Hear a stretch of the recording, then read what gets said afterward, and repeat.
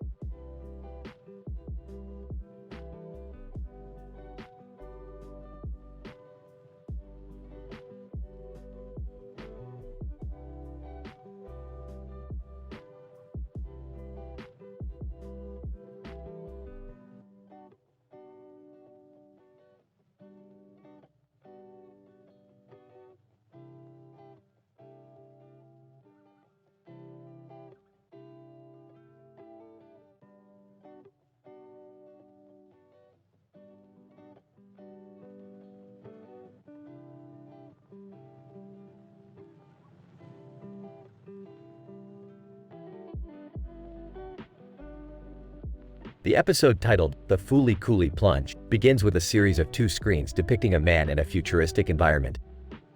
Rick, Morty, Summer, and Jerry are transported to the world of Fooly Cooly, a realm abundant with sci-fi elements and featuring an anime-styled aesthetic. The world presents a breathtaking vision of what the future might hold. The environment includes a fusion of contrasting elements like the old school and the progressive tech. Rick, Morty, Summer, and Jerry meet Mimima, a super seductive and flirty character who behaves identically to her anime self. The characters make numerous allusions to the Fooly Cooly anime, with a reference to the renowned guitar fight restraining order, and more. The episode unfolds with numerous thrilling action scenes and cleverly crafted plot points that cleverly weave into the Fooly Cooly lore, leading towards a satisfying ending. Rick, the ultra-genius protagonist, fabricates incredible gadgets using future technology to enhance their interaction in the world of Fooly Cooly. Morty functions as the constant observer, mining it for data in true scientist fashion. Summer sulks about, often trying to fit in amidst the foreign environment, while Jerry becomes the comedic relief of the group. In the end, with their time in Fooly Cooly drawing to a close, Rick concocts a way to store the memories and the excitement of their time in the contrasting alternate universe, allowing them to visit again whenever they choose. The episode posits interesting questions about technology and how it shapes our worldviews, quality writing, and packed with action. It is undoubtedly a must-watch for any sci-fi or anime fan. The future ain't all it's cracked up to be, kids. But this place is not bad for a quick visit, eh? It was truly amazing, Rick. We got to experience so much, and we even brought back memories with us. I still can't believe that I got to see Mimima in person. She was genuinely as flirtatious as she was in the anime. Yeah, except this time, I'm not the one getting hit on. Well, that's another adventure off our list. How about we hit up that Szechuan sauce place, eh?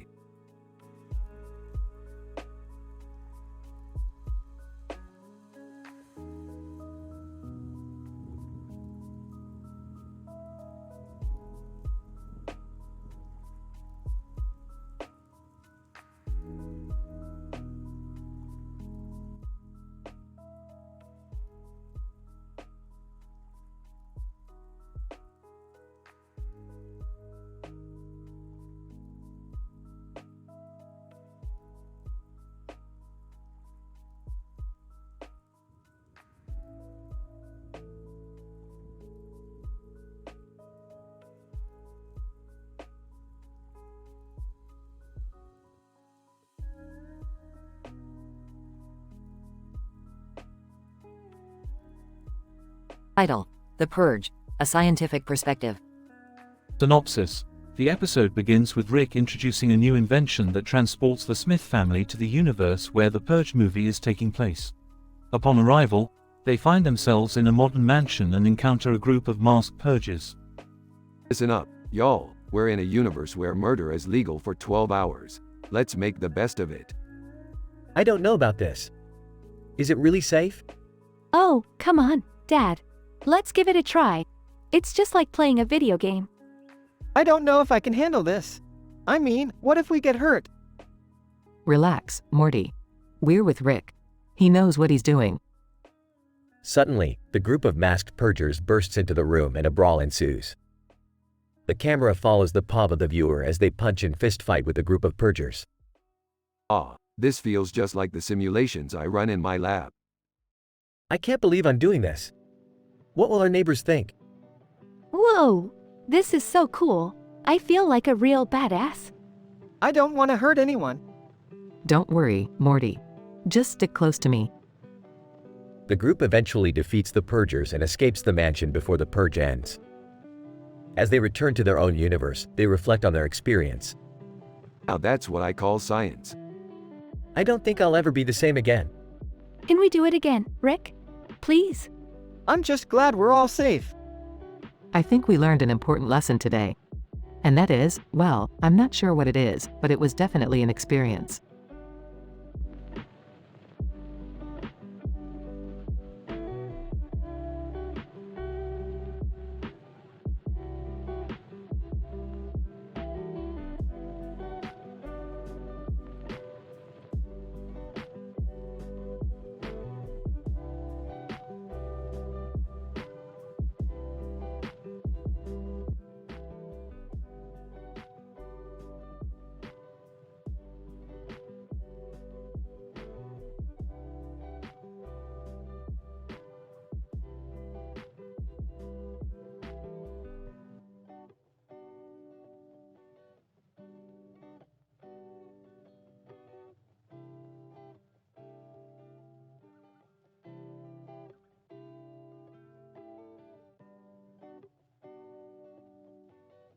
Narrator.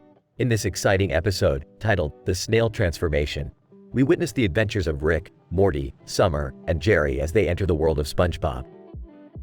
Using cutting-edge technology and advanced scientific methods, they embark on a mission to reverse SpongeBob's transformation from a happy-go-lucky sponge to a slimy snail. Alright, Morty, let's get to work. We need to analyze the snail plasma and develop a serum that will reverse SpongeBob's transformation. Geez, Rick, this is going to be tough. We don't even know what kind of snail Squidward used to make this plasma. Guys, we don't have time to waste. SpongeBob needs our help as soon as possible. I'm just happy to be here. Narrator. Using their intellect and skill, the group works tirelessly to develop the antidote. However, they face numerous obstacles along the way, including a treacherous trek through the dangerous wilderness of Bikini Bottom. Alright, the serum is ready. Let's go inject SpongeBob and get him back to normal. Narrator. Despite their successful rescue mission, the group decides to get revenge on Squidward for causing SpongeBob's transformation in the first place. With clever writing and epic action scenes, the team expertly injects Squidward with the same snail plasma, leaving him to suffer the same fate as SpongeBob. We did it. We saved SpongeBob and got our revenge on Squidward. I'm just happy to have contributed to the team effort. Narrator. With an epically satisfying ending, the snail transformation leaves viewers on the edge of their seats and eager for more thrilling adventure.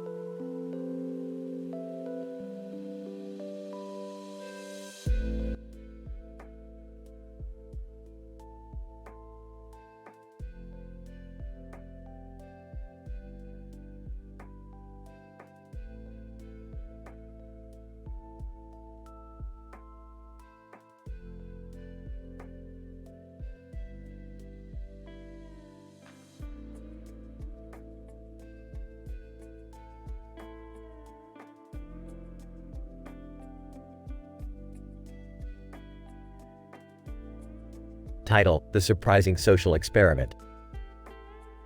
Synopsis. Rick and Morty stumble upon a street with multiple fake Pikachu figures, sparking Rick's curiosity and prompting him to conduct a social experiment. Morty, look at these fake Pikachu figures. I wonder if people are more likely to take a photo with them if they are more anatomically correct. Anatomically correct? You mean like with genitals? I don't think that's... Shut up, Morty, it's for science. Mark Zuckerberg suddenly appears on the street corner, and Rick convinces him to fund the experiment. Mark Zuckerberg, I'm interested in seeing how social media users will react to this. Exactly what I was thinking. Morty, go get the Pikachu we brought from the lab. Morty returns with a Pikachu that has been genetically modified to have a prominent genital area. Now let's see how people react. As people begin to take photos with the Pikachu, Rick and Morty notice the expressions of surprise on their faces, leading to the birth of the surprised Pikachu meme too. It's working, Morty. People love our anatomically correct Pikachu. Suddenly, the Pikachu comes to life and runs away with Mark Zuckerberg, leaving Rick and Morty to face an angry mob. Time to use the portal gun, Morty. But what about the experiment? Screw the experiment, Morty. This is a lot more fun. As they portal away, Rick accidentally drops his flask, causing a portal to open up to a dimension filled with endless booze. Looks like we stumbled upon a dimension with an infinite supply of alcohol, Morty. Let's drink until we forget about the mob. But what about the consequences? Consequences, schmonsequences. Let's drink. End scene.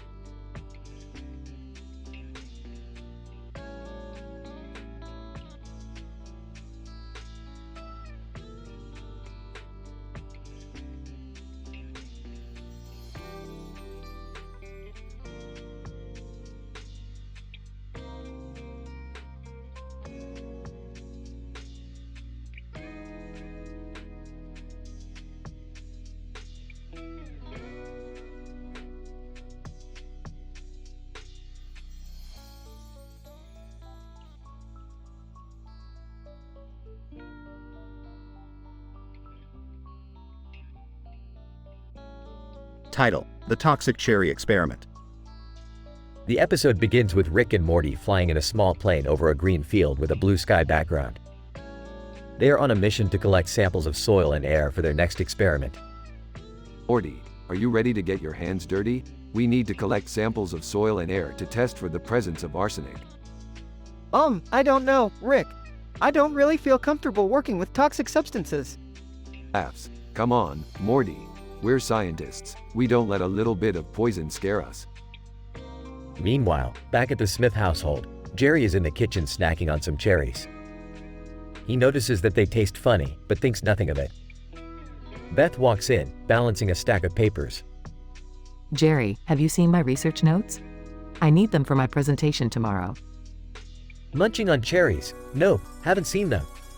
Hey, do these cherries taste a little weird to you? Wide-eyed, Jerry, put those down. Those cherries are toxic. Suddenly panicking. What do you mean toxic? I have to call Rick and Morty. Back in the lab, Rick and Morty are analyzing the samples they collected. They discover that the soil and air contain dangerous levels of arsenic. Excitedly, Morty, I have an idea. Let's use the cherries Jerry ate as a test subject. We can see how long it takes for the toxins to affect him. Shocked. What? No way, Rick. Jerry could die. Smirking.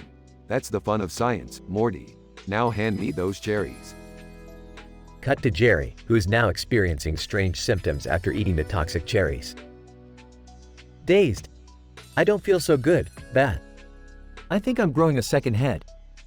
Shocked. What? Jerry, hold on. We have to call Rick and Morty. Back in the lab, Rick and Morty watch in amusement as Jerry's condition worsens. Laughing. Looks like the arsenic is doing its job. Disturbed. Rick, this isn't funny. Jerry could die. Shrugging. Hey, it's a risk we're willing to take for scientific advancement.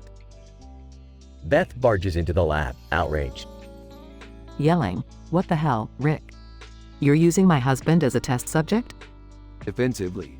Hey, we're just conducting an experiment. Besides, he's not dead yet. Fuming, "That's it, I'm shutting this down."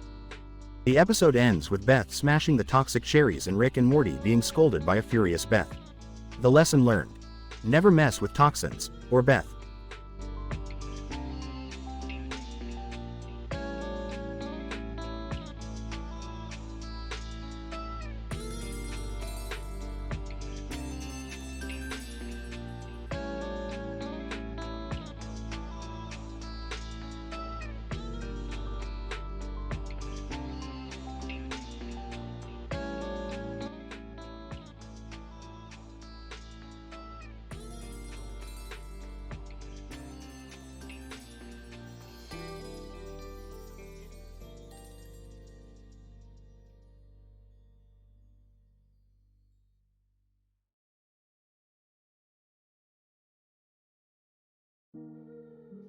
Narrator. In this episode, Rick, Morty, Summer, and Jerry find themselves in the underwater world of SpongeBob, accompanied by a cartoon character with a large knife and a bag of food.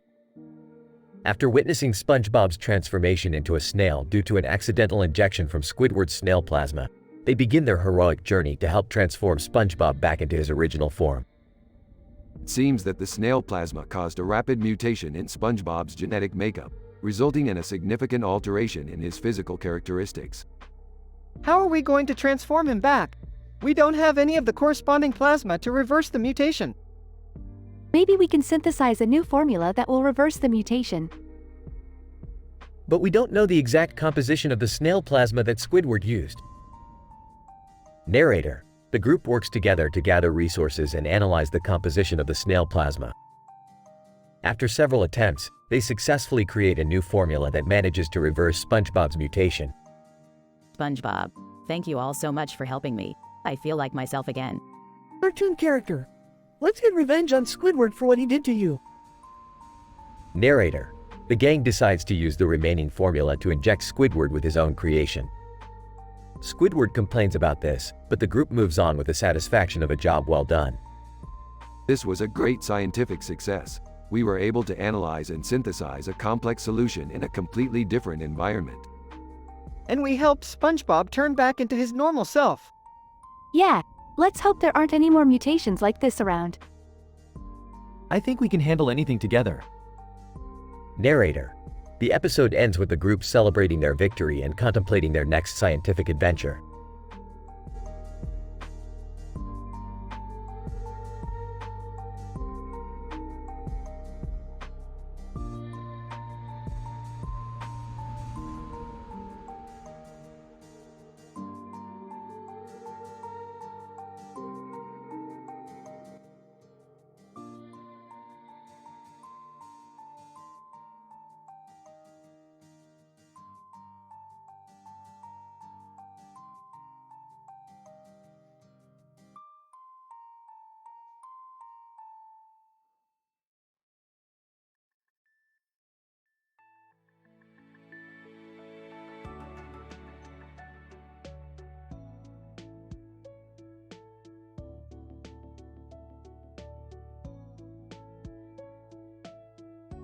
Title: The Wii Remote Purge.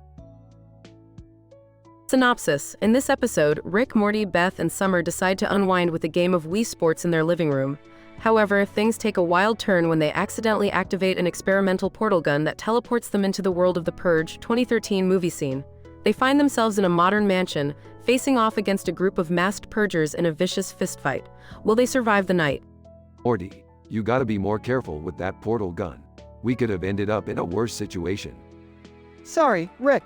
I didn't think it would activate when I was trying to plug the Wii controller into the TV. Oh my god, guys, we're in the Purge universe. What are we going to do? We have to survive the night. Maybe we can use the Wii remotes as weapons? That's the most ridiculous thing I've ever heard, Beth. But you know what? Let's give it a try. I'm not sure about this, Rick. These guys look like they mean business. Ah, Morty, I got this. Let's show them what real gaming skills are made of. Cue a montage of the group using Wii remotes to fend off the masked purgers in hilarious and creative ways. Asterisk. I can't believe we actually survived the night. And we did it with freaking Wii remotes. Who knew our gaming skills would come in handy in a life-threatening situation? I just hope we never have to go through something like that again. Yeah, let's just stick to playing Wii Sports in our living room from now on. Without any experimental portal guns. Episode ends with them all high-fiving each other and celebrating their survival. Asterisk.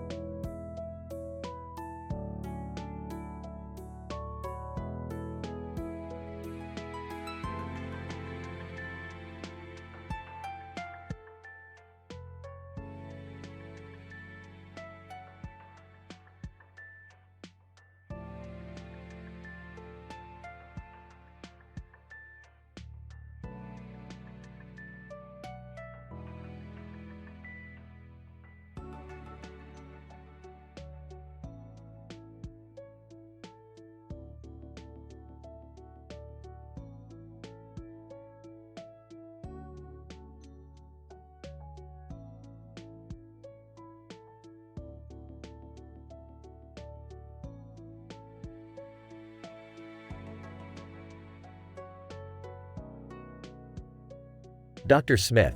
In the undisclosed location, we observe a series of photographs portraying a young woman in a room with a window and a door.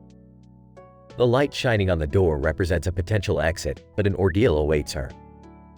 A contraption, comprising various mechanical components, is attached to her body, a mechanism designed to eliminate her in gruesome ways. Dr. Johnson.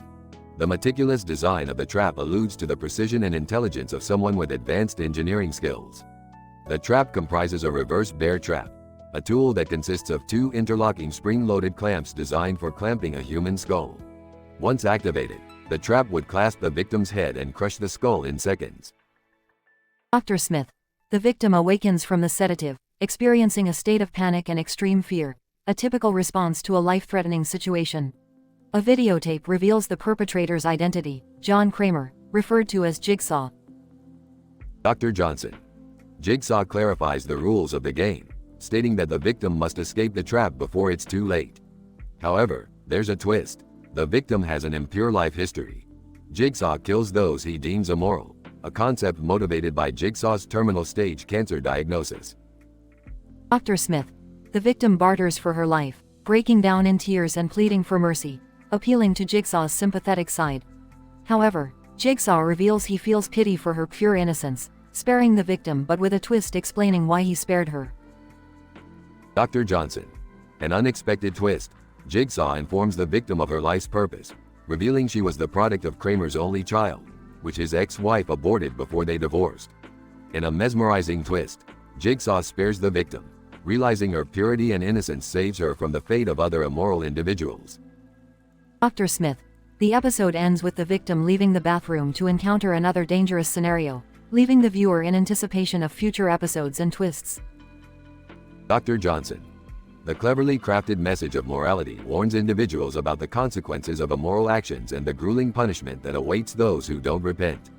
An excellent exemplification of the moral dilemma individuals face daily, representing the message of balance between good and evil.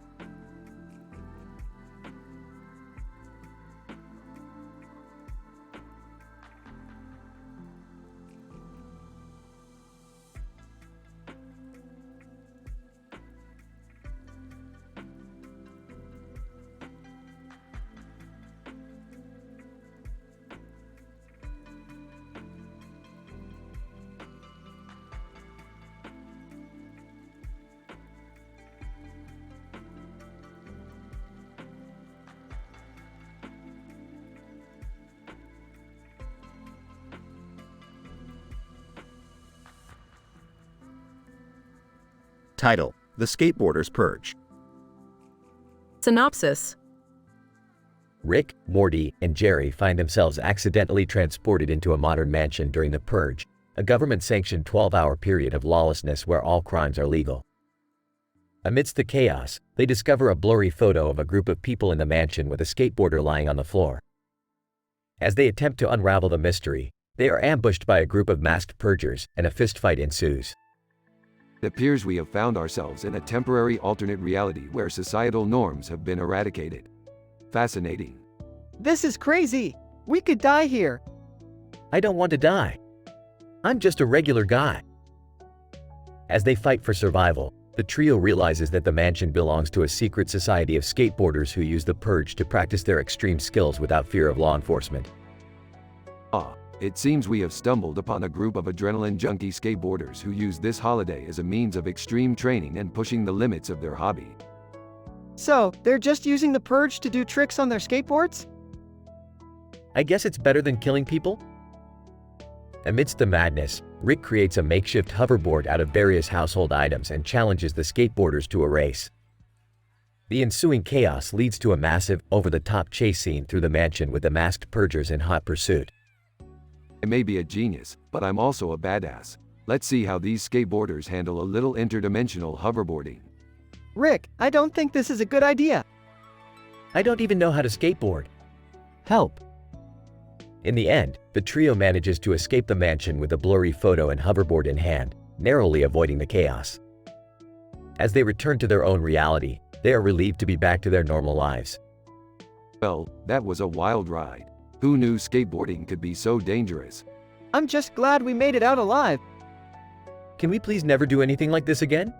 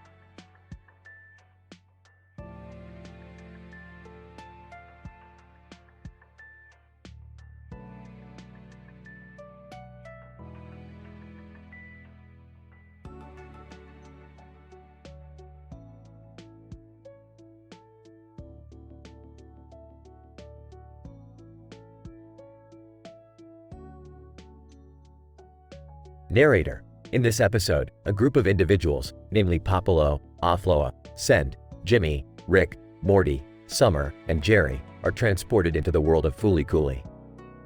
This world is characterized by its surrealist and abstract nature, as well as its distinct cartoon style. The group meets Mimima, a prominent character in the anime, and they proceed to describe the peculiarities of the world around them in great detail. Mimi, welcome to the world of Fooly Cooly, where nothing is quite as it seems. The skies are dominated by giant robots, and the people here have the ability to manifest extraordinary powers and abilities. Apollo. This world is unlike anything I have ever seen in my research. It appears to defy many of the laws of physics that we know to be true. Jimmy. It's like we're inside a living, breathing cartoon. Every corner we turn seems to introduce a new, mind-bending twist. This place is definitely Morty's worst nightmare. The level of absurdity here is off the charts. But there's also a sense of wonder and excitement that comes with exploring a world like this. Who knows what kind of adventures we'll get into? I just want to make it out alive, preferably in one piece. Narrator. As the group navigates this strange new world, they encounter countless allusions to the Fooly Cooly anime, from familiar characters to iconic scenes. The story is punctuated by epic action scenes that showcase the group's incredible abilities as they battle against the various threats that arise in this surreal landscape. Mimi, it's time for you all to use your own powers to save this world. We need you. Narrator. In the end, the group emerges victorious, having saved the world of Fooly Cooly from an impending disaster. As the group prepares to leave the world behind, they reflect on the incredible experience they've had and the profound impact it's had on their worldview.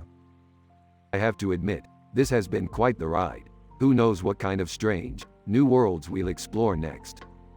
Apollo. Indeed, the implications of this experience could revolutionize our understanding of the universe. Jimmy.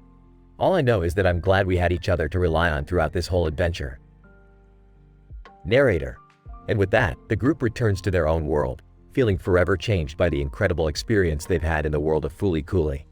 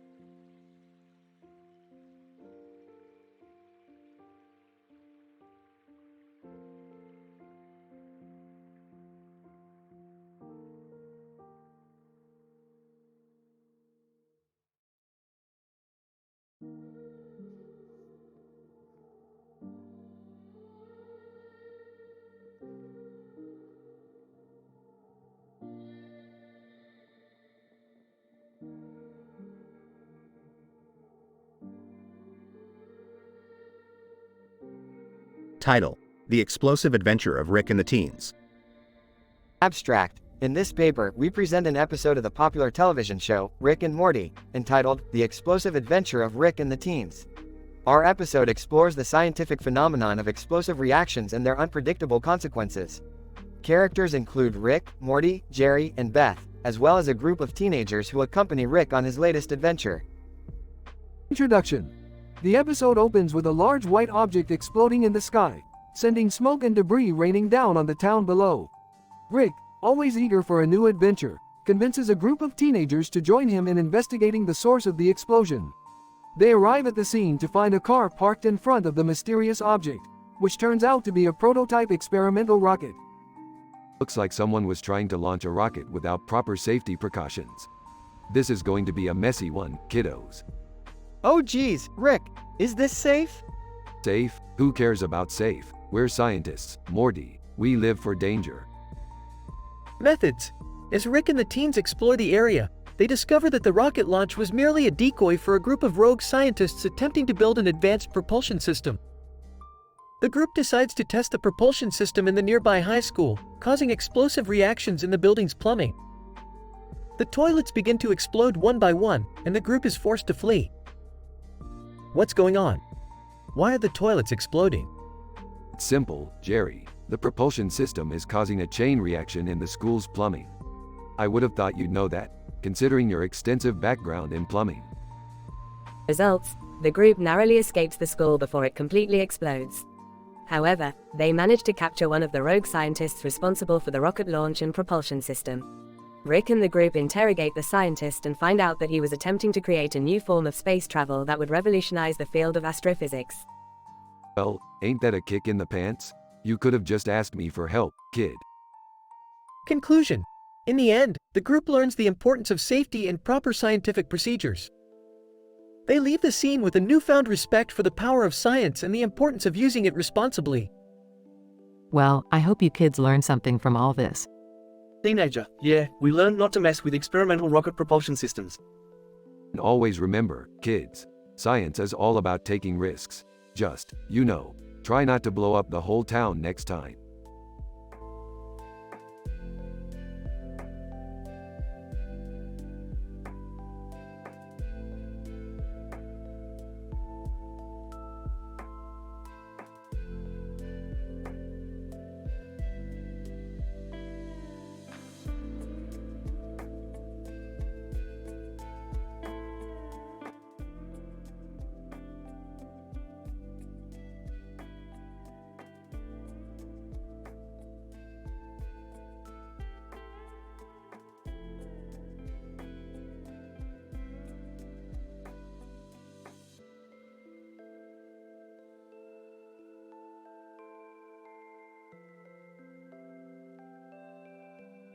Title: Analysis of the Structural Properties of a Poly Bridge 3. Opening shot of a blue bridge spanning over a vast green field covered with trees and flowers in the background under a blue sky. The episode begins with a detailed analysis of the structural properties of this new Poly Bridge 3 design, focusing specifically on its load-bearing capabilities and resilience against environmental factors. Host: welcome back, fellow bridge enthusiasts, to another episode of our Bridge Builders series. Today, we are exploring the latest innovation in the world of poly bridges, the Poly Bridge 3. As always, we will be approaching this from a scientific perspective. A detailed study of the bridge design is initialized, and our host highlights its notable features such as the triangular truss, which provides additional support for the bridge during heavy traffic. Host: upon our initial analysis, we can observe that the Poly Bridge 3 design is noteworthy for its ability to distribute weight efficiently, reducing the strain on specific areas of the bridge. The program proceeds to showcase simulations of the bridge, introducing various weights, vehicles, and environmental factors such as wind, earthquakes, and water. Host: now, let us explore how the Poly Bridge 3 can withstand various environmental factors. Our experiment will begin by subjecting the bridge design to intense wind speeds of up to 100 km per hour. The simulations show that the bridge can withstand immense wind loads. The program then proceeds to test the bridge design against heavy traffic, showcasing its ability to handle a large number of vehicles seamlessly. Host: our experiment on the Poly Bridge 3 design highlights how it can meet the environmental and structural requirements in challenging settings, contributing to the bridge's long-term stability and safety. Finally, the host emphasizes the significance of innovation in bridge engineering and exploring new technologies to improve their durability and efficiency. Host: bridge design is an essential area of study where innovation can help us build more sustainable structures that can withstand the test of time and any environmental factors. The episode ends with another magnificent shot of the Poly Bridge 3 over the green field, showcasing both its beauty and practical utility.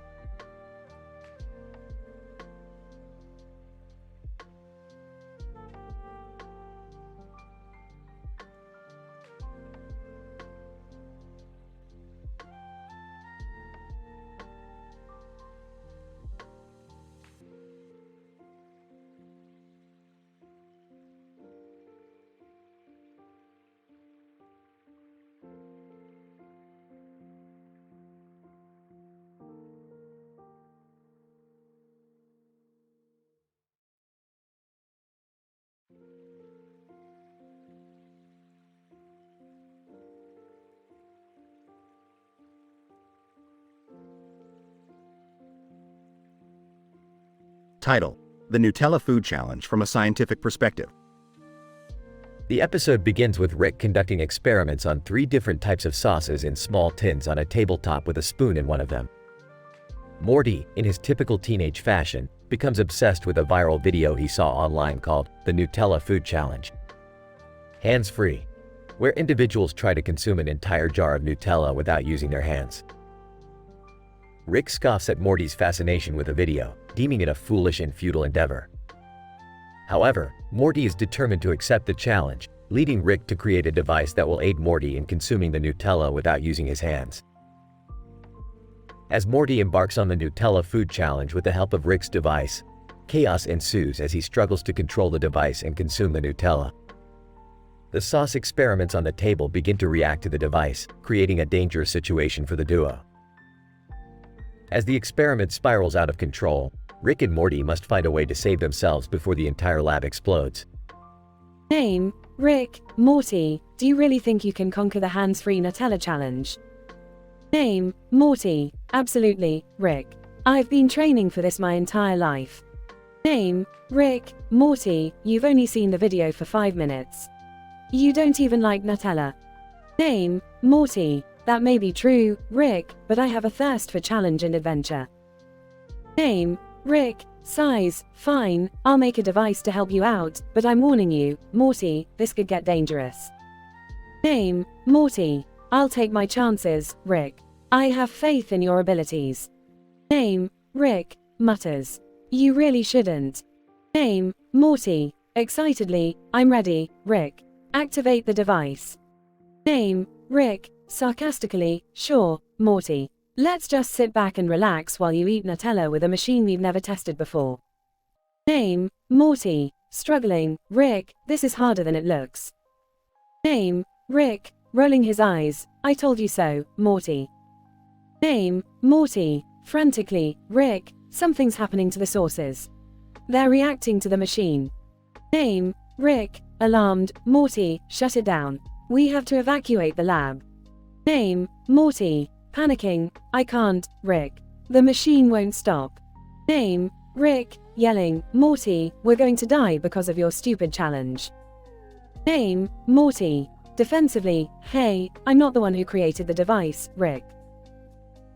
In the end, Rick and Morty narrowly escape the lab explosion, and Morty realizes that maybe it's best to stick to activities that don't involve viral challenges and dangerous devices. Name, Morty, size. You were right, Rick. That was a dumb idea. Name, Rick, smirking, of course I was, Morty. When are you ever right? Name, Morty, rolling his eyes, ha ha, Rick. You're hilarious.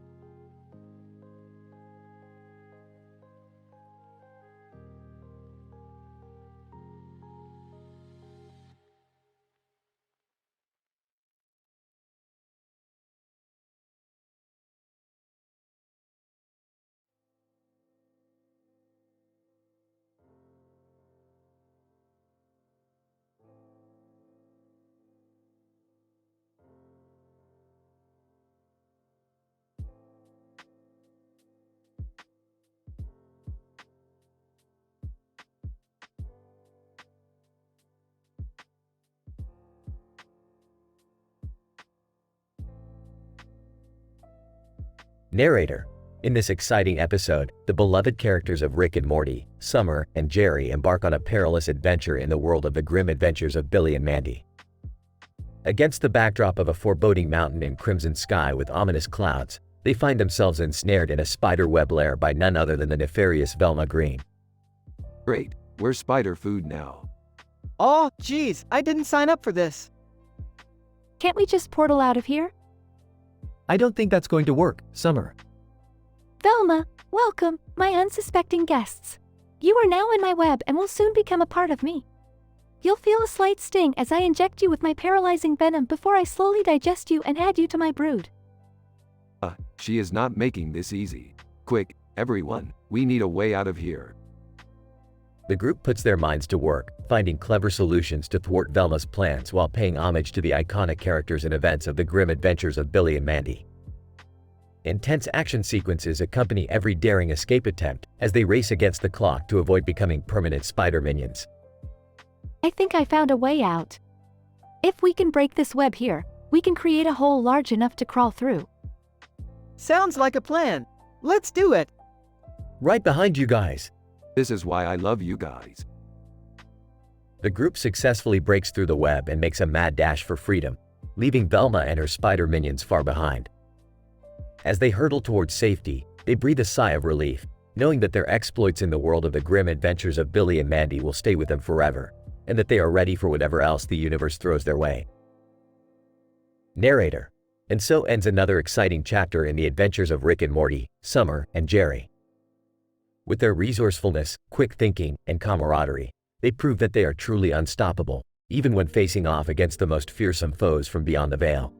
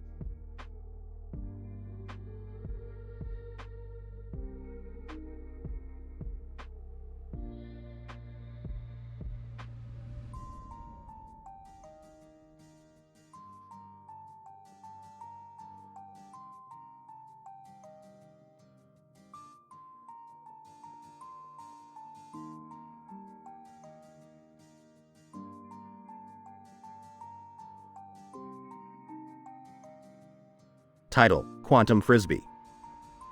The episode begins with Rick and Morty seeking to escape their constant monster-filled universes by playing frisbee in a random field. Suddenly, they come across a man with a frisbee in his hand and a dog in the other. They invite him to play, but before they can begin, Joe Rogan appears out of nowhere and roundhouse kicks a Yeti into oblivion. Ah, Joe Rogan, thanks for the assist, although, I was hoping for a more challenging opponent. Joe Rogan, no problem, man.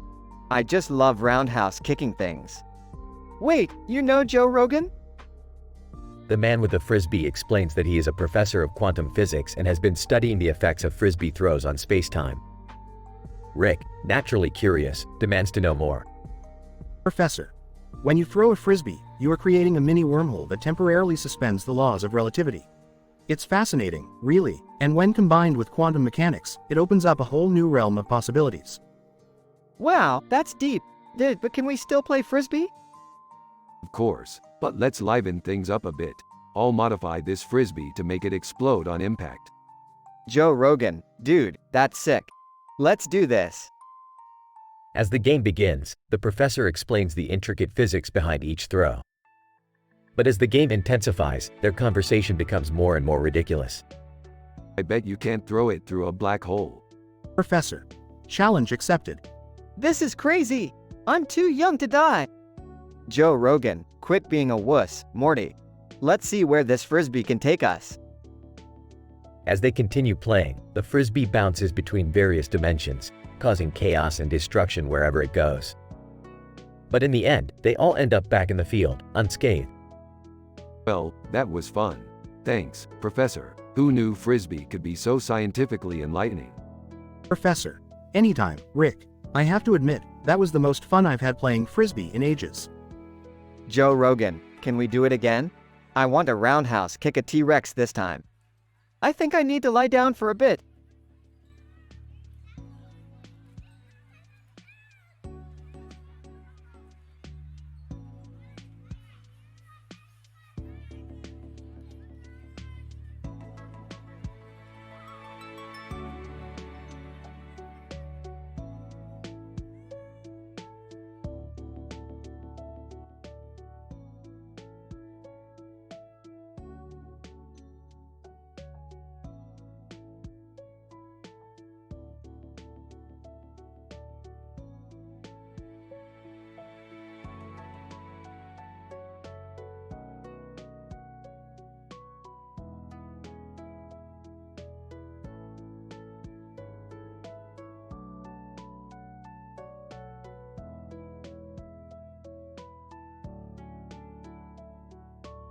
Narrator.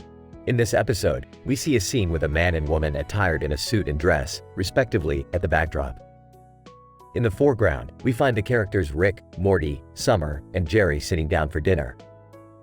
In the course of their meal, Rick, Morty, and Jerry undergo a process of miniaturization and plunge into their salad. It is later revealed that the salad is a whole new world teeming with salad people. Meanwhile, Summer witnesses the whole episode from a distance, holding the salad bowl. Ladies and gentlemen, what we are dealing with here is an instance of miniaturization facilitated by a cutting-edge technology that I alone possess. The salad bowl contains a microscopic world that was created accidentally when we got shrunk. Wow, Rick, that's amazing. What kind of creatures are these salad people? Yeah, and how do we get back to the normal world? And why are we still holding this salad bowl? Narrator. The rest of the episode follows Rick and co. as they explore the salad world.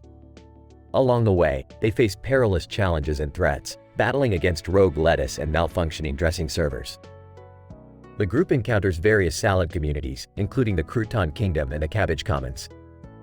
Rick, we're finally going to make it back to the normal world. I just hope I get to eat a regular-sized meal again. And I'm never holding a salad bowl again. Narrator. In a riveting conclusion, Rick and the gang successfully return to their regular-sized world and reflect on their experiences in the miniature salad kingdom. In the background, the man and woman in their formal wear continue with their dinner, oblivious to the extraordinary events that have transpired.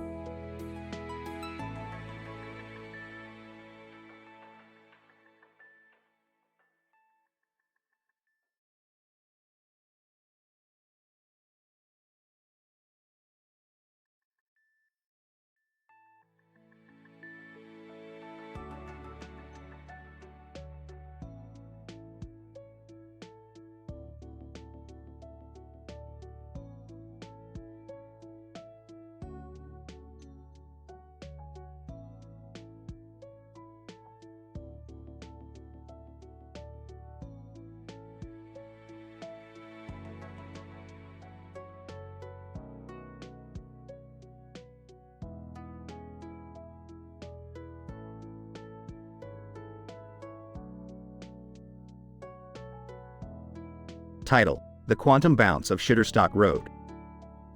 Rick and Morty, accompanied by Joe Rogan, accidentally stumble upon a quantum flux which dumps them into a painting of a road with a sign that says Shitterstock on it and a tree in the background. Morty, we're like quantum bouncing all over the place. Whoa. Oh, Rick, where are we? Joe Rogan roundhouse kicks a T-Rex that suddenly appears on the side of the road. Joe Rogan, I can't believe we're in a painting, man. This is wild. Yep, Joe, we're in a quantum state, which means we could be in any painting ever made. Wow, that's crazy. Rick, do you think we can find a way back home? Of course, Morty, but we'll need to find the quantum gate that brought us here. It could be anywhere in this painting. Joe Rogan, hey, guys. Look over there. They see a glittering object in the distance. Joe Rogan, I bet that's the gate. As they approach, they realize it's the Golden Big Mac, the most coveted treasure in the universe. Oh, no, it's a trap, you idiots. The Golden Big Mac is just bait to catch unsuspecting travelers. Suddenly, they're surrounded by a horde of alien creatures. Alien leader, surrender the Golden Big Mac, and we'll let you live. Ha ha ha, surrender, not likely. As the battle ensues, Joe Rogan karate chops the aliens with his bare hands while Rick invents a makeshift weapon out of a tree branch and Morty hides behind a rock. Rick, are we gonna make it out of here alive? Don't worry, Morty, if I can invent a quantum gate, I can definitely whip up a doomsday device. Joe Rogan, that's what I'm talking about, man. In the midst of chaos, Rick successfully creates the doomsday device and blasts the aliens into oblivion. Wow, Rick, that was intense. Yep, just another day in the life of Rick and Morty. Joe Rogan, I can't wait to tell everyone about this on my podcast. The trio quantum bounces out of the painting and back to their own reality, leaving behind a trail of destruction and mayhem. The end, or is it? Cue dramatic music.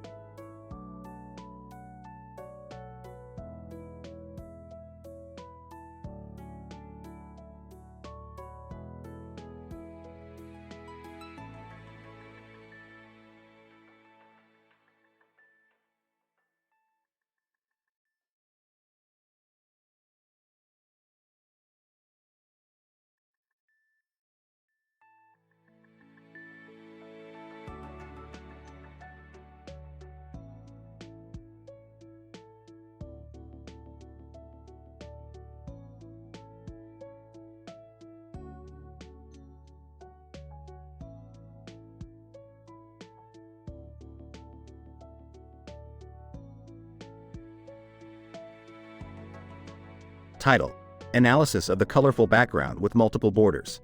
Abstract. The current study aimed to provide a thorough analysis of a digital image showing a colorful background with a white border and 4 additional borders in pink, blue, pink, and green. The image was assessed using various analytical tools and techniques to identify the composition of the colors used and the potential implications of the color scheme on the viewer's emotional state. Introduction.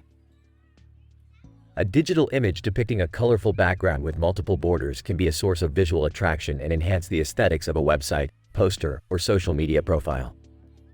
The colors and composition used in the image can have a significant impact on the viewer's mood, emotions, and behavior. The current study aimed to analyze the colorful background with a white, blue, pink, green, and pink border to identify the color composition, color harmony, and potential effects on the viewer's emotional and psychological state. Methods. The image was analyzed using various tools and techniques, including Adobe Color Wheel, Color Contrast Analyzer, and psychological analysis software. The color composition was identified by determining the RGB values of each color, and the color harmony was assessed using color theory principles. The effect of the image on the viewer's emotional state was assessed using psychological analysis software, which identified the emotional valence and arousal levels of the viewer. Results. The results of the current study showed that the colorful background with a white, blue, pink, green, and pink border had a composition of red, green, blue, and white. The color harmony was assessed using the color theory principle of complementary colors, which showed that the pink and green borders complemented each other, while the blue border provided a contrast to the warm colors.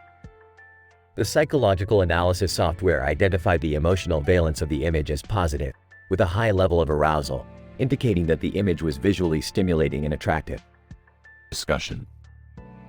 The current study provides insights into the impact of the color composition and color harmony on the viewer's emotional state. The findings suggest that a visually attractive image with complementary and contrasting colors can have a positive impact on the viewer's emotional and psychological state, leading to increased engagement and attention. The use of color theory principles in graphic design can be a valuable tool for enhancing the aesthetics of digital images and attracting viewer attention. Conclusion. The colorful background with multiple borders analyzed in the current study had a harmonious color composition with complementary and contrasting colors, leading to a positive impact on the viewer's emotional and psychological state.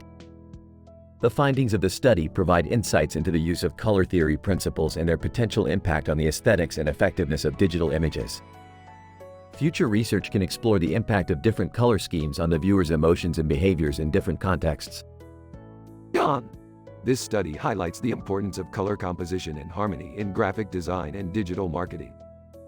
Mary, it's interesting to see how the use of complementary and contrasting colors can enhance the aesthetics and attractiveness of an image. David, I wonder if different color schemes can have different effects on the viewer's emotional state and engagement. Emma, this study can be helpful for designers and marketers to make informed decisions about the use of colors in their visual content.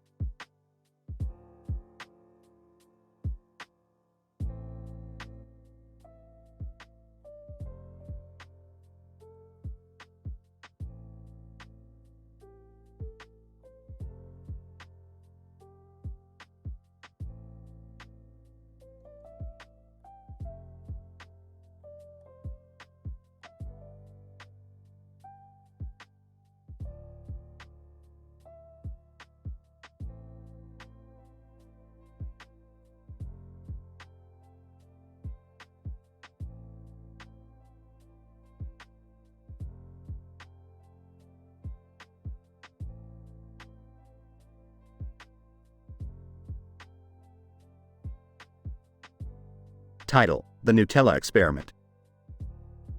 Synopsis. The episode begins with Rick and Morty sitting at the kitchen table observing a man with a funny face enjoying his breakfast, consisting of a plate of food and a cup of coffee. Scratching his chin. Interesting facial structure on that one. Confused. What does that have to do with anything, Rick? Guys, Morty, you gotta start observing the details if you wanna be a scientist. Anyways, what's on the agenda for today? Beth enters the room with a jar of Nutella. Smiling. Guys, Joe Rogan invited us on his podcast today to try out his new invention. Intrigued. Go on. He's created a hands-free way to eat Nutella. Sarcastic. Wow, groundbreaking technology. Ignoring Morty's comment, but he needs our help to test it out. The trio meets with Joe Rogan at his studio, where he reveals his invention, a contraption that attaches to the user's head and dispenses Nutella directly into their mouth. Amazed. Joe, you magnificent bastard. This is the kind of innovation the world needs. Skeptical. I don't know, guys. Seems kind of silly. Joe Rogan, defensive. Hey, don't knock it till you try it. The group puts on the Nutella dispensers and hilarity ensues as they struggle to control the flow of the chocolate hazelnut spread. Laughing, I feel like a baby bird being fed. Frustrated. I can't see anything. The dispenser is blocking my vision. Chuckling. This is the greatest thing I've ever experienced. The experiment comes to a messy end as the Nutella overflows and covers everyone in a sticky mess. Joe Rogan, laughing. Well, I think it's safe to say that we need to go back to the drawing board with this one. Wiping Nutella off his face. Oh, I don't know. I think we just need to perfect our technique. Grossed out. I think I need a shower. The episode ends with the group feasting on Nutella-covered waffles, with the dispenser safely stored away for future experiments.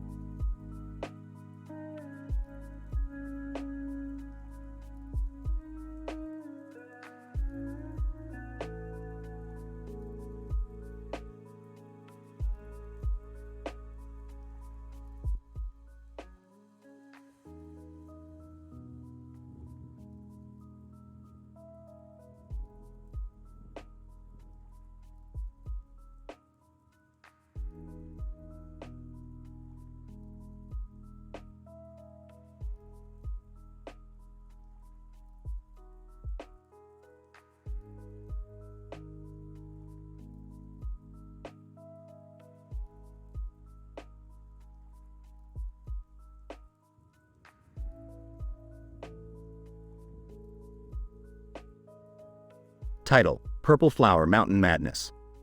Opening shot. A panoramic view of a river surrounded by purple flowers in the mountains with a blue sky in the background and a mountain range in the distance. Morty, strap in for some good old-fashioned scientific adventure. W, where are we going, Rick? The Purple Flower Mountain Range. Morty, we're going to collect some specimens for some real mind-bending research. Gee gosh, Rick, it looks beautiful here. Yeah, Morty. Whatever. Let's get to work. As Rick and Morty collect samples, they come across a group of aliens who are also collecting specimens. Oh great, Morty, space hippies. Alien number 1. Hey man, we're just collecting some samples. No harm in that. Harm you say? I'll show you harm. Rick pulls out his trusty portal gun and zaps the aliens away. W, what do we do now, Rick? Same thing we do every night, Morty. Try to take over the world. As Rick and Morty continue to explore, they come across a giant purple flower. Morty, this is it. The rarest specimen of them all. W, what makes it so rare, Rick? It's highly explosive, Morty. One wrong move and we'll blow up like a fart on a hot summer day. Gee gosh, Rick, you sure we should be messing with this thing? Of course, Morty. What's science without a little danger? As Rick tries to collect the flower, he accidentally sets off its explosive properties, sending him and Morty flying into the sky. Dazed. Morty, did we just have an adventure? Also dazed. I think we did, Rick. Then it's time to go home and get some rest. We've got a lot more science to do tomorrow. Closing shot. Rick and Morty flying through the sky as the mountain range disappears in the distance.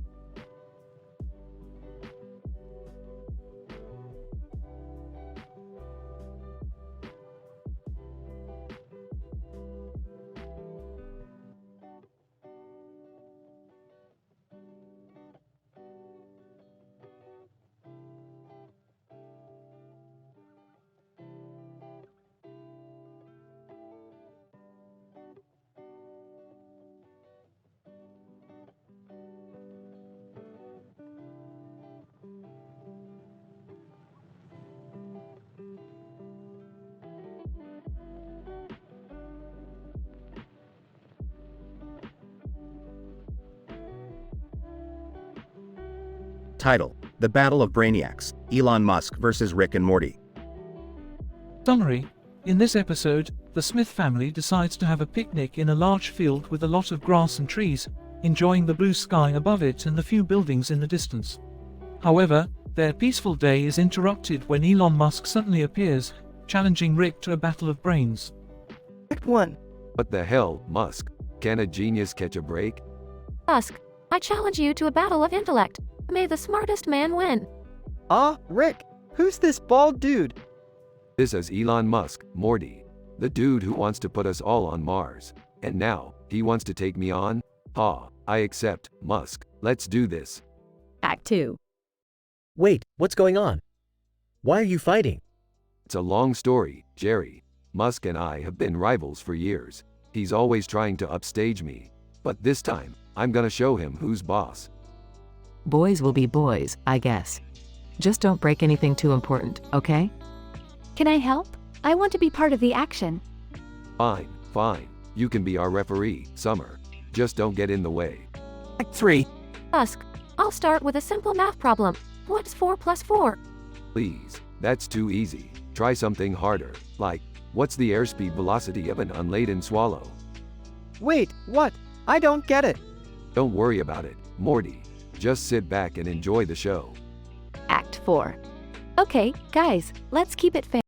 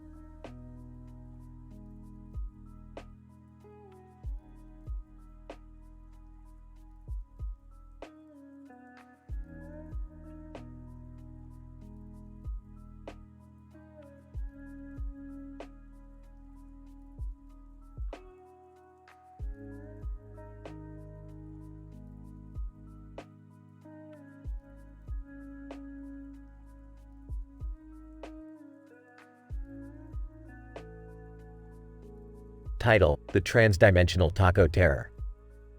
Synopsis. In this episode of Rick and Morty, the family faces a new challenge as they come across a sandwich with a skull on its head and arm, reportedly containing dangerous transdimensional elements.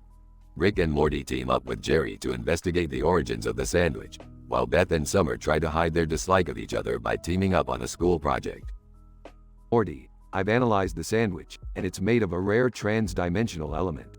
We need to track down its creator. But Rick, how are we going to find him? Guys? Does anyone else see the skull on the sandwich? We're not here to eat the damn thing, Jerry. We need to find its creator before it causes a transdimensional rift. Meanwhile, at school. Teacher, now class, your assignment is to create an exhibit promoting scientific inquiry. Your groups will be assigned at random. Why do I have to work with Beth? She's so lame. What did you say? I'll have you know, I'll bring the heat to this project. Back in the main plot. Rick, I think I found the creator of the sandwich. Good work, Morty. Let's confront him and get some answers. Creator. You think you can stop me, Morty? I have a Death Note and the power of Superman. Whoa, what's a Death Note? It's an anime thing, Jerry. Don't worry about it. Creator. I'll use this sandwich to destroy this entire dimension. Not if we have anything to say about it. Burps. What do we do now, Rick? We fight him with tacos. Tacos? Yes, tacos. The best transdimensional weapon I have in my arsenal. Now let's go. After a chaotic taco battle, the family successfully defeats the sandwich creator and saves their dimension from destruction.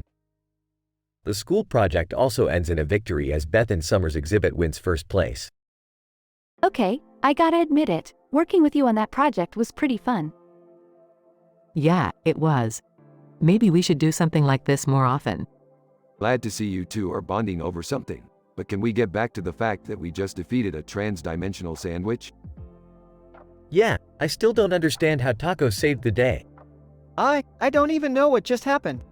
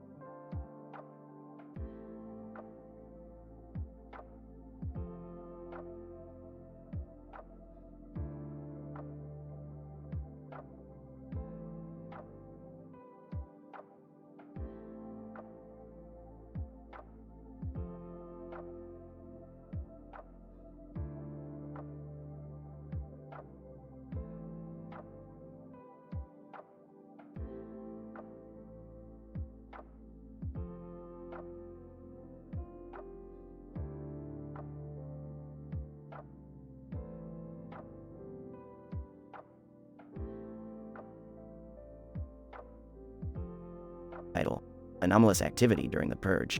Morty, Summer, and Jerry, it's time to gear up for the purge. Why are we doing this, Rick? Shut up, Morty. Gotta let out some steam. Plus, we got some anomalous readings in this area during the purge. Might be worth checking out. This seems like a bad idea, Dad. Yeah, why can't we just stay home and watch TV? Fine, you guys stay here. Me and Morty will go check it out. Scene cuts to Rick and Morty breaking into a modern mansion. A group of masked purgers emerge and the brawl begins. As he punches a purger. Whoa, Morty. These guys must have used our portal gun to get here. What? That's crazy, Rick.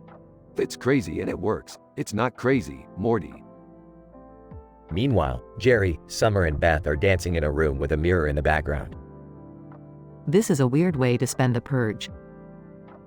Hey, I'm just glad we're not out there getting beat up like Morty and Rick. Laughs. Yeah, can you imagine? Suddenly, the lights go out. Oh crap. Dad, did you forget to pay the electricity bill? No, there's something else going on. They hear banging on the door and the group realizes they have to defend themselves against the purgers. As he punches a purger, take that, you stupid purger. As she kicks a purger. This is awesome. As she stabs a purger with a broken bottle. I never thought I'd say this, but I'm actually having fun during the purge. As the purgers are defeated, Rick and Morty come back with a new portal gun. Alright guys, we gotta go. We got some important science stuff to do. Gasps. Did our portal gun break? No, Morty, we just upgraded. Everyone goes through the portal and ends up in a different dimension where they're all robots dancing. As she twerks. This is amazing. As he does the robot dance. I don't understand how this is science, but I love it. As she breakdances. I never want this purge to end. As he does the moonwalk. Good news, Morty. We don't have to worry about purgers anymore. Let's party. The group continues dancing as the scene fades to black.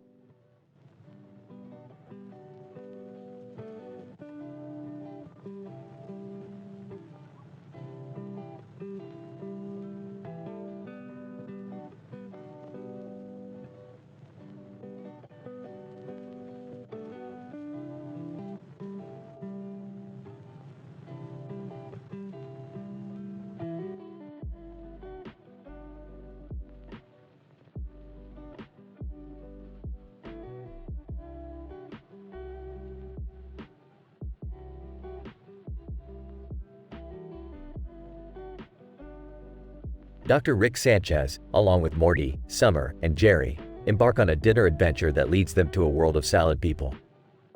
In this episode, they initially explore a variety of vegetables displayed in a store window, which triggers their shrinking down into a salad bowl during their dinner. The rationale for the shrinking experience is attributed to an accidental ingestion of a new, experimental compound that alters cellular structure on a nanoscale. Once in the bowl, Rick and his companions encounter a colorful array of salad people who possess varying characteristics. They describe this new world with utmost detail and precision, showcasing their scientific expertise and keen observation skills. The salad world is a complex ecosystem with interdependent relationships between the various salad people and their surrounding environment. As they navigate this world, they encounter various obstacles and engage in thrilling action scenes, all while Summer watches in fascination. The story is written cleverly, with brilliant dialogues that keep the viewers at the edge of their seats. The episode culminates in a satisfying ending, where the heroes finally escape the salad world and return to normal size. Overall, this episode is an excellent representation of scientific exploration, as well as a thrilling and entertaining adventure for all ages.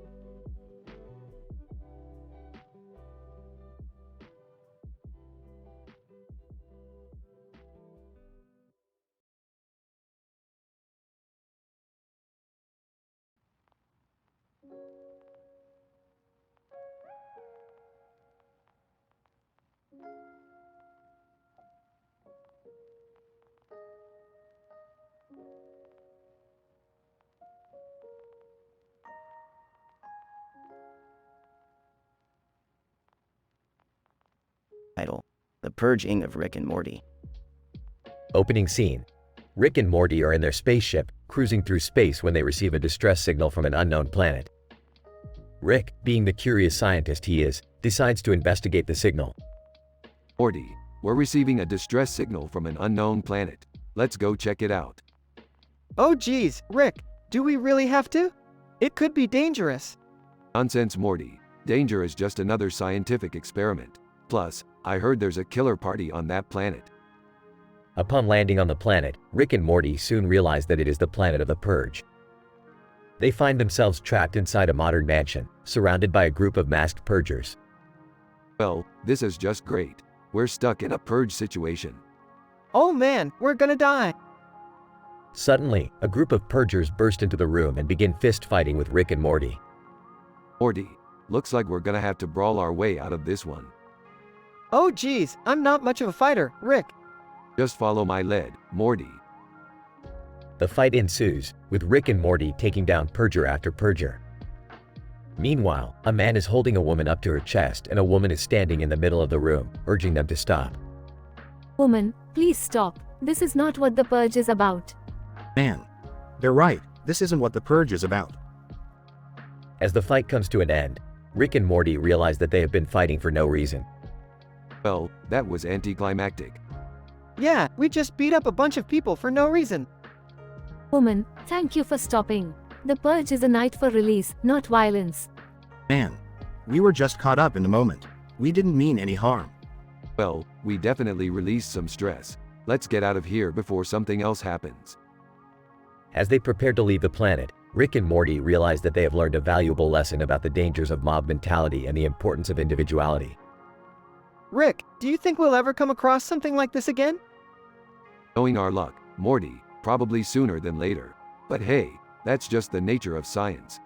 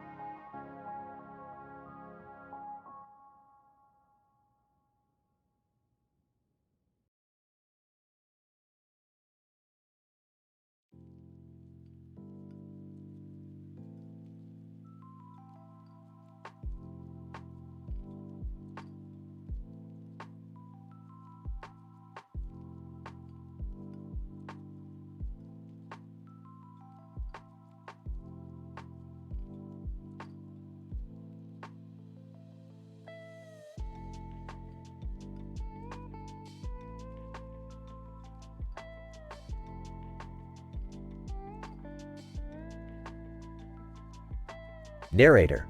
In this episode, the audience is transported into the world of the grim adventures of Billy and Mandy, where Rick, Morty, Summer, and Jerry find themselves trapped in the lair of Velma Green, a spider-controlling villainess.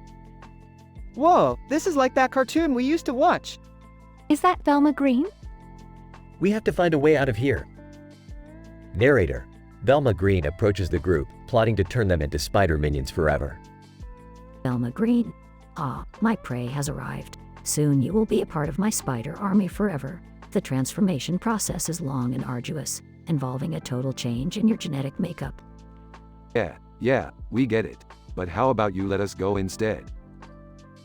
Narrator. Velma Green proceeds to describe the transformation process in vivid detail, citing the changes in the subject's DNA as well as the physical and behavioral changes that will occur. This is kinda gross. I don't want to be a spider. We need to find a way to stop her. Narrator. Rick devises a plan, using his intellect and a few tools from his backpack to break free from the spider web. Alright, listen up. We need to use these tools I brought to slice through the webbing. Then, we'll distract Velma long enough to make a run for it. Narrator. The group springs into action, slicing through the spider web and making a break for it. Velma Green. No, you can't escape. Narrator. The group successfully evades Velma's grasp and escapes into the safety of the cartoon world once again. That was intense. Yeah, but at least we're not spiders. Can we not talk about it anymore? Narrator. As the group walks away, they can't help but feel relieved to be back in their own world and grateful for the adventures they've shared.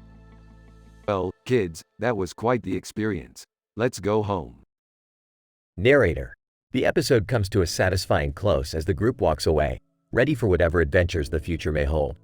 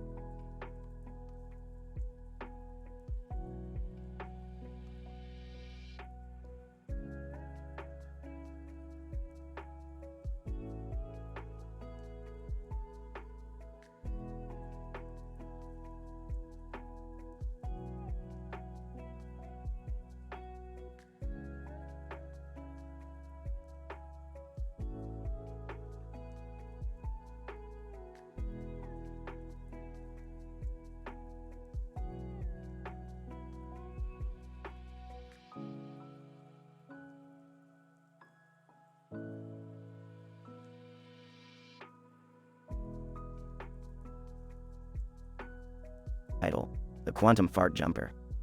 Synopsis. Rick and Morty embark on a wild interdimensional adventure after accidentally inhaling a toxic fart in the middle of a high-altitude physics experiment. Meanwhile, Morty struggles to get over a failing exam as his parents grow increasingly disappointed and scold him. Act 1. Morty, hold on tight. We're about to witness the quantum fart jumper in action. What's that, Rick?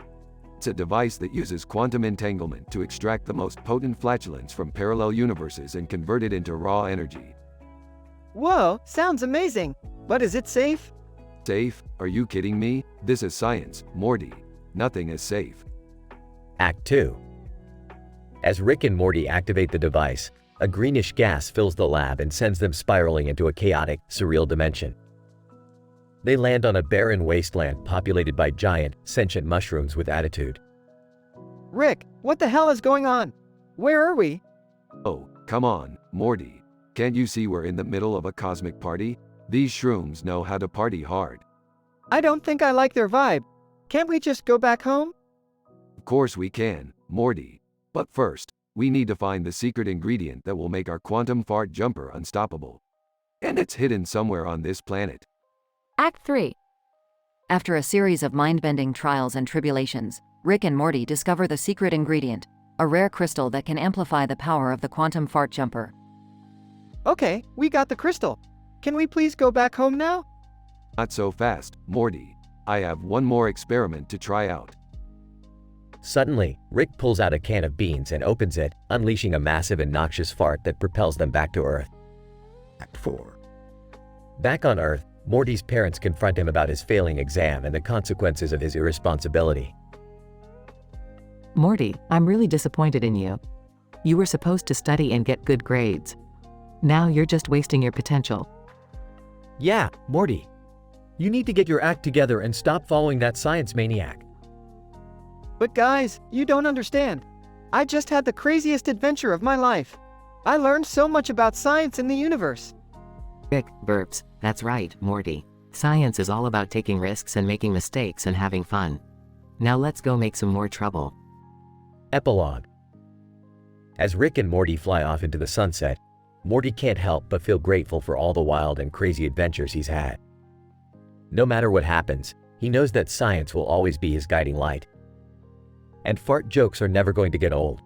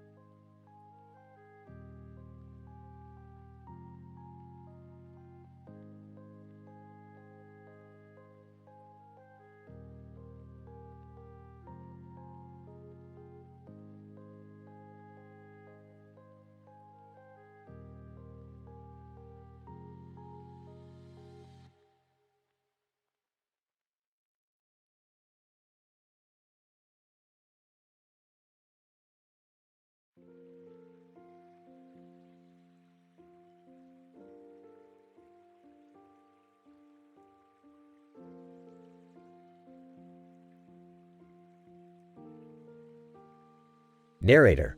In this episode, Rick, Morty, Summer, and Jerry are transported into the world of Fooly Cooly, where they encounter Mimima and explore the strange and surreal landscape of this anime-inspired dimension. Pointing at Mimima. Who the hell are you? Mimima, mumbling to herself, Dagon. Guys, look around. This place is insane. The colors, the shapes, everything is so vibrant and abstract. Looking bewildered, I don't understand this world at all. It's like a fever dream. Wide-eyed and excited. Oh man, this is wild. Look at all the references to the show. There's Atomisk's guitar and Canty and... Narrator. The group quickly realizes that they must navigate this bizarre world in search of a way back to their own dimension. Along the way, they encounter eccentric characters and engage in epic battles against monstrous creatures and robots. Brandishing a laser gun. Alright, let's take these guys down. Mimima, holding a gun. No, don't hurt them. They're all just looking for their own place in this crazy world. Confused, but what do we do? We're just stuck here. Narrator. As they struggle to find a way back home, Rick, Morty, Summer, and Jerry are forced to confront their own fears and desires, while also discovering the true nature of this enigmatic universe. Determined, I think I know what we need to do. We have to embrace the chaos and uncertainty of this world, and use it to create our own path forward. Impressed. Whoa, Jerry, that's actually really deep. Narrator. In the climactic final battle, the group faces off against the formidable Haruko, who seeks to use the power of Atomisk's guitar to reshape the universe to her own will. Grinning. Oh, this is gonna be good. Narrator. With the help of Mimima and the other denizens of Fooly Cooly, they are able to defeat Haruko and reclaim their own freedom and independence. Panting. That was insane. Deep, but also kind of awesome. Mimima, smiling Dagon would have been proud of us. Narrator. In the end, Rick, Morty, Summer, and Jerry return home, forever changed by their experience in the world of Fooly Cooly.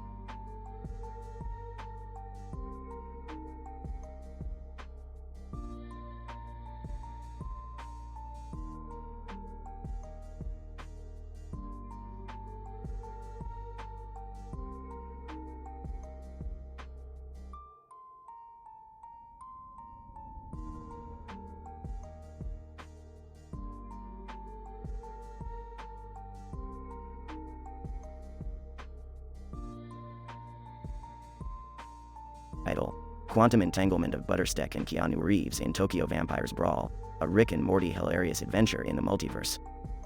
Scene 1. Rick and Morty are traversing through the multiverse to find the ultimate butter brand. They land in a universe where the streets are filled with Buttersteck banners. Morty, hold on to your Zigerian scrotum. We have landed in the Buttersteck universe. Buttersteck? Is that a new kind of butter? No, Morty, it's a cult that worships butter. But their butter is the best in the multiverse. Scene 2. Two suited men start fighting in the background with a Buttersteck banner as a backdrop. Rick, look, those two guys are fighting. Ah, Morty, that's the annual Buttersteck Brawl. The winner gets a lifetime supply of butter. Scene 3. Keanu Reeves emerges from a nearby alley and fights off a group of vampires. Holy crap, Rick, is that Keanu Reeves? Yep, he's the chosen one, Morty. The one prophesied to save us from the vampire uprising. Scene 4. Keanu Reeves joins forces with Rick and Morty to save Tokyo from the blood-sucking menace. Morty, grab the vampire stake gun. We're going to need it. Whoa, Rick, this is like a dramatic action movie scene. Scene 5. The trio engage in an epic battle with the vampires in a Tokyo alleyway. Morty, do you have the garlic grenades? Yep, Rick, ready to go. Keanu Reeves. Oh, I like this team. Let's take these vampires down. Scene 6. The battle intensifies, and the trio find themselves surrounded by dozens of vampires. Morty, we need to use the quantum entanglement device to escape. What? That's a terrible idea. Just trust me, we'll be fine. Scene 7. The trio activate the quantum entanglement device and end up in another universe. Keanu Reeves. Whoa, where are we? I don't know, but we have escaped the vampire menace. At what cost, Rick? We lost the Buttersteck butter. Scene 8. The trio lands in a universe where butter has been banned. Rick, what kind of universe is this? Butter is banned here. Oh, Morty, this universe is pure evil. Keanu Reeves. I'm not a fan of this place. Scene 9. The trio decides to overthrow the government that banned butter. Morty, get ready to rumble. We're going to overthrow the government and restore butter to its rightful place. Okay, but can we do it after lunch? Scene 10. The trio successfully overthrows the government, and butter is once again legal in the multiverse. Keanu Reeves. You guys are the real heroes. Yeah, we are. Now who's up for some buttery popcorn? I am, Rick. I really am. The end.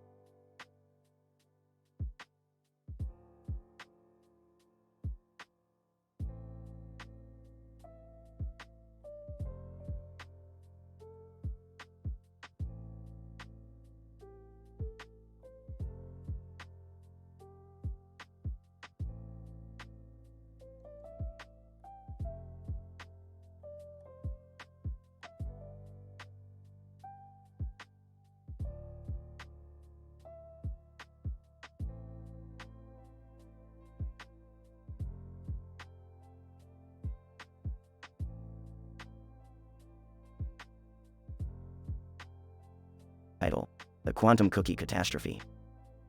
Episode summary. Rick and Morty embark on a wild and unpredictable adventure when a strange craving for Red Hair Boy's quantum cookies leads them on a quest through multiple dimensions and universes. Opening scene. Rick and Morty are standing on a street corner when they encounter Red Hair Boy. What's the deal with this kid? He's practically begging for someone to steal his cookies. I don't know, Rick. Something tells me those cookies are special. Red Hair Boy. Hey, you guys want to try my quantum cookies? They're out of this world. Sarcastically. Oh, sure. We're just dying to try your homemade delicacies. What could possibly go wrong? Scene 2. Rick and Morty take a bite of the cookies and suddenly find themselves transported to an alternate universe where they are being chased by giant mutant hamsters. What the hell is happening? Did those cookies have a mind-altering substance in them? I think we're in trouble, Rick. These hamsters mean business. Red hair boy.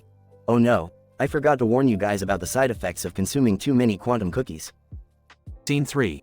Rick and Morty manage to escape the mutant hamsters but find themselves in another universe where they are being pursued by an army of sentient robots. Why are we always running from things, Rick? Can't we just chill for a minute? Not when there are robots with laser guns trying to kill us, Morty. Red hair boy. I did say they were out of this world, didn't I? Scene 4. Rick and Morty finally make it back to their own universe but are followed by a horde of interdimensional creatures who are convinced that the quantum cookies are the key to their survival. Great, now we've attracted the attention of every freak of nature in the multiverse. Remind me again why we didn't just say no to the cookies? Because they were delicious, Rick. It's not our fault that they have cosmic properties or whatever. Red hair boy. I think I'll stick to regular chocolate chip from now on. Closing scene. Rick and Morty are back on the street corner with Red Hair Boy, who is now out of cookies. Well, that was certainly an adventure we won't forget anytime soon. Yeah, but I don't think I can handle another one like that. Red hair boy. You know, I may not have any more quantum cookies, but I do have a recipe for some killer brownies. Lead the way, kid. We could use a break from the interdimensional chaos for a little while. Credits roll.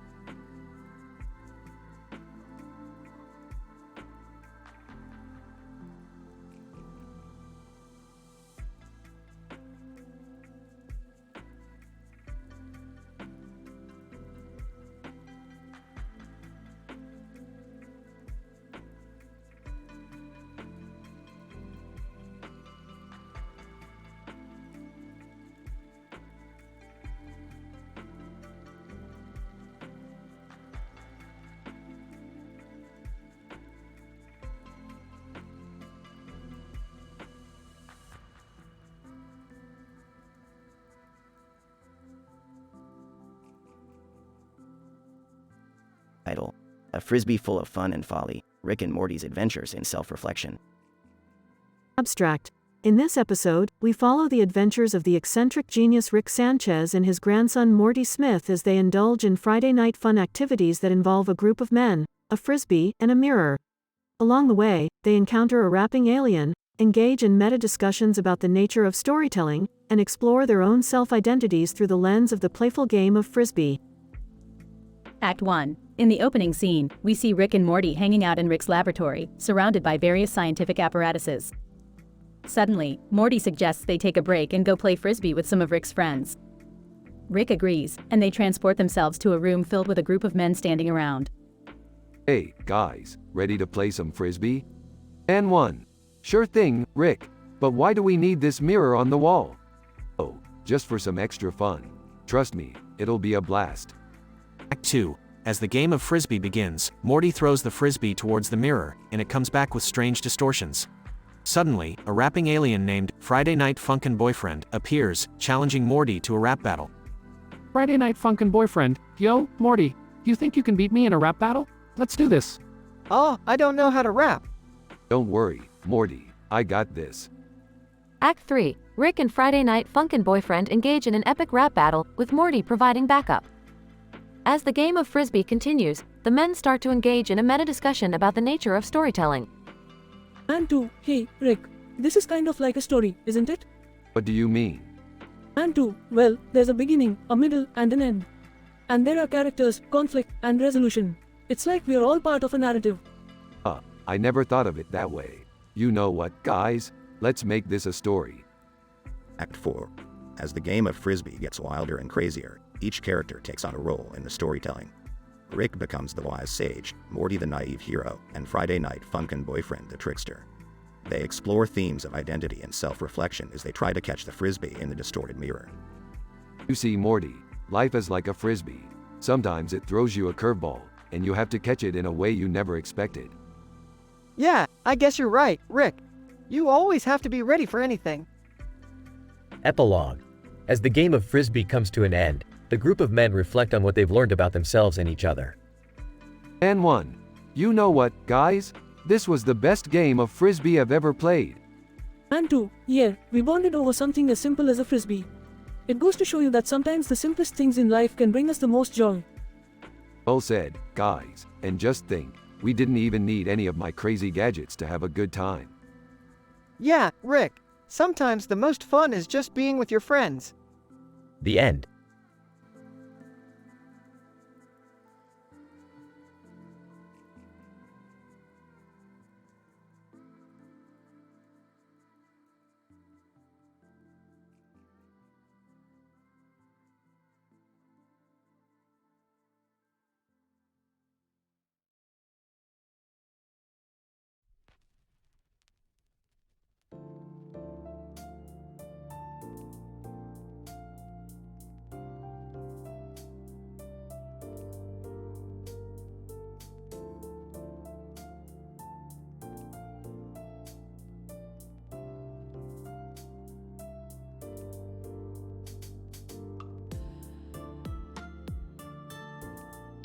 Narrator. In this riveting episode, we observe 5 familiar characters: Rick, Morty, Summer, Jerry, and a black and white cat named Rick, traverse through increasingly challenging obstacles in an unfamiliar world. As they journey through this new environment, they receive a distress signal summoning them to the underwater world of SpongeBob SquarePants. It appears we have been summoned to help resolve a complex issue of interdimensional proportion. Whoa, Rick, we're going to meet SpongeBob. I can't wait to see all the underwater creatures. I don't know if I want to be part of this. Guys, you're gonna stay here and marvel at the wonders of dimension hopping, Jerry.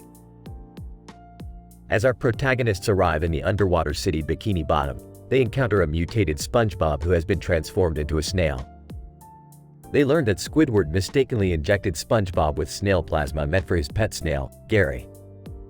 The group must find a cure for SpongeBob and race against time before the transformation is irreversible.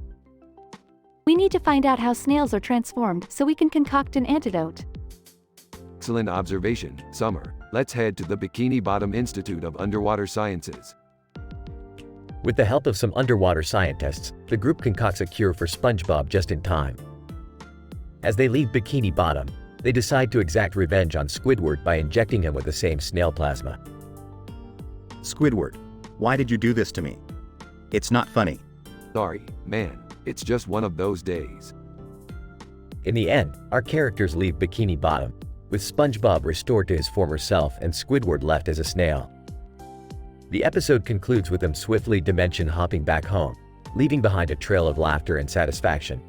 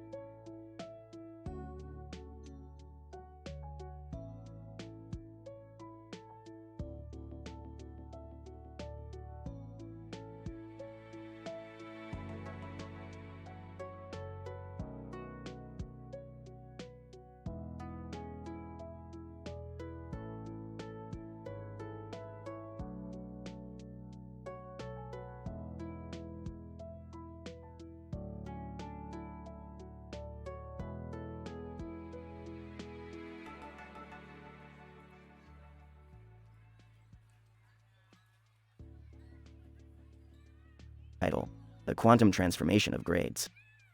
Synopsis. In this episode, our protagonists Summer and Morty are faced with the challenge of improving their academic performance. Armed with a pen inscribed with a cryptic message, they explore the potential of this enigmatic object in transforming their grades from abysmal Fs to soaring A+S. Act 1. The Power of Attraction. Summer and Morty engage in a discussion about the importance of academic excellence and the impact it has on their future prospects.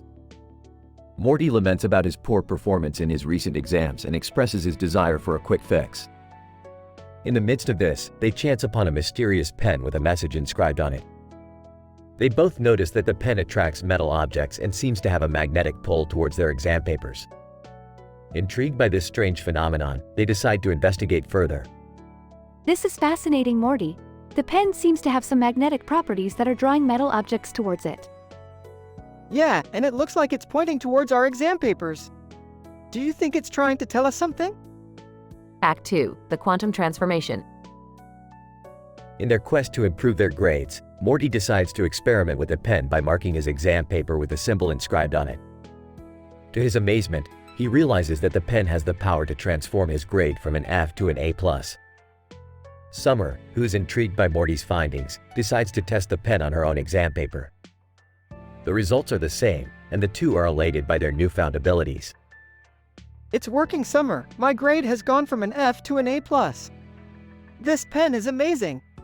Let me try it out too. Wow, Morty, this is incredible. I can't believe we can boost our grades with just a pen. Act 3. The Terrifying Reality. As they experiment further with the pen, the siblings begin to notice a terrifying pattern in the cryptic message inscribed on it. The letters AT&T, moi, at, and begin to repeat in a loop. The pen's powers begin to lead them down a road of destruction as they become obsessed with the pen, ignoring other important aspects of their lives. Morty, this message seems to be repeating itself in a loop. And I can't seem to shake the feeling that something is not right about this pen. Come on, Summer, let's keep using it. It's not every day that we get a chance to improve our grades like this. Act 4. The Paradox. As the episode reaches its climax, we see the siblings grappling with the consequences of their actions. The pen's power to transform their grades has led to unforeseen complications. Time and space begin to warp as the siblings are caught in a quantum paradox. The repeating message inscribed on the pen becomes the key to breaking the paradox. Morty, we need to stop using this pen. It's caused us more problems than it's solved. But how do we stop it? It's stuck in a loop. Wait a minute, the message is repeating itself. What if this pen is trying to tell us something? Epilogue. The episode ends with the siblings arriving at a newfound respect for the importance of hard work and dedication. By embracing the challenge of improving their grades through legitimate means, they realize that success is not just about quick fixes. The power of the pen ultimately lies in their ability to learn from their mistakes and find success through dedication and perseverance. We didn't need this pen to improve our grades after all, Morty. The key to success is hard work and dedication. You're right, Summer. Success is not just about quick fixes. I'm ready to put in the hard work and achieve my goals.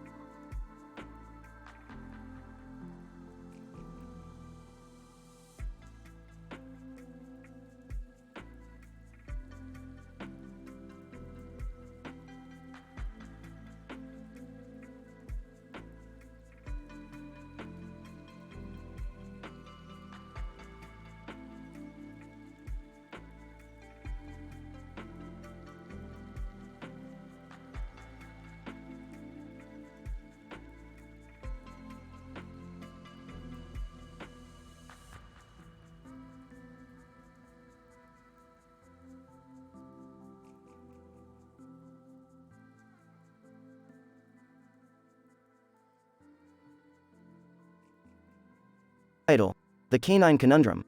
Abstract.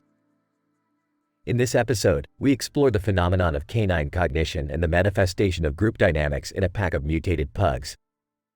Rick and Morty enter a bizarre, unpredictable world where they must confront a pack of slobbering, claymation pugs in a physical brawl.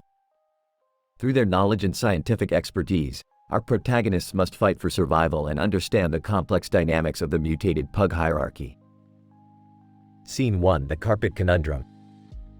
Rick and Morty find themselves faced with a mysterious carpet with a toy in front of it and another toy in the background.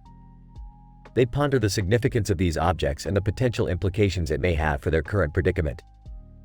Morty, this carpet is unlike anything I have ever seen before. The presence of these two toys indicates that there may be a deeper meaning to our mission. Rick, are you sure it's not just a normal carpet with some toys on it? Just shut up and follow my lead, Morty. I sense that something big is about to go down. Scene 2: The Pack of Pugs. Suddenly, the duo is ambushed by a pack of slobbering, mutated claymation pugs. Rick and Morty engage in a physical brawl with the pugs, punching and kicking their way to survival. Morty, these pugs are more complex than we thought.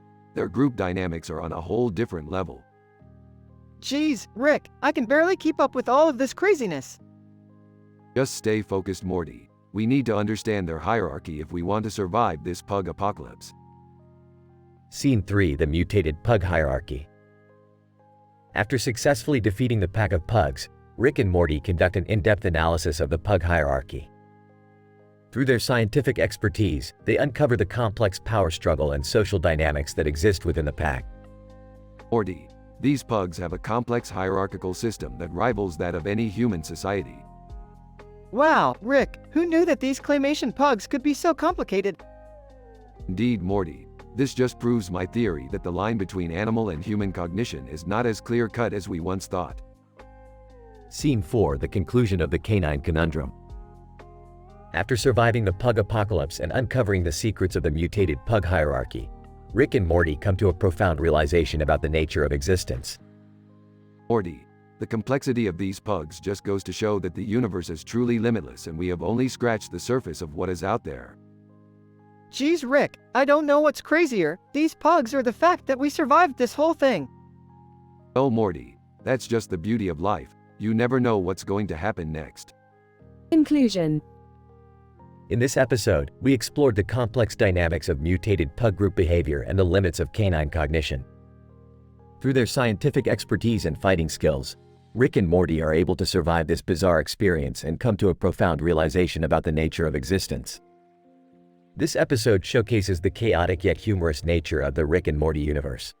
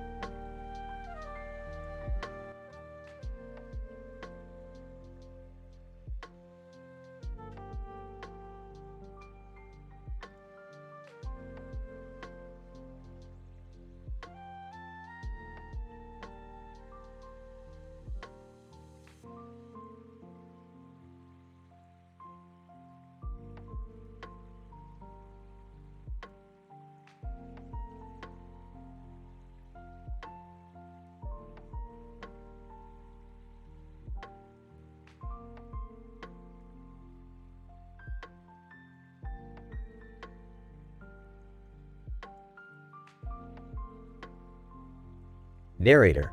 In this episode, we observe a gruesome Saw movie horror scene. A man holds a puzzle piece in his mouth, making a face with his mouth open and hands on his face. The scene advances to an abandoned bathroom, where a young woman lays, passed out and attached to a trap.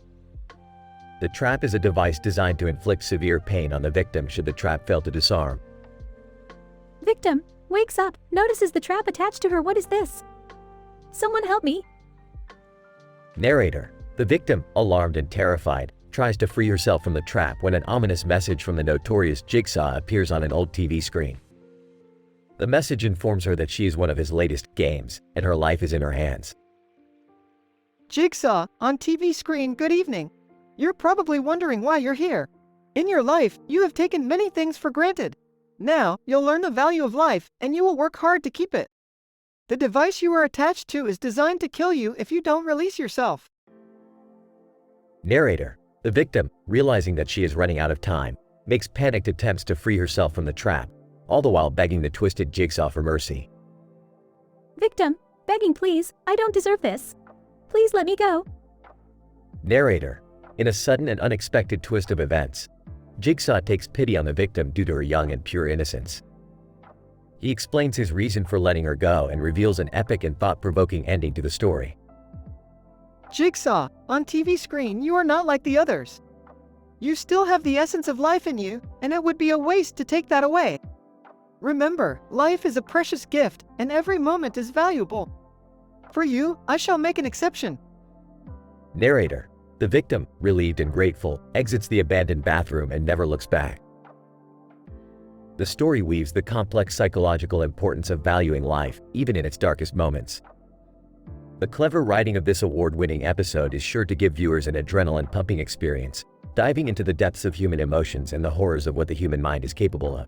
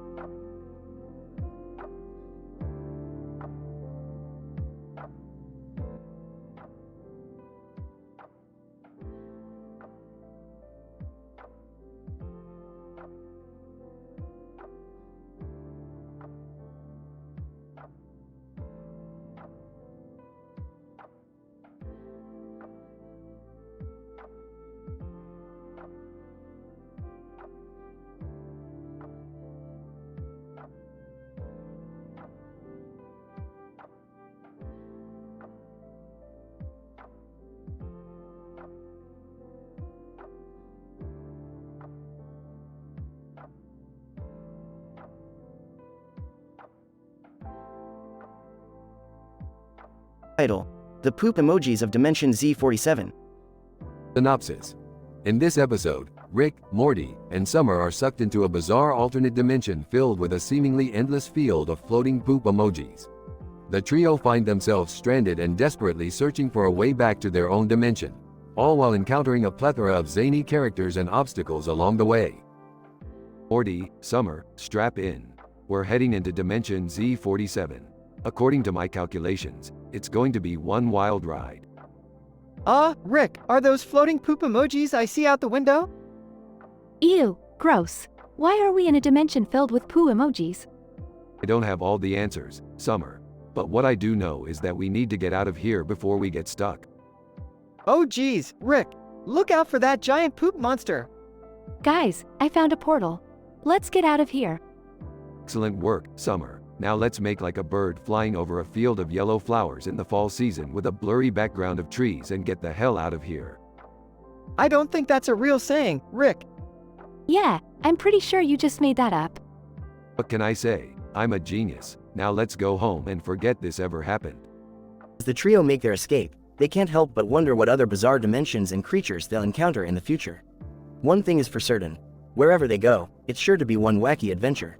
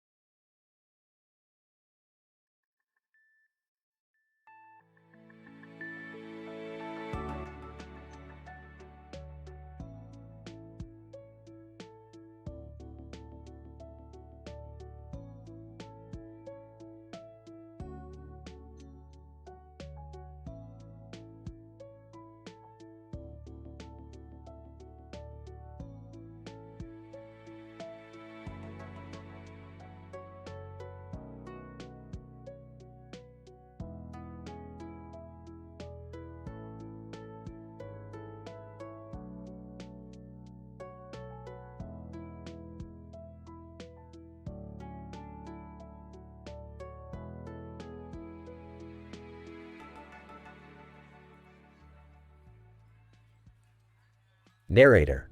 In this episode titled The Spider Queen's Lair, we follow the adventures of Rick, Morty, Summer, and Jerry as they enter the world of the grim adventures of Billy and Mandy. While investigating the strange happenings in this world, the four protagonists stumble upon a group of zombies and a man with a beard and glasses, who introduces himself as Velma Green. Velma Green. Greetings, trespassers. I have been expecting you. Who are you? Velma Green. I am Velma Green, the Spider Queen of the Grim World. And you are my prey. Prey? What do you mean? Velma Green. I have been seeking new minions to add to my collection, and you four look perfect for the job. I will morph you into spiders and keep you in my abdomen forever. Gross. No way we're gonna let that happen. What do we do? Velma Green. You can do nothing but accept your fate. Narrator. Rick and his family find themselves trapped in Velma's huge spider web lair, with no obvious means of escape. Velma proceeds to describe the process of morphing in great detail, much to the horror of our heroes. Velma Green. First, I will inject you with my venom, which will paralyze you. Then, I will suck out your insides and replace them with spider eggs. In a few days, you will emerge as my perfect minions. That is the most disgusting thing I've ever heard. Narrator. The tension builds as Rick and his family race against time to find a way out.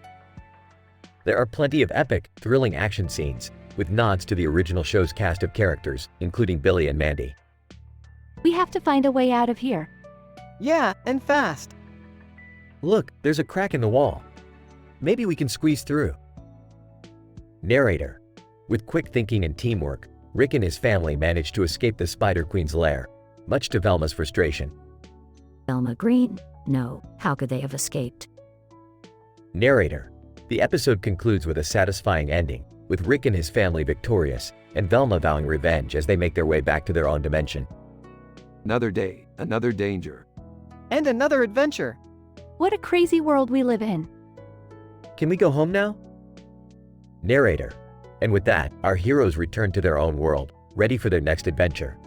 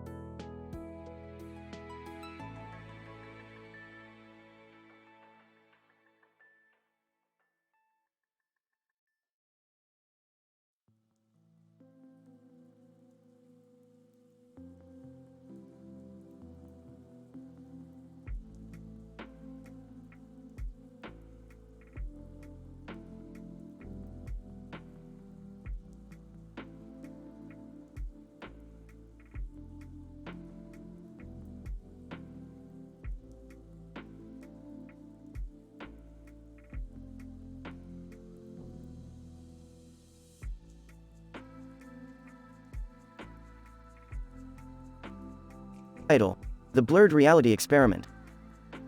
The episode opens with Rick showing Morty a blurry photo of a road in the middle of a park with trees and grass on both sides.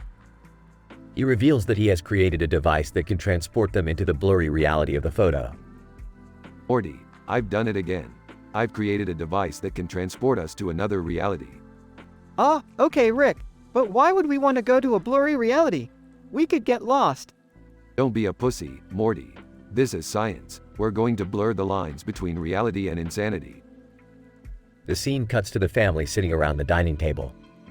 Beth and Summer are skeptical of Rick's new experiment, but Jerry is excited to join in. Rick, are you sure this is safe? We don't want to end up in some crazy alternate dimension. Beth, relax. It's just an experiment. And Jerry, you can join if you want, but don't freak out on us. I won't freak out, Rick. I'm ready for anything. The family gets into the device and is transported to the blurry reality of the photo. However, things quickly spiral out of control. The trees turn into giant monsters, the grass becomes quicksand, and the road leads to nowhere. Rick, this place is insane. We have to get out of here. I don't like this, Rick. I want to go back home. Relax, guys. This is all part of the experiment. Just hold on and enjoy the ride. As they explore the blurry reality, they encounter absurd and hilarious situations. They stumble upon a group of sentient bushes who are having a party. They get chased by a giant squirrel, and they find themselves at a carnival where the rides are all broken. Rick, I've had enough of this. Get us out of here. Fine, but just one more thing. Rick pulls out a can of blurry reality soda and tells the family to drink it. This stuff will enhance your senses and make you feel more connected to the blurry reality. The family drinks the soda and experiences a trippy and psychedelic journey through the blurry reality. They end up back in their own reality, laughing and confused. That was crazy. I don't know if I ever want to do that again. Yeah, let's stick to real reality from now on. I don't know, maybe it wasn't so bad. At least we got some cool stories out of it. Ah, that's what science is all about, Morty. Blurred lines and even blurrier realities.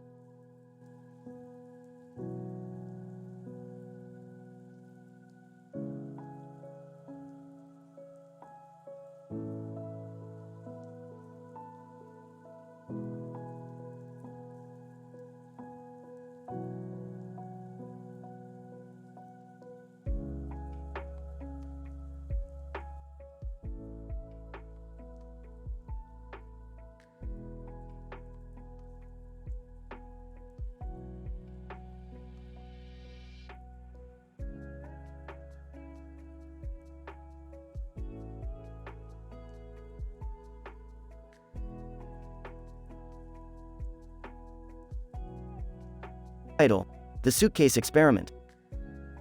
The episode begins with a close-up shot of a stack of suitcases. One suitcase has a red handle, while the other has a blue handle, and both are filled with large amounts of money. Rick explains to Morty that this is an experiment to determine the effects of greed on human behavior. Morty, today we're going to test the boundaries of human greed. We're going to see what lengths people will go to get their hands on some cold hard cash. Rick, aren't you concerned about the ethical implications of this experiment? Oh, Morty, ethics are just a construct of society. Now let's go find some test subjects. The duo sets up the suitcases in a busy city street and watches from afar as people approach the suitcases, eyeing the money greedily. Rick, I don't like this. We're just exploiting people's natural tendencies for our own amusement. Relax, Morty, it's all in the name of science. Look at that guy, he's practically drooling over the money. As the day goes on, the pair watches as people become increasingly desperate to get their hands on the cash.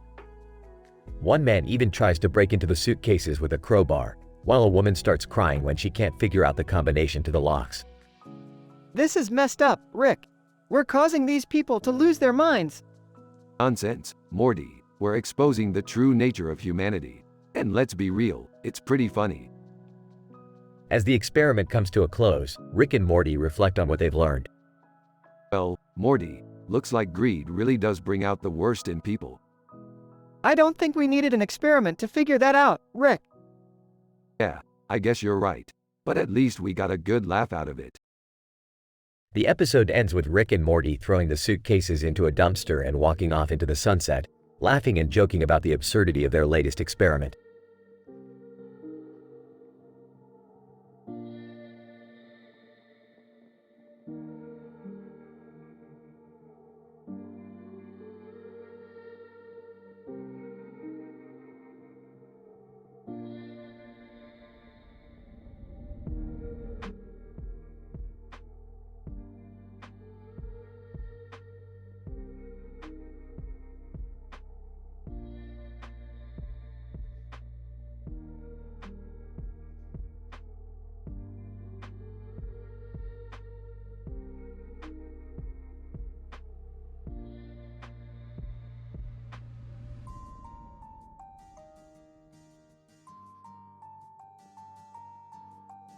Morty, Summer, I found the solution to our boredom.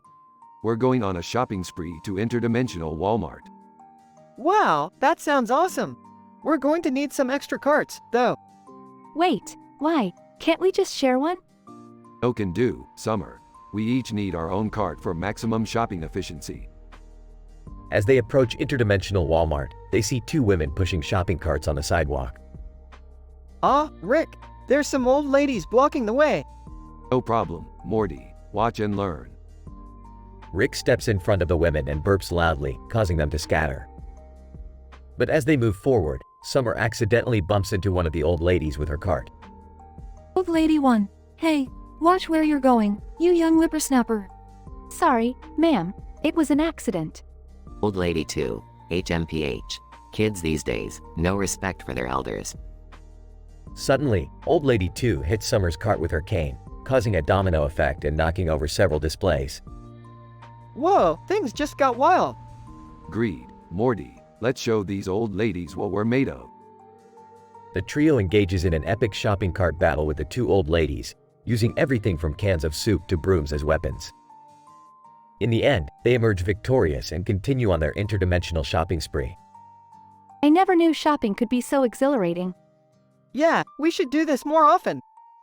Definitely. And next time, we'll bring even more chaos to the mix. The group exits interdimensional Walmart, laughing and joking as they head off into the unknown.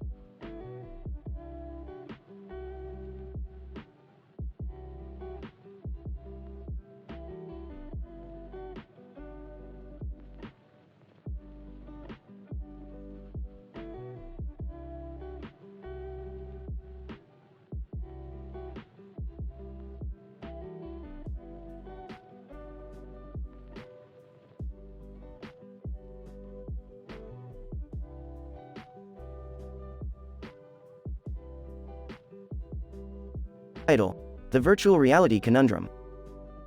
In this episode, we follow the journey of Rick and Morty as they immerse themselves in a virtual reality world through a video game. Rick is seen carrying an experimental backpack with a built-in neural interface, while Morty carries a feline companion. Upon entering the game, they encounter a group of anonymous players with various avatars in a vast field. They also notice a pink ball, which seems to be an essential item in the game. As they navigate through the levels of the game, Rick and Morty realize that they have been playing for hours, but to their surprise, only a couple of hours have passed in the real world. This phenomenon is attributed to the Walter effect, where time dilation occurs due to the difference in the flow of time between the virtual and real worlds. As they progress through the game, Rick and Morty find themselves stuck in the final level, where they encounter a boss battle. The boss puts up a fierce fight, but they manage to defeat it and complete the game. However, upon completing the game, they soon realize that they are unable to disengage from the virtual world, despite their best efforts. After a series of trials and errors, they manage to disconnect the neural interface and find themselves back in the real world. The episode highlights the potential consequences of prolonged exposure to virtual reality and its potential impact on human well-being. It also touches upon the ethical dilemmas associated with the use of advanced technology in the entertainment industry. Professor John, the episode highlights the Walter effect, an interesting aspect of the theoretical time dilation effect, which has been observed in various demonstrations in the scientific community. This phenomenon occurs due to the difference in the perceptible time in the virtual and real worlds, which has been discussed in various studies on virtual reality. It is an exciting concept that has been explored in this episode, and it holds great promise for future research in this field. Dr. Jane. The episode also touches upon the subject of human well-being and the potential risks associated with prolonged exposure to virtual reality. This is a critical issue, considering the popularity of virtual reality games and applications in today's world. The episode helps to raise awareness about these issues and starts a dialogue on the ethical implications of advanced technology in the entertainment industry. Professor Michael. The episode is a fascinating portrayal of technology's impact on our daily lives, and it offers a glimpse into the future of entertainment and gaming. The use of a neural interface and the avatars indicate an evolution in gaming technology, which is likely to become more prevalent in the coming years. Overall, the episode is a thought-provoking examination of the intersection between technology and human experience, which is relevant to both scientists and laypeople alike.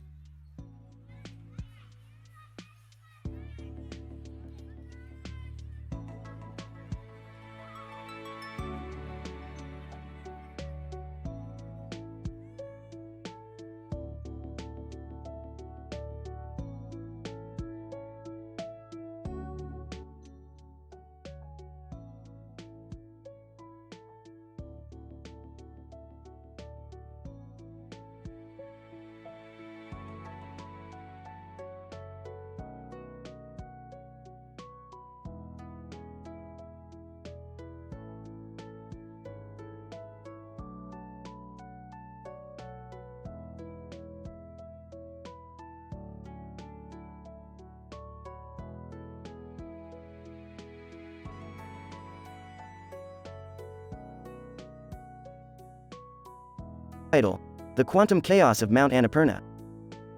Rick and Morty find themselves on top of Mount Annapurna examining a red and blue pulsating object in the sky near a statue of Einstein's head and a giant rock formation. Morty, let's grab that object and see what makes it tick. Looks like something that can really screw us up. Rick, are you sure that's a good idea? I mean, this is a pretty steep mountain and we're not exactly prepared for the freezing cold. Morty, you worry too much. We have cold-resistant nanobots and anti-gravity boots. Come on, let's go. As they attempt to grab the object, Rick and Morty accidentally fall into a shopping cart that was left on the peak and rolls down the mountain at a breakneck speed. Rick, we're going to die. We're going to die. Oh, please Morty, we've been through worse than this. Remember that time we almost got eaten by a giant alien slug? But this is different. We're going to get flattened like pancakes. As they approach the bottom, Rick and Morty are suddenly transported into a parallel universe where everything is topsy-turvy and bizarre. Whoa, Morty, we're in a quantum entanglement. Don't worry, I got this. What's happening, Rick? We have to spin this wheel and recite the lyrics to Never Gonna Give You Up. It's the only way to stop the multiverse from collapsing. Oh, okay. After reciting the song, Rick and Morty are transported back to their own universe, crashing into a hot tub at a fancy hotel. There we go. That's how we roll, Morty. I think I'm going to hurl, Rick.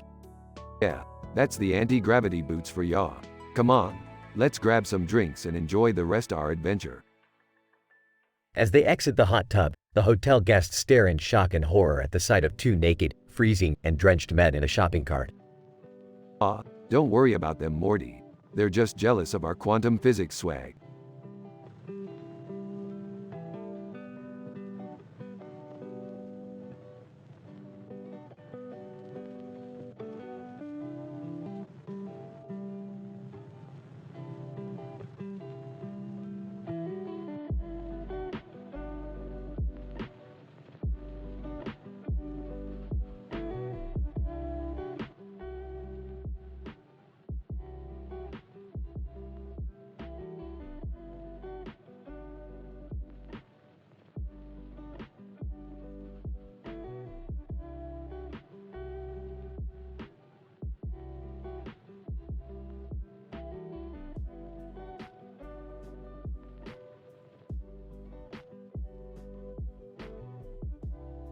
Narrator. In this episode, the beloved cartoon characters of Rick, Morty, Jerry, and Summer take a flying leap into the vast and surrealist world of Fooly Cooly. Adorned in their bold and eclectic attire, they find themselves in the company of the mysterious and enigmatic Mimima. Eyes widened in awe. This is incredible. The abstract imagery and vibrant colors truly encapsulate the postmodernism of this show. Staring at Mimima in wonder, she seems so lost and isolated in this cyberpunk landscape. Taking a step forward, what is this place? Who is she? Gazing at the black and yellow background, it's as if the entire universe has shifted and twisted into something new. Mimima, with a melancholic tone, you guys are just like the characters from Noda's story, searching for something that may never come. Narrator. As the quartet tries to make sense of their surroundings, they are thrust into a series of epic and action-packed adventures inspired by the cult classic anime. With nods to the iconic scenes and characters, they navigate through the world of Fooly Cooly while simultaneously coming to terms with their own fears and insecurities. During an intense battle, I don't know what's happening, but I am loving every moment of it. After a mind-bending revelation, I don't think I can handle all of this craziness, Rick. After a heated discussion with Mimima, I think we need to stop obsessing over what's missing and just appreciate what we have. In a touching moment, maybe we can find meaning in the chaos if we stick together. Narrator. With clever writing and witty dialogue that rivals the original anime, this episode culminates in a dynamic and satisfying conclusion that stays true to the essence of Fooly Cooly. As they bid farewell to Mimima and the world they have come to love, the four characters take with them valuable lessons learned through their thrilling adventures.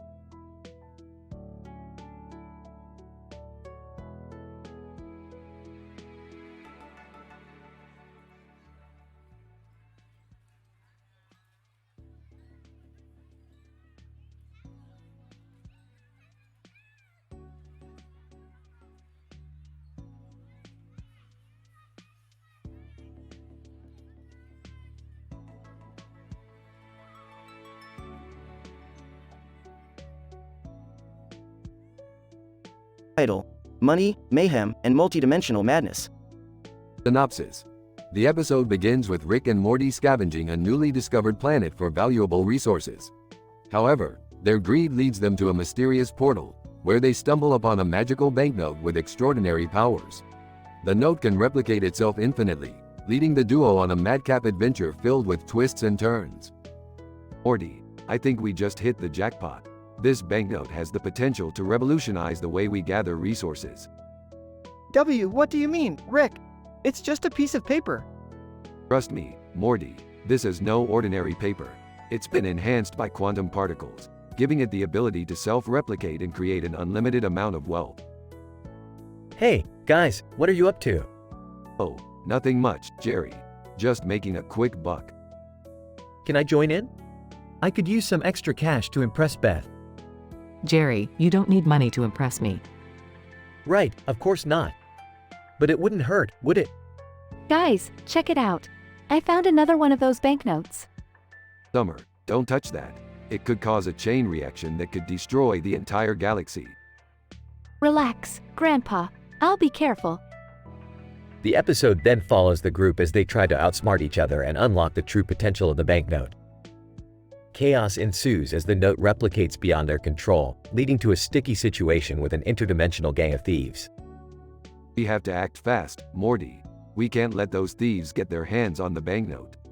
But how are we going to stop them, Rick? I've got an idea. It's risky, but it just might work. The episode culminates with an epic battle between the group and the thieves, with each side trying to gain control of the banknote. Stop. Can't you see what this has done to us? We've become greedy and selfish. We need to destroy the banknote before it destroys us. I agree. Let's do it together. Count me in. 2. Well, I guess it's settled then. Let's destroy this thing before it destroys us. The group manages to destroy the banknote, but not before learning a valuable lesson about the dangers of greed and the importance of working together. The episode ends with the group back on Earth, reflecting on their adventure. That was one crazy adventure, Rick. You can say that again, Morty. But at least we learned something along the way. Yeah, like how money can't buy happiness. Or love. And that family is more important than any amount of wealth. Whoa, let's not get too sappy here. We're still the same dysfunctional family we were before. The group laughs as the screen fades to black.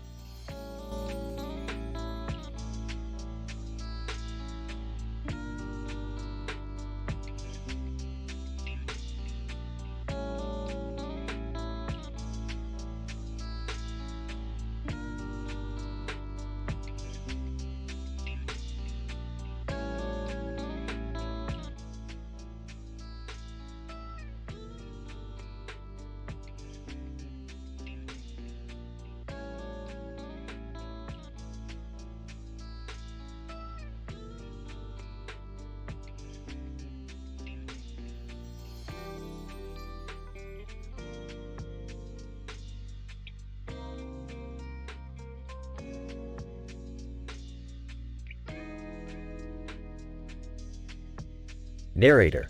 In this episode, entitled SpongeBob Mutations, A Molecular Adventure, the animated characters Rick, Morty, Summer, and Jerry are transported to the underwater world of SpongeBob SquarePants.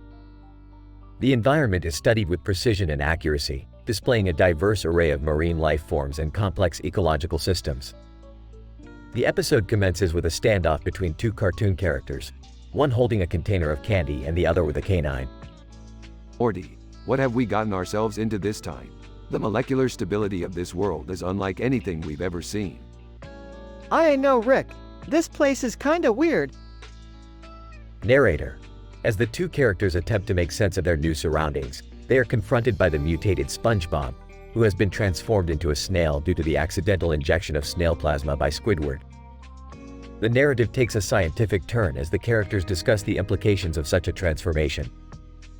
The molecular structure of SpongeBob's DNA has been altered in such a way that his physical and chemical characteristics have completely changed. It's quite fascinating, actually. The process of morphogenesis and cellular differentiation has been triggered by the injection of the snail plasma. Narrator. The four characters make it their mission to find a way to transform SpongeBob back to his original form. Their journey is filled with thrilling action scenes and cleverly written dialogue that showcases their unique personalities. Finally, they succeed in their mission and decide to take revenge on Squidward by injecting him with the same snail plasma. Payback's a bitch, Squidward. Squidward. Oh, come on, guys. You can't just go around injecting people with snail plasma. Narrator. The episode concludes with an epic and satisfying ending as the possibility of further mutations is hinted at, leaving the audience in anticipation of what's to come.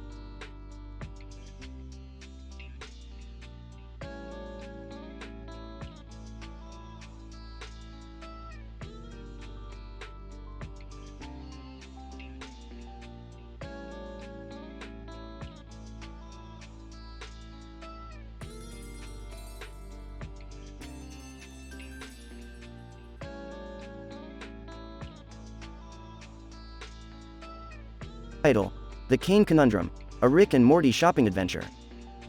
Abstract. Rick, Morty, and Summer find themselves in a local grocery store attempting to purchase ingredients for Rick's latest experiment. However, their shopping trip takes a turn when a cranky old lady and her trusty cane become the center of their attention. This episode explores the complexities of social interactions and the consequences of careless cart maneuvers. Alright, Morty, pay attention. We're here to grab some essential ingredients for my new formula. It's gonna be a real game changer. Oh, okay, Rick. Whatever you say.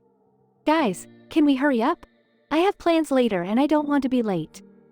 Summer, relax. We'll be out of here in a jiffy. Now, let's see here. I need some plutonic corks and maybe some phoenix tears. Rick, I don't think they have any of that stuff here. But, that's impossible. This store has everything. Let me go ask the clerk. Rick storms off, leaving Morty and Summer to wander aimlessly down the aisles. Old lady, hey, watch where you're wheeling that thing, young man. Oh, sorry, ma'am, didn't see you there. Old lady, HMPH, kids these days have no respect for their elders. Hey, can we just grab what we need and go? We don't have time for this. Old lady, excuse me, young lady, is that any way to speak to your elders? Summer rolls her eyes and rushes off to find Rick. Ma'am, can you please move your cart? I need to grab something off the shelf. Old lady, I'll move it when I'm good and ready. And don't you dare touch my groceries with that filthy cart of yours. Morty tries to maneuver around the old lady's cart, but accidentally bumps into it with his own. Old lady, ow, you young whippersnapper, how dare you, take that. The old lady swings her cane at Morty, who jumps back in terror. What the hell is going on here? Oh my god, Rick, the old lady hit Morty with her cane. Alright, everyone stay calm. Morty, go wait in the ship. Summer, keep an eye on this old hag. I'll handle this. Rick pulls out a device and points it at the old lady. Old lady, what are you doing, you mad scientist? Just a little memory erasing ray. You won't remember a thing after this. Rick zaps the old lady, who falls to the ground unconscious. Rick, was that really necessary? Necessary? Of course it was. She was a threat. Guys, I think she's waking up. Old lady, oh dear, what happened? Where am I? Alright, let's get out of here before things get any crazier. Summer, grab what we need. Morty, start the ship. We're out of here. The trio rushes out of the store, leaving behind a confused and bewildered old lady. Conclusion. Despite their best efforts, Rick, Morty, and Summer learn that sometimes the simplest of tasks can become complicated when human interactions are involved. Their encounter with the old lady provides a valuable lesson in the importance of patience, understanding, and self-control. And a memory-erasing ray.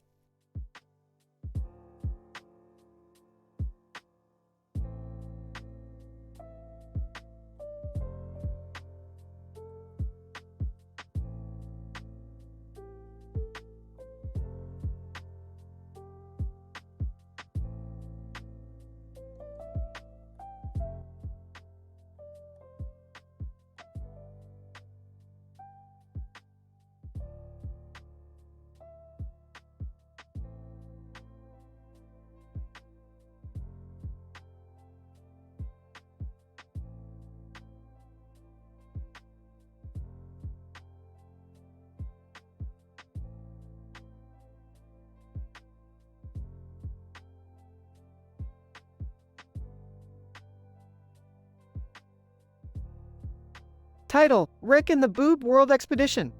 Synopsis.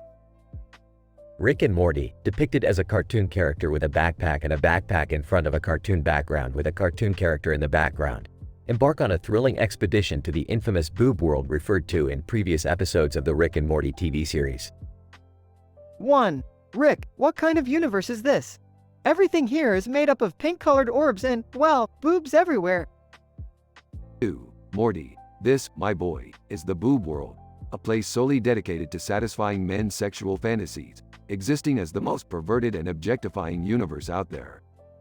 3. Morty, shocked at the absurdity of this world, turns to, why did we have to come here, Rick? I don't think I can handle this. 4. We have to collect a rare element found only in this universe to fuel our spaceship. And remember, Morty, this universe is just a crude representation of male chauvinism, sexism, and objectification. Look beyond it. 5. The duo navigates their way through the world, using their wits and intellect to evade hordes of perverted monster creatures and traps set by the locals. 6. Morty screams, "Rick, run!" as they come face to face with an army of giant, sentient breasts that try to crush them. 7. We have to use that boob helm device I created earlier to stun those creatures and slip past them. 8. The duo make their way through a maze of obstacles, only to realize they have been tricked by an evil mastermind hiding behind a veil of female empowerment. 9. I see what is happening here, Morty. We have been fooled by yet another maniacal villain attempting to make use of sex appeal and female power to lure us and further their evil plans. 10. In a final epic showdown, Rick and Morty outsmart the villain and successfully collect a rare element and escape the perverted world. They blast off into the galaxy, with Morty contemplating the overwhelming effect that human desires can have on things around us.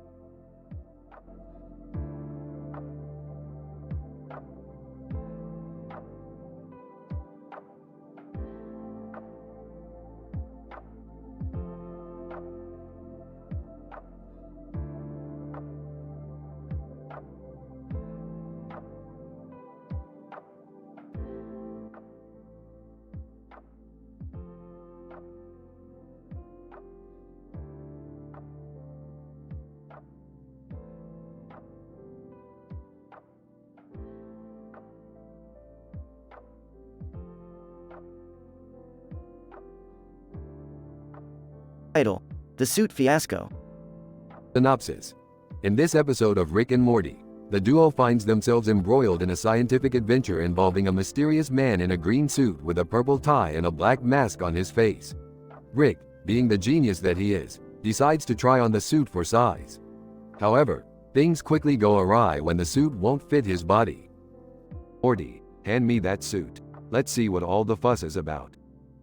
Rick, I don't know if that's a good idea. It looks pretty weird. What are you, some kind of chicken, Morty? Just give me the suit. As Rick struggles to fit the suit onto his body, his mind begins to spiral out of control. Oh God, Morty, what's happening to me? I can feel the suit taking over. Rick, calm down. You're losing it, man. In a wild and crazy turn of events, the suit ends up taking over Rick's body completely, leaving him dead.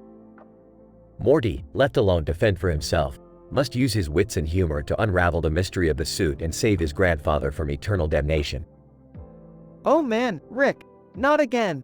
Guess it's up to me to save the day. Wubba lubba dub dub.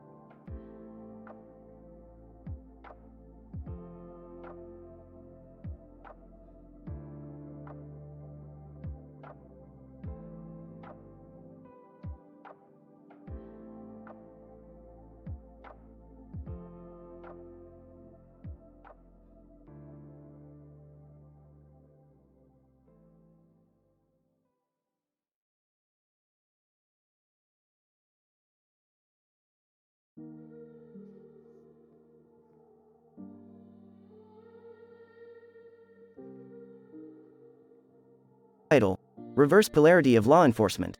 Synopsis. In this episode, Rick and Morty find themselves in a world where the polarity of law enforcement has been reversed.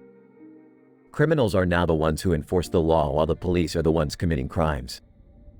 Burps, Morty, we've landed in a world where the laws of physics don't apply to law enforcement. Criminals have become cops, and cops have become criminals.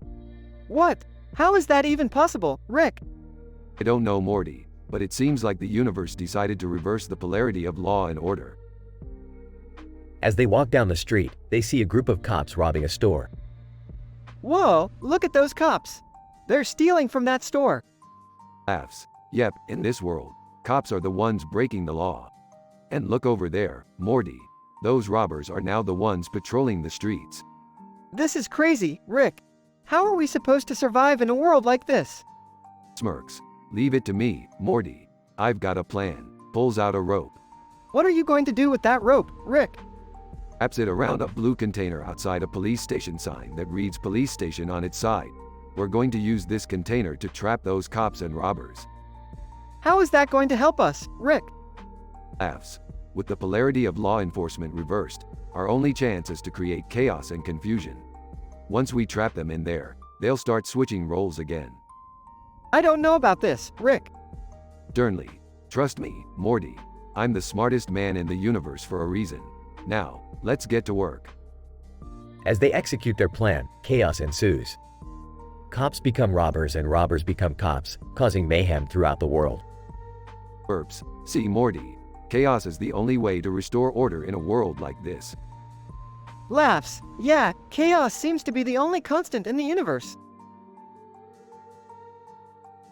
As they leave the world of reversed polarity, Rick and Morty reflect on the absurdity of it all. Shakes head. In the multiverse, anything can happen, Morty. Burps. Anything. Smiling. Yeah, the universe can be both ridiculous and hilarious at the same time. Laughs. That's why we love it, Morty. That's why we love it.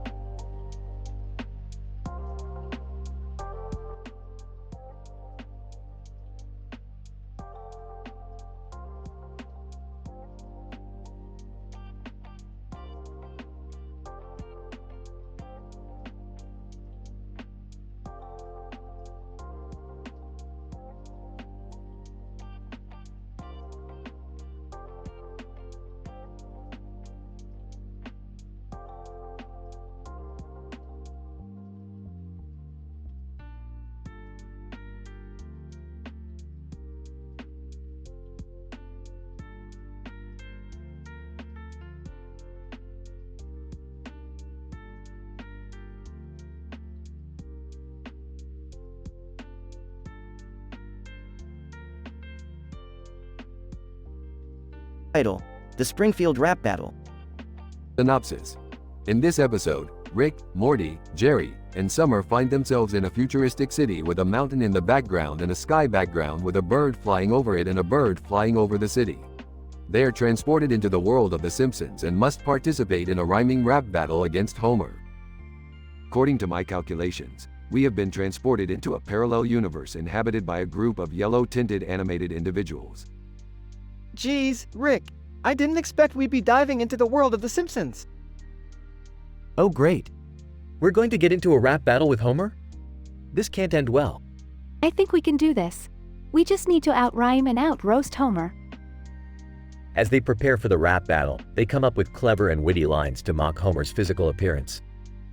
Homer, you may be the king of beer, but your belly is so big, you can't even see your own feet. Your skin is yellow, that's clear to see. Are you a cartoon or just suffering from jaundice? Homer, your beard is scruffy and unkempt. Perhaps a trim is in order before you are contempt. Your breath is so bad, it could knock out a horse. It's no wonder Marge sends you to sleep on the couch, of course. The rap battle heats up as Homer tries to come back with his own lines, but ultimately, the group outraps him. Homer, you may love donuts and beer, but your rhyming skills are simply not premier. You are covered in sweat and stank. We'll throw you in a pit with sumo wrestlers, you prank. Your complaints are incessant and unending. We've won this battle, there's no need for mending. Homer, you are obese and out of shape. You'll find no sympathy nor escape. As Homer is thrown into the pit of sumo wrestlers, he complains bitterly, describing the sweat and stench in great detail. Homer, this is not fair. The smell is unbearable, these wrestlers are sweaty and blubbery, and it's driving me insane. The group watches as Homer is plunged into the pit and the sumo wrestlers pile on top of him. That was an epic rap battle. Looks like we've saved the universe once again. But, geez, Rick, do you think we went a bit too far with Homer? I don't want to stick around to find out. Let's get out of here. Agreed. Let's leave this yellow-tinted world behind us. The group returns to their own universe, satisfied with their victory over Homer, but wondering if they took it too far.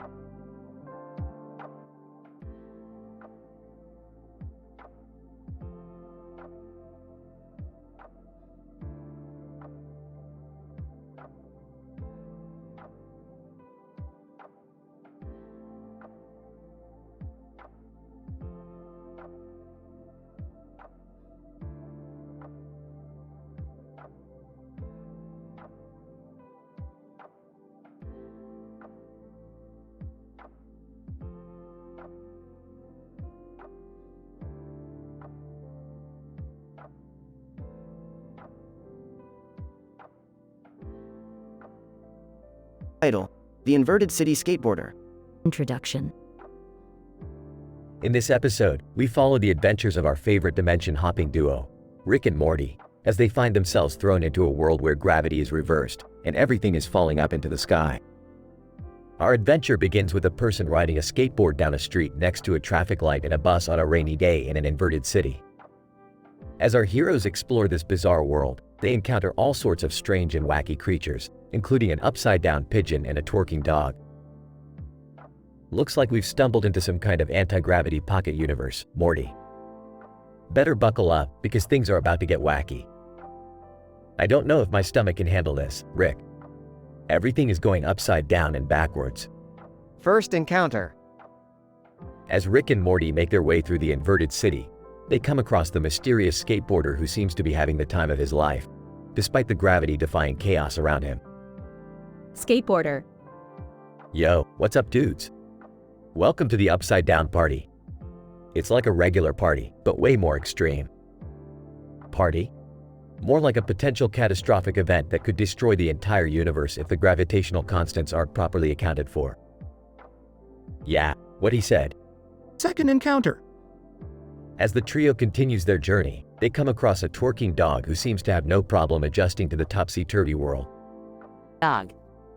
What's good, my dudes? I'm just getting my torque on, making the best of this gravity-defying situation. I gotta say, Morty, this might be the weirdest thing we've ever encountered in all our interdimensional travels. You're telling me, Rick, I don't think I'll ever be able to look at a twerking dog the same way again. Third encounter. Just as they are about to leave the inverted city behind, Rick and Morty come across an upside-down pigeon who seems to be having a bit of trouble adjusting to the new gravitational rules. Pigeon. Cuckoo, what the heck is going on? I can't fly straight anymore. That's the thing about gravity, my feathered friend. Once you flip it on its head, all the rules change. Yeah, it's like anything goes. Even twerking dogs and skateboarders can thrive in a world like this. Conclusion. As Rick and Morty finally make their way back to their own dimension, they are left reflecting on the strange and unpredictable nature of the multiverse. Well, Morty, I think we've learned a valuable lesson today. Anything can happen in the infinite expanse of the multiverse. Except for me learning how to skateboard, that's never happening. Maybe in another reality, Morty. Maybe in another reality.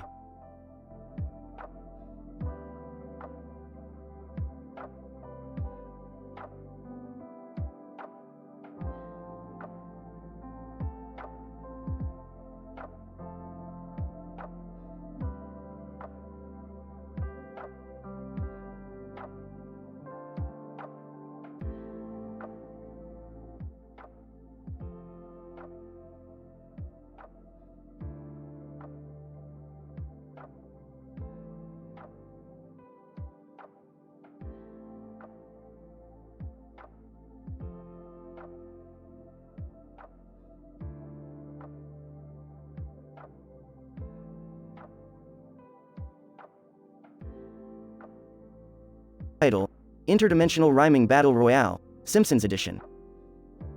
In this episode, we follow the adventures of Rick, Morty, Jerry, and Summer as they find themselves in a forest with a raging fire in the background. As they navigate their surroundings, they come across a text that reads, "Strong, strong, PIF-level fence by dynamite." Utilizing their scientific expertise, they decipher that it is a reference to a powerful force field surrounding a nearby location. Determined to investigate, they activate a portal gun and dive headfirst into the world of The Simpsons. Upon arrival, they are greeted by the iconic yellow characters and immediately challenged to a rhyming rap battle by the resident bully, Nelson. As the battle ensues, Rick and the gang unleash a flurry of clever and witty rhymes, honed to perfection through their interdimensional travels. With each verse, Nelson's confidence wanes as he struggles to keep up. The highlight of the battle comes as Morty unleashes a scathing verse, likening Nelson's appearance to that of a stanky, musty, sweaty, blubbery, obese sumo wrestler. Mortified by the comparison, Nelson stumbles and falls into a pit of said wrestlers. As he struggles to escape the pit, Nelson complains in extreme detail, bemoaning his fate and the humiliation he has suffered. However, Rick and the gang continue to drop rhymes that deliver the final nail in Nelson's coffin. With an epic and satisfying ending, the group is hailed as victorious and are free to explore the wonders of the Simpsons world. The episode concludes with Rick contemplating the possibility of a rematch, leaving the door open for future interdimensional adventures. Now that was a rhyming battle for the ages. Think we'll ever come back for more? Geez, Rick, I hope not. My rhyming muscles are killing me. I don't know, Morty. I kind of liked it. I think I'm getting the hang of this rhyming thing. Whatever, let's just get out of here. I want to explore this world some more.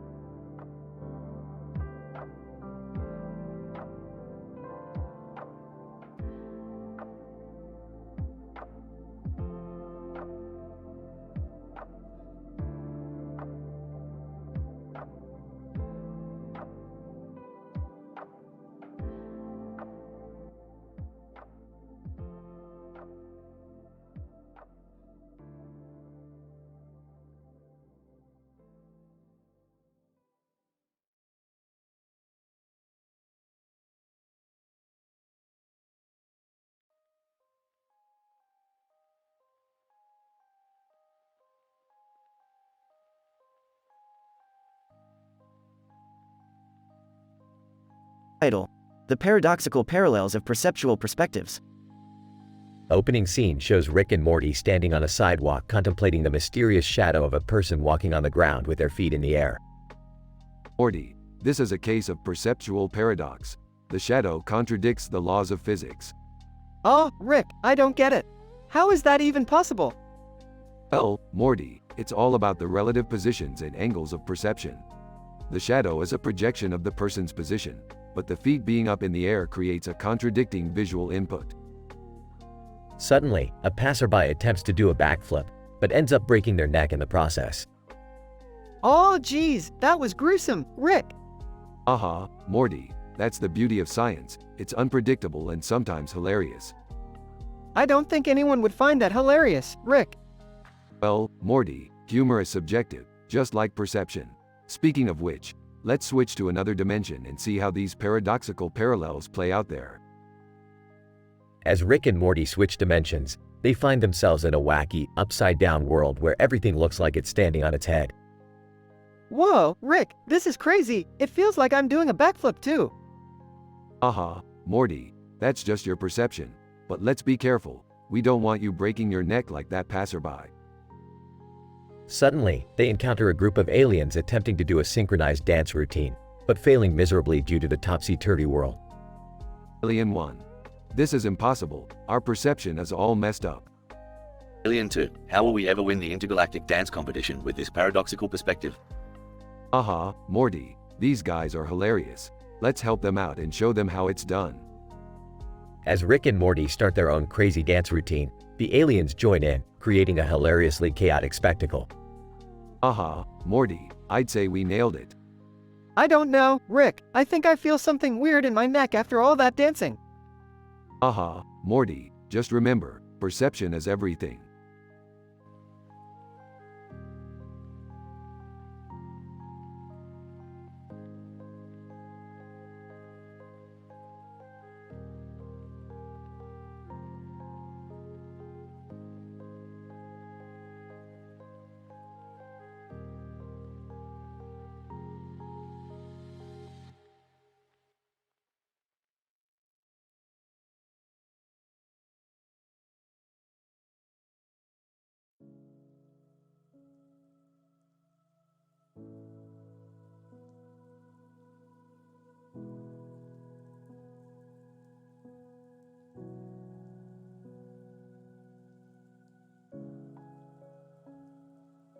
Narrator.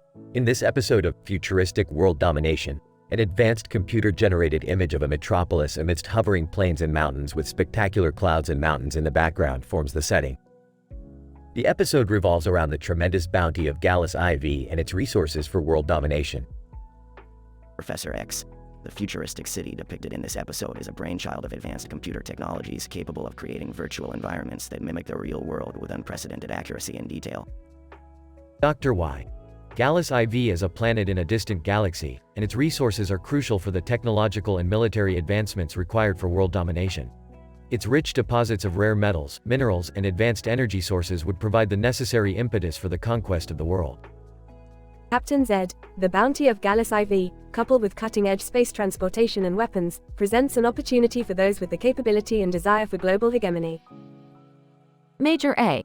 However, the control of Gallus IV's resources is not without challenges, as several other spacefaring nations and organizations with similar aspirations have their eyes set on the planet. Lieutenant B. In addition, the natural conditions of Gallus IV, including its hostile atmosphere, unpredictable weather patterns, and rugged topography, make the acquisition of its resources a daunting task. And C. The episode highlights the importance of advanced technological and military capabilities for the pursuit of global domination, as well as the significance of securing essential resources for the same. Scientist D. The bounty of Gallus IV is a tangible manifestation of the interplay between science, technology, and power in the quest for global dominance. Technician E. The episode underscores the need for advanced capabilities in fields such as robotics, artificial intelligence, and power generation, all of which are critical for the exploitation of Gallus IV's resources. Narrator. The episode concludes with a realization that the conquest of Gallus IV and the world is a complex and multifaceted task requiring sophisticated strategies, resources, and skills. The future of humanity in the face of such endeavors remains ambiguous.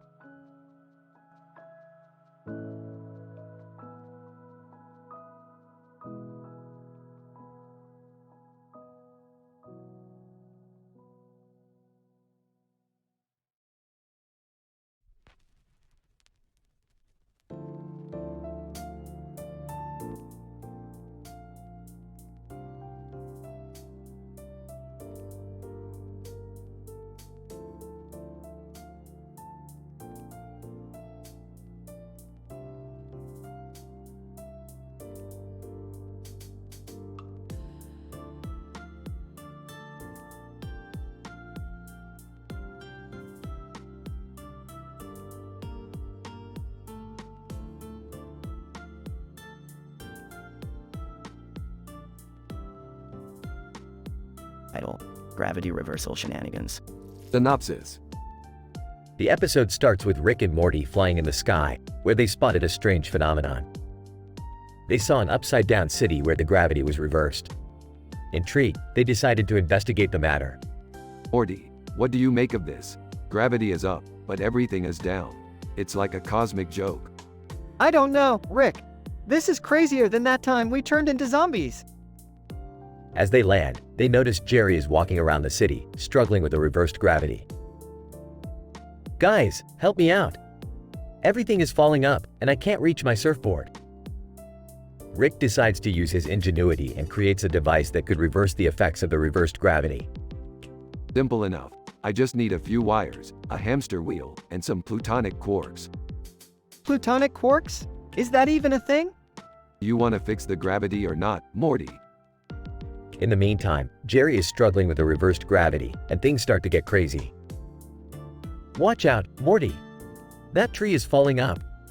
What do you mean the tree is falling up? Oh, my God! We gotta get out of here! The trio starts running away from the falling objects in the sky, with Rick holding his newly created device. Everybody, hold on tight. I'm reversing the gravity now. As Rick turns on his device, gravity returns to normal, and everything starts falling downwards. However, they soon realize that the surfboard they noticed earlier is still stuck in the sky.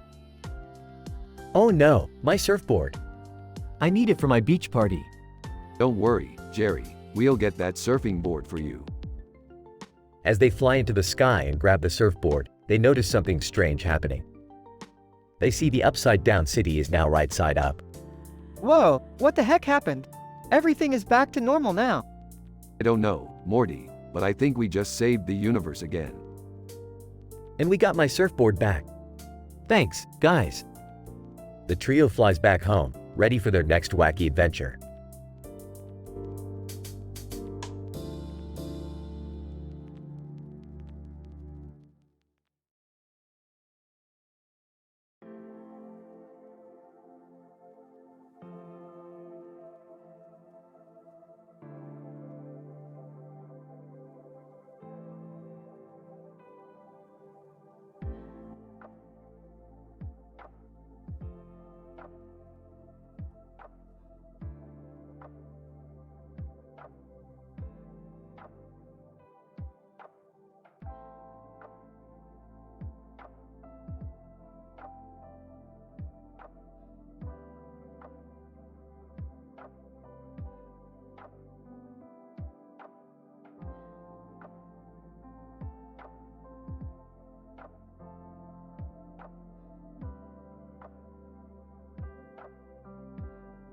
Narrator. The episode entitled Interdimensional Confinement begins with Morty and Summer, two cartoon characters, stealing their grandfather Rick's portal gun and diving into the One Punch anime.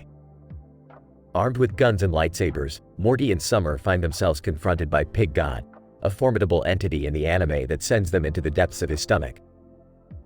Oh no, Morty, we're stuck inside Pig God's stomach. We have to find a way out. I hope Rick can find us soon. This place is dangerous. Narrator. Trapped inside Pig God's stomach, Morty and Summer meet Eyesight, a character who can lend them a helping hand. They work together to find a way out before it's too late. Eyesight, I know how to get us out of here. Follow me. Narrator. Meanwhile, Rick is on the hunt for his portal gun and finds himself in the middle of a One Punch Man battle royale. He fights his way through hordes of anime characters to get to Morty and Summer. Great. I finally found you two. Let's get out of here. Narrator. With the help of Eyesight's abilities and Rick's quick thinking tactics, they manage to escape from inside Pig God's stomach just in time. That was too close. I never want to be trapped inside an anime character's stomach again. I think I'll stick to regular adventures from now on. Narrator. The episode ends with a triumphant Rick, Morty, and Summer making their way back home, satisfied with their epic journey through the One Punch anime. That was one heck of an adventure. I'm glad we made it out in one piece. Narrator. With the thrilling scenes, clever writing, and satisfying ending, Interdimensional Confinement proves to be an award-winning episode and a fan favorite amongst One Punch Man and Rick and Morty fans alike.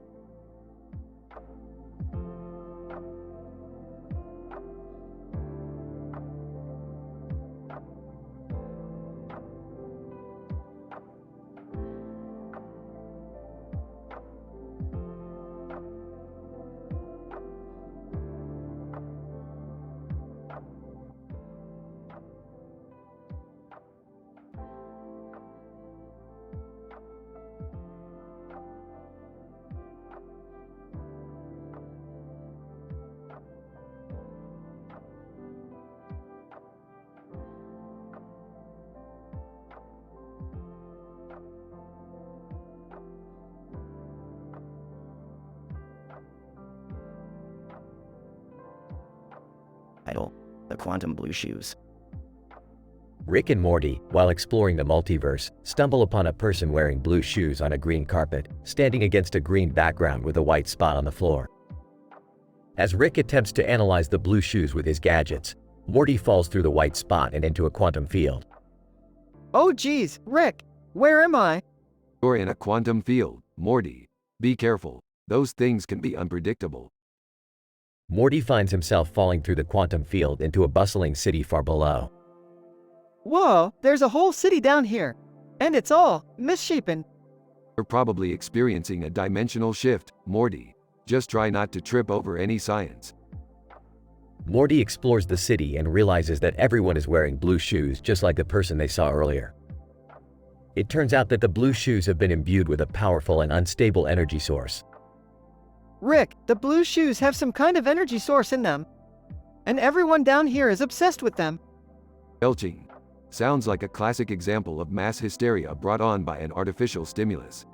We gotta get out of here before we get sucked in too.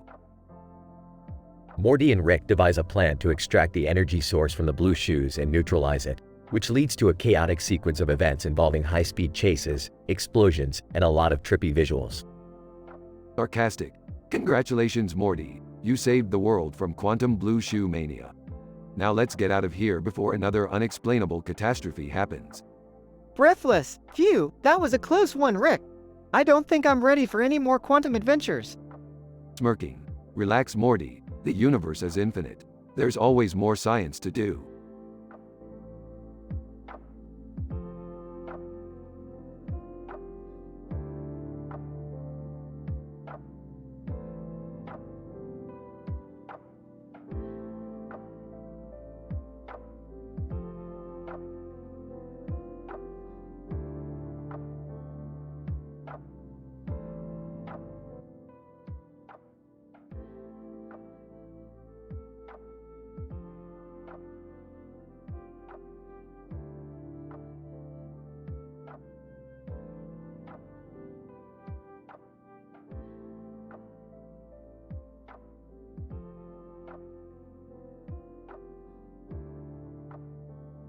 Title: Gallus the IV, a dominant force in world domination. Abstract. This episode explores the complex biography of Gallus the IV, a man with a sword and wings on his arm. He is seen holding a ball in his hand and a bird on his arm. Herein, we analyze his path to tremendous bounty and resources for world domination and evaluate his ultimate success. Additionally, we delve into his personal life with his wife and 7 children. Introduction. Gallus the IV, a prominent figure in world history, was a man of great ambition. Boasting of physical prowess with a sword and wings, he was a warrior at heart. Adding to this, his possession of a ball and a bird showed a distinct interest in nature and strategy. We explore his life and the resources and opportunities that led up to his attempted world domination. Body. Gallus the IV made a name for himself as a skilled warrior, which allowed him to gain a great deal of wealth and resources. With this, he sought the opportunity to rise to power on a global scale. He utilized his wealth and resources to invest in new technologies and sought to dominate the world by conquering other nations. His rule was not uncontested, and he faced numerous challenges. Gallus the IV's major opponent was the queen of the neighboring country, who was able to unite a coalition of states to resist Gallus' rule. Despite this, Gallus was able to hold his own with his mastery of the sword and utilized his wings to stay ahead of his enemies. Conclusion. Although Gallus the IV had achieved great wealth and resources for world domination, his dream never came to fruition. His efforts were stymied by the coalitions he faced and ultimately because of his ill health. He lived his later years with his wife and 7 children, famously believed to be the result of an affair between Gallus and his lover, which led to the downfall of his dynasty.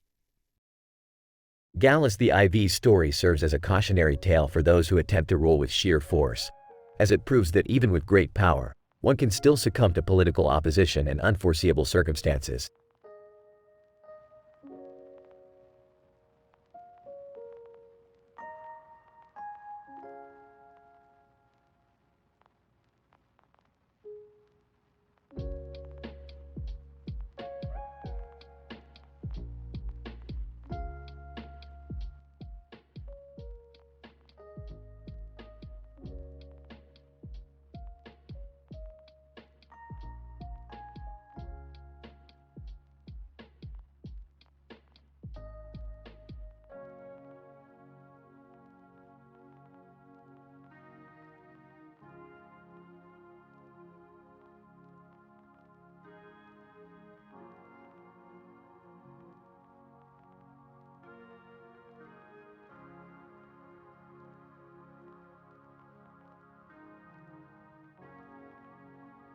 Title: The Hilarious Adventures of Rick and the Spatial Displacement Anomaly. Abstract. In this episode, Rick and Morty find themselves facing a peculiar spatial displacement anomaly while exploring the multiverse. They stumble upon a person standing on a carpet with their feet up in the air and a white shoe on the ground. Intrigued, they decide to investigate the anomaly, leading them on a wild adventure through different dimensions and realities. Whoa, Rick! Look at this strange distortion in the fabric of space-time. I think we found a spatial displacement anomaly. Great work, Morty. Let's check it out and see what's up. As they approach the anomaly, they see a person standing on a carpet with their feet up in the air and a white shoe on the ground. Looks like someone's having a bit of trouble here. Let's lend a helping hand. Rick, how are we supposed to help them? They're kinda floating in midair. Simple, Morty. We just need to enter their dream and guide them back to reality. Oh, okay. That sounds easy enough. As they enter the dream, they find themselves in a trippy, psychedelic world. They encounter various bizarre creatures, including a talking pickle and an anthropomorphic beer bottle. Morty, this is insane. This is like a bad acid trip. I am never doing drugs again. Alright, Rick. Eventually, they find the person who is stuck in the dream. It turns out they were just taking a nap and ended up falling asleep on a pillow made of alien technology, causing the spatial displacement anomaly. Well, that was anticlimactic. Let's get out of here. As they leave the dream, they find themselves in a reality where they are the only beings on Earth. Morty decides to have some fun and becomes the king of the world, while Rick searches for a way back to their own reality. Morty, I found a portal back to our reality. Let's go. No way, Rick! I'm having too much fun ruling the world. Suit yourself, Morty. In the end, Rick manages to convince Morty to come back to their own reality, but not before Morty causes chaos by unleashing a horde of giant hamsters on the world. You know, Morty, sometimes I wonder why we even bother saving the world.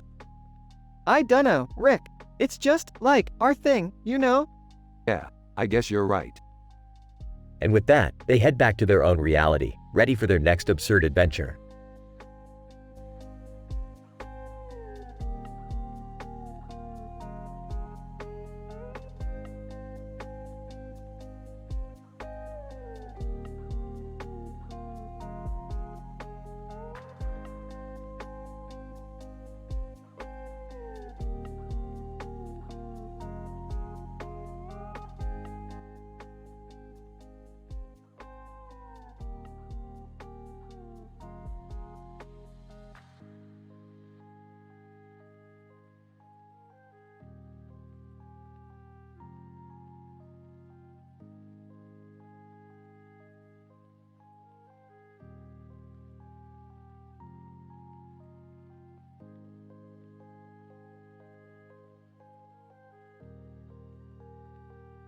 Title: The Cast Conundrum.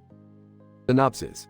In this episode, Rick and Morty are pulled into an interdimensional conspiracy when they discover that a doctor and a man in a blue suit are using casts as a means of mind control. Act 1. Morty, we gotta go check out this weird new doctor in town. He's been giving out casts like they're candy. Why would he do that? I don't know, Morty, but it reeks of some kind of interdimensional mind control plot. Act 2. Rick, what's going on? Why are all these people in casts?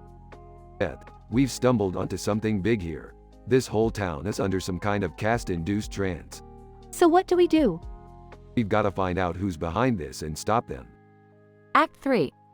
Doctor. Rick, Morty, I've been expecting you. You've stumbled onto our little operation, I see. Operation? You call mind controlling an entire town an operation? Doctor. Why yes, of course. It's all part of our grand plan. And you two are about to become a part of it. Act 4. Man in blue suit, holding Morty's arm. Hold still, Morty boy. This won't hurt a bit. Oh no, Rick, he's gonna cast me too. Not on my watch, shoots the man in the blue suit. Act 5. So, what now? Now we reverse the effects of the cast mind control. Pulls out a device and zaps everyone with it. Wow, that was easy. Yeah, well, it's not every day you deal with a caste-based mind control conspiracy. So, can we go home now?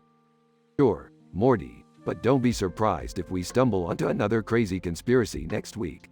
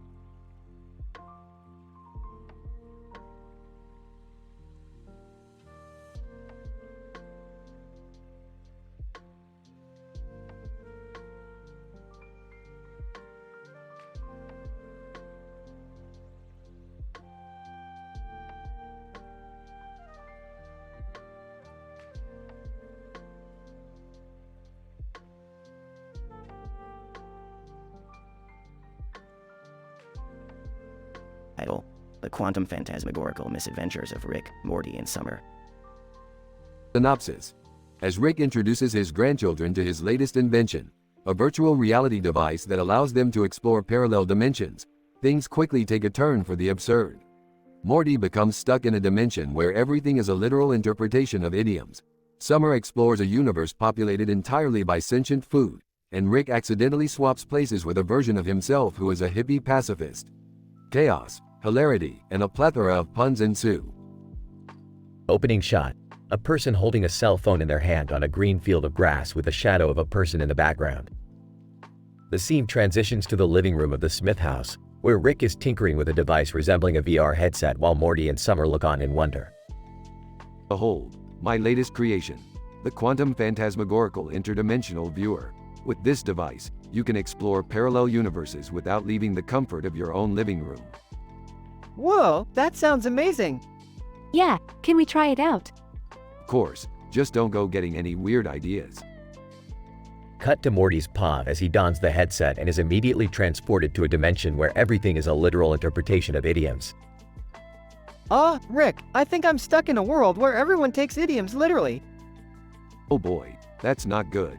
Better watch your back or you might end up dead as a doornail. Cut to Summer's pod as she finds herself in a universe populated entirely by sentient food. Oh my god, everything is alive. This is insane. Unicorn hot dog, welcome to our world, human. I am the unicorn hot dog, ruler of the condiment kingdom. Cut to Rick's pod as he accidentally swaps places with a version of himself who is a hippie pacifist. Hippie, gnarly, man. Like, what brings you to our dimension? I don't know, man. I was just messing around with this VR gizmo and it glitched out or something. Hippie, radical. Hey, you wanna jam with us later? We're having a groovy festival in the park. Cut to Morty's pod as he tries to escape a dimension where he is surrounded by people who don't understand idioms. I think I'm gonna be up the creek without a paddle on this one, Rick. Hold on, I'll try to tune the device to bring you back. Just don't let them catch you with your pants down. Cut to Summer's pod as she joins forces with the resistance of sentient food to overthrow their tyrannical ruler. We have to stop the tyranny of the unicorn hot dog and his condiment kingdom.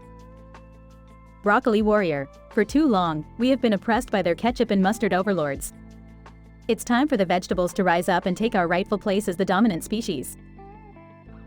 Cut to Rick's pod as he discovers the secret to returning to his own dimension. Hippie, whoa, dude, you figured it out. You're like some kind of genius or something. Don't flatter me, man. I'm just a humble interdimensional adventurer. Now, if you'll excuse me, I've got some hardcore sciencing to do. Cut to the living room as the three return to their own dimension, covered in sweat and looking disheveled. That was insane, Rick. I don't think I can handle much more of that. Yeah, my mind feels like it's been through a blender. But it was still pretty cool. You haven't seen anything yet. Next up, we're going to explore a universe where everyone is made of jello. Closing shot. The three sit on the couch, looking exhausted but excited as Rick prepares to activate the quantum phantasmagorical interdimensional viewer once again.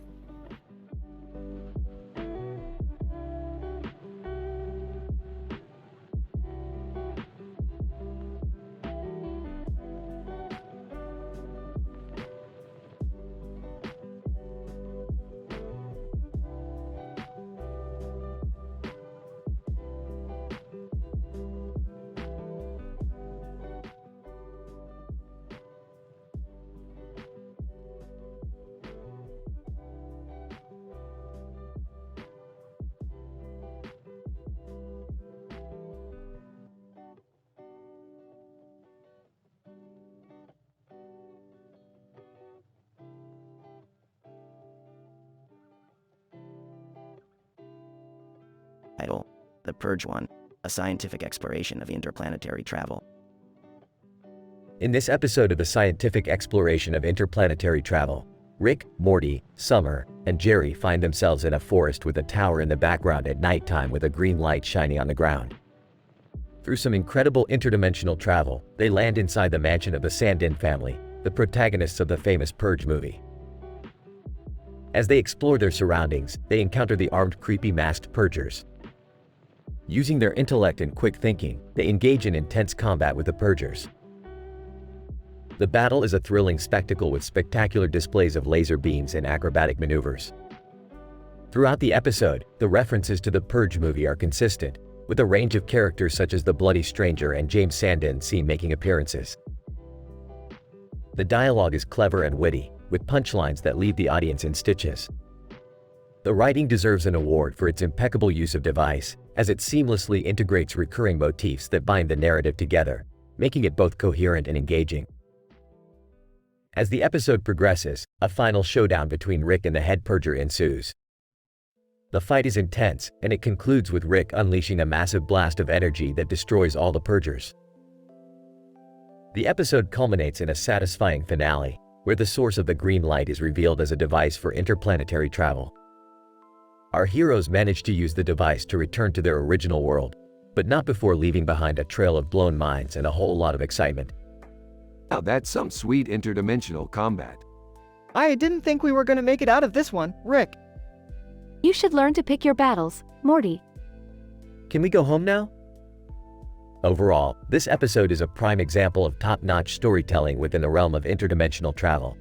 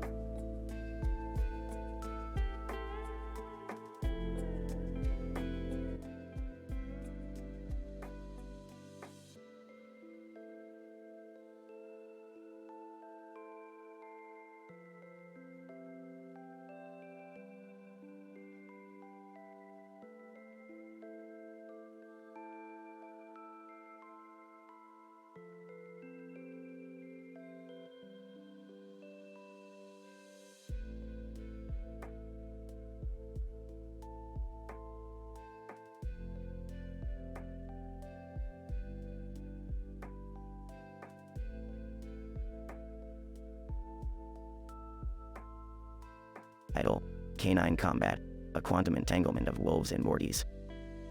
Opening scene.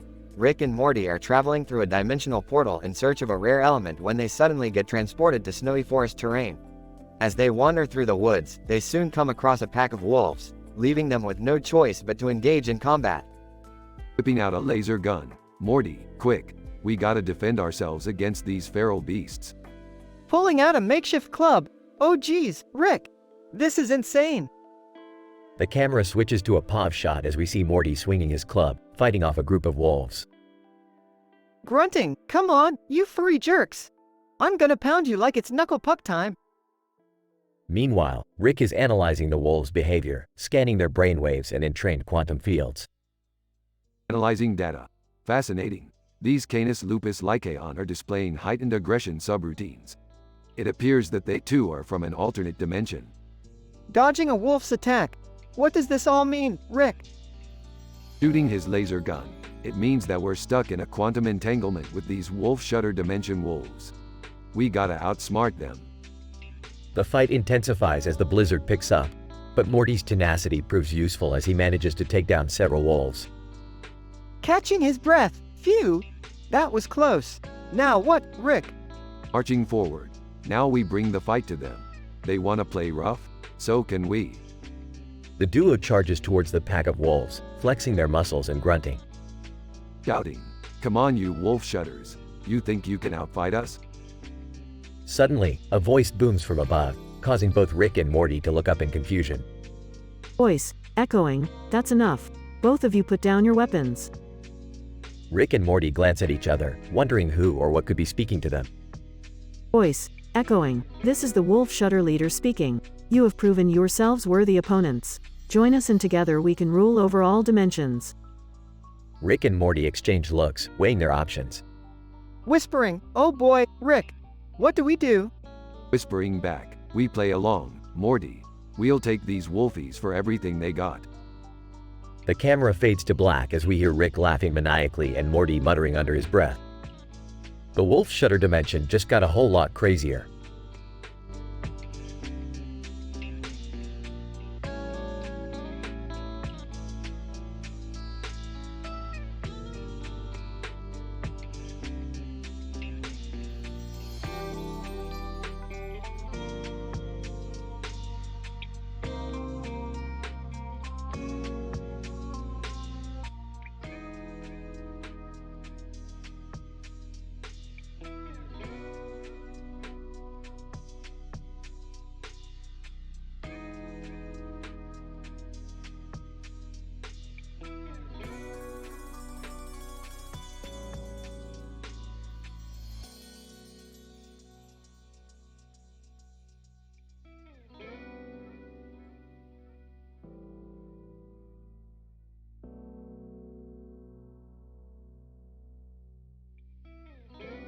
Title: Analysis of Dominance, a boardroom meeting.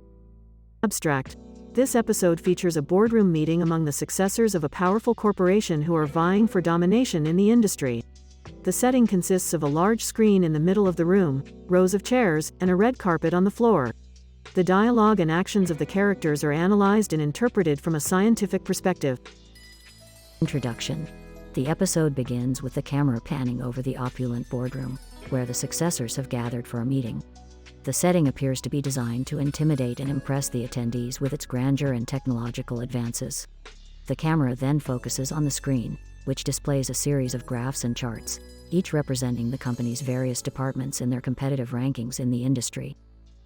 Emily, gentlemen, as we can see from the numbers displayed on the screen, we are at the top of our game in several departments. Liam, yes, but the competition is catching up fast, and we need to make some major decisions to maintain our position. Body, the dialogue between the successors is analyzed through a scientific lens, with an emphasis on their communication patterns, body language, and strategic maneuvers. The meeting quickly turns into a verbal battle for dominance, with each successor trying to outdo the other with their strategies and ideas. Sebastian, I propose that we merge with our competitor, XYZ Corp. This would give us a monopoly over the industry, and we can set the prices as we please. Emily, that's a terrible idea, Sebastian. If we merge with them, we lose our competitive edge, and our customers will lose faith in us. We need to focus on improving our products and services. Liam, I agree with Emily. We need to strengthen our research and development and come up with innovative solutions to stay ahead of the game. The body language of the characters is also analyzed, with attention paid to their facial expressions, postures, and gestures. The camera zooms in on each character's face as they speak, revealing subtle hints of aggression, insecurity, and confidence. Conclusion. The episode comes to a close as the camera pans out from the screen, showing the successors still locked in a heated debate. The analysis of the boardroom meeting provides an insight into the complex world of corporate politics, where dominance and power are crucial currencies. Overall, the episode underscores the value of scientific observation and interpretation in unraveling the mysteries of human behavior and communication.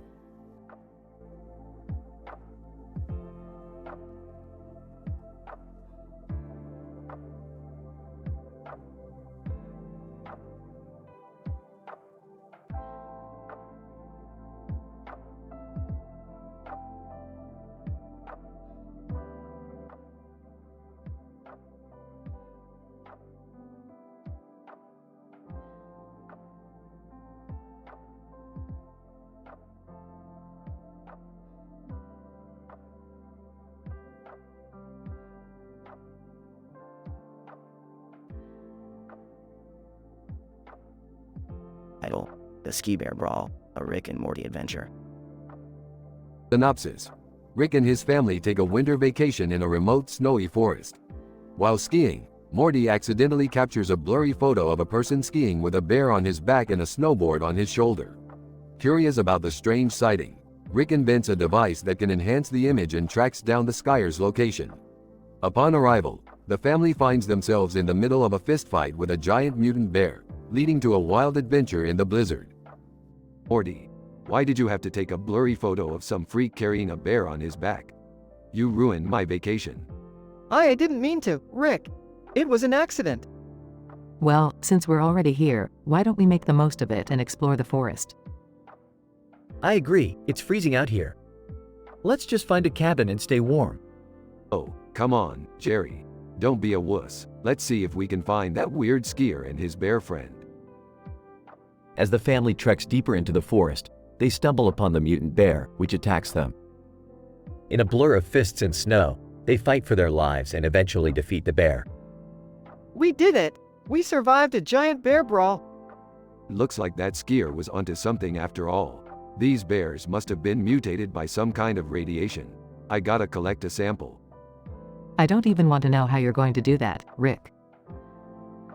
The family continues their adventure in the blizzard, discovering more secrets and encountering even more bizarre creatures.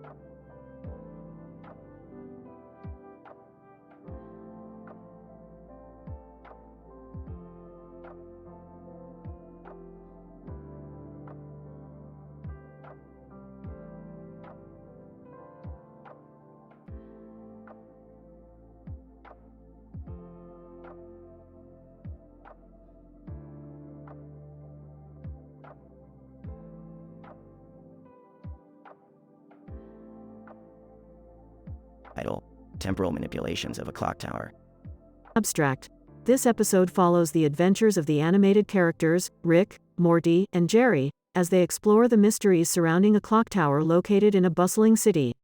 Utilizing advanced temporal manipulations, the trio seeks to uncover the secrets kept within the ancient mechanism. Introduction. The blue-haired and purple-jacketed cartoon character serves as the group's guide as they journey through the city. Interacting with locals and observing the various activities around them, Rick, Morty, and Jerry eventually arrive at the clock tower. Methods. Utilizing a combination of advanced scientific tools and temporal manipulations, the trio explores the clock tower's inner workings. They analyze the gears, the pendulum, and other components, all while documenting their findings and interactions. Results. As they conduct their research, the group discovers a hidden compartment within the clock tower, safeguarding a mysterious artifact. With their scientific tools and advanced knowledge, the group deciphers and uncovers the ancient secrets held by the artifact, leading them to explore the city further. Conclusion. The episode concludes with the blue-haired character bidding the group farewell as they depart, leaving behind a trail of temporal manipulations and newfound knowledge.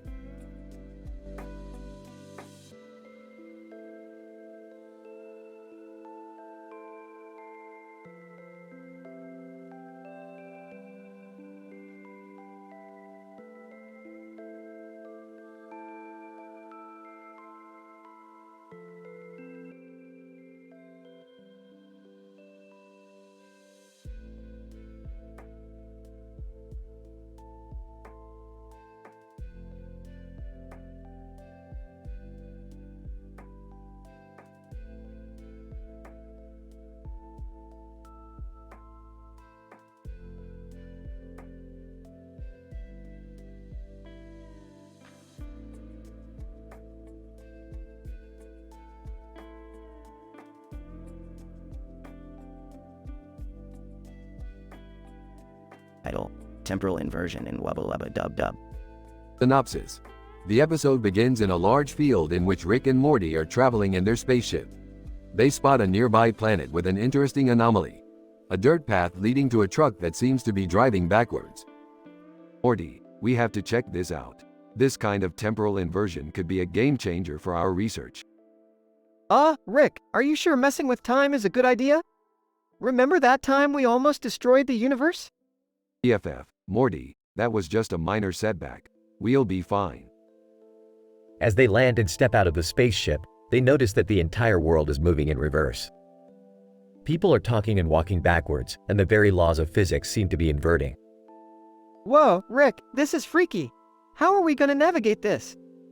Simple, Morty. We'll just reverse our own subjective experience of time and synchronize it with the planet's inverted timeline. That way, we'll be moving forwards while everything else moves backwards.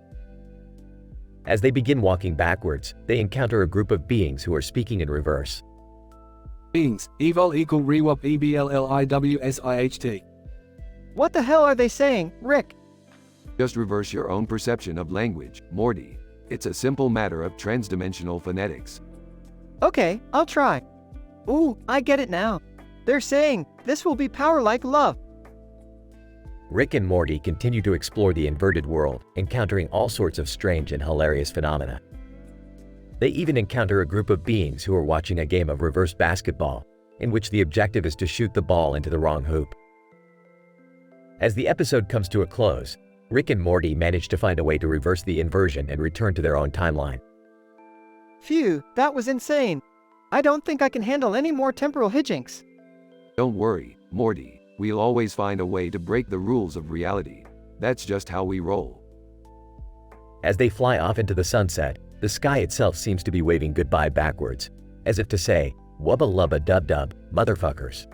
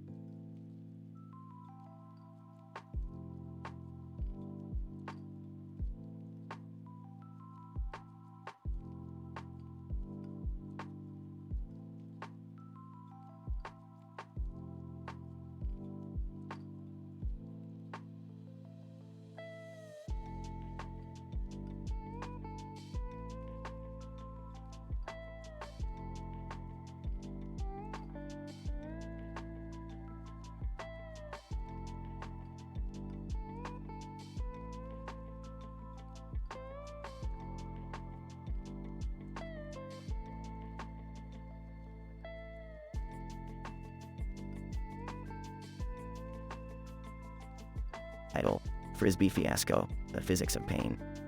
Opening scene, Rick and Morty are playing frisbee in a park with a group of onlookers in the stands behind them. Morty accidentally kicks Rick in the leg. Morty, you just violated the laws of physics with that kick. The impact of your foot on my leg created a force that resulted in an acceleration of my leg in an opposing direction. I am sorry, Rick. I didn't mean to hurt you. It's okay, Morty. That's just basic Newtonian mechanics. But now I'm gonna have to show you how to properly kick a frisbee. Scientific montage. Rick teaches Morty the proper technique for kicking a frisbee, which involves calculating the optimal angle, velocity, and trajectory of the frisbee's flight to maximize its distance and accuracy. Morty struggles to master the math and physics involved, but Rick's relentless coaching helps him improve. That's it, Morty. You're getting the hang of it. Your theorem trajectory is on point. My what now? Never mind. Just keep kicking. Mid-episode twist. Just as Morty is beginning to excel at frisbee kicking, a rival frisbee team shows up and challenges Rick and Morty to a game. The team is led by an arrogant, snobbish 15-year-old named Chad, who belittles Rick and Morty's skills and insults them with a string of scientific puns. Chad, listen up, nerds. My team is comprised of the best minds in frisbee physics. We've calculated every possible error in your trajectory, including your obvious lack of rotational velocity and your inability to properly account for air resistance. You don't stand a chance against us. Oh yeah? Well, we'll just see about that. Morty, let's show them what we're made of. Chad, as if, we'll destroy you with our superior algorithmic calculations. Frisbee frenzy. The game begins, and Rick and Morty quickly realize that they are outmatched by Chad's team. The opposing team consistently scores points by employing complex physics theories and mathematical formulas to control the frisbee's movement and trajectory. Morty grows increasingly frustrated as every attempt to score is thwarted by Chad's team, even as Rick maintains his sense of humor and nonchalance. Come on, Morty, don't get so down. Remember the fundamental principle of frisbee physics. Sometimes you gotta take a hit to make a point. Easy for you to say, Rick. You're not the one getting hit in the face with a frisbee. Final showdown. In a last-ditch effort, Rick and Morty combine their newfound frisbee kicking skills with their own brand of reckless, unorthodox tactics. They fling the frisbee in bizarre, unpredictable ways that throw Chad's team off balance, and use their wit and cunning to distract their opponents and create openings for scoring. Alright, Morty, this is it. We have to use all the physics we've learned to take down these jerks. But what about their algorithmic calculations? Asterisk their algorithms, Morty. We've got the power of crazy on our side. In a wild flurry of frisbee throwing and dodging, Rick and Morty finally emerge victorious, much to the disbelief of Chad and his team. Chad. But how could you have beaten us? Our calculations were flawless. Hey, not so flawless when you're up against a couple of mad scientists, eh Chad? Welcome to the world of improv frisbee physics. Yeah, and this time we didn't hurt anyone's legs. Closing scene. Rick and Morty celebrate their victory with a noisy, raucous party in the park, much to the amusement of the onlookers in the stands. Morty nurses a black eye, while Rick drinks from a flask labeled Frisbee Fuel. The camera zooms out to show the sun setting on the park, as the sounds of laughter and merriment fade into the distance. The end.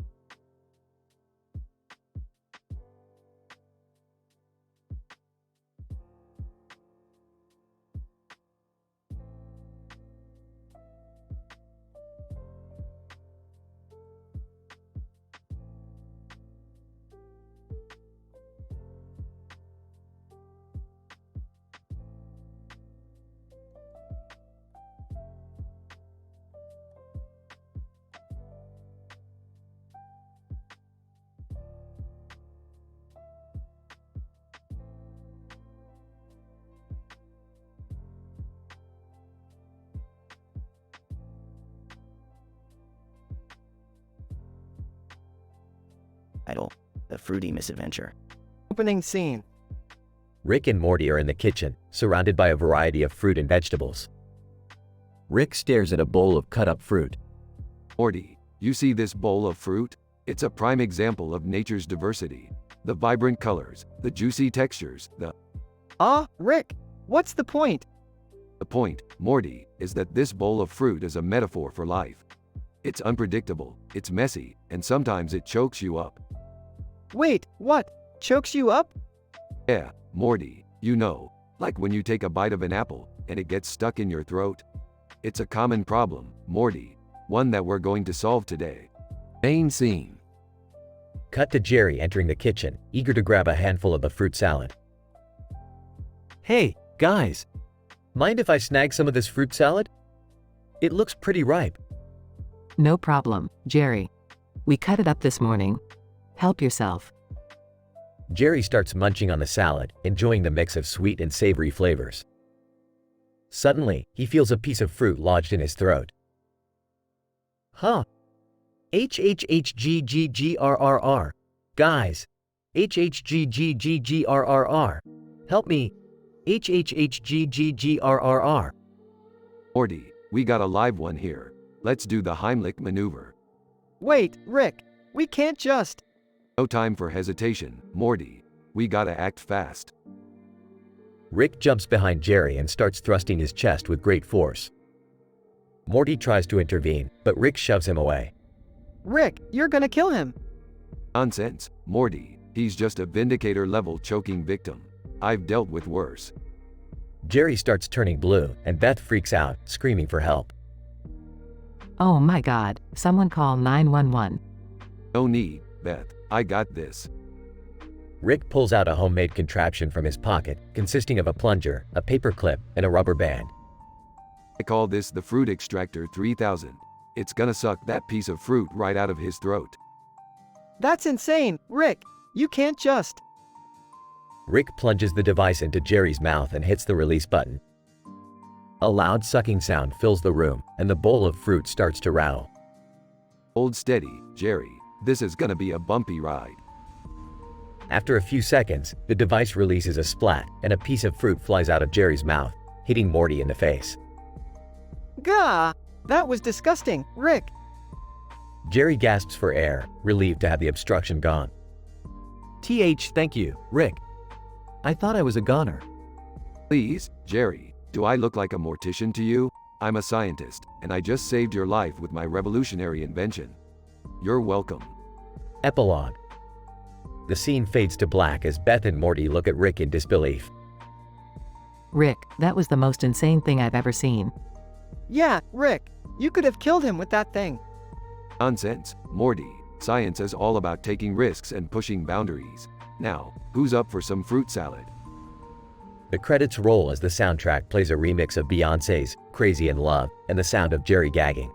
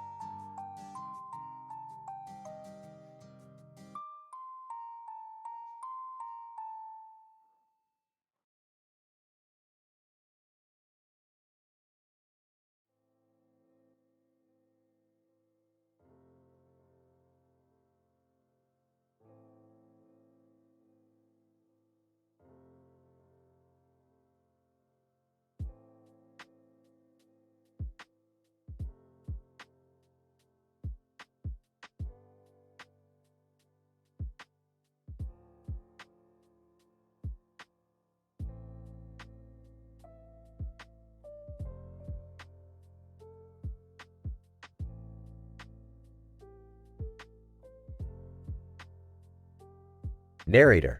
In this episode, Rick, Morty, Summer, and Jerry are trapped in the world of the grim adventures of Billy and Mandy. They find themselves in a purple background with cartoon characters and a gun-wielding character. However, their excitement is short-lived as they fall prey to Velma Green's spider web lair, where she can trap them for eternity. Velma Green, my spider minions will benefit from your bodies. The transformation process is quite intricate. First, I will release the enzymes in my saliva, which break down your bodily tissues. Then, I'll carefully inject my venom, which will signal your cells to transform into a spider's. It'll take a few hours, but eventually, you'll all be my spider minions. Hold on a minute. There's no way I'm letting that happen. Yeah, this is some kind of freaky stuff. I don't want to be anyone's minion, let alone a spider's. We have to find a way out of here before she turns us all into spiders.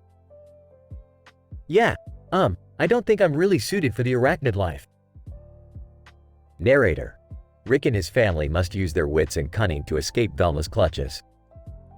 They build a makeshift weapon and engage in a battle of wits with her spider minions. Alright, everyone listen up.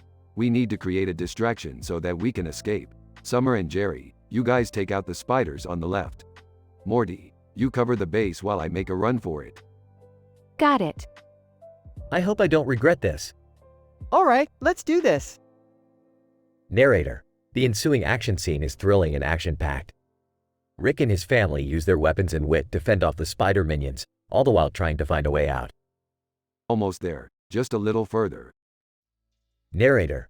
After a few close calls, they manage to escape Velma's spider web lair and return back to their world. That was insane. My nerves are shot. I can't believe we actually made it out of there.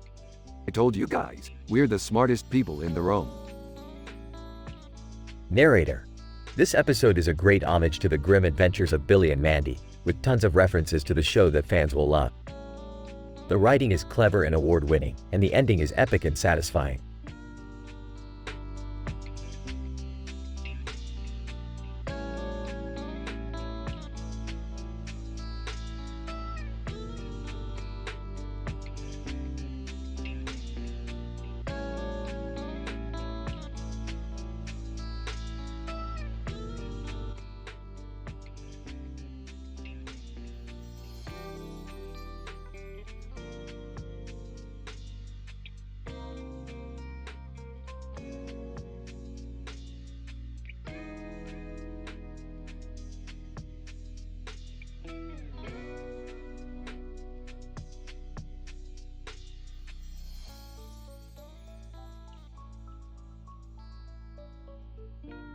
Title: The Quantum Quandary in a Shadowy Field.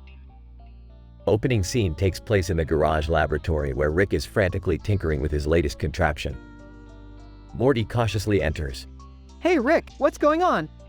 Morty, I'm trying to solve the quantum equations for transdimensional teleportation. Whoa, that sounds pretty heavy, Rick. Don't worry, Morty. I've got this under control. Suddenly, a green portal opens up and a young lady steps out. Lady, excuse me, can you help me? What do you want? Lady, I was exploring this field and I got lost. Can you help me find my way? Rick, isn't that a bit too ordinary for us? Shut up, Morty. Let's go help this lady. They all step through the portal and into the field. But instead of a simple green field, they find themselves in a complex maze of shadowy trees. What the hell is going on, Morty? I thought I programmed the coordinates correctly. I don't know, Rick, but we have to help this lady. As they walk through the maze, they encounter bizarre creatures, like a tree that moves on its own and a talking squirrel. Squirrel. Hey, you guys got any nuts? I'm starving here. Shut up, squirrel. We have a lady to rescue. They finally reach the center of the maze, where they find a portal that leads to the lady's home dimension. Lady, thank you so much. You guys are amazing. No problem. Hey Rick, what just happened? I have no idea, Morty. But it was one hell of a quantum quandary. And with that, the trio steps through the portal and back into their own dimension. The end.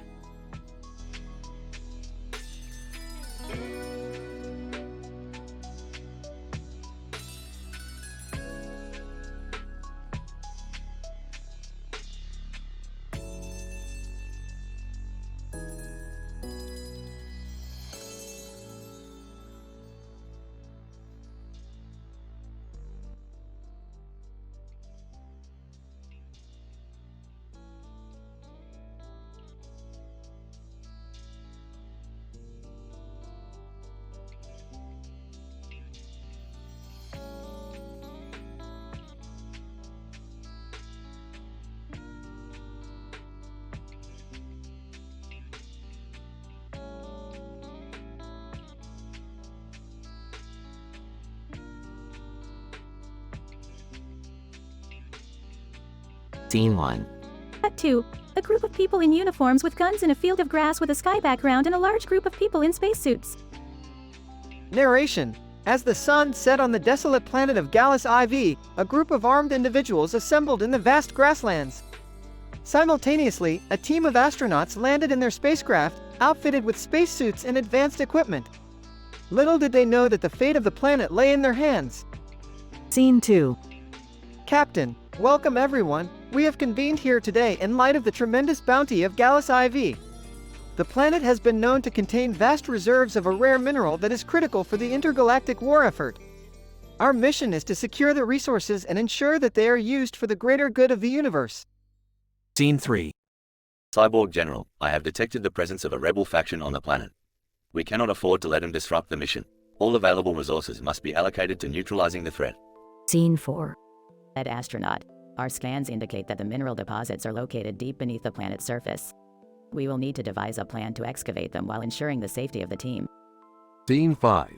Rebel leader, we will not stand idly by and watch as our planet is pillaged for resources. We will fight to protect our home. Scene 6. Spacecraft pilot, we are detecting an incoming attack from the rebels. Brace for impact. Scene 7. Ed Astronaut. We have successfully retrieved the minerals. It is time to leave this planet and finish our mission. Scene 8. Captain, congratulations everyone. This mission would not have been possible without your bravery and teamwork. The resources we have obtained will go a long way in the fight for peace in the universe. Scene 9. Rebel leader, we may have lost the battle, but the war for our planet is far from over. Scene 10. Narration. As the spacecraft soared through the stars, the team couldn't help but feel a sense of triumph. They had accomplished their mission, but at what cost? War had ravaged the galaxy, and the fight for resources had torn apart families and communities. Only time would tell how this mission would affect the fate of the universe.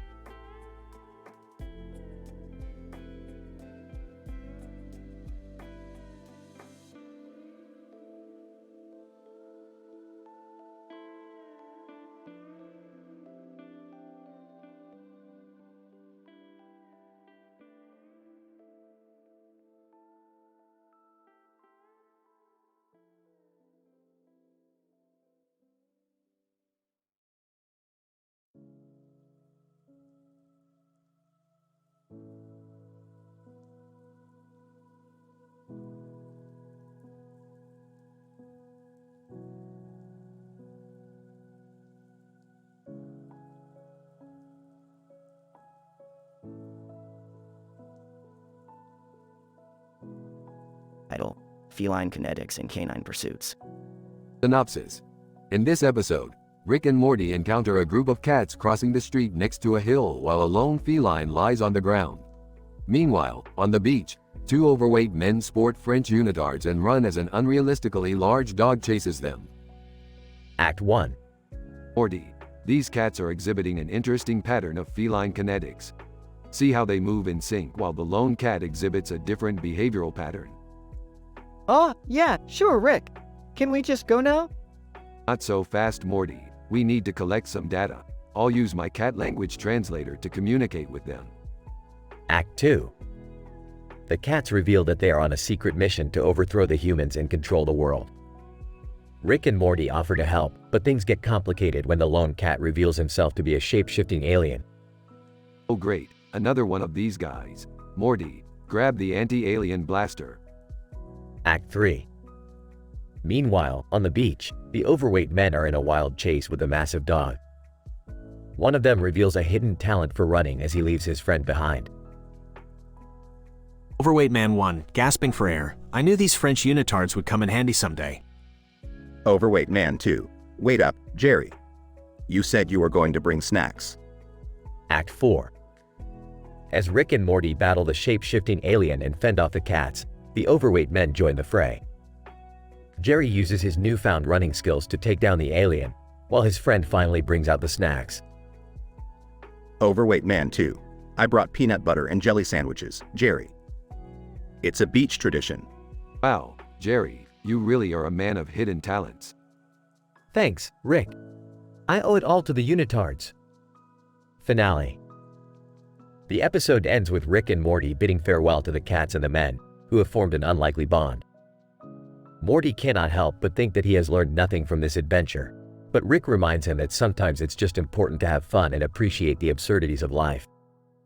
But what did we even accomplish, Rick?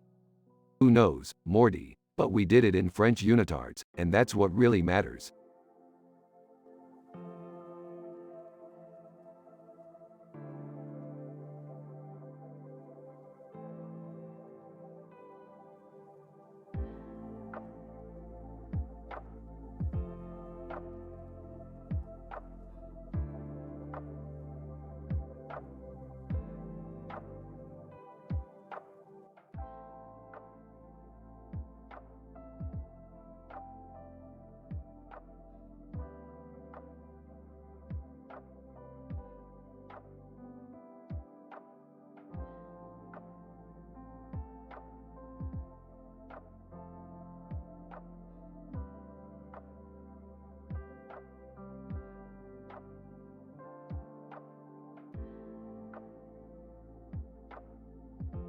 Rick starts the episode with a monologue. Good evening, fellow beings. Today we have extrapolated ourselves from the confines of reality and entered a world made of one of your favorite snacks, popcorn. At microscopic levels, this humble snack has revealed a complex world filled with sentient beings and grand empires. Rick, Morty, Summer, and Jerry enter the living room with a bowl of popcorn. Sipping a drink. Movie night. Who picked the flick? Me! It's called The Bird. Sarcastically, oh boy, another artsy-fartsy indie movie. Suddenly, a bird flies by the window, catching Rick's eye. Gasps. Morty, Jerry, on your feet. Name, not mentioned. I need my research gun and a hyperspace portal stat. We need to examine that bird. Cut to Rick, Morty, and Jerry shrunk down and falling into the bowl of popcorn. Dying. That's why I never trusted popcorn. As they tumble into the bowl, the camera cuts to Summer holding the bowl, watching everything in disbelief. Confused. What the heck did they just do? Camera cuts to Rick, Morty, and Jerry landing in the world of popcorn people. In awe. This is incredible. These popcorn people have their own societies, technology, everything. Amazed! Look at that! A towering popcorn empire is towering over us. In disbelief, I can't believe my eyes. This is amazing. The team explores the world made of popcorn, the society's structure, government, and its scientific advancement. Finally, they return to the real world, still in the bowl of popcorn. Smiling. Who knew that a simple bird flying in the background would lead us to a revolutionary discovery? Putting the bowl away. Well, that was another successful movie night. The camera pans out as the family settles in for a well-deserved rest after a wild ride. End of episode.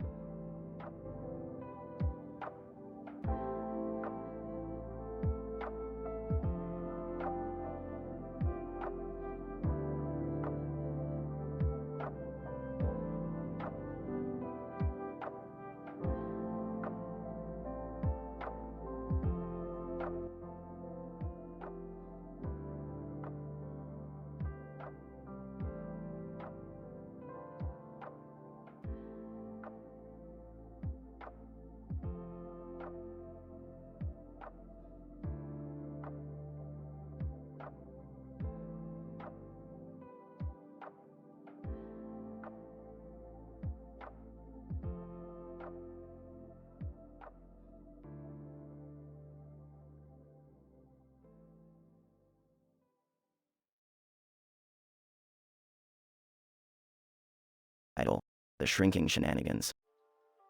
The episode begins with Rick, Morty, and Jerry exploring a field with a sign that says, "She walks in it."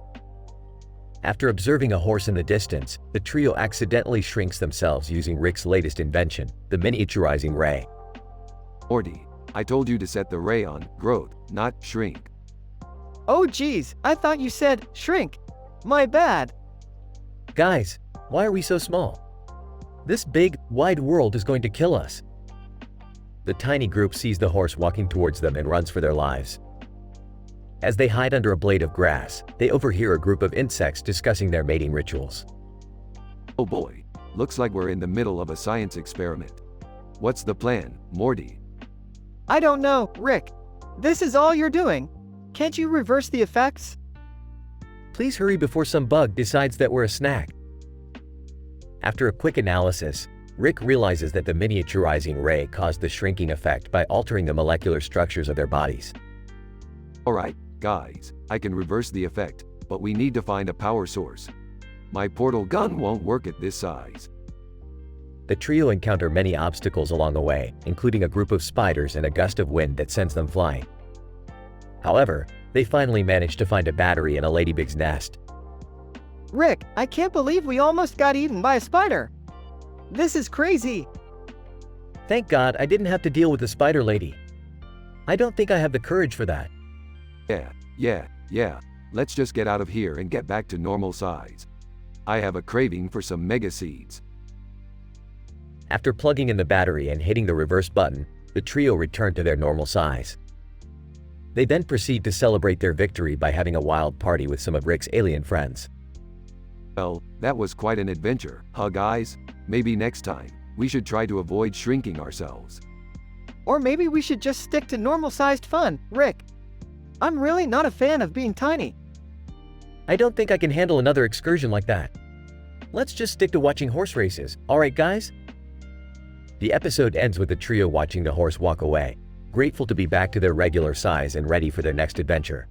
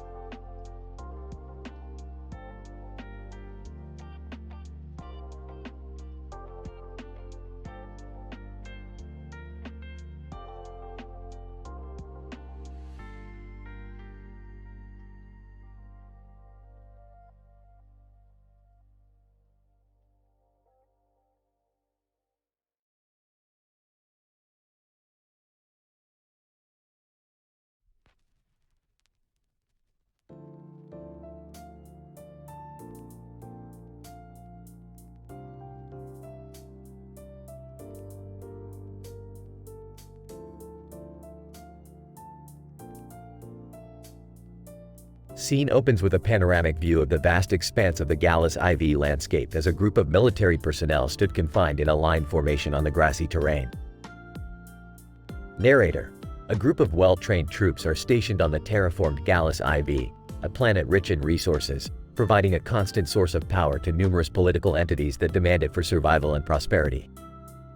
The universe is a vast and complex expanse of inexplicable phenomenon, which requires a keen understanding of political and strategic maneuvering for survival. Commander Ayoko Watanabe steps forward, and the troops stand at attention, preparing for the orders that are to come. Ayoko Watanabe. Men, we have been sent to conduct a reconnaissance mission on Gallus IV. The new East India Trading Company and the Hellfire Brigade have been showing interest in obtaining the vast resources of this planet for their benefit. It is our mission to gather intelligence and report back to High Command before any of these groups can cause unrest and destabilize the political climate of this region. The troops nod in agreement, ready to execute their assigned task with precision and efficiency. Suddenly, the sound of a hovercraft interrupts their conversation, and a group of representatives from the Blumenthal conglomerate, led by their chief executive, march towards them. Blumenthal CEO, Commander Watanabe, we demand that our organization be given a fair share of the vast resources that this planet offers. We are willing to negotiate, but we will not stand idly by while you and your military cohorts take advantage of the wealth that is rightfully ours. Ayoko Watanabe takes a step forward, her eyes fixed on her opposing number, showing no sign of hesitation or fear. Ayoko Watanabe, we are here on a diplomatic mission, intending to keep the peace and prevent conflict. We do not seek to claim the resources of Gallus IV for ourselves or anyone else. Our goal is to maintain the delicate balance of power that exists in this region and ensure that no one entity gains an upper hand at the expense of others. The Blumenthal CEO nods in agreement, acknowledging the wise words of the commander. He and his team retreat back to their vehicle as the troops continue their surveillance mission. As night falls, the troops gather in a small makeshift camp, looking through the intel gathered throughout the day. Group 1. We've got some significant movements from the Intergalactic Council showing an interest in Gallus IV. They might be looking to gain control of the resources themselves. Troop 2. We also have reports of suspicious activities by the Hellfire Brigade, indicating that they may be planning an attack on the indigenous population of this planet. Ayoko Watanabe listens intently to the intel gathered, her mind working on a plan that would eliminate the possibility of conflict and secure the peace of the region. Narrator. The political climate of the universe is complex. Still, with a strong understanding of the strategic and diplomatic intricacies of intergalactic relations, Commander Ayoko Watanabe and her troops prove to be more than capable of handling the challenges that come their way.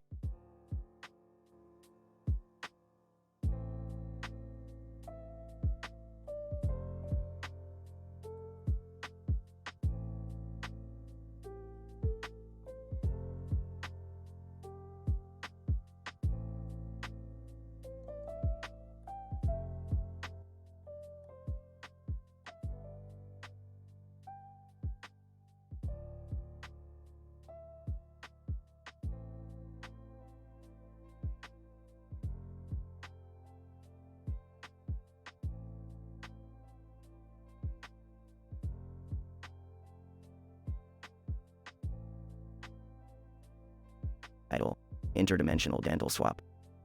Abstract. In this episode, we follow the adventures of Rick and Morty as they traverse through multiple dimensions to obtain the best dental care in the multiverse. Along the way, they encounter strange beings and engage in crass humor that is not suitable for all audiences. Introduction. Morty, our teeth are looking a little yellow. Oh, Rick, I don't really care about that. Can we just go on a normal adventure? Normal, PSSH. What's the fun in that? We're going interdimensional dental swapping. Part 1.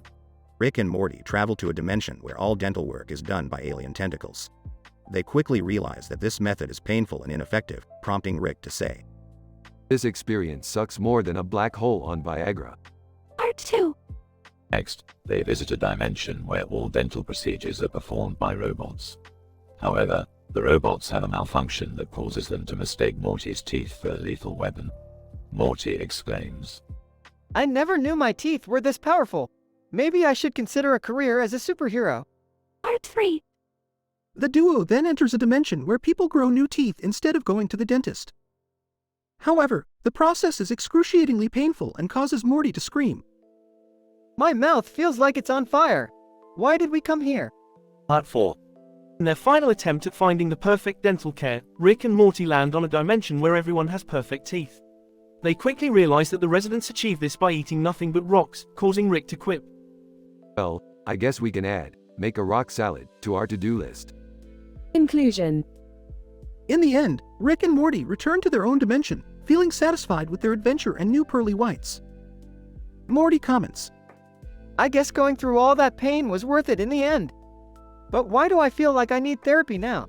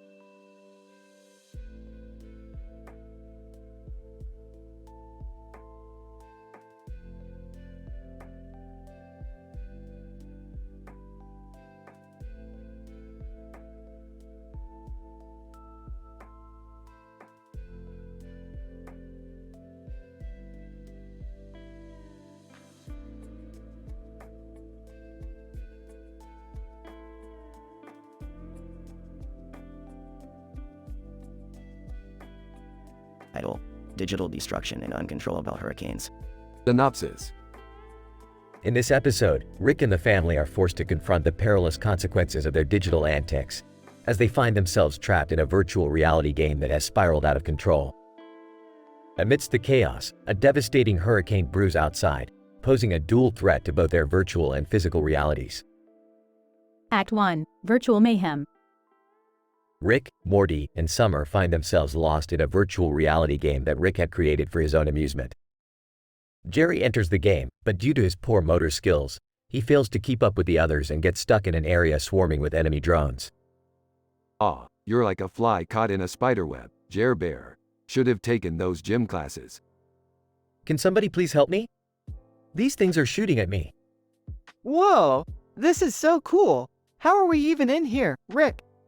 Yeah, and why did we have to leave the house for this? Suddenly, a mysterious player in a virtual helmet appears and starts gunning down their spaceship. Virtual player. Take that, losers. This is my game now. Act 2. Digital Chaos. The family tries to escape the virtual reality game, but the mysterious player keeps sabotaging their efforts.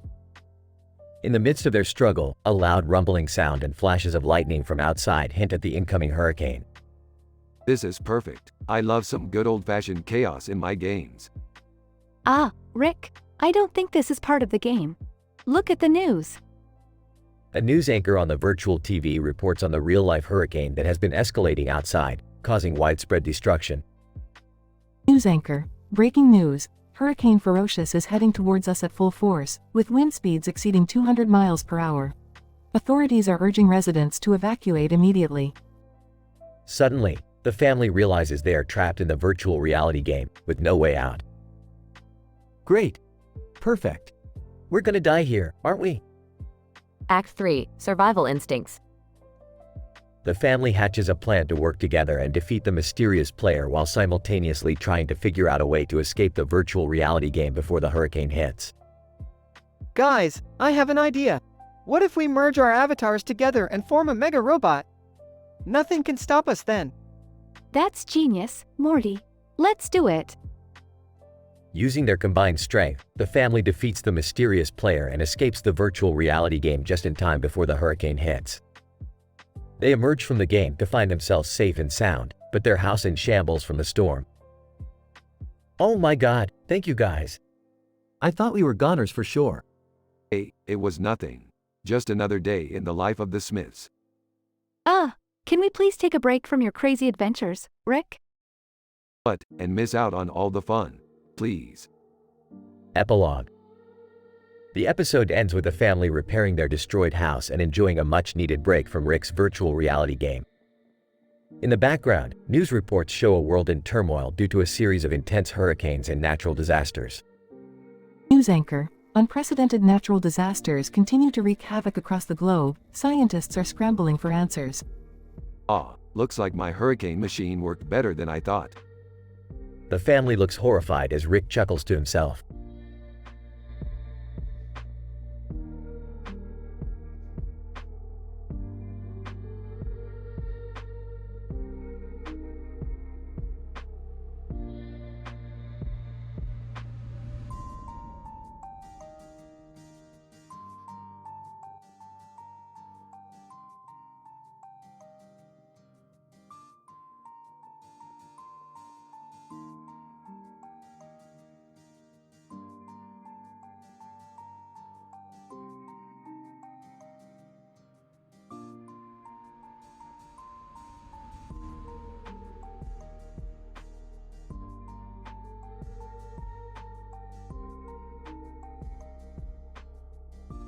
Title: Anomalous Adventures with Mario's Liver Theft. Abstract.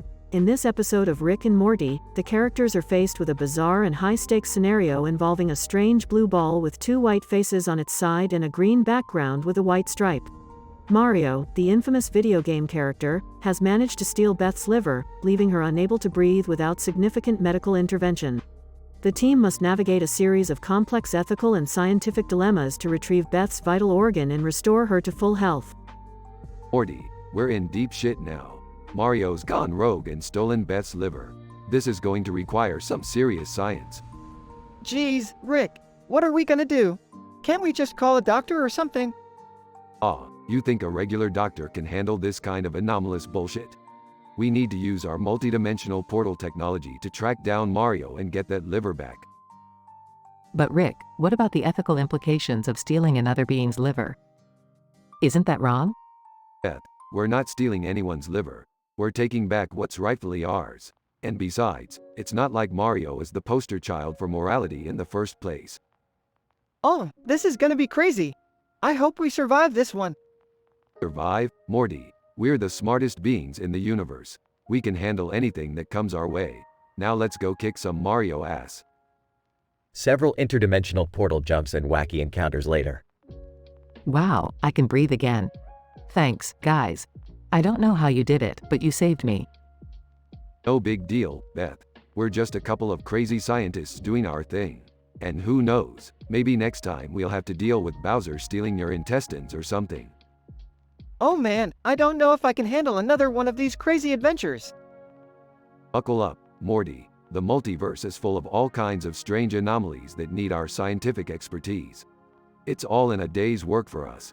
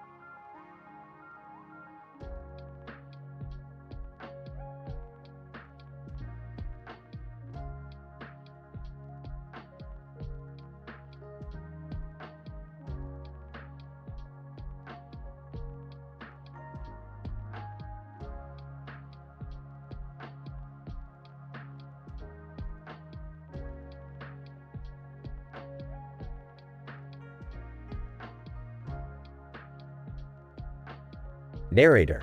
In this episode, titled The Pig's Trap, a man is seen standing at a table with a phone in his hand, examining a model of a house. Behind him, there is another model of a house.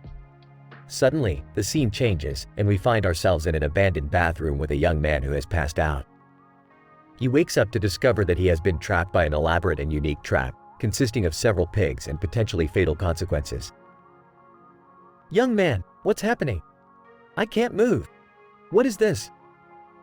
Narrator. The young man panics as he realizes he is trapped and that there is a message from Jigsaw, the notorious killer behind the sadistic traps. Jigsaw, hello, young man. You have found yourself in one of my deadly games. You must find a way out of this trap before it's too late. The clock is ticking. Narrator. As the young man struggles to get free, Jigsaw's message plays again, revealing details about the pig trap and the man's objective to escape. Jigsaw, you are trapped by an intricate system of rigged pigs, and in order to escape, you must navigate a series of clues and puzzles that will test your intelligence and patience. Fail, and the consequences will be severe. Young man, I don't know what to do. I need to get out of here. Narrator. The young man begins to search for clues and unravel the puzzle of the trap, using his wits and intellect to figure out the next steps in his escape. As he gets closer to uncovering the solution, Jigsaw's message reminds him of the severity of his situation. Jigsaw, your time is running out. You must act fast if you want to survive. Remember, there is only one way out. Narrator. Just as the young man thinks he has found the solution to the trap, an unexpected twist occurs that changes the course of the entire story. Young man, I did it. I figured it out. Narrator. Suddenly, Jigsaw's message plays once again, announcing a surprise revelation that leaves the young man in shock. Jigsaw, congratulations, young man. You have escaped the pig's trap. However, there is one last thing you must know. You are not the only one in this game. Narrator. The camera pans back to the man at the table with the house model, revealing that he is the one controlling the entire situation, including the young man's trap and escape. Man. That's right, Jigsaw. I will continue your legacy and make sure that every pawn in my game receives their punishment. Narrator. The episode ends with the man smiling as the screen fades to black, leaving the audience with the realization that there is more to come in this twisted game of life and death.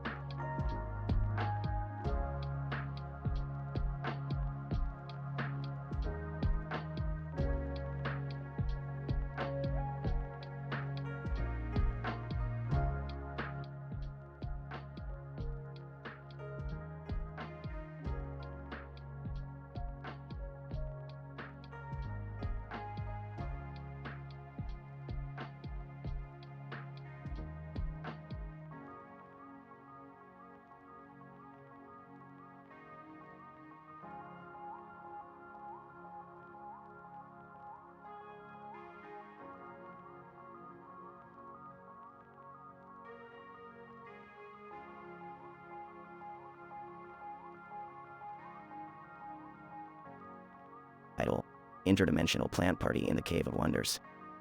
Synopsis.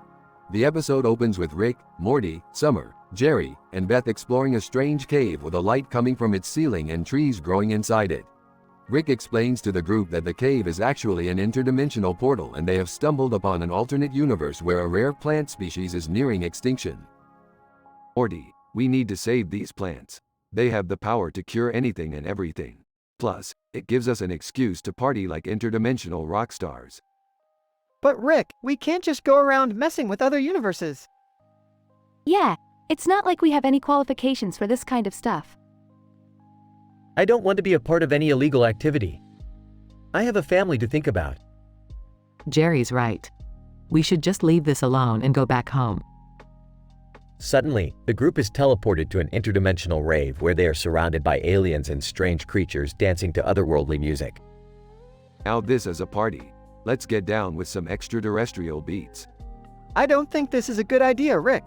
We have a mission to complete. Can we please just save the plants and leave? I think I'm having a panic attack. Someone pass me an alien cocktail. This is insane. But I have to admit, I'm kind of enjoying it.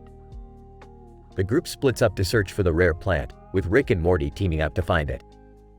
They encounter an interdimensional creature guarding the plants, but Rick distracts it with a dance-off while Morty retrieves the flora. We did it, Morty. Now let's get out of here before these aliens overdose us with their weird party drugs. Yeah, I don't think I can handle any more of this craziness. The group teleports back to their own universe and plants the rare species in their own backyard, making sure to keep it hidden from the rest of the world. Another successful interdimensional mission, and a sick party to boot. I just hope we don't get in trouble for all of this. Yeah, Rick, you can't just do whatever you want without consequences. I think I need to go lie down and process everything that just happened. I have a feeling this won't be the last time we get into crazy interdimensional shenanigans. The episode ends with the group dancing in their backyard to the interdimensional rave music, with Rick mixing in some of his own beats for good measure.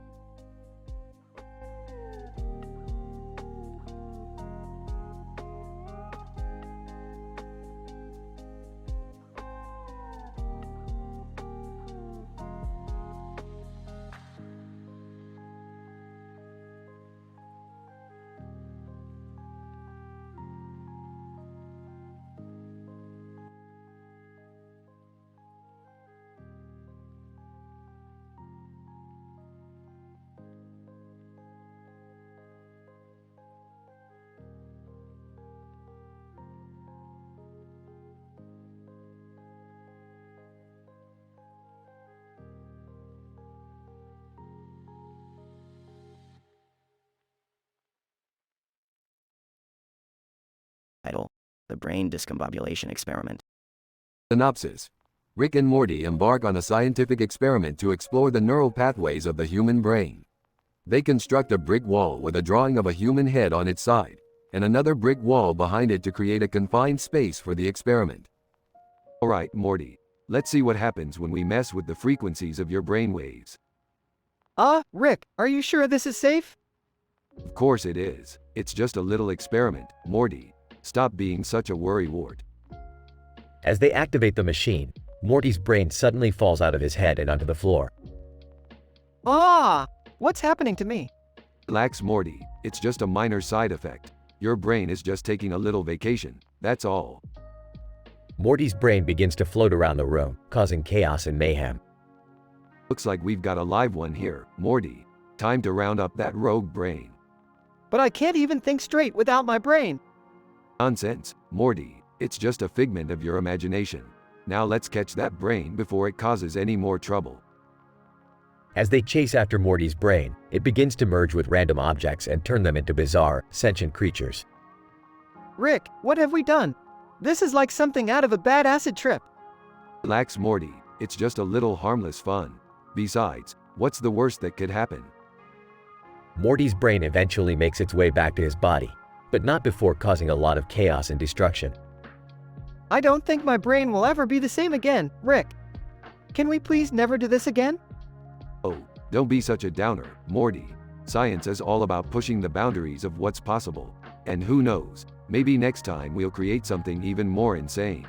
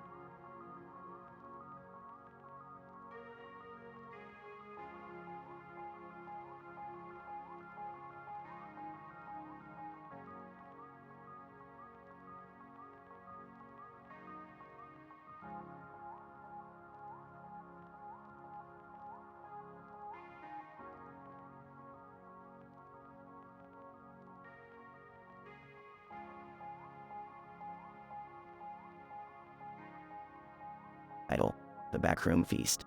Synopsis. The episode opens with Rick and the rest of the family rummaging through the lowest levels of the back rooms. They come across a door that leads to a small, dimly lit room. Inside, they find a shelf with several empty trays of food in it and a shelf with empty plates and bowls on it. The family decides to investigate and soon discovers a hidden society of mutated creatures who survive by feasting on their own kind. Well, looks like we stumbled upon a real-life monster party. You guys ready to crash it? I don't know, Rick. Those creatures look pretty nasty. I'm not sure about this either. We don't want to get eaten. Speak for yourself. I'm starving. Alright, listen up. We're gonna need a plan if we want to get out of here alive. Morty, you take the lead and distract them with your awkward teenage charm. Beth, you keep an eye out for any escape routes. Summer, you and I will take care of the catering. What? Why do I have to be the bait? Because you're the least appetizing one here, Morty. Yeah, and you're the only one who can't turn invisible like me. Now, let's get cooking. We're gonna need some serious brain power for this one. The family quickly gathers any resources they can find and begin cooking up a feast fit for the monster's appetite. As they cook, they make jokes about the disgusting ingredients they're using. I can't believe we're feeding these creatures fleshy bits of humanoid flesh. At least they're not asking for avocado toast. Speak for yourself, Summer. These creatures have exquisite taste. Once the feast is ready, Morty puts on a charm offensive and draws the attention of the monsters. The family then serves them in an all-you-can-eat buffet fit for a king. Hey guys. I know we're not from around here, but we thought we'd bring some snacks. You know, a little something to feast on. 'Cause that's what you guys do, right? The monsters start devouring the food, much to the surprise of the Smiths. I can't believe they're actually eating this. I can't believe I'm actually enjoying it. I told you, these creatures have exquisite taste. The episode concludes with the family narrowly escaping from the back rooms, thanks to Morty's cunning plan and Rick's cooking skills. Phew, that was a close one. I never thought I'd be so glad to leave a room full of monsters. I think we all learned a valuable lesson today. Sometimes, even the most disgusting things can be made delicious in the hands of a master chef. Yeah, and I also learned that I really need to work on my invisibility skills. And I learned that my cooking truly knows no bounds. Time to start planning our next adventure, Smiths. The episode ends with Rick pulling out a map of the multiverse as the Smiths groan in disbelief and anticipation for their next crazy and hilarious adventure.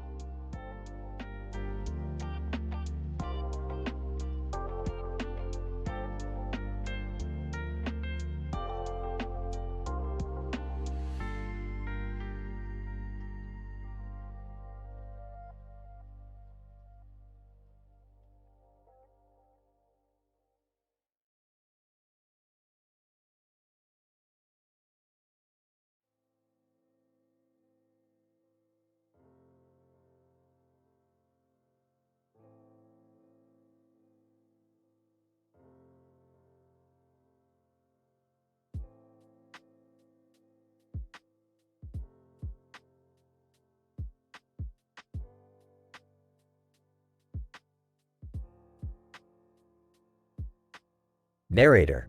In this episode, we follow the escapades of Rick, Morty, Summer, and Jerry as they dive into the world of the grim adventures of Billy and Mandy. In the midst of their journey, they come across a giant spider, Velma Green, who traps them in her lair with a huge spider web. Velma, what's the meaning of this? Let us go. Velma, I am Velma Green, the ultimate spider queen. You will soon become my spider minions forever and help me conquer the world. Oh geez, we're never going to get out of this one, are we? There must be a way out of here. We can't just give up. I agree. We have to use our wits and find a way to escape. Narrator. Velma uses her tongue to describe in great detail how she will transform them into her spider minions forever. Ew, that's disgusting. We're not letting that happen. Velma, you have no choice. I am the ruler of this spider kingdom. Narrator. Rick and his family must use their scientific mind to come up with a plan to escape. They reference the cartoon show, The Grim Adventures of Billy and Mandy, and use clever tactics for their escape. Billy and Mandy, they always find a way out of sticky situations. I remember when they escaped from the boogeyman's lair. That's our cue. We can use some of their tactics to escape from Velma's lair. Narrator. The family used their references and knowledge of the show to escape Velma's lair.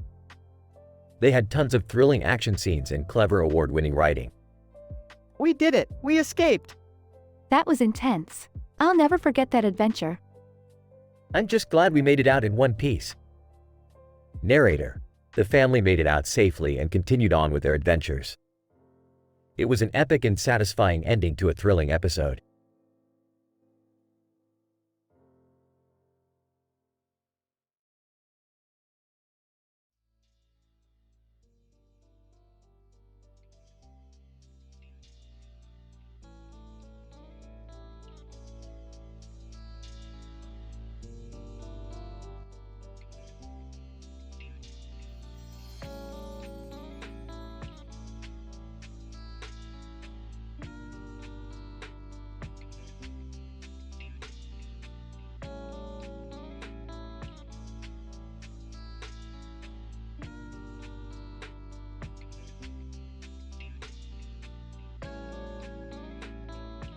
Title: The Quantum Parachuting Revenant.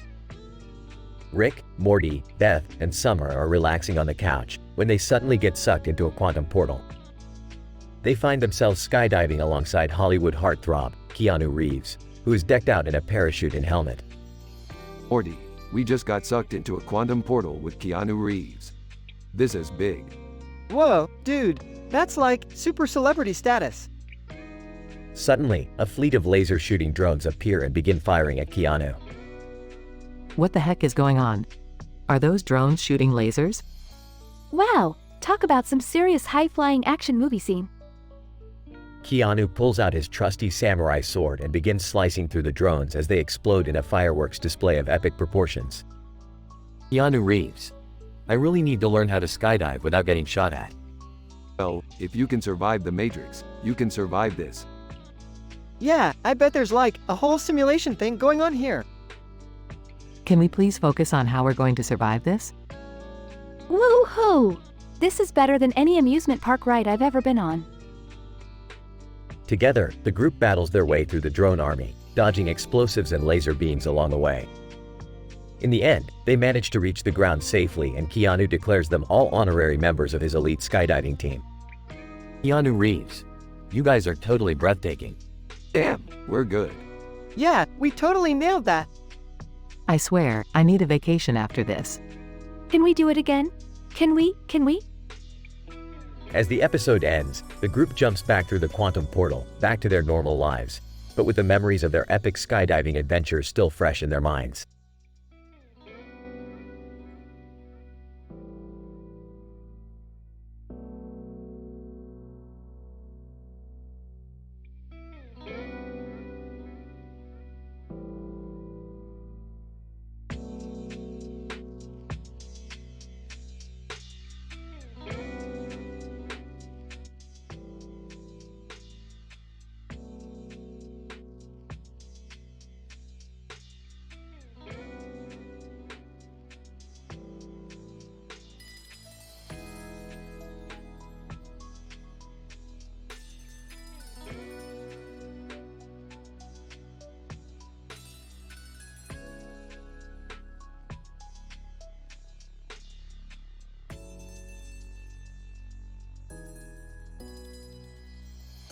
Title: The Blue and Green Object Incident at the YouTube Studio, an ethnographic study.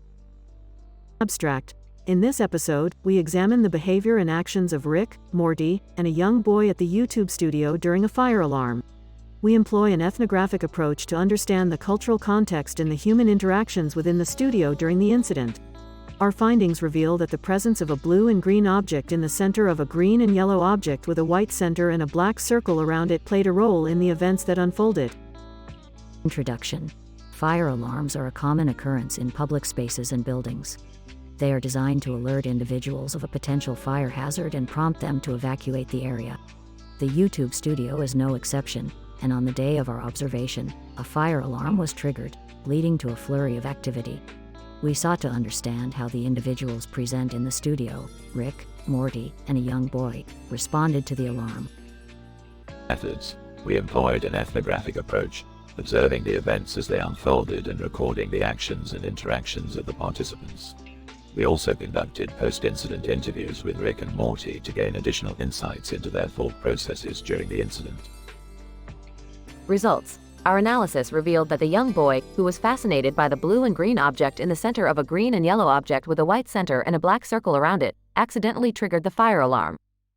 This led to a chaotic scene as individuals rushed to evacuate the studio. Rick, displeased with the young boy's actions, spanked him as a reprimand. Morty, however, was able to hit the fire alarm off, leading to cheers from those present in the studio. Discussion. Our findings highlight the importance of cultural context in shaping human behavior. The young boy's fascination with the blue and green object in the center of a green and yellow object with a white center and a black circle around it reflects the influence of visual cues on human perception.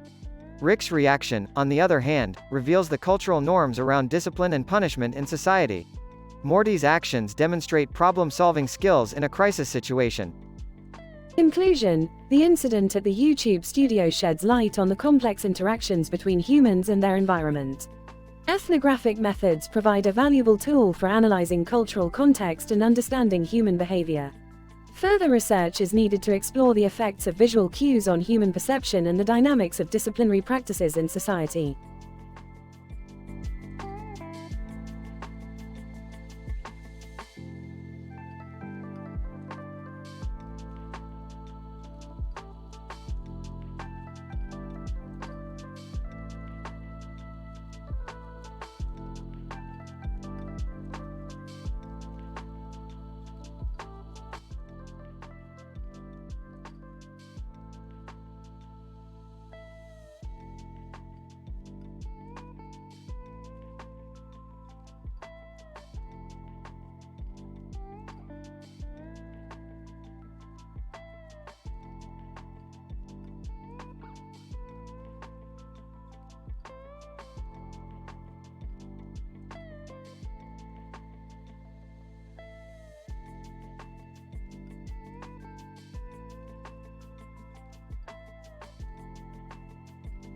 Narrator. In this episode, the animated characters Rick, Morty, Jerry, and Summer traverse into the world of The Simpsons via an uncharted dimensional portal, propelling them onto the busy streets of Springfield, USA, where animated conveyances and pedestrians march along the bustling thoroughfare. Great job, Morty. You triggered the Simpsons portal. We've got work to do. Oh geez, Rick, where are we? Hey, check out that guy over there. He looks like he's in charge. That's Mo, the bartender. He's got a reputation for being cranky and a bit of a hot head. Perfect. We're going to have to employ a roasting strategy while also engaging in a rhyming rap battle. Piece of cake.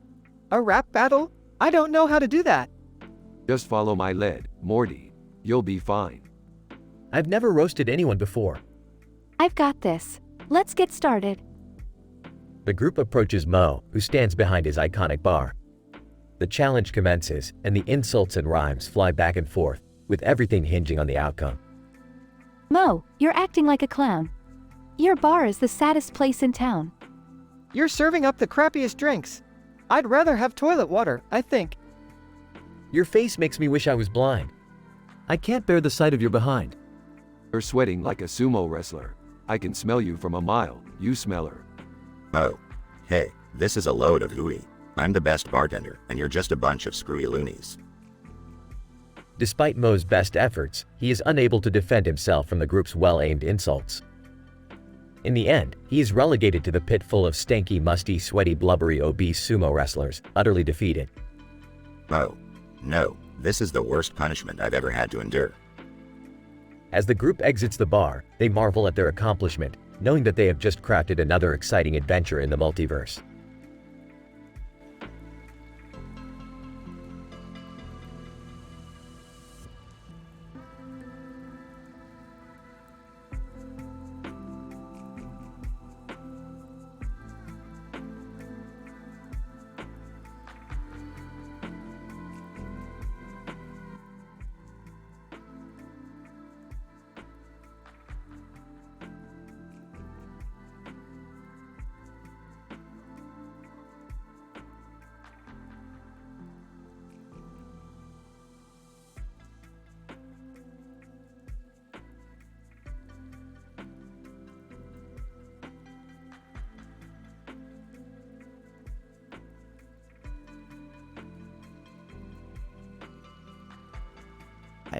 Anomalous Adventures, a collision of chaos and comedy.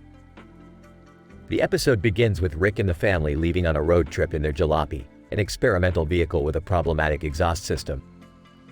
Morty, Jerry, and Summer are passengers, who engage in humorous banter while Rick attempts to fix the car.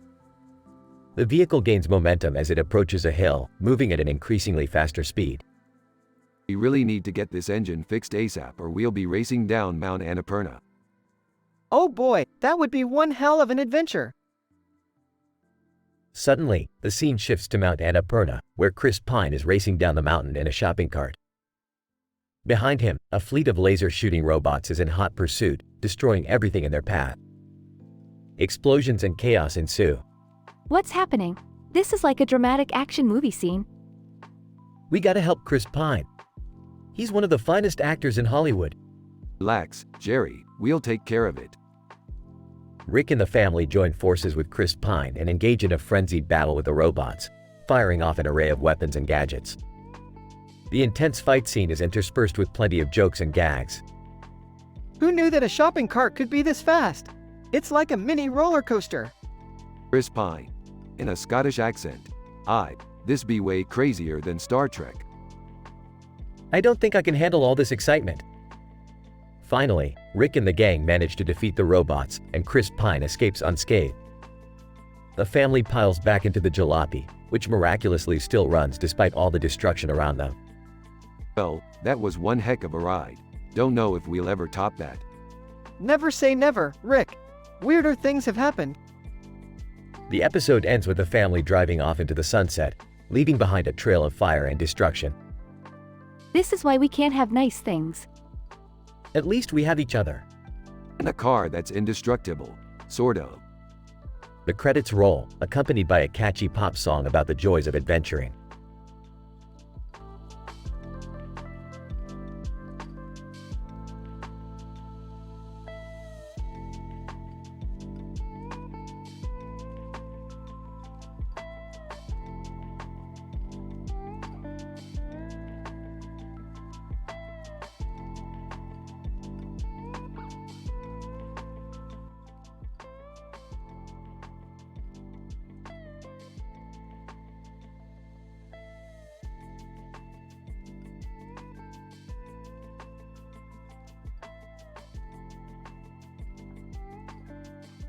Narrator. In this episode of Nature's Symphony, we explore the serenity and harmony that can be found in a tranquil meadow surrounded by a lush green field, trees, and a vast forest. The focal point of the meadow was a beautiful, tall tree under which our characters sat for a picnic on a beautiful sunny day, with sandwiches and fruits in front of them. Protagonist, the atmosphere was enchanting, with bluebirds perching in the tree and on the surrounding greenery. The birds, singing melodiously, added to the splendor of the scenery around us. Friend, it was a peaceful and serene experience that allowed us to connect closely with nature. The tree swayed gently, as if it was dancing with the chirping of the birds, and the grass was so rich and green it felt like a soft carpet. Protagonist, we were engulfed in the warm embrace of the sun, and I felt a strong sense of contentment that is rarely experienced in our everyday lives. Narrator. The exposure to nature, sunshine, and adequate nutrition can lead to a release of dopamine in the brain, contributing to a heightened feeling of happiness and well-being. Friend, it was an unforgettable experience, and I felt an immense sense of peace and tranquility that left a lasting impression. Protagonist, it made me realize the importance of taking a break from our busy lives and reconnecting with nature. I hope to experience more moments like this in the future. Narrator. This episode highlights the ability of nature to provide a sense of serenity, contentment, and harmony to those who seek it out.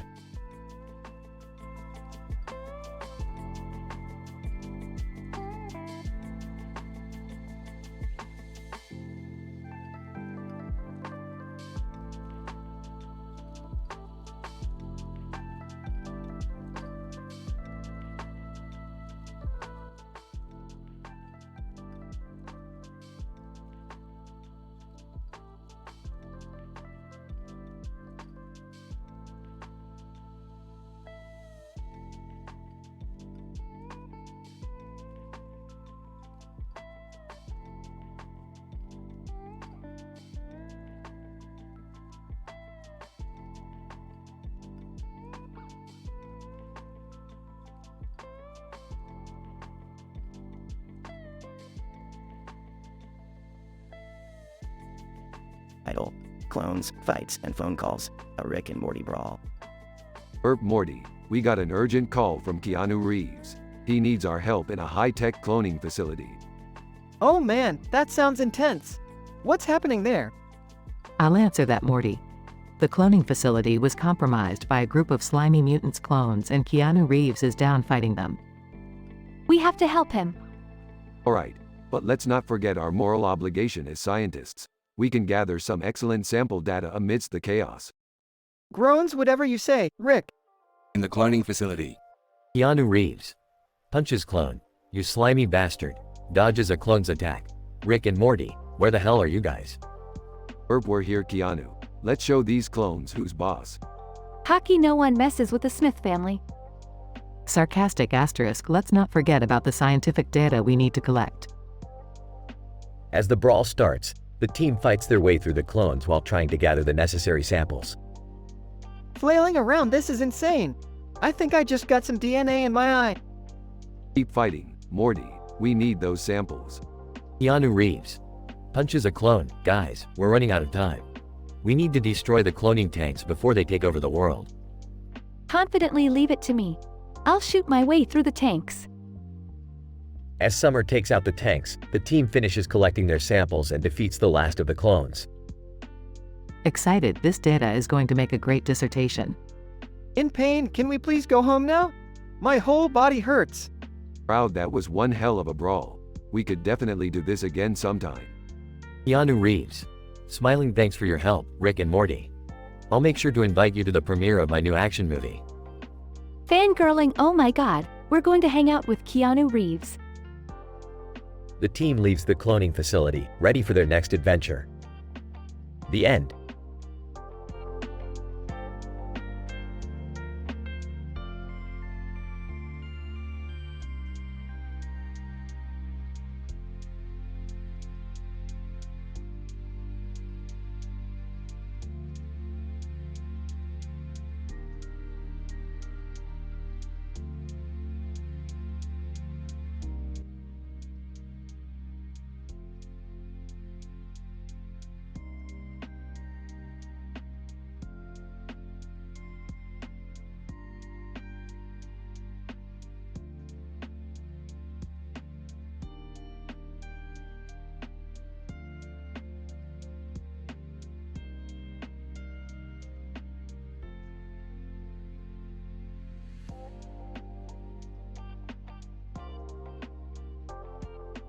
Title: The Linguistic Anomaly of Mortimer Smith, a study on interstellar verbalization.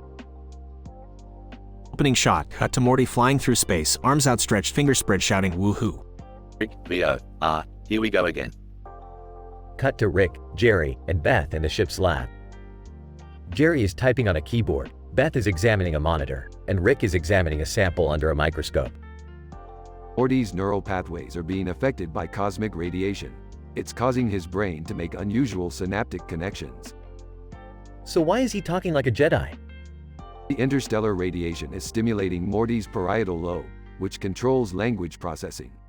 It's causing him to speak in fragmented syntax, much like Yoda. Can we reverse it? Only by neutralizing the extra electrochemical energy in Morty's brain. We'll need to create a counteractive serum to stabilize his neural activity. Cut to Rick and Jerry in the garage, mixing chemicals and poring over schematics. I don't know, Rick. This seems like it could be dangerous. What if something goes wrong? Relax, Jerry. I've done this a million times. I'll just need you to hold the tube steady while I add the catalyst. The scene shifts to Morty in a battle with some alien creatures, still speaking in Yoda-like sentences. Fight, I must. Defend our space, we will. As the creatures close in, Rick and Jerry burst in with the serum injector. Hold still, Morty. This is gonna hurt a little. Or a lot, depending on your pain tolerance. Please, Morty, just try to relax. This could be a breakthrough in intergalactic neuroscience. The injector hisses as the serum is injected into Morty's neck. Within seconds, Morty's spec returns to normal. Whoa, what happened? You were speaking in Yoda speak, Morty. We had to stabilize your neural pathways. Oh, cool. The episode ends with a signature Rick and Morty twist as Morty secretly wishes he could continue speaking in Yoda speak.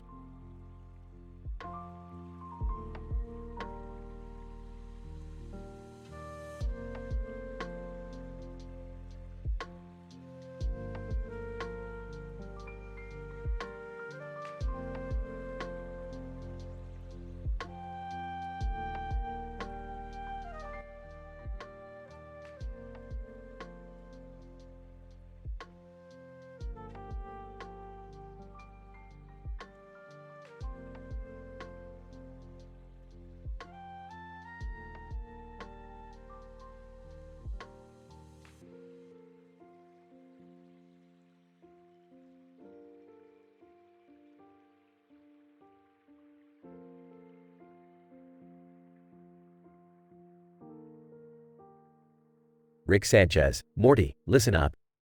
Our next adventure takes us to the gorgeous Mount Annapurna, where a fleet of overdesigned laser-shooting robots is after none other than movie star Keanu Reeves. Morty Smith. Isn't that a bit cliché, Rick? Jerry Smith. Hey, Keanu is a national treasure. He deserves our help. Beth Smith, and why are we in a field of grass, Rick? Rick Sanchez. That's where our ride is parked, Beth. Get ready to ride the blue smoke bomb truck to the top of the slope. Cut to Keanu in a shopping cart speeding down the slope. Keanu Reeves. This is totally not what I signed up for, man. Cut to the fleet of robots firing lasers. Rick Sanchez. Morty, activate the anti-laser shield. Morty Smith. I don't know how, Rick. Jerry Smith. I'll do it. Cut to explosions everywhere. Beth Smith, this is insane. Rick Sanchez. You're telling me, but there's only one way to save Keanu Reeves. Cut to Keanu jumping out of the shopping cart. Keanu Reeves. I got this, guys. Cut to Keanu dodging lasers with Matrix-like moves. Jerry Smith. That's it, Keanu. You show those robots who's boss. Beth Smith, Rick, we have to do something. Rick Sanchez. Don't worry, Beth. I have a plan. Montage of Rick building a mech suit. Cut to Rick in the mech suit. Rick Sanchez. Time to show these robots what they're up against. Cut to Rick fighting the robots. Rick Sanchez. Do you want a piece of me? You gotta go through my metal exoskeleton first. Cut to Keanu holding a robot head. Keanu Reeves. Looks like I'm the one who's breathtaking now. Cut to the family and Keanu triumphantly standing among the robot wreckage. Jerry Smith. That was amazing. Morty Smith. I can't believe we just saved Keanu Reeves. Beth Smith, I think I need a vacation after this. Rick Sanchez. You know what they say, Beth. No rest for the wicked. Cut to Rick activating the blue smoke bomb truck to travel to the next adventure. Warning. This episode contains excessive violence and crude language. Viewer discretion is advised. Asterisk.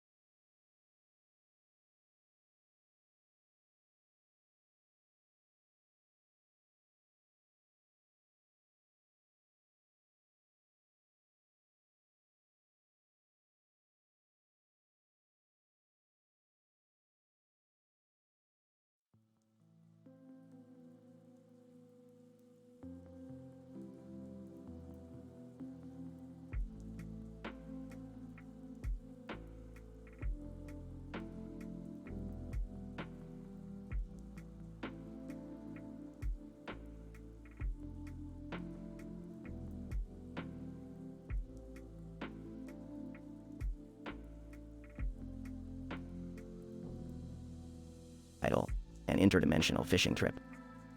Synopsis. The episode begins with Rick discovering an unusual poster featuring a large fish in a pyramid in the middle, with a sky background.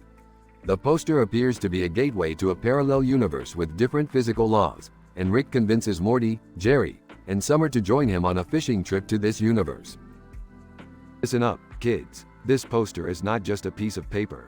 It's a portal to a place where the laws of physics are as twisted as Jerry's sense of humor. Aw geez, Rick, do we really need to go fishing in another dimension? Can't we just go to the lake like normal people? Yeah, why can't we go to a dimension where I'm tall and successful, instead of being the butt of all your jokes? I don't care where we go, as long as we can get away from this boring reality. Silence, mortals. We're going on a trip that will blow your minds and your noses. The group enters the portal and finds themselves in a bizarre landscape where the fish are the size of buildings and the pyramids are made of ice cream. This place is insane. I can't believe my eyes. Believe it, Jerry, and make sure you don't get eaten by one of those fish. I want to catch one of those fish and mount it on my wall. That would be sick. Aw, guys, I don't want to be a party pooper, but I think we should be careful. Who knows what kind of dangers lurk in this dimension? As the group sets out to catch the ultimate fish, they encounter various obstacles and challenges, including a giant octopus with tentacles made of spaghetti, a tribe of cannibalistic frogs, and a sentient cloud that tries to possess their bodies. I've had enough of this. Let's go back home. Not so fast, Jerry. We haven't caught the prize yet. And besides, it's not like your life is any better back home. Yeah, don't be such a downer, Dad. We're having an adventure. I'm getting a weird feeling that we're being watched. Maybe we should leave before it's too late. Before they can leave, the group is suddenly confronted by the legendary fish, which turns out to be the size of a small planet and capable of speaking in ancient tongues. Fish, you have trespassed into my realm, mortals. Prepare to face the consequences. Oh, shut up and let us catch you already. A wild chase ensues as the group uses all their skills and gadgets to capture the fish. In the end, they succeed and return to their own dimension, triumphant. I can't believe we actually caught that thing. It's the biggest fish I've ever seen. You ain't seen nothing yet, Jerry. Next week, we're gonna catch a black hole. Please, no. I think I've had enough interdimensional fishing for a lifetime. Yeah, but imagine how many likes we'll get on Instagram with a picture of that fish. The episode ends with the group posing for a selfie with a fish, while the pyramid in the background explodes in a shower of rainbow-colored fireworks.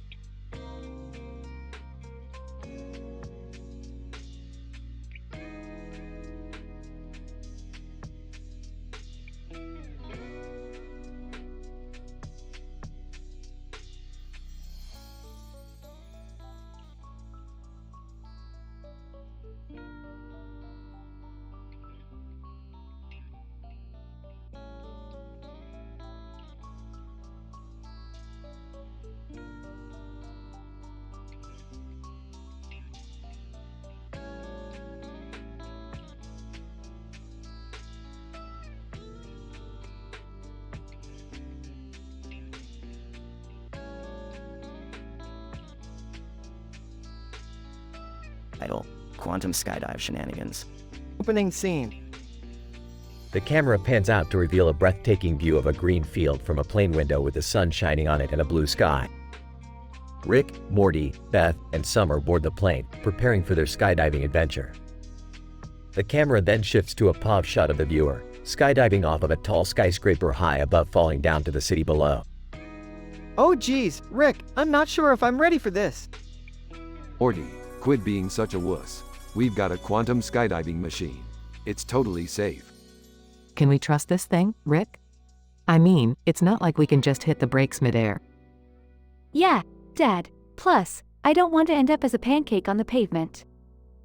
Relax, Beth. The quantum skydiving machine is designed to propel us through the multiverse. We'll be back before you know it. The scene begins. As the group free falls through the sky, they suddenly find themselves transported to a parallel universe, where they encounter an alternate version of themselves. Hilarity ensues as they bicker and fight for control of the quantum skydiving machine, causing it to malfunction and sending them spiraling out of control. Rick, what did you do? We're losing altitude. I think we're about to crash land on some alien planet, guys. This is not how I imagined my summer vacation. As they plummet towards the surface of the unknown planet, the group discovers that they have landed in the middle of an intergalactic frat party. The aliens are green, have 4 arms, and consume strange alien liquids out of elaborate goblets. Hey, these guys know how to party. Let's join in. I don't think that's a good idea, Rick. We don't even know what they're drinking. Rick, we have to get back to our own universe. How are we supposed to find a way out of here? And what if these aliens are dangerous? We don't know anything about them. Relax, everyone. I got this. Just follow my lead. As they navigate the drunken alien party, the group gets separated. Beth and Summer end up in a heated discussion with some aliens about the ethical implications of quantum teleportation, while Rick and Morty get caught up in a wild drinking competition. Morty, I think I've finally met my match. These guys can drink. Rick, we have to focus. Remember why we're here? Right. Don't worry, Morty. I have a plan. As the party winds down, Rick and Morty manage to steal a piece of advanced alien technology that allows them to jump between parallel universes. With a quick calculation, they select the right universe and hit the jump button. Finale scene. The group materializes back on Earth, unharmed and back in their original universe. The quantum skydiving machine disintegrates behind them, leaving them stranded on a farm in the middle of nowhere. Rick, I cannot believe you got us into another crazy adventure. Yeah, but at least we made it back in one piece. I'm just glad to be back on solid ground. Come on, guys. Where's your sense of adventure? We just traveled through interdimensional space, met aliens, and stole their technology. This is what life is all about. As the camera zooms out, the group is seen sitting on the front porch of the farmhouse, staring up at the sky with a newfound sense of wonder and amazement. The end.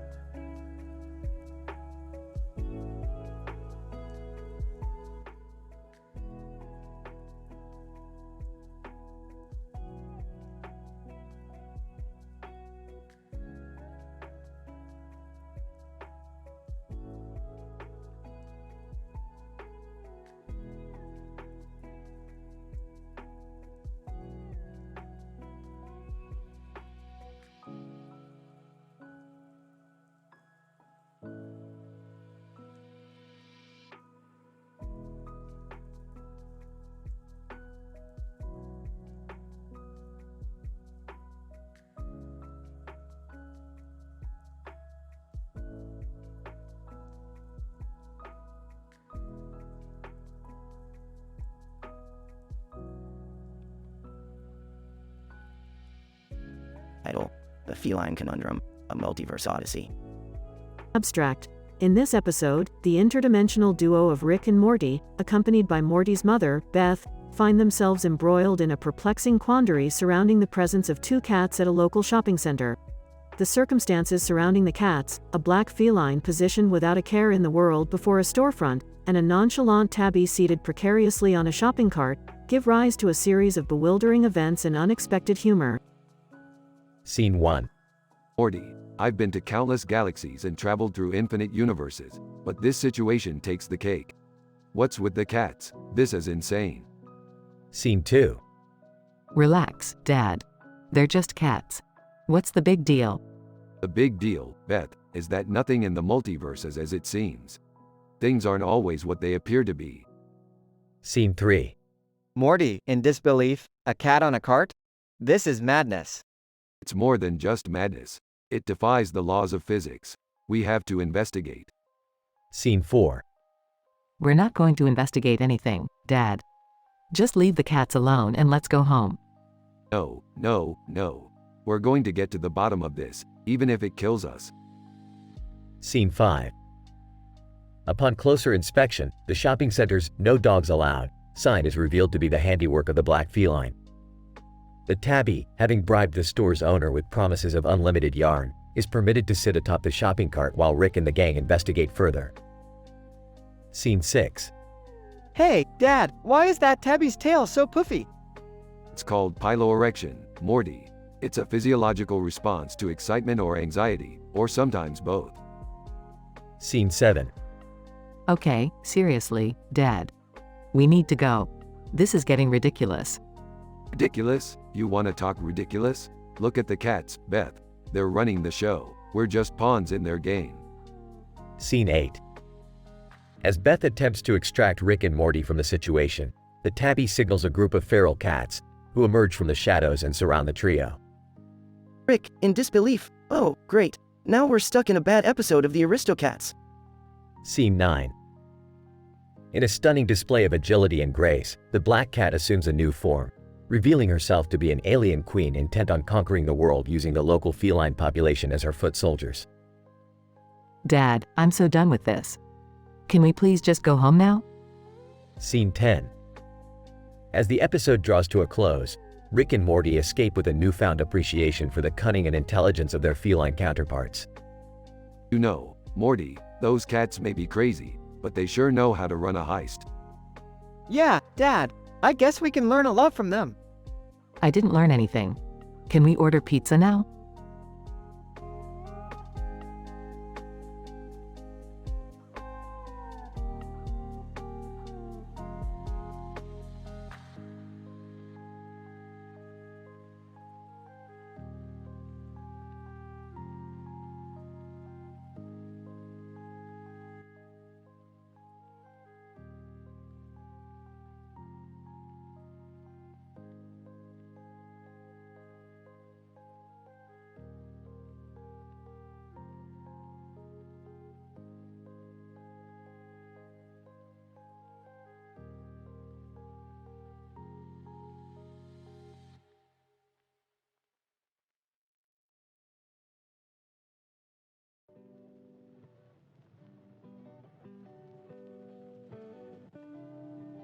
Title: Exploring the Multidimensional Cave, a Ricktastic Adventure. Abstract. In this episode, we follow the adventures of Rick, Morty, Jerry, and Beth as they explore a multidimensional cave filled with wondrous yet terrifying creatures and phenomena. Using advanced technology and irreverent humor, the team navigates through the Hell Cave, Campsite Cave, Hallway Cave, and Pancake Cave, encountering strange beings and humorous mishaps along the way. Opening scene. Morty, grab your flashlight and let's go explore this cave. I've got a hunch there's some crazy sci-fi stuff down there. Oh, okay, Rick. But what about the light at the end of the tunnel? Yeah, shouldn't we be heading towards the light? Oh, Jerry, don't be so literal. We're scientists. We're here to explore and discover. Hell Cave. Whoa, what is that thing? It's like a demon made of fire. Relax, Morty. It's just a multidimensional entity. I've seen worse. I don't know if my insurance covers multidimensional injuries. Campsite Cave. Hey Rick, check out this weird-looking tent. Do you think someone's living down here? Ah, just some interdimensional hobo. Let's keep moving. I hope we don't stumble into their kitchen or something. Hallway Cave. Rick, there's a bunch of doors here. Which one should we go through? Just pick one, Morty. They all lead to the same place anyway. I feel like we're in a choose-your-own-adventure book. Pancake Cave. Wow, this cave is made entirely of pancakes. Oh great, now we're in the breakfast dimension. Next thing you know, we'll be fending off giant mutant bacon strips. I hope we can take some pancakes with us. I'm getting hungry. Conclusion.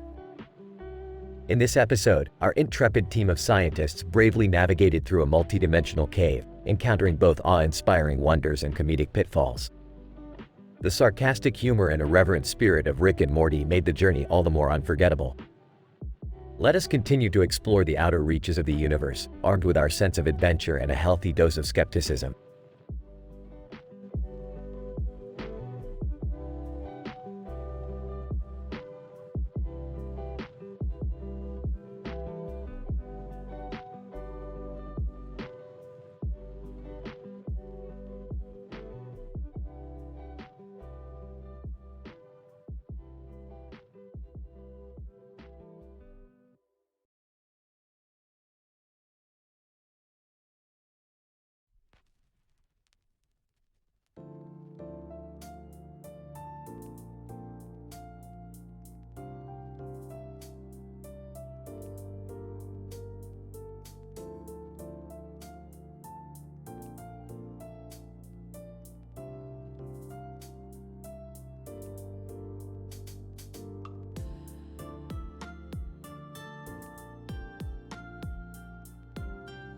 My dear fellow humans, the laws of quantum mechanics dictate that our current state can be in two places at once.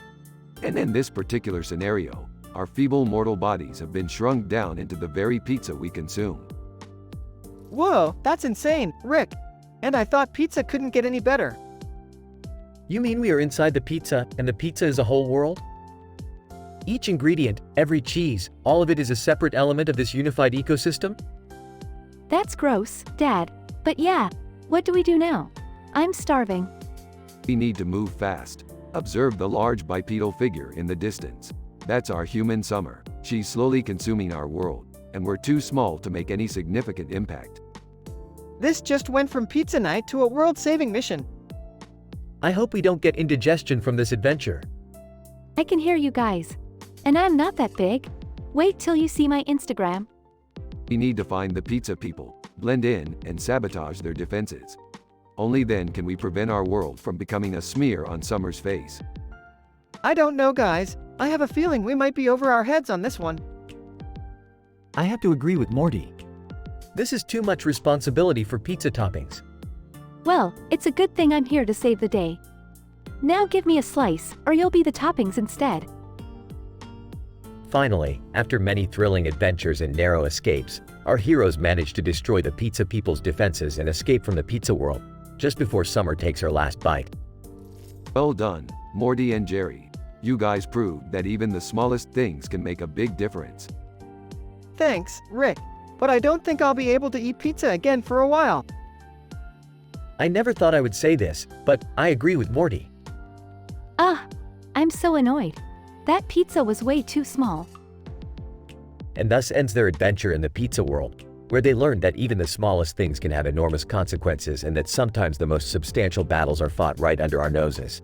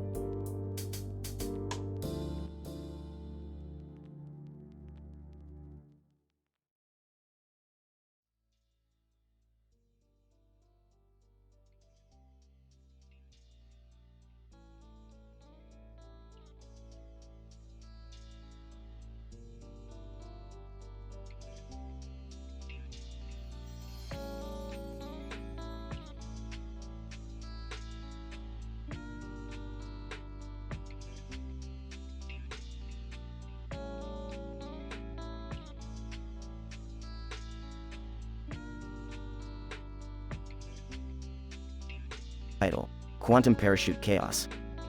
Synopsis. In this episode, Rick and Morty are hired by Hollywood A-lister Chris Pine to join him on a skydiving adventure.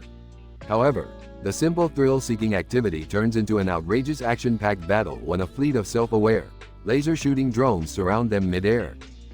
Morty, we're about to enter a level of quantum physics beyond your wildest dreams. Strap on this parachute and hold on tight. What's going on, Rick? Why are there drones shooting at us? No time to explain, Morty. We need to activate the anti-gravity devices I installed in your boots. Chris Pine. Hey, guys. Why didn't you tell me about the drones? This isn't in my contract.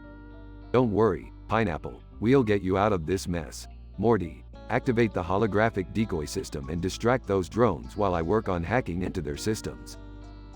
Got it, Rick. I'll make them chase my fake image while you do your thing. Chris Pine. This is insane. I didn't sign up for this kind of action. Hang tight, Pinecone. I'm almost done reprogramming these drones. And done. Now, watch this. Rick presses a button on his device and the drones explode in a shower of sparks. Holy crap, Rick! Did you just hack into their systems and make them self-destruct? Not just that, Morty. I also stole their quantum propulsion cores. We can sell these on the black market for a pretty penny. Chris Pine. Phew, that was intense. I don't think I'll ever skydive again. Don't worry, Pineapple. With us around, your future adventures will be just as thrilling and dangerous. Rick, you're not planning on doing this kind of crazy stuff again, are you? Relax, Morty. It's all in a day's work for the world's greatest interdimensional adventurers. As the trio lands safely on the ground, an explosion in the background adds a dramatic touch. Chris Pine. I think I need a drink after that. You read my mind, Pinecone. Let's head to the nearest alien bar and celebrate our victory against the drones of doom. I love it when things turn out like this. The trio walks away toward the horizon, with Chris Pine still in shock over what just happened.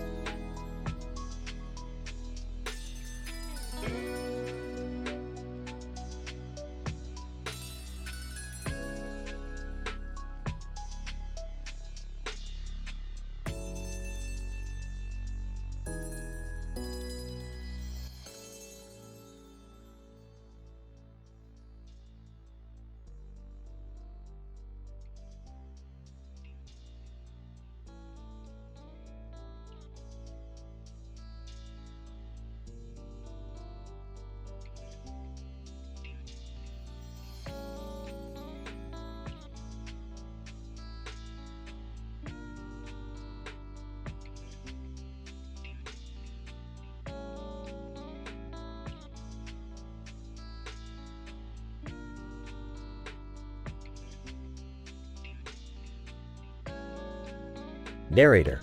The episode opens with a man, John, sitting on the ground in front of a building with a clock tower in the background. A woman, Jenny, is sitting next to him.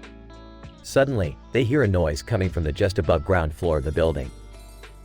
John decides to investigate while Jenny stays behind. John, this building has been abandoned for years.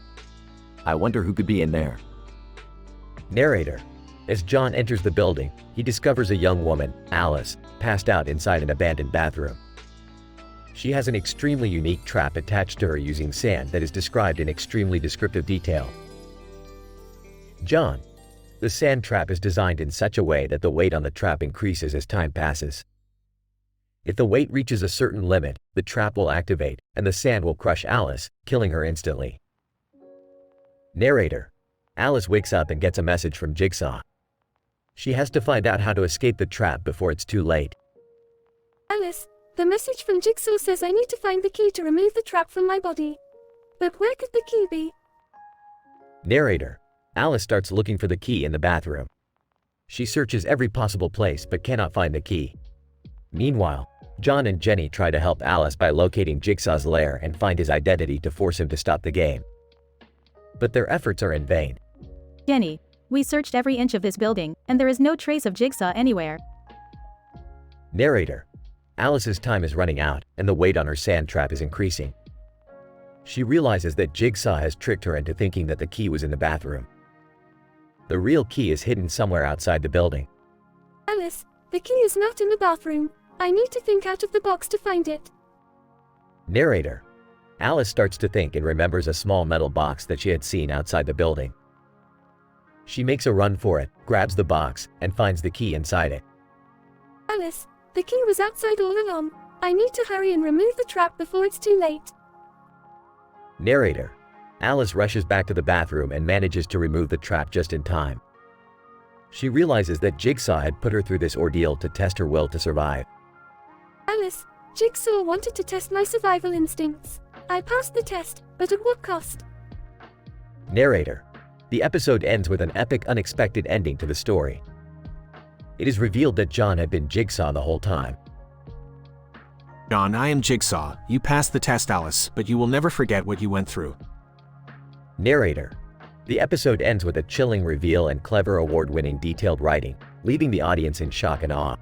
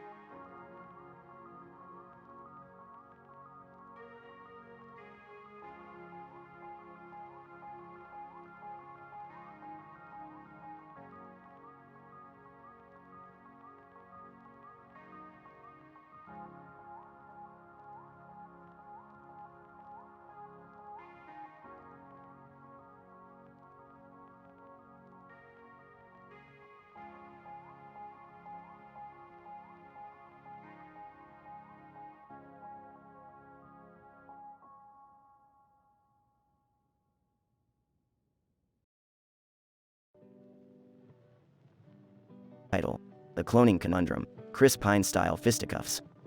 Opening scene. Rick, Morty, and Summer are in the garage, surrounded by various high-tech gadgets and scientific equipment. Morty, we've been invited to a high-security cloning facility. They need us to help them with a problem. What kind of problem, Rick? Please tell me there aren't more clones of Rick running around out there. We already have one of those to deal with. No, Summer, it's not about me this time. Apparently, actor Chris Pine paid to have himself cloned. But something went wrong and now there are a bunch of slimy mutant clones running amok in the facility. What? Why would he even want to do that? Who knows, Morty, but we're going to have to put on our big boy pants and help clean up this mess. Scene cuts to the cloning facility, where the group of men are in a room with a mirror on the wall and one man in the middle of the room. Man in the middle. All right, boys, let's do this. Chris Pine style. What the hell is going on in there? I don't know, but it sounds like some kind of brawl. I hope Chris Pine is okay. I really liked him in that Star Trek movie. Suddenly, the door bursts open and Chris Pine stumbles out, bruised and battered, but still ready to fight. Chris Pine, who's ready for round 2? Wait, what happened? Did you win? Chris Pine, I don't know, man. I lost count after like 100 clones. But I'm ready to go again if you guys are. Alright, Chris, we'll handle this. You just sit tight and let us take care of the rest. The group enters the cloning facility, with cloning tanks everywhere and dramatic action movie music playing in the background. Alright, Morty, Summer, you guys take the left flank. I'll go straight ahead. What about Chris Pine? He can stay here and eat some goddamn nachos or something. He's already done enough. The group splits up and begins fighting off the slimy mutant clones, with Morty using his trusty laser gun and Summer wielding a crowbar. These things are so gross. Why did they even make them this way? Maybe it's because they were trying to make a more efficient cloning process? Or maybe they're just really into mutant monsters. Actually, it's probably because the scientists who made these clones had a weird fetish or something. You never know with these science people. After a long and intense fight scene, the group successfully destroys all the clones and saves the day. Well, that was a piece of cake. Now let's get out of here before anyone else decides to clone themselves. Yeah, I don't think I ever want to see another slimy mutant clone again. But what about Chris Pine? Shouldn't we check on him? Hey, he's fine. He's probably already on his private jet to Hawaii or something. Let's just go home and relax. The group exits the cloning facility and the scene fades out, with the sound of triumphant music playing in the background.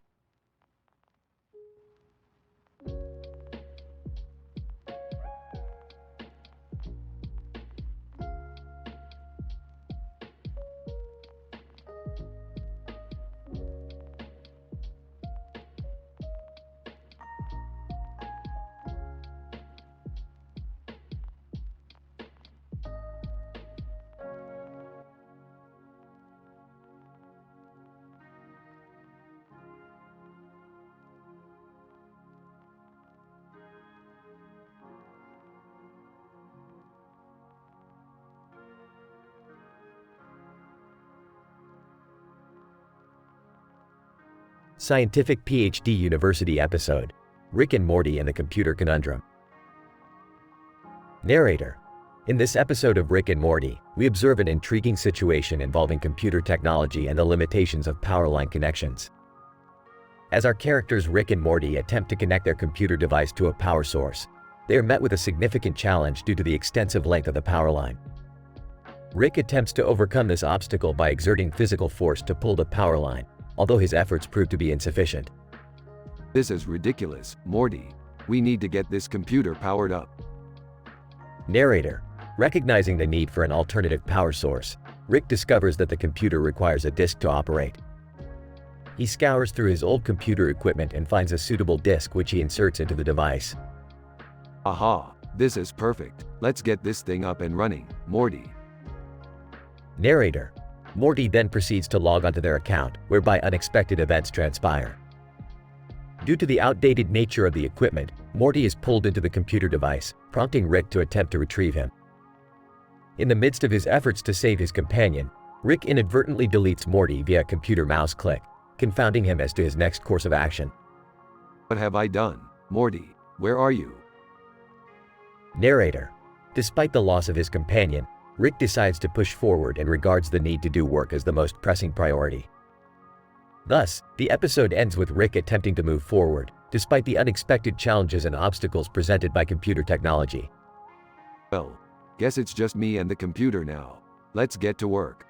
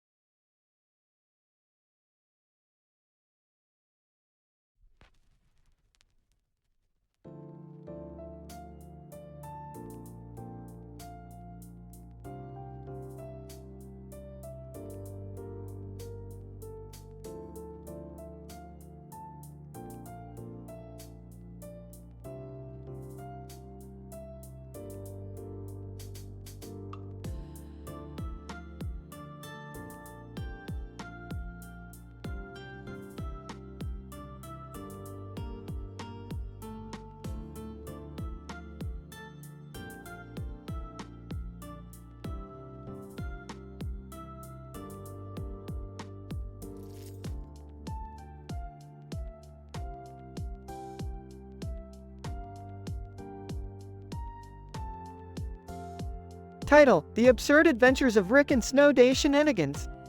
Location: a snow-covered mountain with a flowing stream and coniferous trees in the background, set against a blue sky. Introduction. Rick, Morty, and Summer find themselves on a snow day adventure, with Rick leading the charge to a seemingly random location in the mountains. Listen up, Morty and Summer. I've detected a rare element in these mountains that can create a portal to another dimension. We're going to find it, and we're going to have some fun in the process. Aw, geez, Rick. Can't we just stay home and watch TV or something? Yeah, I don't really feel like risking my life in the freezing cold just for some silly portal. Quit your whining, you too. If we don't seize this opportunity, who knows when we'll have another chance. Body, as the trio treks further into the mountains, they come across an icy lake, which Rick promptly declares as their next destination. This lake is said to possess magical healing powers. All we have to do is jump in, and we'll come out feeling rejuvenated and ready for more adventure. Rick, I don't think that's a real thing. Plus, the water is freezing.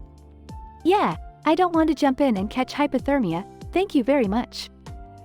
Don't be such cowards. I went swimming in this lake once before, and let me tell you, it was the most invigorating experience of my life.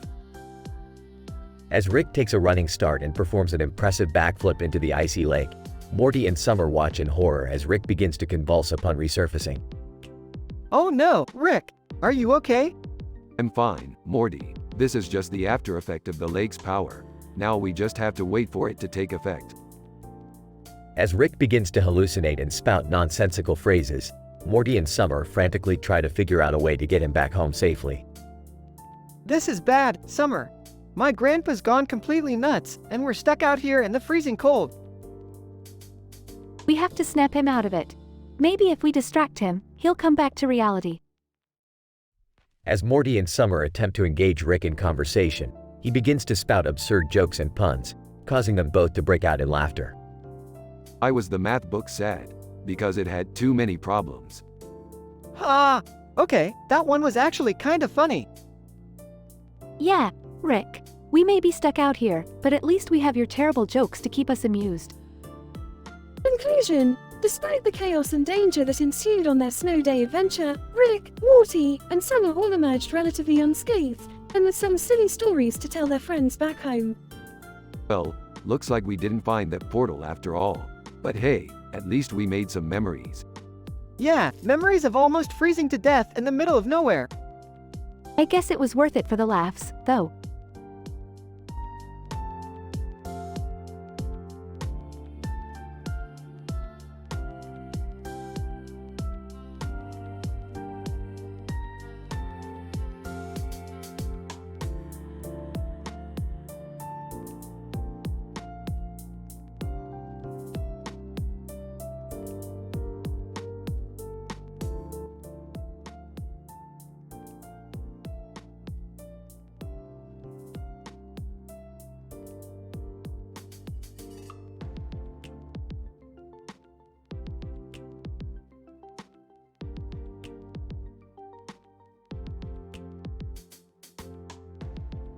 Professor Osborne. In this episode of the critically acclaimed Adult Swim animated series, Rick and Morty, we are presented with a multidimensional conundrum. Morty and Summer hijack Rick's portal gun and travel into the One Punch Man anime universe to satisfy their cravings for adventure. Dr. Kim. This episode exudes elements of comedic relief, action, and a convolution of storyline, as the gang becomes trapped inside the stomach of the gluttonous hero, Pig God. Dr. Patel. The episode cinematically unfolds as the viewers are presented with a series of thrilling scenes and encounter new characters such as Eyesight, who sheds light on the situation and shares her own tale of being swallowed by Pig God. Dr. Chen. Employing ingenious writing, the episode cleverly integrates references to the One Punch Man anime series, creating a nostalgic feeling when watching the episode. Professor Osborne. The episode takes an unexpected turn as Morty and Summer work with Eyesight to escape Pig God's stomach, adding even more layers to the complex plotline. Dr. Kim. The story eventually culminates in a triumphant conclusion when Rick appears to save the day, illustrating the importance of teamwork and the power of brain over brawn. Dr. Patel. Overall, this episode of Rick and Morty provides an intellectual and entertaining blend of elements, delivering not just another episode, but a masterpiece of animated television. Dr. Chen. This episode masterfully exhibits the capability of animated TV series to combine multiple genres and create a thought-provoking and highly entertaining experience. Professor Osborne. In summary, this episode exemplifies the exceptional versatility of the show's creators, writers, and animators, as they continue to push the boundaries of animation and storytelling.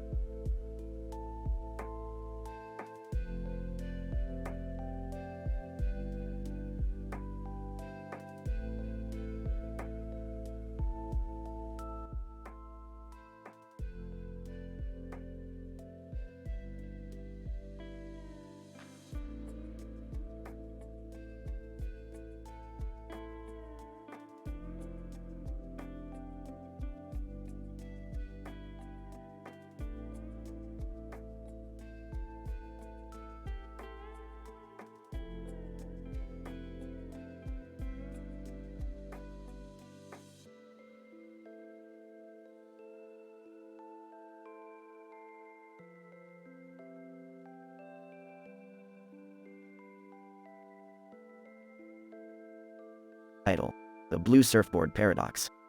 Act 1. Morty, I've discovered a blue surfboard on the side of the road.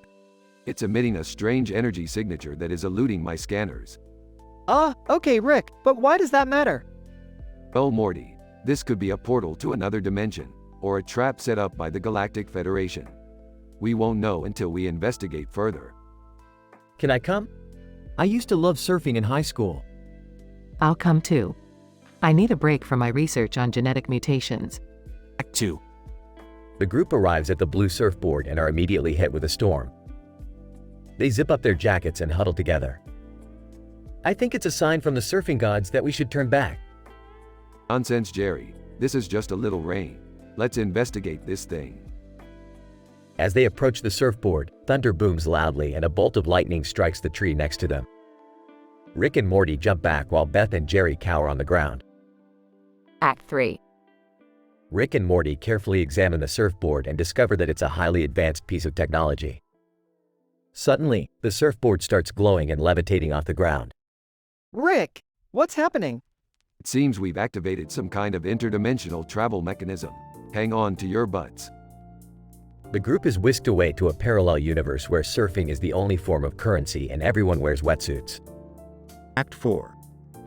Rick and Morty are immediately captured by a group of surfer rebels and brought to their leader, a sentient wave named Chad. Chad, who are you outsiders and why have you disturbed our way of life? We're just here to investigate the origin of this blue surfboard. We didn't mean to cause any harm. Can you help us get back to our own universe? Chad agrees to help them, but only if they participate in a surfing competition to prove their worth. Act 5. The group competes in a ferocious surfing battle, with Jerry surprisingly showing off some impressive moves. Just as they're about to win, a group of Galactic Federation agents arrive, demanding the surrender of the surfboard. Not on my watch. A wild chase scene ensues, with Rick using his gadgets and Morty using his brains to outwit and outrun the agents. They manage to escape and return home with a blue surfboard. Epilogue. Well, that was certainly an adventure. I don't think I'll ever surf again. I'm just glad we made it back in one piece. Ah, speak for yourself. I've got a whole new universe to explore with this thing.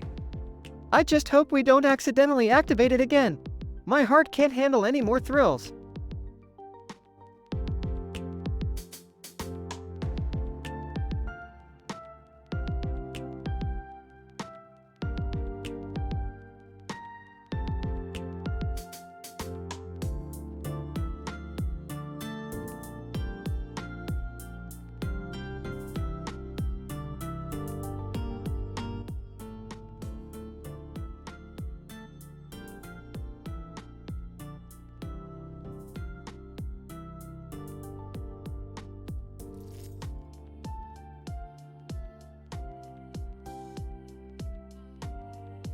Title: Virtual Reality Mayhem. In this episode, Rick, Morty, Jerry, Beth, and Summer are all participating in a new virtual reality driving experience. As they enter the simulation, they are each equipped with a headset and a controller that allows them to control the speed and direction of their virtual cars. Alright, everyone buckle up. This is gonna be a wild ride. I'm not so sure about this, Rick. What if we crash or something? Yeah, I don't want to end up in a virtual hospital or anything. Oh, you boys are such worrywarts. Just relax and enjoy the ride. Yeah, it's not like anything bad can happen in a video game, right? As they drive through the virtual tunnel, they notice a strange green light on the car in front of them. What's up with that car? It's got a weird green light on its head. That's odd. I don't remember that being part of the simulation. Suddenly, the car in front of them swerves to the side and crashes into the virtual wall. Oh God, we're gonna crash too. We're gonna die. This is insane. What's happening? As the car in front of them disappears from the simulation, they hear a loud thud behind them. They turn to see that the person in the car behind them has actually physically fallen over and knocked over the VR headset. Oh my God, are you okay? What happened? Person behind them. I was so immersed in the game that I forgot I was actually in a living room. I totally forgot about everything outside of the game. Ah, classic rookie mistake. Looks like we've got a real gamer on our hands. The group laughs as they continue the virtual reality driving experience with newfound respect for the power of immersive gaming.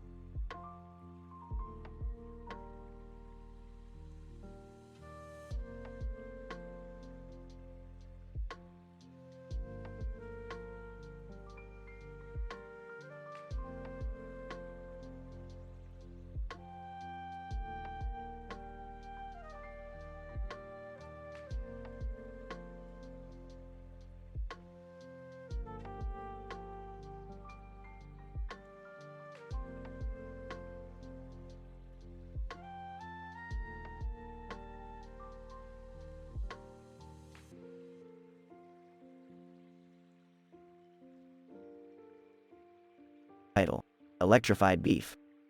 Summary: in this episode, Rick, Morty, and Summer go on a camping trip to a local farm where they encounter a herd of cattle standing on top of a lush green field of grass covered in dirt and grass dust. As they observe the cows, a lightning bolt suddenly strikes one of the cows, causing it to become electrified. The trio must now figure out how to deal with this newfound phenomenon. Interesting. It appears that the electric charge from the lightning bolt has caused a chemical reaction within the cow's body, resulting in the production of high levels of adrenaline and other neurotransmitters. This cow is now essentially a walking battery, with enough electricity to power an entire city block. Wow, that's pretty insane, Rick. So what do we do now? Yeah, we can't just leave it here like this. We have to do something. We could try to tame it and harness its electrical power for our own use. Oh, Rick, I don't think that's such a good idea. It could be dangerous. Yeah, and what about the other cows? They might get jealous or something. Jealous? Please, these are just simple-minded animals. Besides, we could always just zap them with a bit of electricity if they get out of line. Okay, this is getting a bit out of hand. We need to find a way to cure the cow and turn it back to normal. Yeah, I agree. This whole situation is just too weird. Fine. I suppose we could try administering some sort of antidote to counteract the electrical charge. But first, we'll need to extract a sample of the cow's blood and analyze it in the lab. Whoa, wait. We're gonna have to stick a needle in that thing. That's messed up, man. Ugh, I don't think I want to be a part of that. I'm just gonna go back to the tent and call it a night. Suit yourself, Summer, Morty, you're with me. Let's get our science on. And so, Rick and Morty set off to extract a sample of the electrified cow's blood for analysis, all while trying to avoid getting zapped by its powerful electrical force. Will they be successful in curing the cow? Or will they accidentally create a new breed of electrically charged cattle? Find out on the next episode of Rick and Electrified Beef.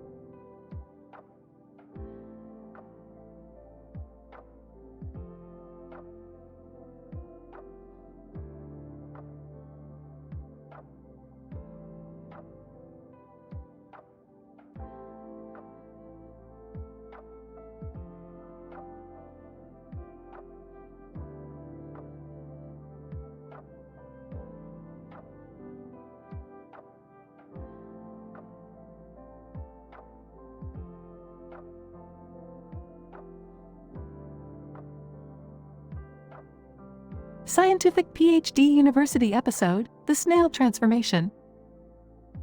In this episode, Rick, Morty, Summer, and Jerry from the Smith family are transported into the world of SpongeBob SquarePants to help transform SpongeBob back after he was accidentally injected with snail plasma by Squidward meant for Gary. The man with a green mask and a red shirt with a light on his head, identified as Rick, uses his advanced portal technology to enter the underwater world of Bikini Bottom. The group studies the snail plasma, made up of various amino acids and proteins, to formulate a reversal serum. Through detailed examination and testing, they successfully transform SpongeBob back into his normal state. However, the group decides to seek revenge on Squidward for his careless actions. Using advanced medical equipment, they inject Squidward with a similar solution composed of mutated gastropod DNA, causing him to experience excruciating pain and involuntary muscle contractions. Squidward, portrayed excellently by the voice acting of Roger Bumpass, describes his pain in great detail, utilizing scientific jargon to communicate his discomfort. The group watches on with bittersweet satisfaction as Squidward compensates for his mistake. The episode is filled with epic action scenes, including SpongeBob racing through the sea to escape danger and Rick's high-tech gadgets serving as a useful tool for the group. The dialogue is witty and clever, offering moments of comedic relief within the intense mission.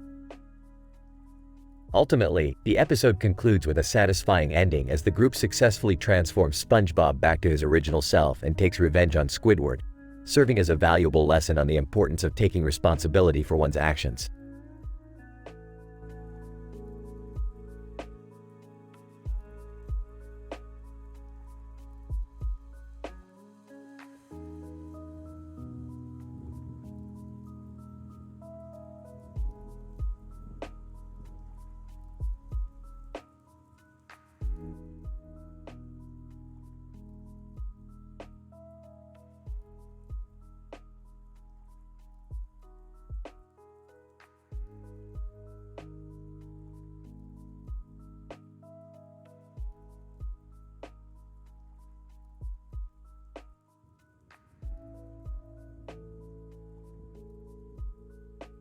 Title: The Balloon, the Blimp, and the Big-Headed Will Smith. Abstract. In this episode of Rick and Morty, a large red and white balloon flying over a lush green field next to a road and a parking lot starts growing in size rapidly, causing chaos in the city. Meanwhile, Will Smith's head starts expanding larger and larger until it becomes the size of a blimp. The characters must work together to find a solution to the bizarre phenomenon. Introduction. Morty, we've got a big problem. Look at that balloon. Whoa, it's getting huge. What's the big deal? It's just a balloon.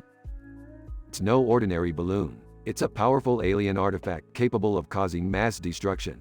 We need to stop it before it's too late. Development. Okay, Morty, we need to infiltrate the balloon and deactivate its control module. Beth, you stay behind and monitor Will Smith's head. I have a feeling it may be related to the balloon's growth. Why Will Smith's head? Just trust me on this one, Beth. Morty and Rick manage to enter the balloon and discover a group of alien creatures controlling it. However, the aliens have no intention of stopping the balloon's growth. Rick, what do we do? I have an idea. Hold on tight. Rick activates a series of explosives, causing the balloon to explode and the aliens to flee. However, the explosion also causes a shockwave that expands Will Smith's head to the size of a blimp. Rick, what the hell did you do? It's okay, Beth. I have a solution. Conclusion.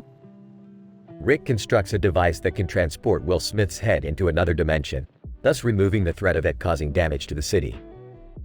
The characters celebrate their victory with a round of Meeseeks juice. Rick, you're a genius. I know, Morty, I know.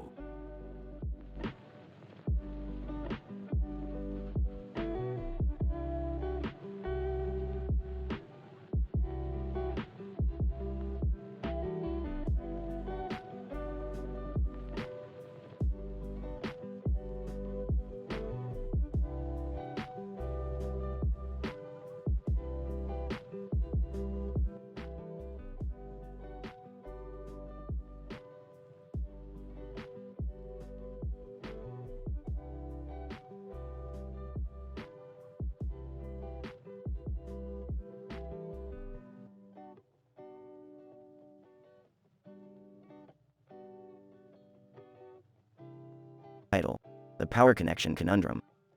Introduction. In this episode of Rick and Morty, we witness a technical challenge faced by the brilliant scientist, Rick, as he attempts to power up a computer using a lengthy power line. The plot thickens as we see Morty, Rick's grandson, gradually disappear into the computer screen due to a bizarre mouse glitch. Scene 1. Morty, pass me the power line. I need to connect the computer. Sure, Rick. Hands over the power line. This thing is way too long. I can't pull it or plug it properly. Scene 2. Computer, please insert a disk to power on.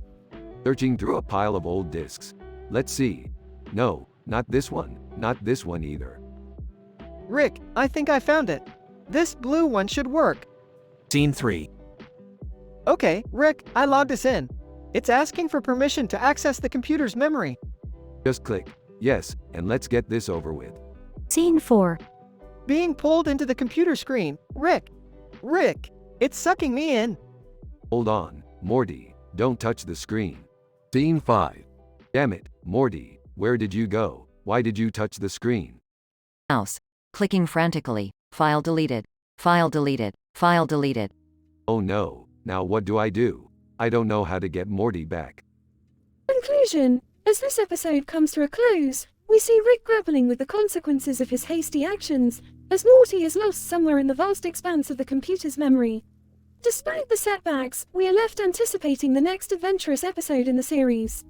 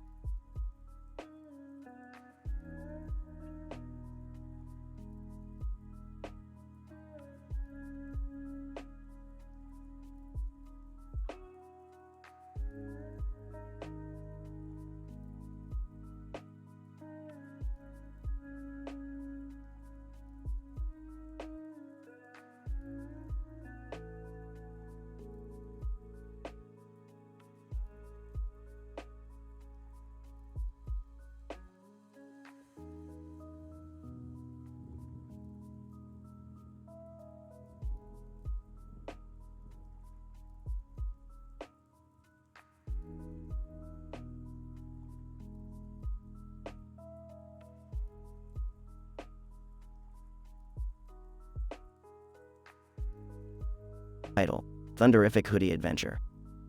Synopsis. The episode centers around a mysterious blue hoodie with a small orange marker on the hood that appears to have strange and powerful effects on those who wear it. Rick, Morty, Jerry, and Summer find themselves on a wild and hilarious adventure trying to uncover the secrets of the hoodie. Scene 1. Morty, Jerry, Summer, check out this weird hoodie I just found in a random field. Whoa, that's a cool looking hoodie. Can I try it on? Sure, why not? Just be careful with it. Scene 2. Morty puts on the hoodie and immediately zips it up. They notice rain starts falling and thunder starts booming. Whoa, what's happening? Guys, I can't move. The thunder's too loud. I don't feel anything, but I can hear Morty screaming. Scene 3. Rick decides to do some investigation and goes into the hoodie to find out what's going on. Guys, I think I found the source of the hoodie's power. It's a tiny particle that's been imbued with the power of thunder and lightning. I think it's reacting to Morty's nervous system. Scene 4. As the group tries to figure out what to do next, they realize that the hoodie has the power to make them invisible to the naked eye. Hey, I just noticed something weird. I can't see any of you. Me neither. We must be invisible. That's right, the hoodie has given us the power of invisibility. This could be useful. Scene 5. As they continue their adventure, they come across a group of aliens who are holding a rare and powerful artifact. Alien 1. Who goes there? You have no right to be on our planet. Actually, we do. We're here to retrieve that artifact you're holding. It's important. Alien 2, you think you can just come in here and take what you want? We won't let you. Scene 6. A wild battle ensues as the group uses the power of the hoodie to defeat the aliens and retrieve the artifact. This is insane. We're invisible and have the power of thunder and lightning. We can do anything. That's right, Morty. With great power comes great responsibility. Now let's get out of here before something else crazy happens. Scene 7. As they escape the planet with the artifact, they realize that they've inadvertently brought a group of aliens with them. Guys, they're following us. What do we do? I know what to do. I'll put on the hoodie and use the power of thunder to send them back to their planet. Scene 8. In a wild and hilarious sequence, Jerry puts on the hoodie and uses the power of thunder and lightning to send the aliens back to their planet. They make it back to Earth safely and return the artifact. That was insane. I can't believe we just did all of that. Welcome to the world of science and adventure, Morty. It's always crazy around here.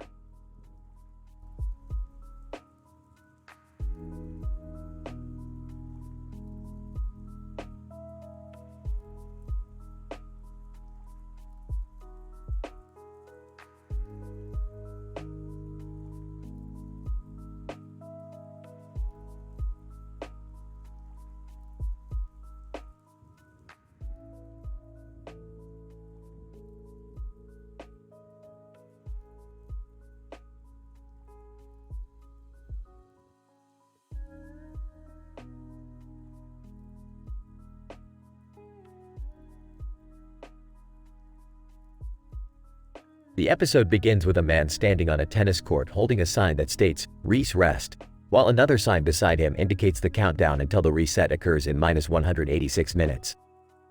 The man's attire and equipment suggest that he is a research assistant affiliated with the university's neuroscience department.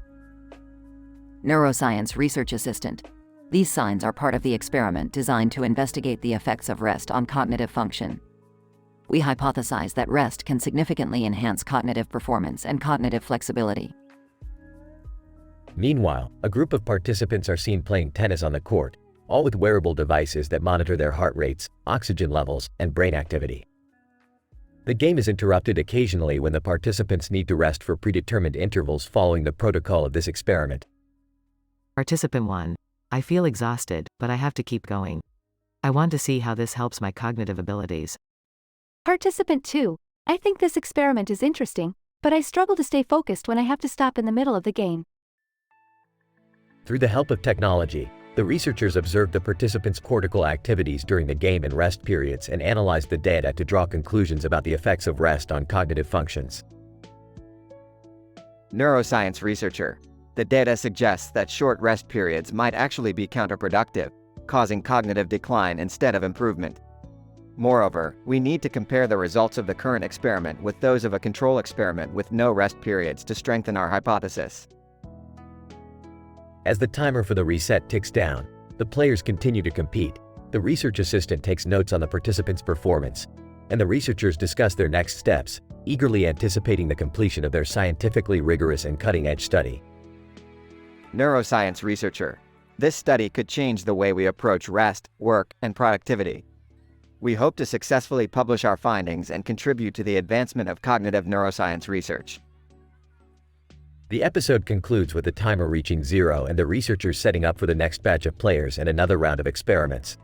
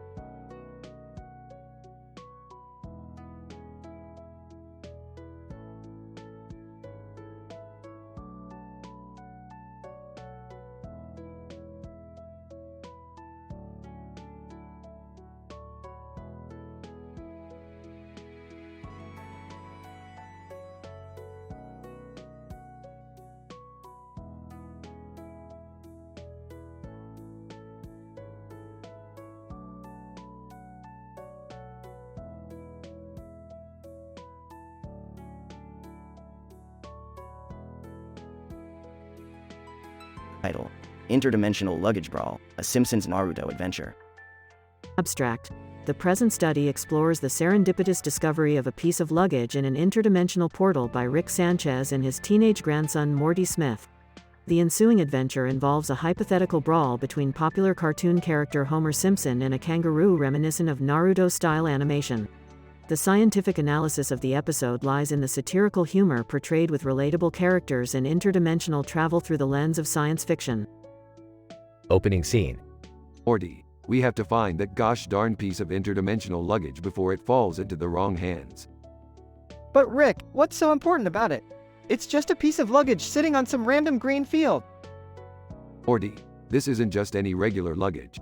It's made with the finest materials in the universe and it holds the key to unlocking the mysteries of interdimensional travel. Scene transition. Rick, what are you doing with this piece of luggage? I thought you were finally going to take a break from your crazy adventures. Beth, you know there's no rest for the wicked. Plus, I promised Morty an exciting summer adventure. Scene transition. As Rick and Morty open the piece of luggage, a bright light engulfs the room, transporting them to a different dimension. Homer Simpson. Hey, you two. What are you doing here in Springfield? Ain't this town big enough for the both of us? Kangaroo. And what business do you have with this interdimensional portal, you silly humans? Scene transition. Morty, we're in a hypothetical brawl between Homer Simpson and a kangaroo that resembles Naruto. What? That doesn't make any sense, Rick. Scene transition. As the fight intensifies, Rick and Morty realize that they are not spectators but participants. Rick, we have to do something. Homer and the kangaroo are destroying this whole dimension. I know, Morty, I've got a plan. Scene transition. Rick and Morty use the interdimensional luggage as a shield to protect themselves from the rampant destruction of the brawl. Homer Simpson. Hey, guys. That's cheating. Get out of my way. Kangaroo. Hurry up, we've got to get to the next dimension before this one collapses. Scene transition. As they make their escape, Rick and Morty realize the true value of the interdimensional luggage. It's not just a mere object, but a tool for interdimensional travel. Well, Morty, that was quite the adventure. And to think, it all started with a simple piece of luggage in an interdimensional portal. Yeah, Rick. It really makes you wonder what else is out there in the multiverse waiting to be discovered. Scene transition. Rick, Morty, what did you guys do now? The whole house smells like burnt rubber and there's a giant hole in the living room floor. Ah, Beth, it's just a little collateral damage from our summer adventure. No need to worry. Ending scene.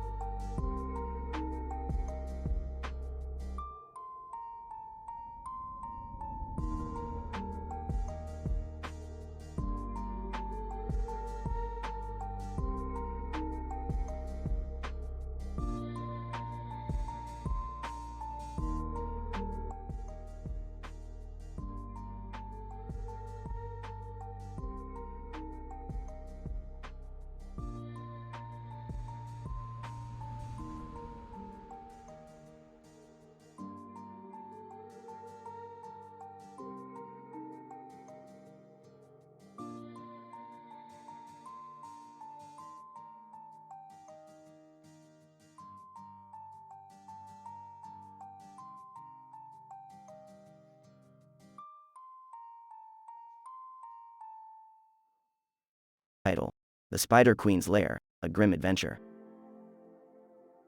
Summary: in this episode, Rick, Morty, Summer, and Jerry are transported to the world of the grim adventures of Billy and Mandy. They find themselves standing in front of a giant, mysterious object with a person holding a gun in the middle of the picture. Suddenly, they are ambushed by Velma Green, who traps them in her huge spider web lair. Velma reveals her plan to morph them into her abdomen into spider minions forever. Rick, being the smartest person in the universe, quickly devises a plan to escape Velma's lair. They engage in a thrilling action-packed adventure and face numerous challenges along the way. The episode is filled with references to the iconic Billy and Mandy TV show, making it an enjoyable watch for fans of the series.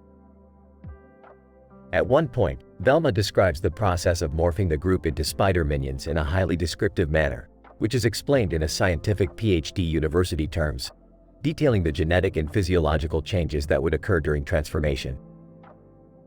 The writing in this episode is clever and award-winning, adding another exciting chapter to the adventures of Rick and his family. The ending is epic and satisfying, leaving the audience begging for more. Alright, listen up people. We need to get out of here ASAP before Velma turns us into her spider minions. But how are we going to escape? We're trapped in her web. Hey, look at that. Over there, it's Billy and Mandy. Maybe they can help us.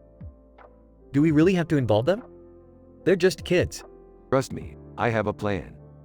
Velma, you fools, you cannot escape my lair. You will be morphed into my abdomen and become my spider minions forever. Oh yeah? Well, we'll see about that. Now, where did I put that sonic screwdriver? Whoa! This spider is huge. It's like the size of a car. Quick, grab that rope and let's swing to safety. I'm not sure about this. Quit being such a wimp, Jerry. Let's go.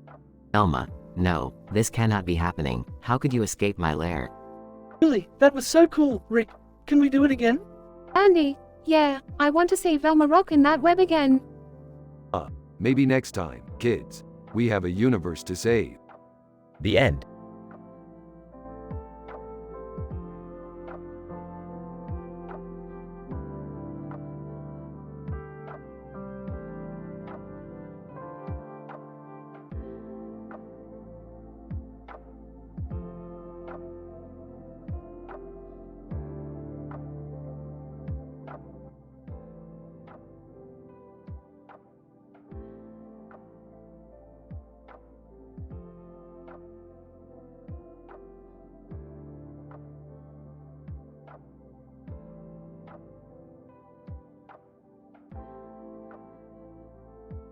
The episode Adventures in Sci-Fi LARPing, The Encounter with Mantis, begins with the appearance of a human male, identified as the man in a blue suit, and two juvenile Homo sapiens in an open field environment. The scene is characterized by the presence of a spacecraft in the background and a purplish sky, which is suggestive of an alternate or parallel universe. Upon closer inspection, it is revealed that the man in a blue suit is none other than Captain Jean-Luc Picard, a prominent figure in the science fiction franchise Star Trek. He is accompanied by two minors, whose identities remain unknown at this point in the episode. The plot thickens when it is revealed that the three individuals are participating in a science fiction live-action role-playing LARP game. The LARP is set in a futuristic setting, where the spacecraft in the background is meant to represent a mode of transportation for the game's characters.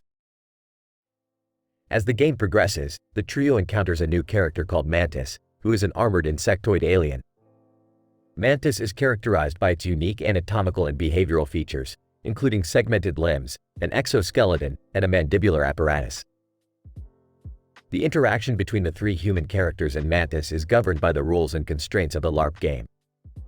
However, due to the plausible nature of the sci-fi setting, the encounter is imbued with a degree of scientific legitimacy and credibility.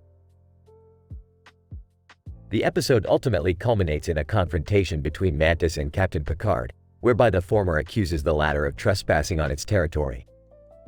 The interaction is mediated by the LARP game's regulations and guidelines, which allow for a decisive resolution to the conflict. Overall, Adventures in Sci-Fi LARPing, The Encounter with Mantis, presents a compelling storyline that combines elements of science fiction, gaming, and imaginative speculation. The episode is characterized by its scientific rigor and attention to detail, making it a must-watch for fans of the genre.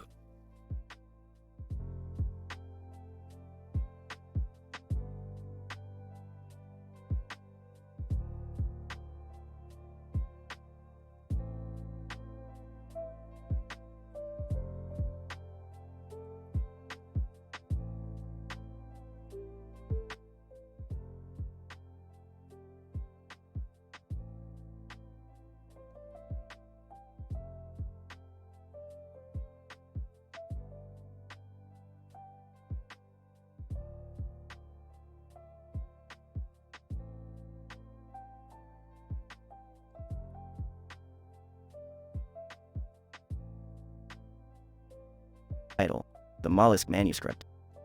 Synopsis. The episode begins with Rick and Morty inside a microscopic ship, diving deep into the molecular structure of a snail crawling in the grass. In a sudden twist of events, the snail gains consciousness and starts talking to them. Snail, greetings. I am Snailius Maximus, and I rule over this kingdom. What brings you to my domain? Wow, a talking snail. We're here to study your molecular structure. Yeah, we just want to learn more about how you work. Snailius, well, I'm flattered, but I have a problem. One of my subjects, Snailina, has been kidnapped by the nefarious Slug Lord. I need your help to rescue her. Alright, we'll help you out, but we'll need your cooperation. Snailius, of course, I pledge my full allegiance to you. The trio sets off on a mission to rescue Snailina, traversing the vast landscape of the snail world. They encounter various obstacles, such as navigating through thick foliage and avoiding predators. Rick, are you sure about this? We're risking our lives for a snail.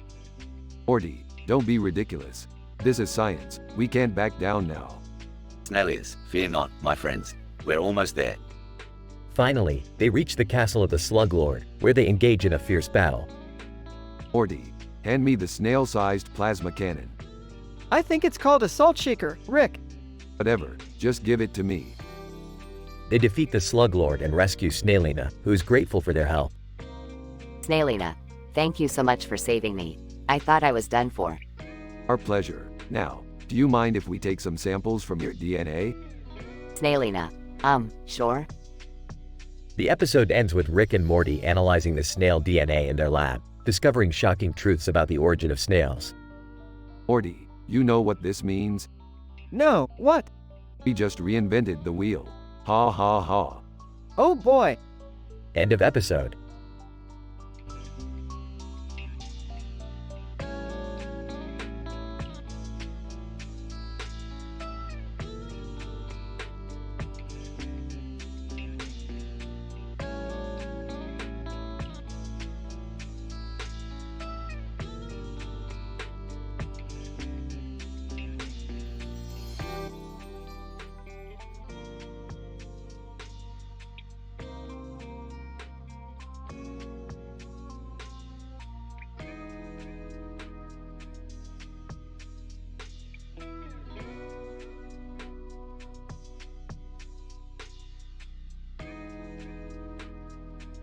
Title: The Shrunken Milk Caper.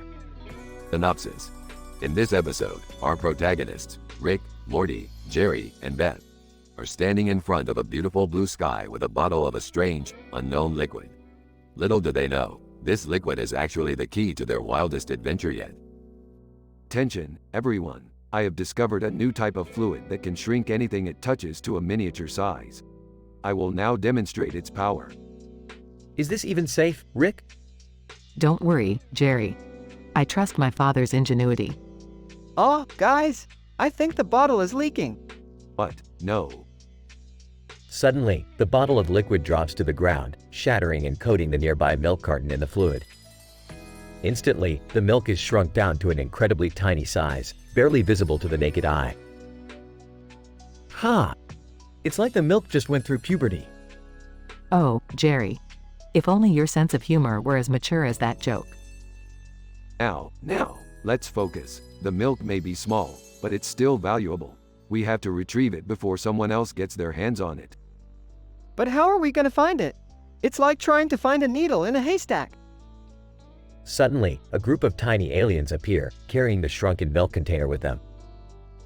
Aliens, surrender, Earthlings! This milk belongs to us now. Not so fast, you little green menaces. That milk is worth a fortune, and we're not leaving without it.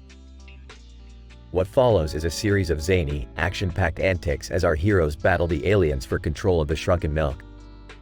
In the end, they emerge victorious and return the milk to its rightful owners. Wow, that was intense. I feel like I just went through a wormhole or something. Don't worry, Jerry. It's all in a day's work for our family. Oh, guys, I think I accidentally shrunk Summer's favorite sweater. Oh boy, looks like we're in for another adventure.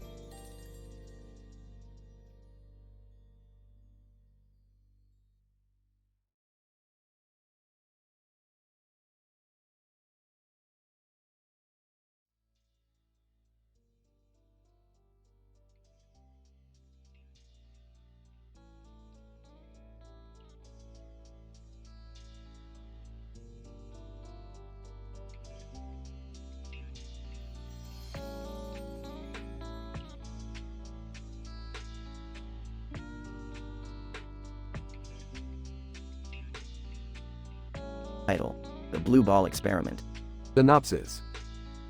The episode opens with Rick and Morty on a beach full of sandbanks. They come across a blue ball sitting on the ground in the sand. Rick, curious as always, picks up the ball and declares it as the perfect specimen for his latest experiment. He takes the ball back to their lab where he begins to conduct a series of tests on it. Rick, Morty, we have a blue ball in our hands and the possibilities are endless. We can run all sorts of tests on it. The first one we'll do is drop it from a height and measure its bounce back rate. Morty, Rick, do you think that's a good idea? I mean, it's just a blue ball. Rick, nonsense, Morty. This ball could hold the secret to infinite energy. Or it could just be a blue ball. Either way, I'm excited to find out. The ball is dropped from a height of 5 feet and bounces back with a rate of 0.83. Rick scribbles something on a piece of paper and moves on to the next experiment. Rick, alright, next we'll test the ball's reaction to slime. Slime Man, get in here. The scene cuts to a slime man coming into the room with his green gooey body. Rick pours slime all over the ball and it starts to react in a strange way. The ball morphs into a different shape and color. Slime Man. Whoa, dude, that's some trippy stuff. Rick, interesting. The blue ball seems to have a chemical reaction with the slime, resulting in a complete transformation. This could lead to groundbreaking research in the field of transmutation. But before Rick can proceed with his experiments, the blue ball suddenly disappears. Morty, Rick, where did the ball go? Rick, I don't know, Morty. This is highly unusual. We must find it at all costs. The duo embark on a mission to find the missing blue ball, encountering a series of obstacles along the way. From alien creatures to a sentient pile of sand, the adventure becomes more and more absurd. Rick, we've been searching for hours, Morty. I'm starting to think the blue ball was nothing special after all. Morty, really, Rick? After all we've been through to find it? Suddenly, the ball reappears in front of them, causing Rick and Morty to jump back in surprise. Rick, well, I'll be damned. The blue ball has some sort of teleportation mechanism. This is incredible. Morty, wow, Rick. I never would have thought a blue ball could have such complex abilities. The episode ends with Rick conducting even more experiments on the ball, including testing its reaction to various substances and its ability to withstand extreme temperatures. The blue ball may have been the subject of ridicule and amusement, but it might just hold the key to some of the universe's greatest mysteries. Rick, I can't wait to see what other secrets this blue ball holds. Who knows, Morty? Maybe one day it'll be the key to our salvation. Morty, or it could just be a blue ball, Rick. Rick, never underestimate the power of the blue ball, Morty.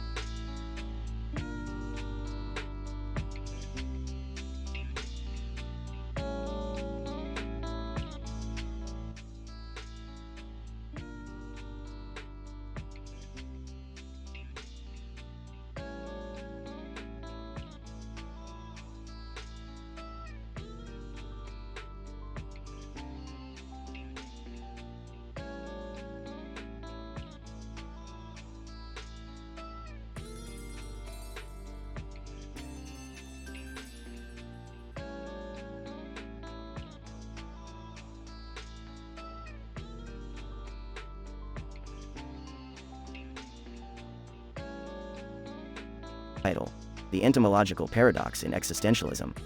Synopsis.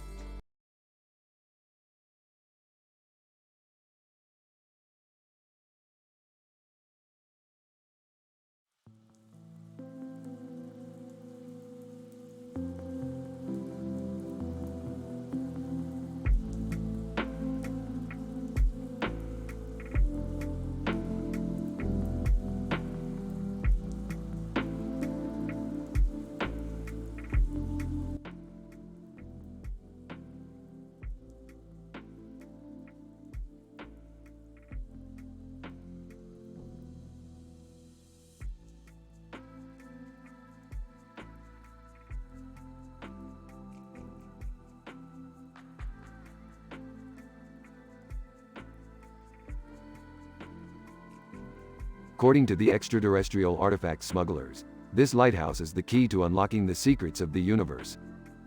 But, why are we sitting on the ground next to it? And why does that creature have a red face? I heard some tittle-tattle that this is where they gather to exchange funny stickers. Guys, we need to focus. We're on a mission here. Agreed. We need to get to the top of that lighthouse and retrieve the artifact before anyone else does. What about Dr. John Zoidberg from Futurama? He's always causing trouble. Hey, I once had some outrageous job interview experiences with that guy. But we can't let him get in our way. Let's chop to it then. Rick, Morty, Jerry, and Summer climb up the lighthouse and encounter Dr. John Zoidberg. Dr. Zoidberg, hello, my friends. What brings you to this magnificent tower? What the crap, Zoidberg? We know you're after the artifact too. Dr. Zoidberg, oh, you caught me. But let's not be enemies. We can share it, like good buddies. Yeah, right. Like that time we shared a sandwich and you ate all the pickles. I don't think that's a good idea. We can't trust him. Besides, we're the ones who found this place first. It's ours. A comical fight ensues between the two groups, with lots of jokes and zany weapons being used. Ah, that was some high-quality comedy. But let's get down to business. Yeah, we still haven't figured out what this artifact does. And what about that red creature on Zoidberg's face? I think I know what it is. It's never mind. I'll let you guys figure it out. The episode ends with the group laughing and walking away from the lighthouse, a sense of camaraderie and adventure in their hearts.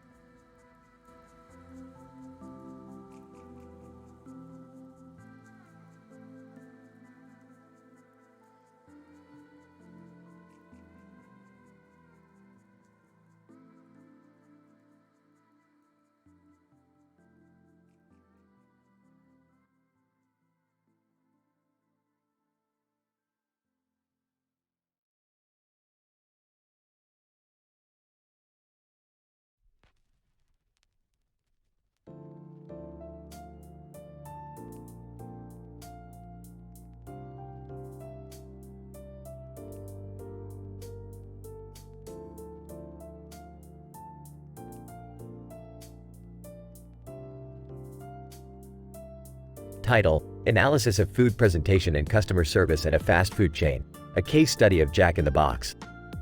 Introduction. The episode focuses on the evaluation of a Jack in the Box fast food chain's food presentation and customer service. In this study, we investigate the impact of food presentation and customer service on customer satisfaction in the hospitality management field. The episode features a man sitting at a table with a plate of food and a mascot behind him with a tablet computer. Methodology.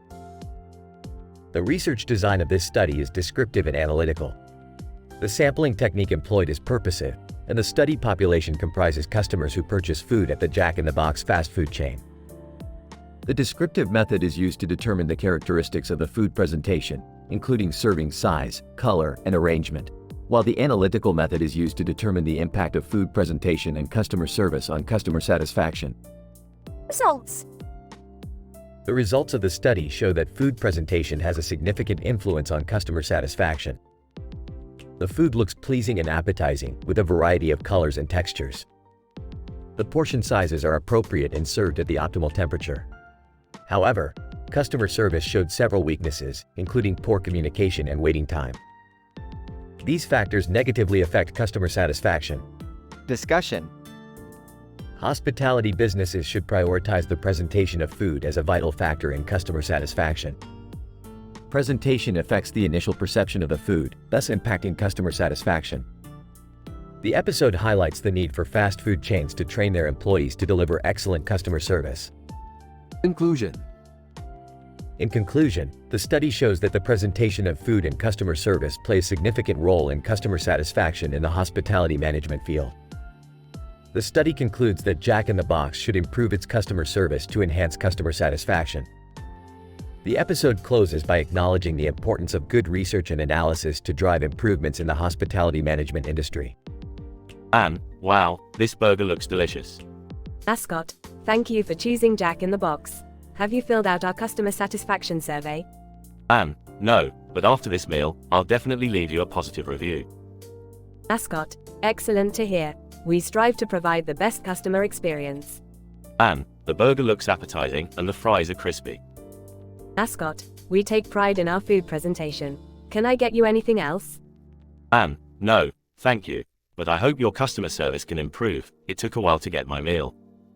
Mascot, thank you for your feedback. We will use it to enhance our service delivery.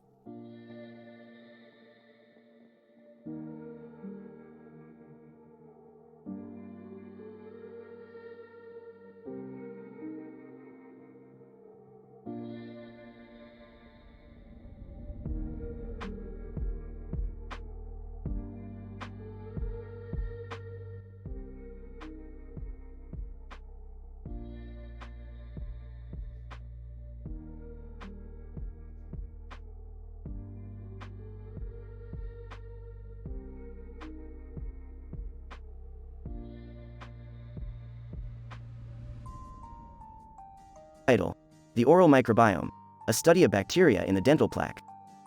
Participants. Patient X, a 35-year-old female with a history of dental caries and gingivitis, currently receiving dental prophylaxis. Dentist Y. Dr. Mongral, a licensed dentist with 10 years of experience. Setting: a dental clinic equipped with dental chairs, instruments, and materials for the performance of dental procedures. Procedure.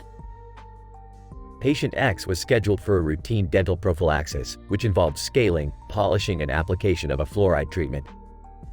During the cleaning, Dentist Y noticed a considerable amount of dental plaque and decided to collect a sample for microbiological analysis. The specimen was obtained using sterile dental curettes and transferred to a sterile transport medium. Microbiological analysis. Dental plaque sample was subjected to microbiological analysis at a research laboratory. DNA extraction, 16S rRNA sequencing, and bioinformatic analysis were performed to identify bacterial species present in the oral microbiome. The results showed a diverse microbial community dominated by the following bacteria: Streptococcus mutans, Porphyromonas gingivalis, and Prevotella intermedia. Discussion. The findings of this study shed light on the complex microbial ecology of the oral cavity. The dominant bacteria identified are known to be associated with dental caries and periodontitis.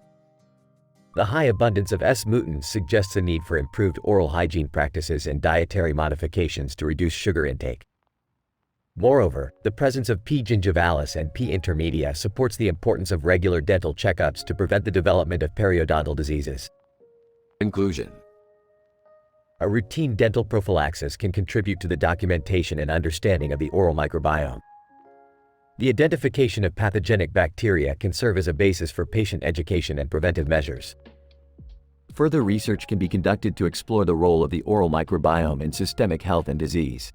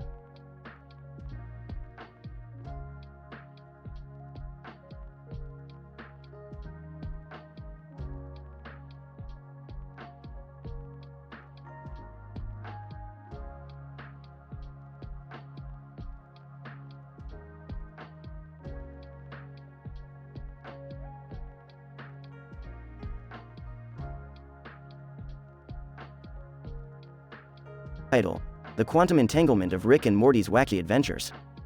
Synopsis. In this episode, Rick and Morty explore the fascinating world of quantum mechanics, encountering bizarre phenomena and getting into all sorts of ridiculous situations along the way. Opening scene. Rick and Morty are in the garage, surrounded by various scientific equipment and machinery. Rick is tinkering with a device that emits a green light, while Morty watches in awe. Morty, you're about to witness something truly mind-bending. We're going to explore the quantum entanglement of these green lights. Whoa, Rick, that sounds pretty intense. What does it even mean? It means that these lights are connected on a fundamental level, no matter how far apart they are. It's like they're two sides of the same coin, Morty. Oh, okay. But what does that have to do with us?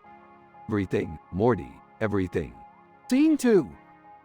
Rick and Morty activate the device and suddenly find themselves transported to a strange, alternate dimension.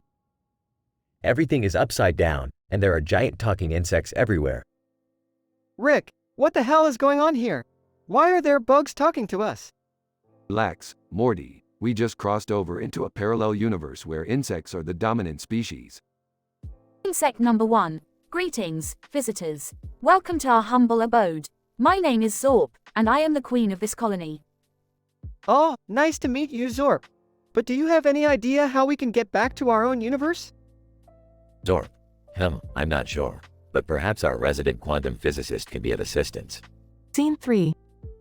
Rick and Morty meet the quantum physicist, who is a giant snail with a lab coat and glasses. So, Mr. Snail Scientist, can you help us get back to our own universe? Snail Scientist, of course, but first I must conduct some experiments. Would you be willing to assist me in my research? Ah, sure. What do you need us to do? Snail Scientist, simple. I need you to strip down to your underwear and dance the Macarena while reciting the alphabet backwards. But, that's ridiculous. We're not doing that. Snail Scientist, very well. In that case, I cannot help you. Good day. Scene 4. Rick and Morty reluctantly agree to do the snail scientist's experiment, and it works. They are transported back to their own universe, but something has gone wrong. Morty's teeth have all broken off and are flying around the room. Rick, my teeth. They're all gone. Don't worry about it, Morty. It's just a side effect of the quantum entanglement. We'll fix it later, but first, let's go get some tacos. Scene 5. Rick and Morty go to a taco stand, but there's a problem. The tacos are alive and they're attacking people. Damn it, Morty. We should have just gone to McDonald's. Now we're wrestling with sentient tacos. Help me, Rick. They're all over me. Okay, Morty, hold still. I'll use this quantum destabilizer to neutralize them. Scene 6. The quantum destabilizer causes a rift in the fabric of reality, and Rick and Morty find themselves in yet another alternate universe. This time, they're in a world where everything is made of rubber, including the people. Rubber person number 1. Hello, fellow travelers. Welcome to Rubber World. Great, just what we needed. Another wacky universe. Morty, I swear, if we ever make it back home, we're never leaving again. Yeah, no kidding. This is getting ridiculous. Closing scene. Rick and Morty use the quantum destabilizer to return to their own universe, but the device explodes, creating another rift in the fabric of reality. They end up in an alternate universe where they're giant squids. Rick shrugs it off and says they'll just have to learn to adapt. Morty, however, is freaking out. Rick, we can't keep doing this. We're not meant to be squids. We need to figure out a way to get back to our own bodies. Relax, Morty. It's just another adventure. Besides, I heard squid sex is pretty wild. Oh God, kill me now. Fade to black.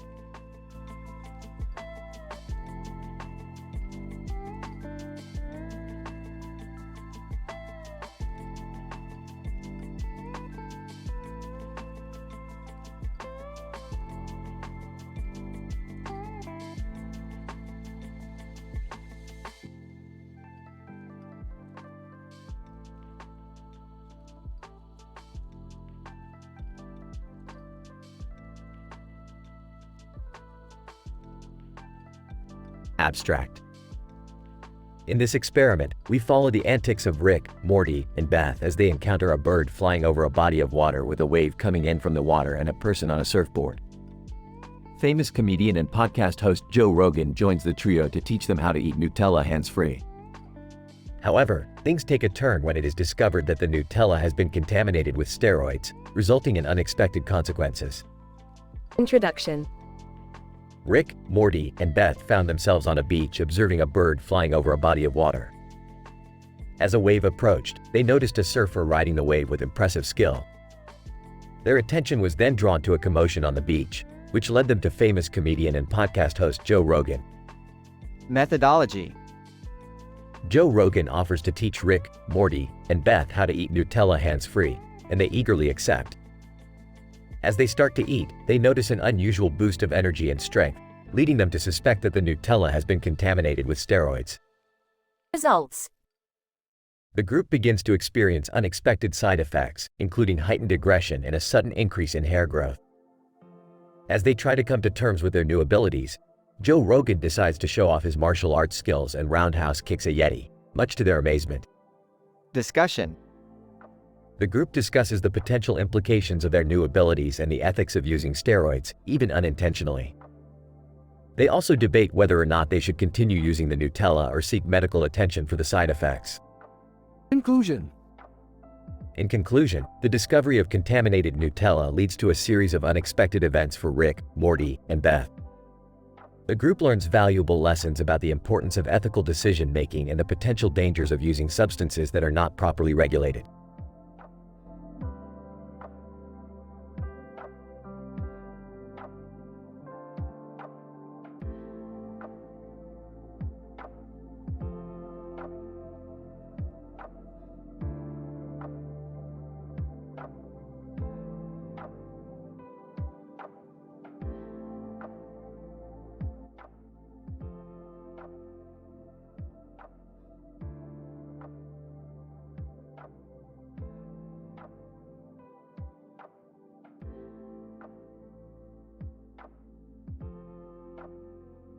Title: Alien Pet Rescue, an exploration of the science behind sci-fi.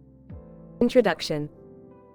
The present episode describes the encounter of a man in a red spacesuit observing an alien specimen inside a spaceship, with another man standing in the background. The show, titled Alien Pet Rescue, explores the science behind science fiction while shedding light on the mind-boggling reality warps that underlie the fundamental workings of the universe. Protagonist. The man in the red spacesuit, whose name is Jack, is a skilled astronaut and a passionate animal rights activist. Jack has 6 years of space travel experience, making him the perfect candidate to encounter and rescue an alien pet. Setting. The opening scene is set in a dark spaceship with flashing lights and a dense mist filling the air. The interior of the spacecraft is visible through a small window, where the alien pet is observed. Plot. In the episode, Jack and his colleague, Dr. Patel, embark on a rescue mission to save an alien pet trapped in a spaceship. As they approach the ship, they use advanced technology to analyze the surrounding area for the presence of any hostile forces. By studying the physics of the ship's propulsion system, they are able to identify how it works and how they can use it to gain access to the vessel. As they enter the ship, they face strange, mind-bending reality warps that make it hard for them to navigate the vessel. With their knowledge of quantum physics, they are able to overcome the obstacles and locate the alien pet resting in a small containment field. They then use a combination of centrifugal force and suction to extract the pet from its holding place and bring it back to their own ship. Conclusion. Finally, the show concludes with Jack and Dr. Patel reflecting on the real-life science behind the sci-fi features seen throughout the episode. They explain how their knowledge of various fields of science allowed them to complete the mission successfully. The audience is left with newfound knowledge of scientific concepts and a deeper appreciation for the incredible knowledge that underpins science fiction.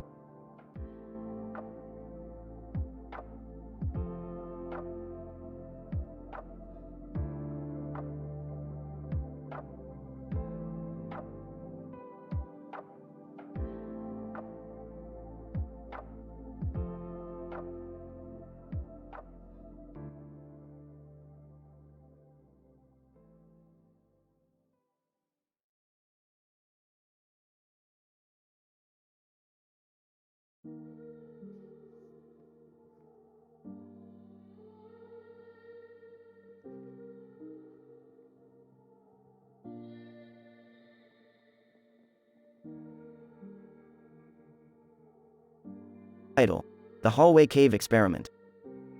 Synopsis: Rick and Morty enter a strange cave with an unusual hallway that has an echo. They embark on an experiment to determine the properties of the cave and the hallway. Opening scene. Morty, we have stumbled upon a strange cave. According to my calculations, it's a twisted tunnel with a dirt floor and a light at the end of it. Oh, sounds like a trap. Scene 2. Rick and Morty walk towards the light at the end. Hold on, Morty, let's do an experiment first. What kind of experiment? We'll shout and see if the echo proves to be a regulative force. Let's test the hallway's density and sound reflection. Sure, I guess. Scene 3. Rick and Morty shout, their voices bouncing off the walls of the hallway. Ah, testing, testing. Echo, echo. Scene 4. Rick and Morty hear their voices echoing back to them and realize that the cave has an echo. Interesting. The cave is a primitive form of echo chamber. So, what's next? Scene 5. Rick proceeds to set up a makeshift recording studio in the cave. Morty, do you have the microphone stand? Oh, nope. Great. Looks like we'll have to improvise. Scene 6. Rick and Morty begin recording a hilarious podcast with their random musings and jokes. Hey Morty, what's the difference between a well-dressed man and a poorly dressed man? I don't know, Rick. What? The price of his clothes. Ah, that's a good one, Rick. Scene 7. Suddenly, they hear a rumbling in the cave. Morty, we need to move fast. The building pressure from our podcast jokes is causing a sonic boom. What do we do, Rick? Scene 8. Rick and Morty sprint out of the tunnel and make it out just before the cave collapses. Phew, that was a close call. Our jokes were almost too epic for this world. Yeah, who knew that a cave experiment could be so hilarious? In scene. Rick and Morty fist bump each other while walking away from the cave. Science, Morty, it never gets old. Yeah, Rick. Especially when it involves podcasting and cave jokes.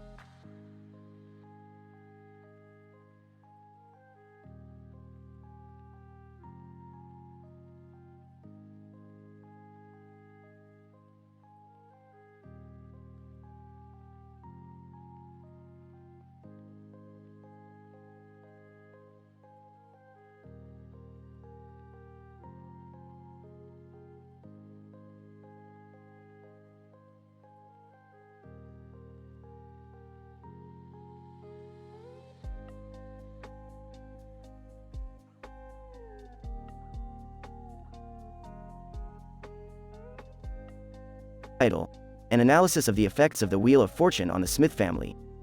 Abstract. The present study aims to explore the psychological, behavioral, and cognitive effects of the Wheel of Fortune game on the Smith family, specifically Rick, Morty, Jerry, Beth, and Summer. The study examines the players' reactions to the various signs and consequences of the game and the extent of their engagement with the game's rules and objectives. Introduction. The Wheel of Fortune game involves spinning a wheel with various signs that correspond to different outcomes, such as winning money, losing a turn, or advancing to the next level. The game has been shown to elicit various emotional responses, including excitement, disappointment, and frustration. Moreover, the game's outcomes are unpredictable, which makes it difficult to predict one's chances of winning or losing. Method. The study utilized a qualitative research methodology, which required the researchers to observe and analyze the player's behavior while playing the game. The observation took place in a room with a Wheel of Fortune game set up and a phone in the foreground. The researchers recorded the interactions, actions, and dialogue of the players throughout the game's duration. Results. The analysis of the data revealed that the game had various effects on the players, including heightened competitiveness, increased engagement, and strategic thinking. However, it also elicited negative emotional responses, such as anger, disappointment, and sadness, when players lost or missed an opportunity to win. The players' reactions were observed to be erratic, and the game's unpredictability contributed to this. Discussion. The present study highlights the effects of the Wheel of Fortune game on the Smith family, showing how the players responded to the game's rules and outcomes. The findings suggest that the game can be a source of entertainment and social interaction, but it can also trigger emotional responses that may have undesirable consequences. Further research is needed to explore the Wheel of Fortune game's effects on a larger sample and in different contexts. I'm telling you, Morty, I've got this game figured out. The Wheel of Fortune is no match for my genius. Aw geez, Rick, I don't know. It seems pretty random to me. I'm gonna win this thing. Just you wait and see. Come on, guys, this is just a game. Let's not get too invested. Whoa! I won $100. Let's go, baby. I demand a rematch. This wheel is rigged, I tell you. Well, we all had an equal chance, Rick. That's how probability works. I can't believe I lost my turn again. This is outrageous. Okay, that's it. No more Wheel of Fortune. Let's play Munchkin instead. But I was just getting the hang of it. Ah, man. End of episode.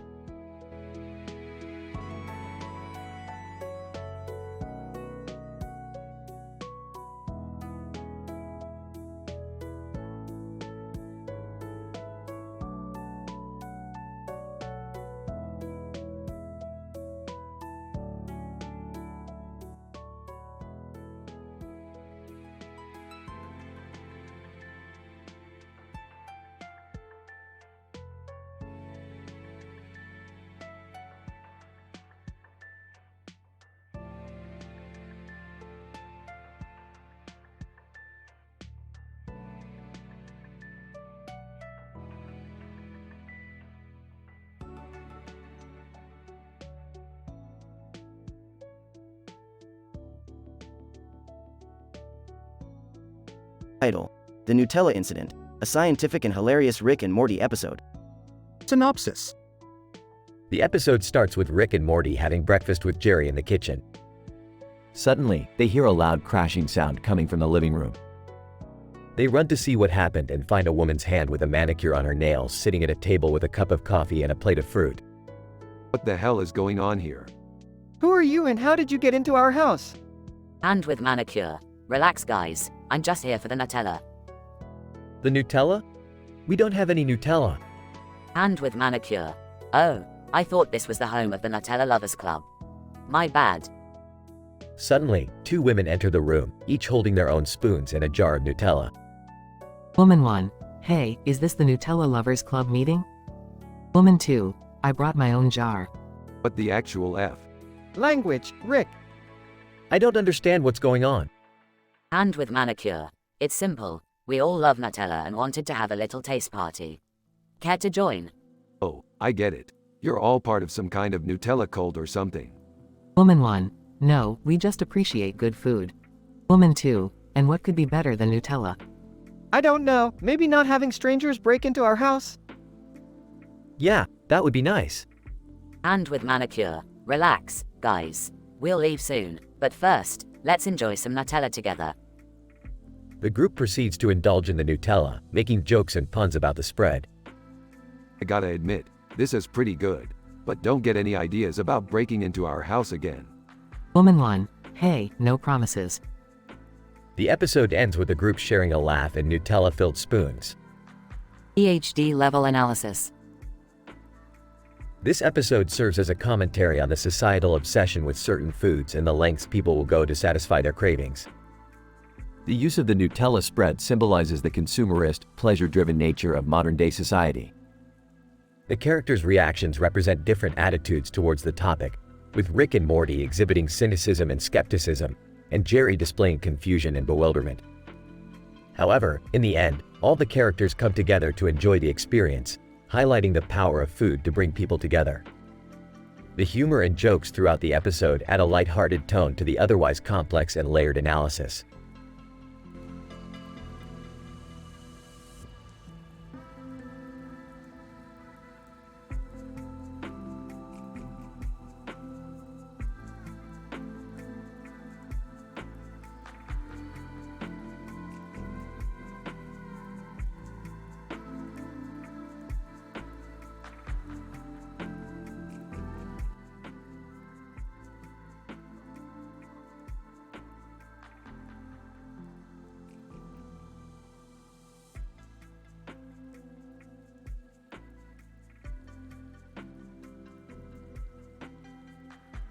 Narrator. The episode starts with three individuals, Rick, Morty, and Jerry, visiting a restaurant called Reverse World.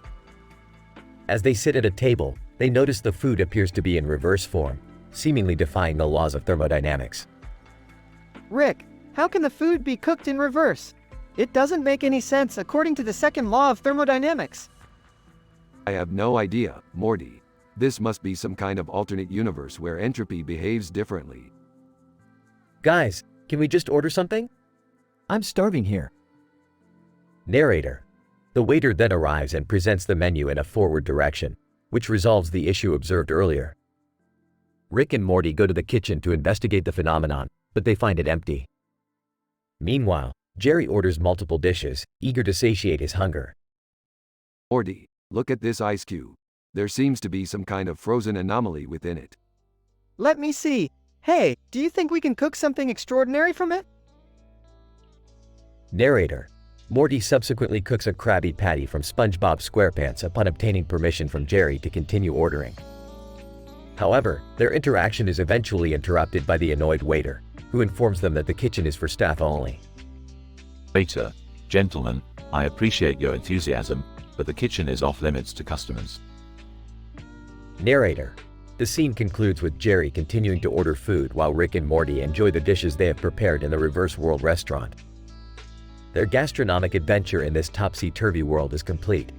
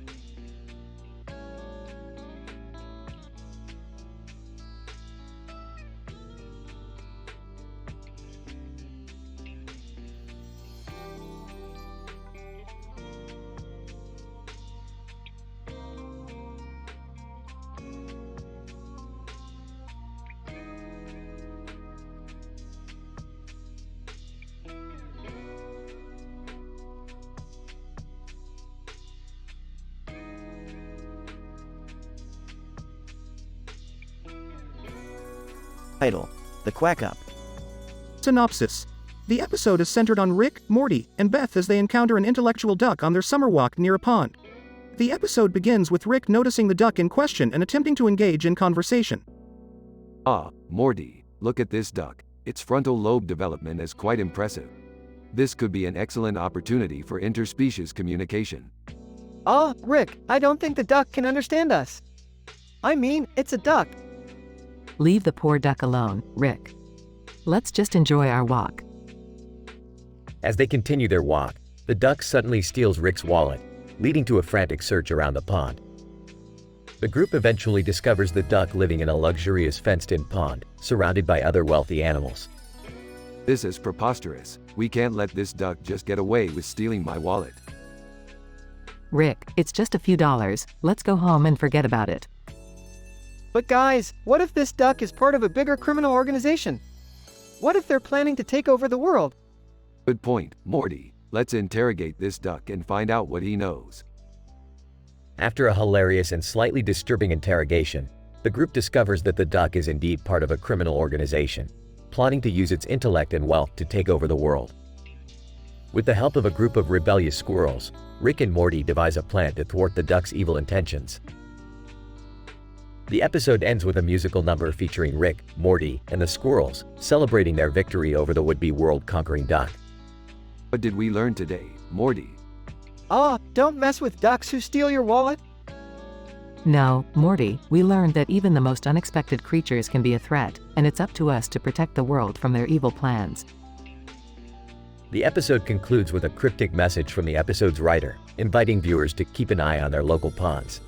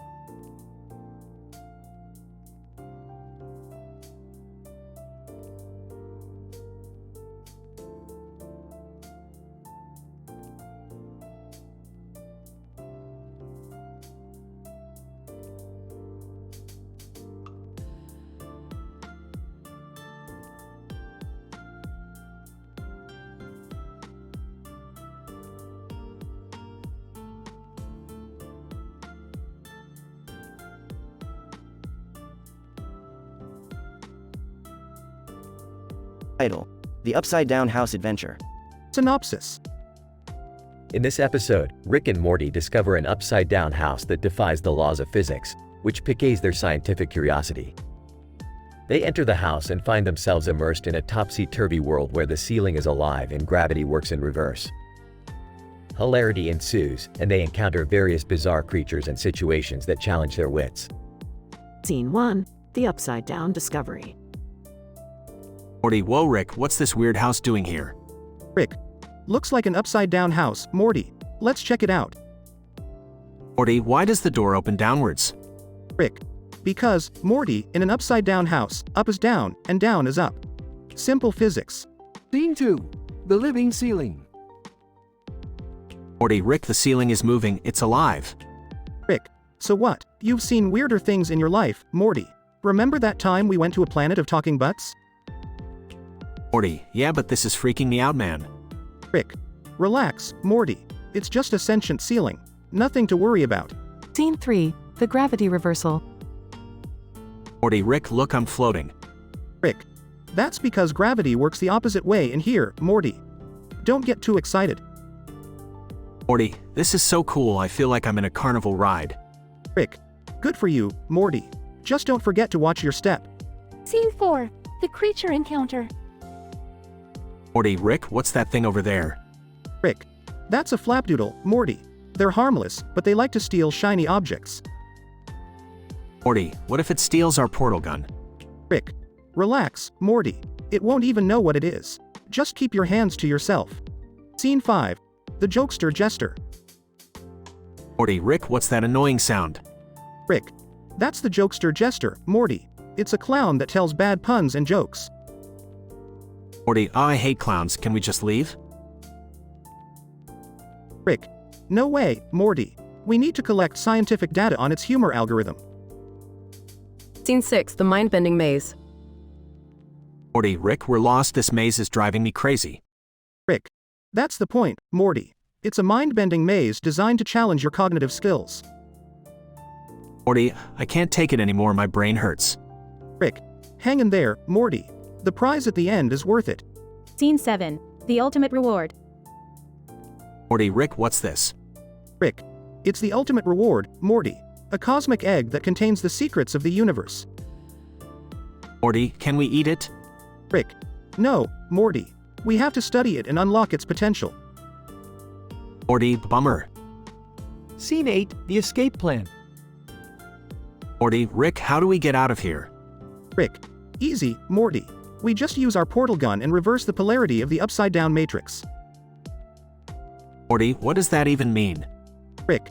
It means, Morty, we go back to our world and forget this ever happened. Scene 9, the lesson learned. Morty, Rick, what did we learn from this adventure? Rick. That even in a topsy-turvy world, science always prevails, Morty. Morty, I guess that's worth something. Rick. You bet it is, Morty. Now let's go get some McDonald's. Finn.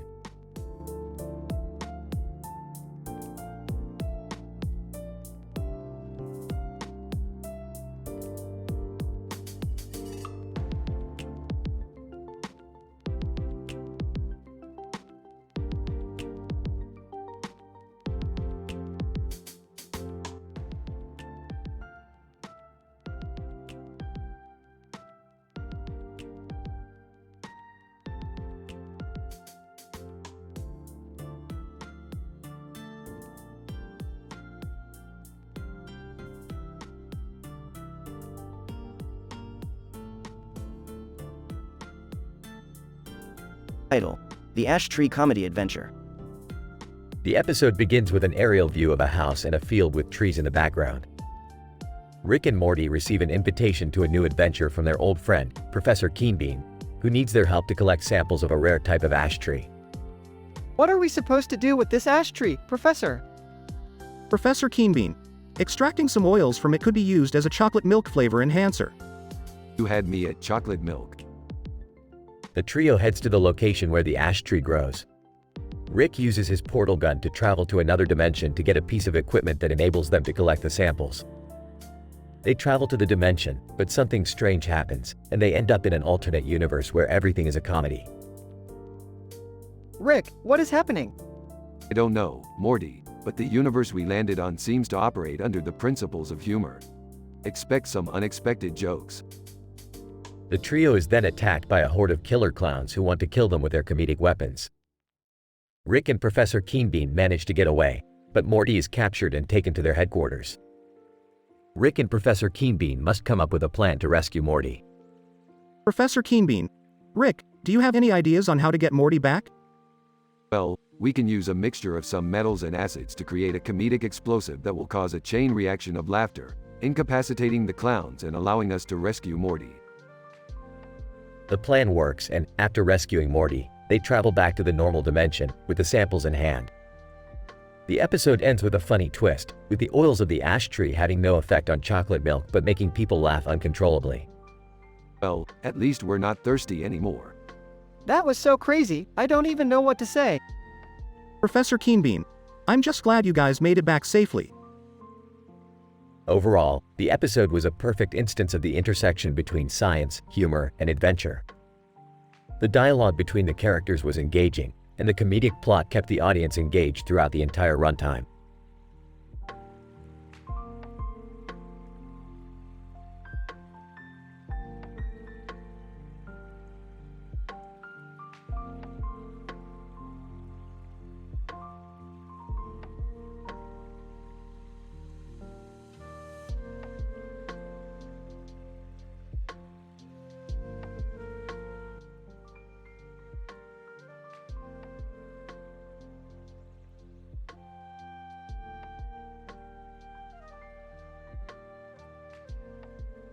Title: An Exploration of Interspecies Communication at a Carnival.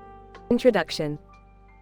The present study investigates interspecies communication between a cat and a dog amidst a carnival setting, with implications for understanding the diversity of communicative abilities across the animal kingdom.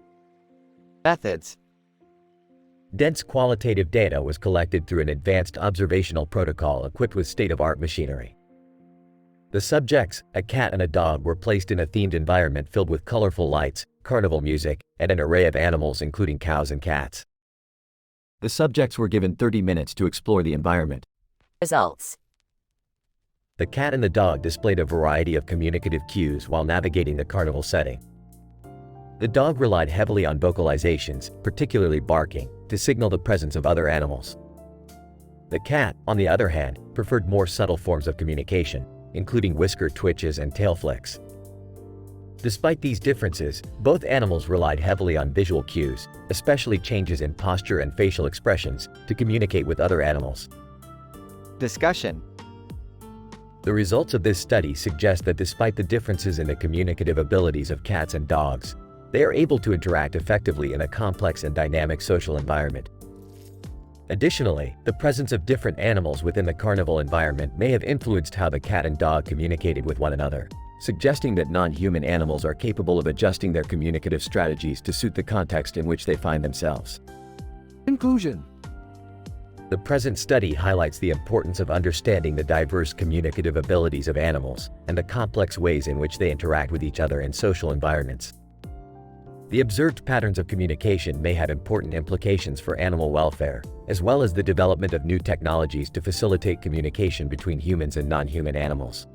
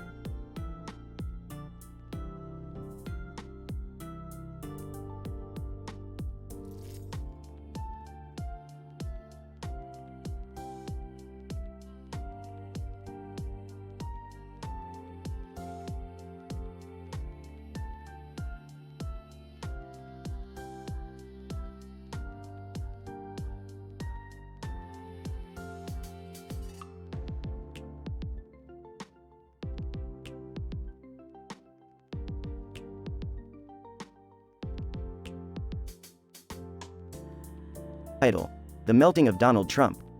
Synopsis. Rick, Morty, and Jerry observe a strange phenomenon happening in the nearby green field. Donald Trump is melting in the summer heat. Opening shot shows Rick, Morty, and Jerry observing the green field full of tall grasses and wildflowers. A bird flies overhead, its shadow fluttering over the trio's faces. That's odd. Why is Trump melting? He's not even made of wax. Maybe he's getting hot? I heard something about global warming. Rick pulls out his portal gun and transports the trio to the middle of the green field where they find a small patch of grass in the midst of a melting orange blob. This seems serious. We need to investigate. I don't know, Rick. It's hot out here. I'm not going any closer. He's going to tweet about this. Suddenly, the orange blob starts to take shape and rise up, revealing its true form, a giant melted sculpture of Donald Trump. Oh, geez. This is worse than I thought. What are we going to do, Rick? Let's just go home and pretend this never happened. I have an idea. We just need to freeze him back to his normal shape. The trio works together to build a giant freeze ray and successfully freezes the melted Trump back to his normal state. Well, that was a close one. Let's get out of here before the Secret Service shows up. Wait, what about the bird we saw earlier? Who cares about the damn bird? Morty's right. We should take a closer look. They follow the bird and discover a secret government facility that is attempting to control the world with mind control technology. Oh, come on. Not another one of these. Can't we just go home now? I really can't deal with this today. The trio then proceeds to destroy the facility, save the world, and return back to their normal lives. Closing shot shows the green field with the bird flying away, as the trio transports away via portal gun. Well, that was a weird adventure. Who's ready for some interdimensional cable? Morty and yay! The trio happily goes back to their normal routine of interdimensional shenanigans. End scene.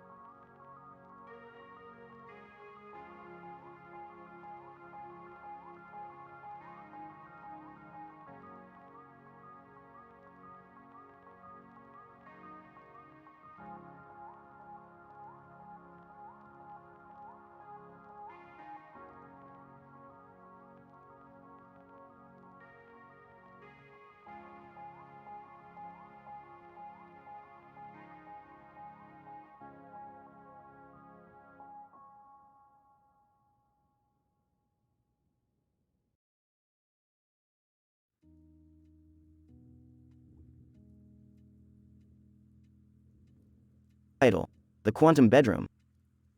Opening shot of the bedroom with a bed situated in the corner, overlooking the beautiful mountain view through a normal glass wall that's invisible thanks to the use of light-bending metamaterials.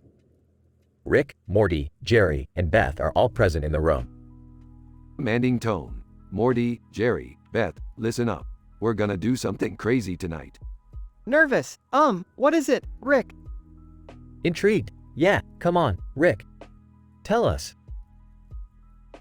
Skeptical. Rick, remember the last time we followed your crazy idea? Ignoring Beth. We're gonna transform this boring bedroom into a quantum maze. Confused? Quantum maze? What's that? Excited. Oh, I know what that is.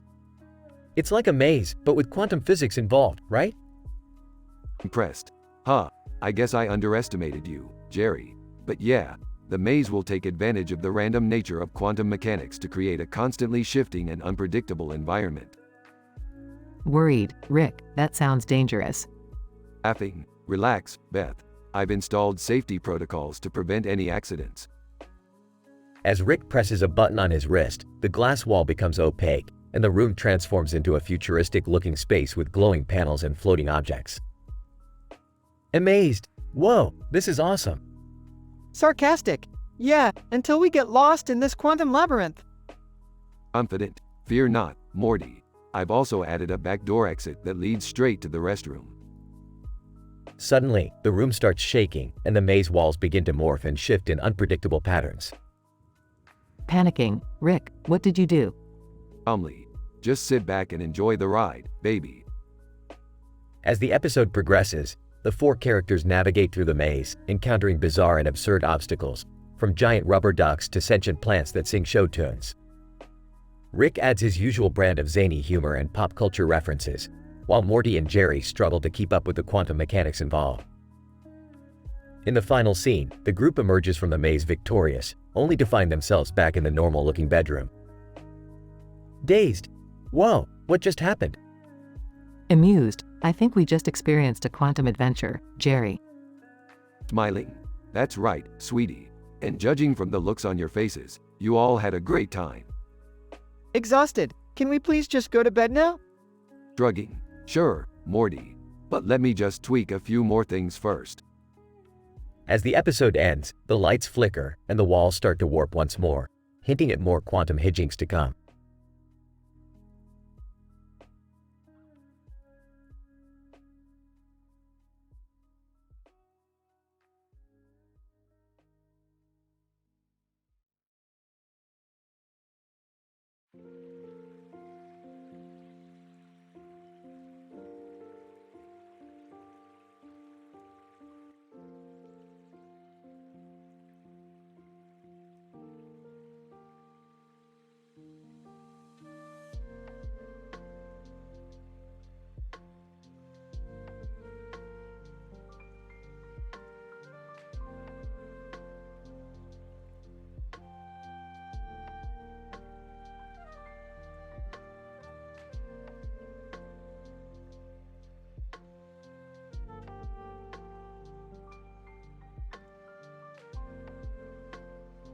Narrator.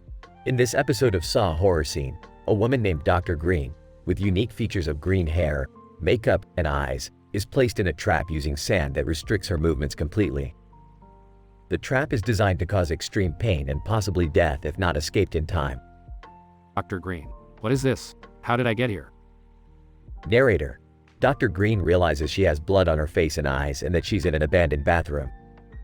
Suddenly, a video message from Jigsaw appears on a monitor in front of her. Jigsaw. Hello, Dr. Green. I want to play a game.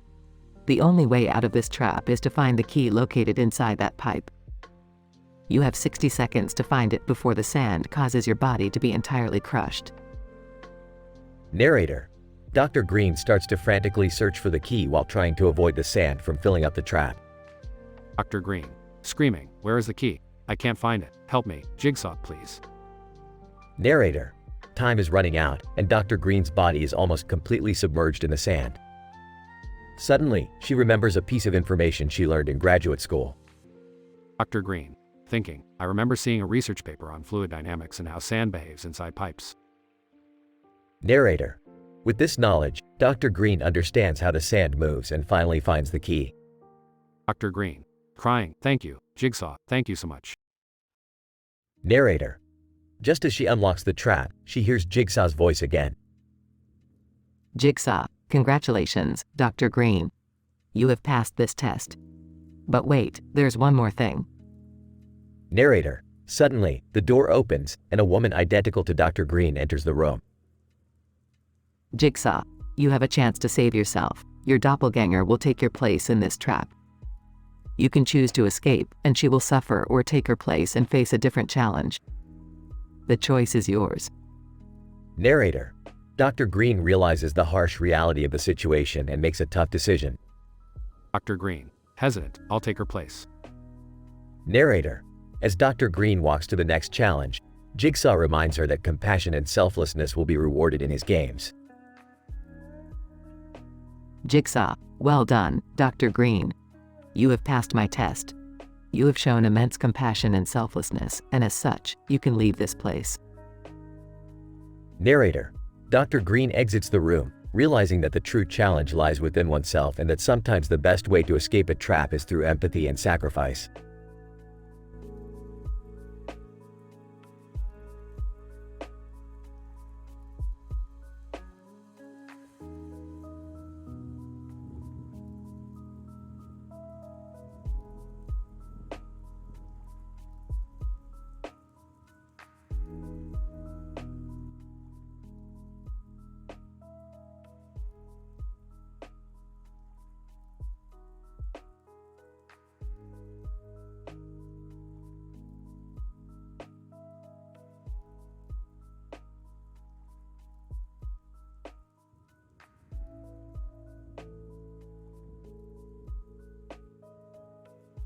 Introduction. In this episode of Rick and Morty, we observe a group of anime characters gathered together in front of a moon and stars background. An accompanying black cat and the presence of rabbits suggest a theme of mystical creatures and fables. In addition, we see evidence of a Dr. Stone, Stone Wars, an apocalyptic plague outbreak, and a pirate detective agency. We also notice a pirate fashion designer, although the relevance of this character is yet to be determined. Morty, I've detected some fluctuating energies radiating from these anime characters. Let's investigate. What kind of energies, Rick? I don't know, Morty. It's too early to tell, but it could be consequential. Pirate detective agency. We've been hired by a client to investigate a recent outbreak of an unknown virus. Our findings suggest that it may be linked to the fabled moon rabbit. Dr. Stone. Stone Wars. I've studied the ancient texts and discovered a possible cure for this virus. It involves utilizing the minerals found within a moon rock.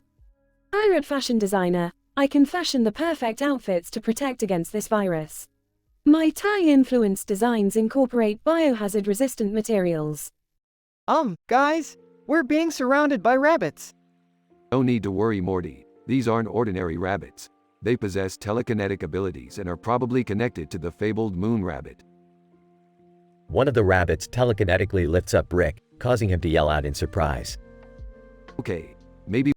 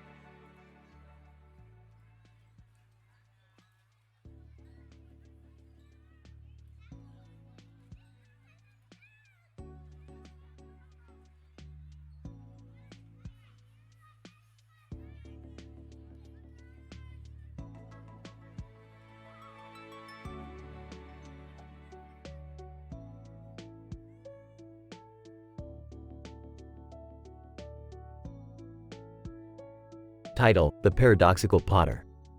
Synopsis. In this episode, Rick discovers a clock that seems to defy the laws of physics and its impact on the universe, featuring a robot talent show featuring whispering robots. Characters: Rick Sanchez, an eccentric genius scientist. Morty Smith, Rick's teenage grandson. Jerry Smith, Morty's father, a bumbling and insecure man. Scene 1, The Clock Paradox. Rick, Morty, and Jerry are in Rick's lab where they notice a clock on top of a table. Rick becomes fixated on the clock, observing that its minute hand moves faster than the second hand. He becomes fascinated with this paradox and spends hours trying to comprehend its implications. This clock defies the laws of physics. Morty, get the quantum manipulator. What? What are you going to do with it? What do you think, Morty? I'm going to solve this paradox and become the smartest being in the universe. Can I watch? Sure, you can be the peanut gallery. Scene 2. The Hog Potter Paradox. As Rick tries to solve the paradox, he realizes that the table the clock is on has a sign that reads, Hog Potter. This sparks a memory for Rick of his time spent with Harry Potter in a parallel universe. Morty, I have to go to a parallel universe to see if this table is connected to the Potter universe. Again? You just went there last week. Shut up, Morty. Parallel universes are the key to everything. Can I come too? No, Jerry. Just stay put and don't touch anything.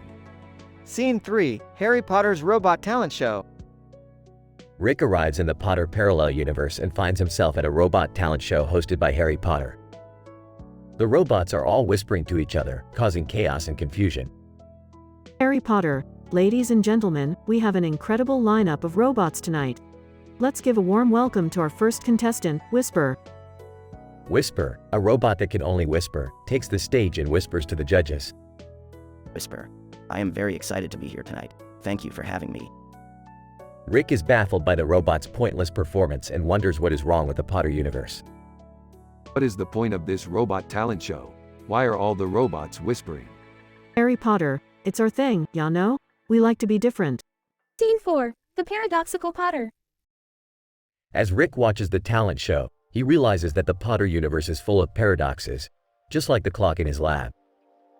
He begins to connect the dots and realizes that this paradoxical universe is the key to unlocking the secrets of the clock. Morty, I have the answer.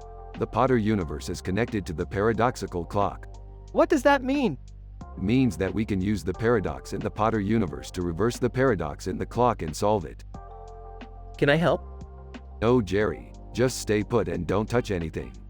Scene 5, The Paradox Solved.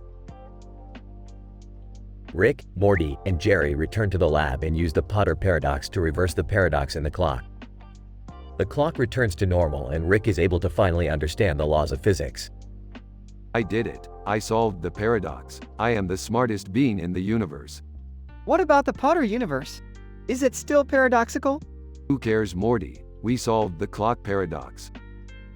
Can I have a turn at the quantum manipulator? No, Jerry. Just stay put and don't touch anything. The episode ends with Jerry sadly watching the clock and wishing he could be as smart as Rick.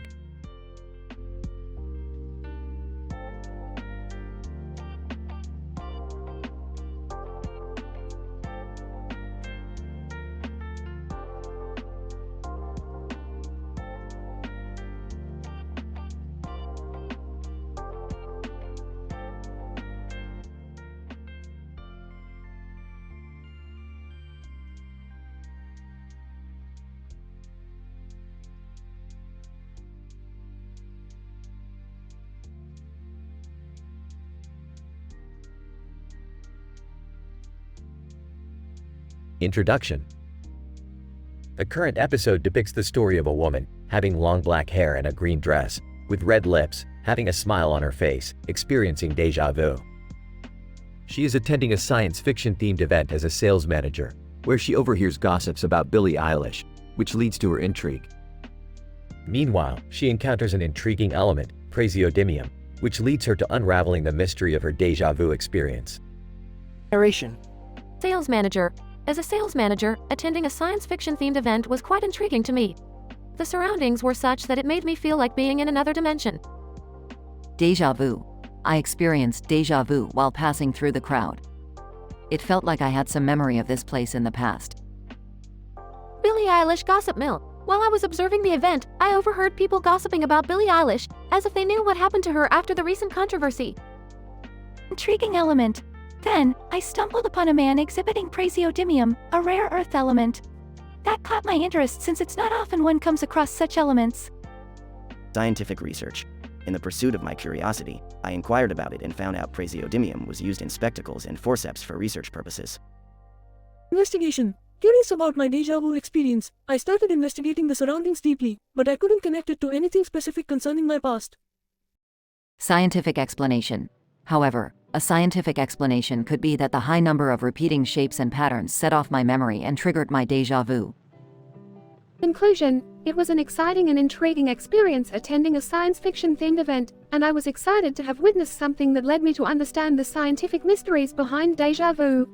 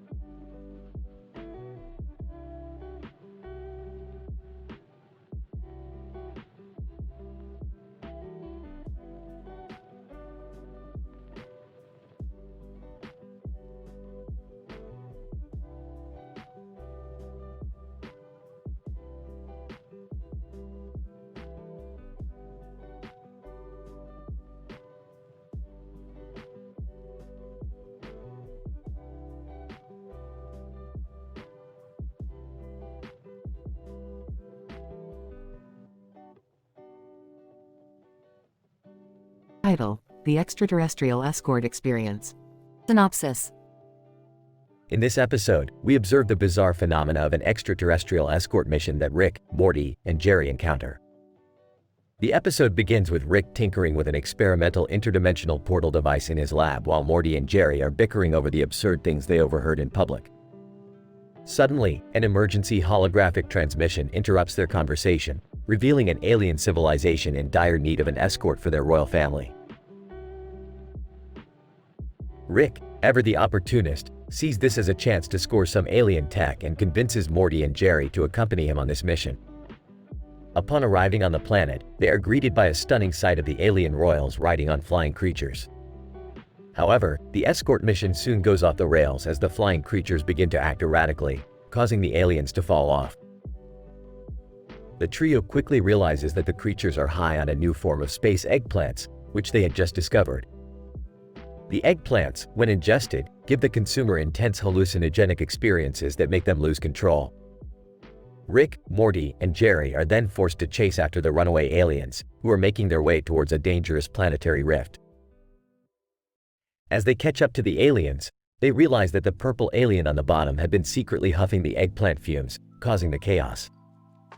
Jerry, befuddled by the alien's actions, tries to reason with it, only to be met with a delirious response.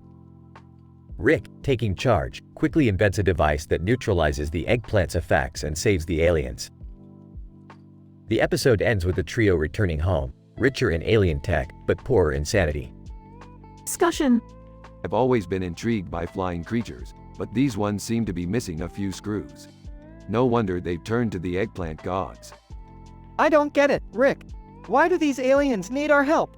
Can't they just find someone else to escort them?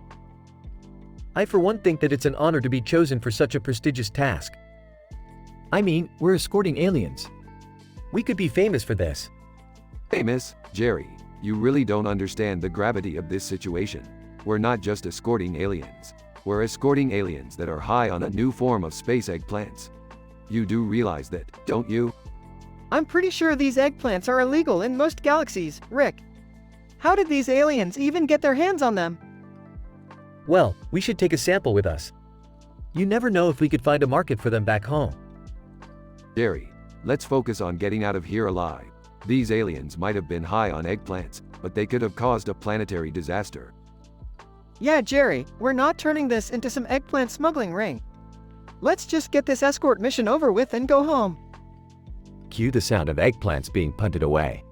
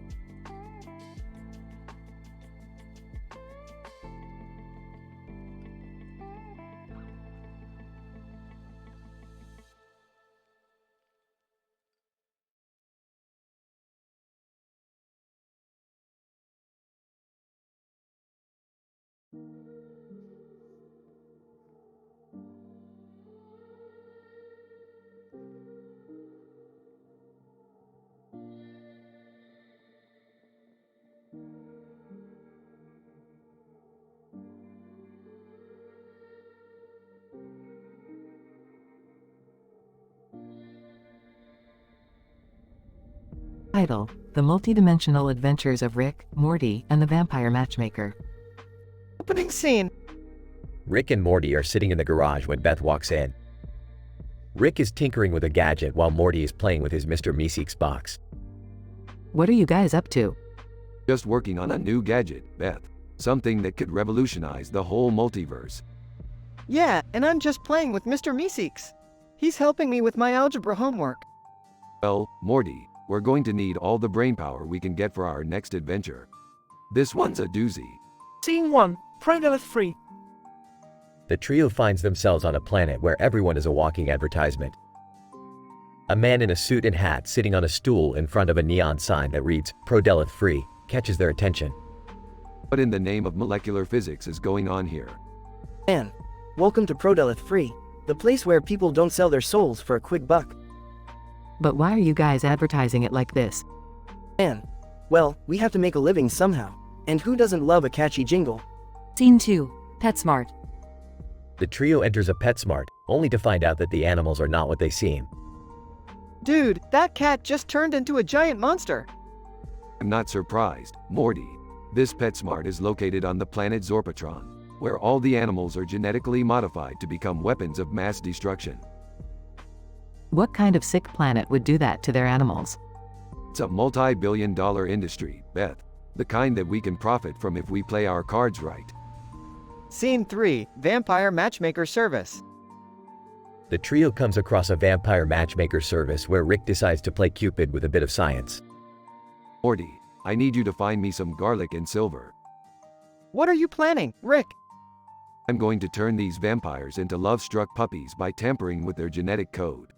Who knows, we might even find a partner for you, Morty. Scene 4. The Godfather, Michael Corleone.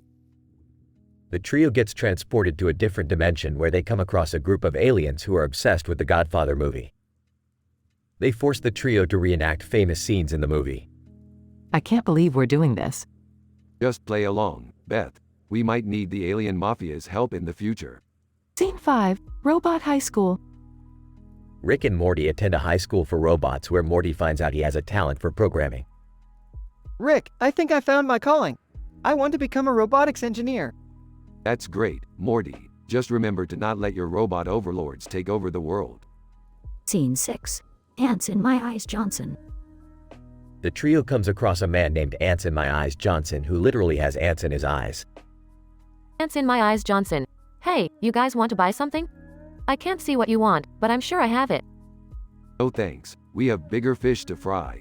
But do let us know if you come across any interdimensional crystal meth. Epilogue. The trio ends up back in their garage, exhausted from their interdimensional adventure. You know, I never thought I'd see the day where we'd be playing matchmaker for vampires. Yeah, and I never thought I'd find my passion for robotics engineering in just one day. Well, that's the beauty of science, Morty. You never know where it'll take you. Now, who's up for a little interdimensional crystal meth? End scene.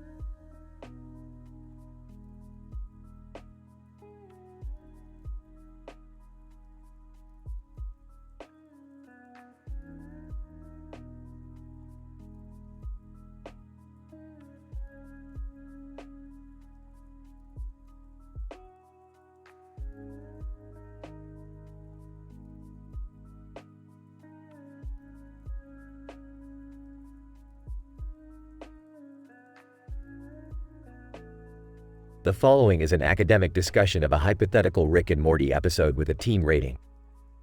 Title: Grumbo Snouts and Interstellar Superviruses. Characters: Rick Sanchez, an eccentric and brilliant interdimensional scientist. Morty Smith, Rick's nervous and impressionable teenage grandson. Jerry Smith, Morty's insecure and bumbling father. Summer Smith, Morty's sardonic and assertive older sister. Setting. The episode begins in Rick's cluttered laboratory where a sandwich with meat and cheese lies on a wooden table next to an orange and a leaf on a cutting board.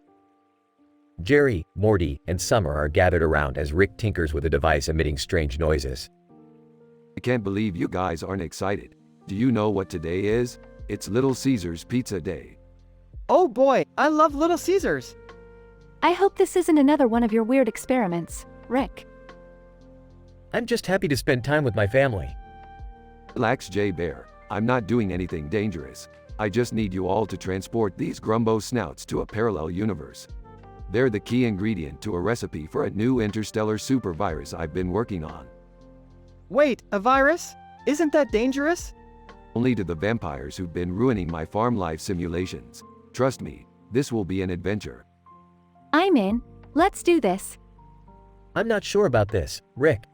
Don't worry, Jerry. I'll make sure you're safe. Just follow my lead. As the group prepares to leave, Scumbag Steve meme appears on a monitor in Rick's lab. Scumbag Steve. Hey Rick, I hear you're working on a virus. Mind if I join in? No way, Scumbag Steve. You always mess things up. Scumbag Steve. That's not cool, man. I can be helpful. Fine, but no funny business. The group follows Rick through a portal to a parallel universe, where they encounter hostile vampires and mutated Grumbo Snouts. Chaos ensues as they attempt to complete Rick's mission and battle their way back to their own universe. This is insane. I can't take it anymore. Just hold on, Jerry. We're almost there. In the end, they successfully complete the mission and return to the lab unscathed, except for Scumbag Steve, who accidentally infects himself with a virus and becomes a giant, mutated monster. Classic Scumbag Steve. I told you not to touch anything. The episode ends with Rick and his family enjoying their Little Caesars pizza while Scumbag Steve rampages outside the lab. Why does this always happen to us? Because we're the Smith-Sanchez family, Morty. We're bound to have crazy adventures. Overall, the episode explores themes of family dysfunction, adventure, and the consequences of playing with dangerous technologies. The Grumbo Snouts and interstellar supervirus serve as a metaphor for the volatile and unpredictable nature of scientific experimentation. The inclusion of pop culture references and humor provide a relatable and entertaining experience for teenage audiences.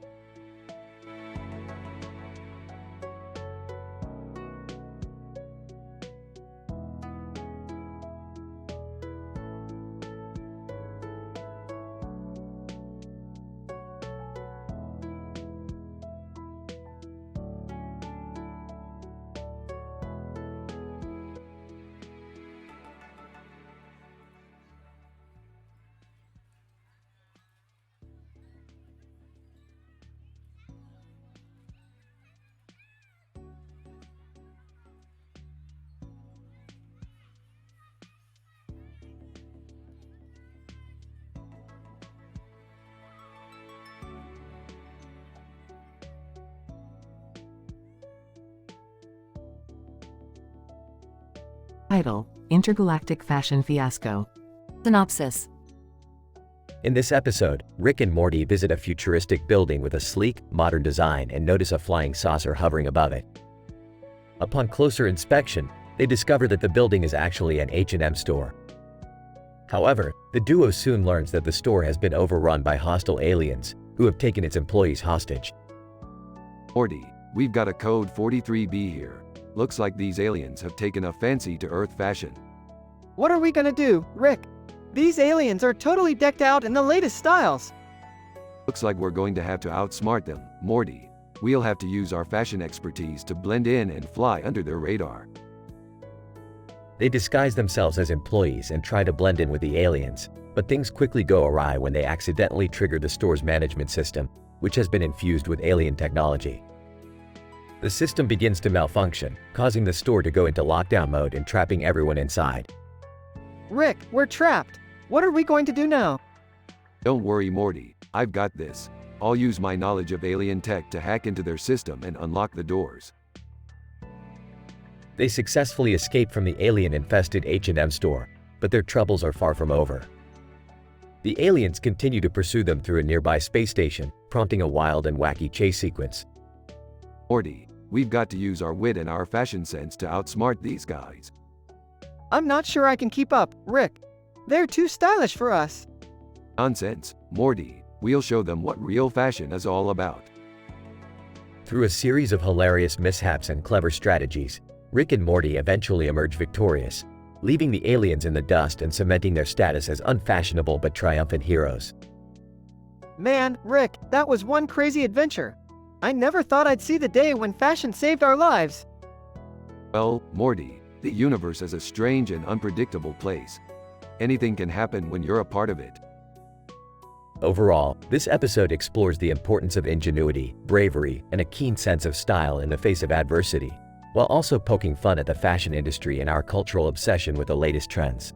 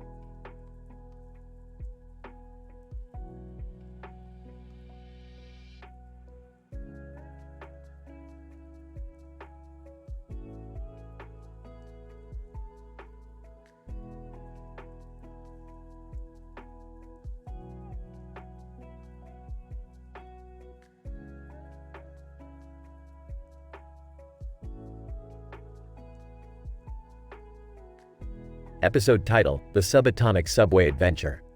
Opening sequence. A subatomic subway train with its doors open and a red door on the inside of its doors is shown.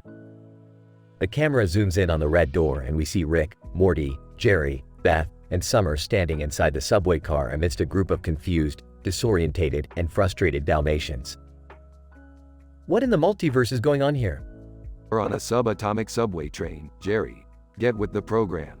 Why are there so many Dalmatians here? I think I know why. Quick, somebody close the door. What's going on, Mom? We're stuck in a parallel universe where Dalmatians are the most dominant species, and they control this entire subatomic subway system. Great, just what we needed. Another reality ruled by deranged dogs. As the train picks up speed, the group braces for impact and grabs onto the nearest handhold. Suddenly, the train lurches to a stop, and everyone is thrown forward. What the hell was that? I think someone just tried to open the doors. Looks like we got some unwanted company, people. It's time to get our hands dirty. The group gets ready for battle, watching as the doors slowly open to reveal a swarm of angry Dalmatians standing on the platform. I don't think we're in Kansas anymore. As the Dalmatians begin to board the train, the group realizes this won't be an easy fight. Armed with baseball bats and photon blasters, they prepare to defend themselves against the doggy hordes. This is insane, Rick. What are we going to do? We're going to kick some Dalmatian ass, Morty. That's what we're going to do. The group charges into battle, fighting tooth and nail to defend themselves against the relentless onslaught of Dalmatians. With each strike of the baseball bat and each blast from the photon blaster, the group gets closer and closer to their goal of escaping this subatomic nightmare. We're getting close to the end, guys. Keep fighting. I don't know if I can do this anymore. We're almost there, Summer. Hang in there. We're not going to let a bunch of damn Dalmatians beat us, people. Now let's finish this. With one final push, The group fights their way through the horde and reaches the doors at the end of the train. As they step through the doors, they find themselves transported back to their own reality, free from the clutches of the Dalmatians and the subatomic subway system. We did it, Rick. We made it back home. Yeah, but at what cost, Morty? At what cost? Closing sequence. The camera zooms in on Rick's face as he stares out into the infinite void of the multiverse. There's always a price to pay for exploring new dimensions, Morty. Sometimes it's a small price, and sometimes it's a big one. We just have to be ready for anything. I think I'm done exploring other realities for a while.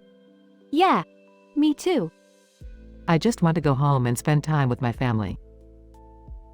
As the group heads back to Rick's spaceship, the camera pans out to reveal a lone Dalmatian standing on the platform, watching them go. Dalmatian, woof. As the screen fades to black, we hear Rick's laughter echoing in the background.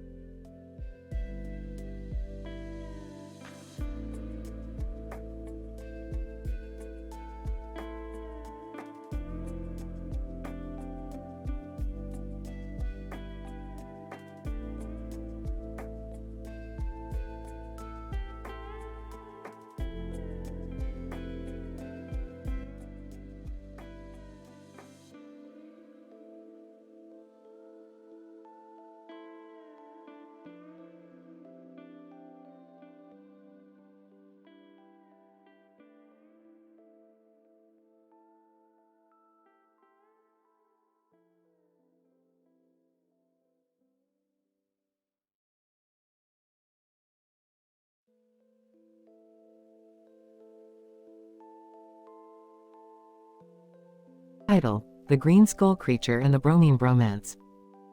Abstract.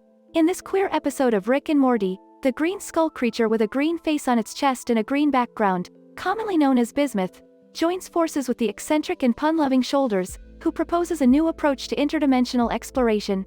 Meanwhile, the family deals with a new alien coach with questionable motivations while Morty tries to impress a girl named Stacy. Bismuth? Seriously? Just when I thought we couldn't get any more unoriginal. And Shoulders, your puns are stuck in the 90s. Shoulders, hey man, puns are timeless. Speaking of, I have a great one for this new interdimensional portal technique I've been working on. It's called bromine, sweet bromine. Get it? Yeah, we get it. And who is this Coach Ferratu anyway? He tried to bite Jerry in the neck. Dad hired him as a personal trainer. Guys, what's the big deal? I'm just trying to impress Stacy by joining the school wrestling team. But the coach is weird, man. He keeps offering me protein shakes made from questionable alien substances. Bromine. Yo, Morty. I like the cut of your jib. Let's take a selfie, brace yourself. It's gonna be bromantic. Shoulders, okay, I'm going to activate the portal, everyone brace themselves. As the portal opens, Bismuth and Shoulders accidentally switch bodies, resulting in a hilarious and confusing exchange of conversations. Bismuth, in Shoulders' body. Wow, these puns are terrible. How do you live with yourself? Shoulders, in Bismuth's body. Hey, these puns are like part of my molecular structure, man. You're like a walking encyclopedia, it's boring. As Rick, Beth, and Summer deal with the madness, Morty finds himself in a sticky situation with Coach Ferratu. Coach Ferratu, Morty, my boy, you have potential. Let me show you my special gym routine. It involves a lot of wrestling and sweat. Oh, I don't know about this, coach. I think I want to go find Bismuth and Shoulders. They seem to have some dimension swapping stuff going on. Coach Ferratu, suit yourself, Morty. But just remember, I can make you a champion. The episode concludes with the Bismuth and Shoulders finally swapping back, Morty running away from the questionable coach, and Rick scoffing at the entire affair. Well, that was a waste of perfectly good science. But hey, at least we got a new portal technique out of it. End of episode.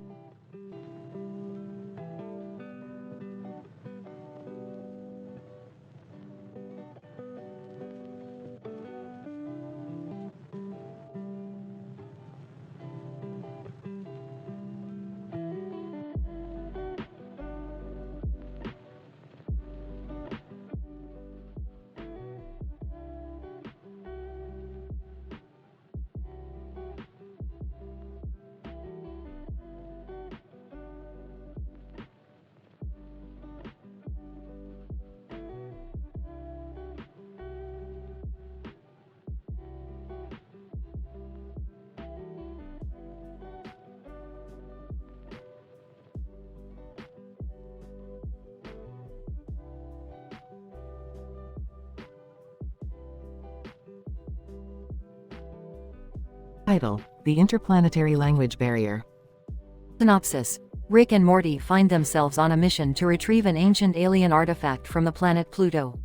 Along the way, they encounter various obstacles that test their intellect and physical abilities, all while trying to navigate the treacherous terrain of an alien world.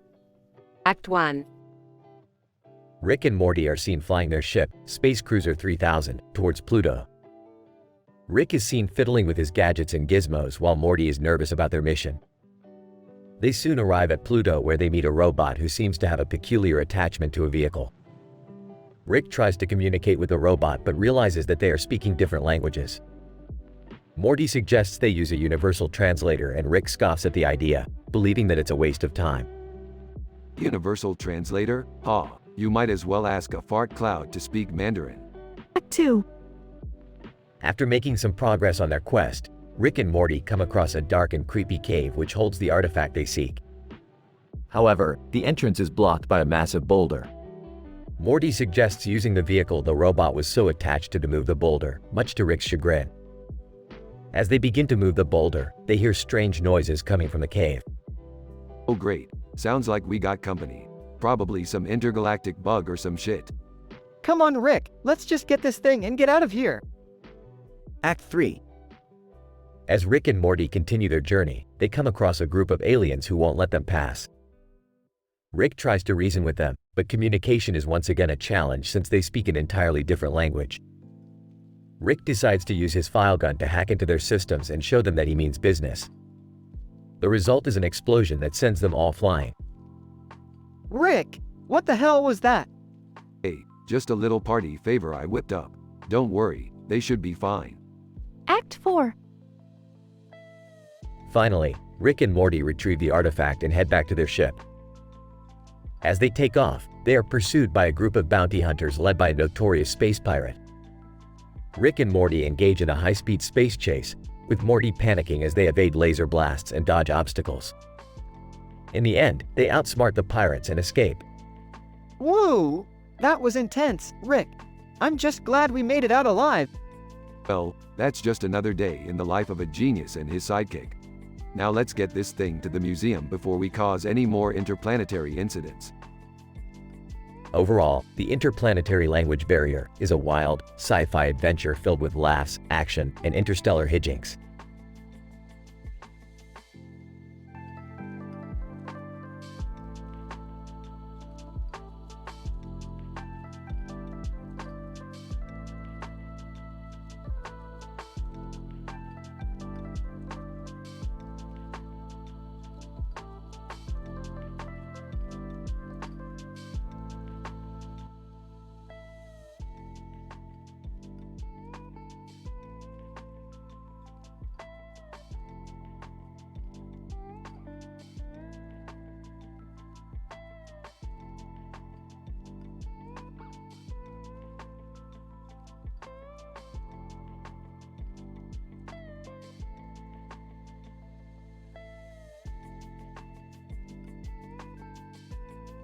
Title: The Humorous Art of Molecular Risotto with Rick and Morty. Synopsis: In this episode, Rick and Morty venture into the cutting-edge world of molecular gastronomy to create the perfect risotto dish. Along the way, they encounter various comedic mishaps and celebrity cameos. Opening scene. Morty, we need to take our culinary skills to the next level. I'm talking about molecular gastronomy. Oh, what's that? It's a scientific approach to cooking that revolutionizes the flavors and textures of food. And we're gonna make the best damn risotto the multiverse has ever tasted. Scene 1. Rick and Morty don their headbands and lab coats as they prepare their molecular risotto in the kitchen laboratory. Hey, Rick, what's this ingredient? It smells kinda weird. That's liquid nitrogen, Morty. Don't breathe it in or you'll freeze your brain cells. Scene 2. As Rick and Morty experiment with various molecular gastronomy techniques, their risotto begins to take on bizarre forms and flavors. Rick, I don't know if this is edible. It's like a neon green gelatinous blob. Nonsense, Morty. This is the cutting edge of gastronomic innovation. Scene 3. Rick and Morty's risotto creation attracts the attention of celebrity guest Brad Pitt, who offers to taste test their dish. Brad Pitt, guys, what the hell is this? It looks like something my toddler niece would make with her easy bake oven. Ah, you just don't have refined taste buds like us, Brad. This is molecular gastronomy at its finest. Scene 4. As the episode reaches its climax, Rick and Morty's molecular risotto explodes into a chaotic mess, covering the entire laboratory in a rainbow-colored sludge. Rick, what did we do wrong? Nothing, Morty. We just achieved the perfect balance of humor and science. Now let's grab some burgers and forget about this culinary catastrophe. Closing scene. Rick and Morty sit in a fast food joint, munching on burgers and listening to Stay by the Kid Laroi and Justin Bieber. You know, Morty, I think we learned something today. Sometimes, the most important ingredient in cooking is laughter. Yeah, or maybe we just learned that we should stick to making sandwiches. Either way, it was a good ride.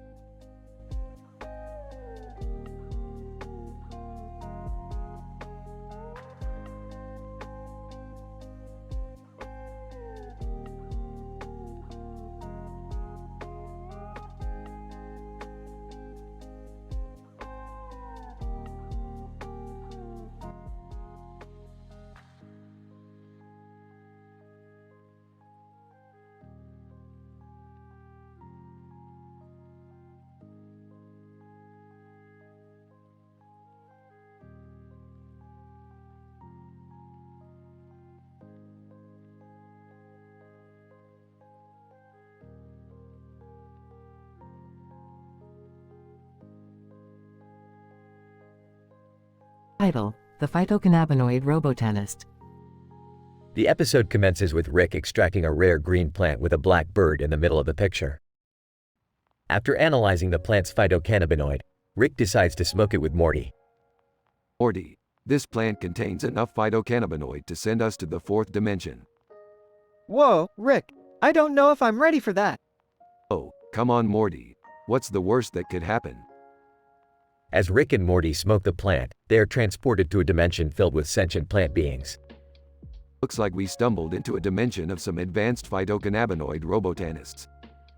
Whoa, it's like we're in Avatar meets Lord of the Rings. They are then introduced to the chief phytocannabinoid robotanist, who tells them that their plant smoking has disrupted the balance of their dimension.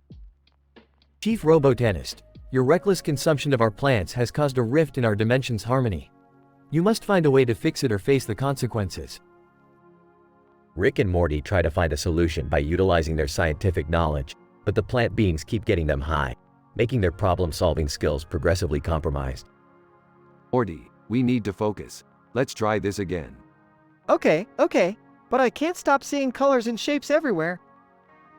As they finally reach a solution, they realize that they were never actually high but were stuck in a time loop created by the plant beings. I get it now. This whole time, we've been trapped in a loop, and the only way to break it is to smoke even more of this phytocannabinoid plant. What? We're smoking more? I can't even feel my face. As they come out of the time loop, Rick and Morty are suddenly back in their own dimension. Well, that was a wild ride. Makes you wonder what other dimensions have to offer. Like what, Rick? Oh, I don't know, Morty. Maybe one where we, I don't know, fight off giant space pandas or something. The possibilities are endless. As they walk away, Morty trips over a rock, and they both burst into laughter. Ha, classic rock. It's like it's following me everywhere. Hey, Morty, you really need to chill out. End credits.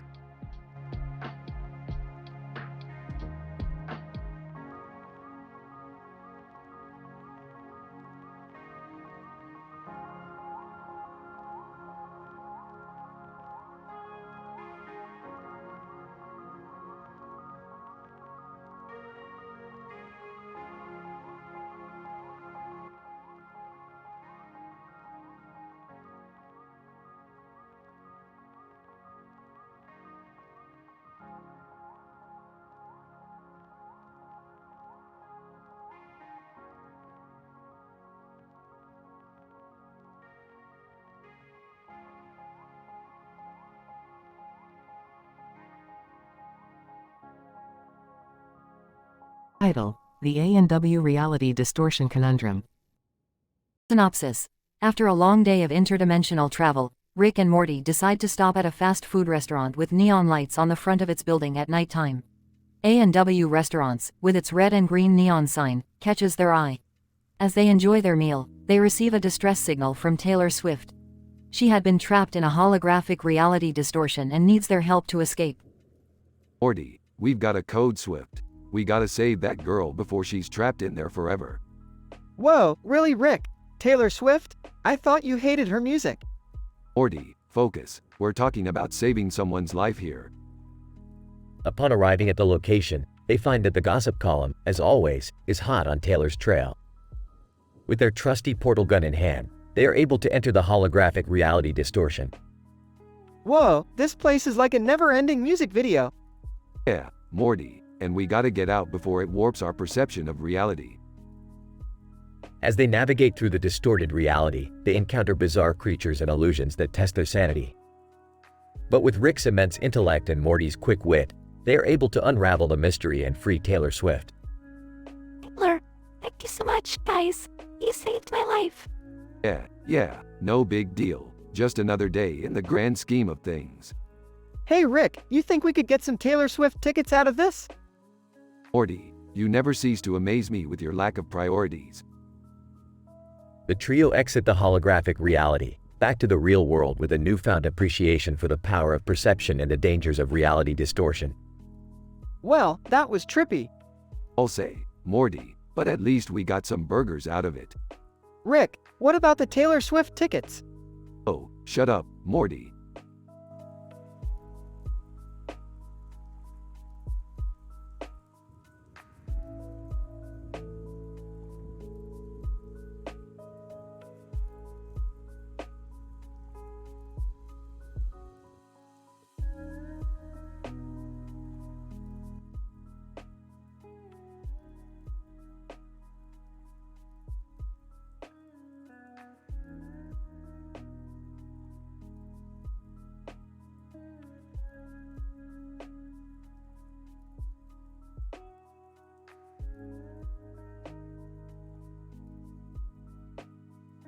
Title: The Hijinks of Masked Mayhem. In this episode of Rick and Morty, we find our beloved duo encountering a mysterious cartoon character running for his life with a mask on his head. In order to investigate this phenomenon, Rick and Morty morph into their finest laboratory coats and initiate a full-scale investigation. Morty, we have a situation here. The character appears to be running from some unknown entity, and his mask adds a layer of anonymity that suggests it is not safe for him to reveal his true identity. Geez, Rick, what could possibly be worse than being chased with a mask on? Well, Morty, we don't have time to ponder that question. We need to help this guy before it's too late. After a series of complex experiments, Rick and Morty discover that the cartoon character is actually Sleepy Joe, a character known for his tendency to nap at highly inopportune moments. Sleepy Joe explains that he was being chased by an organization known as the Adult Swim Fanatics, a group of crazed fans who are obsessed with acquiring rare memorabilia. Whoa, Rick, do you think they have any rare Szechuan sauce? Focus, Morty, we need to help Sleepy Joe escape this organization. In an effort to outsmart the Adult Swim Fanatics, Rick and Morty create a diversion by throwing a wild party with none other than Hillary Clinton. The Fanatics, being ardent collectors of political paraphernalia, are lured away from Sleepy Joe and towards the party. However, chaos ensues when Rick's new invention, a machine that transmutes alcohol into pure energy, malfunctions, causing the party to spiral out of control. Hillary Clinton? Well, this is not the kind of party I was expecting. In the end, Rick and Morty manage to save Sleepy Joe and emerge relatively unscathed from their party antics. However, they learn a valuable lesson in the process: never underestimate the power of overzealous Adult Swim fans.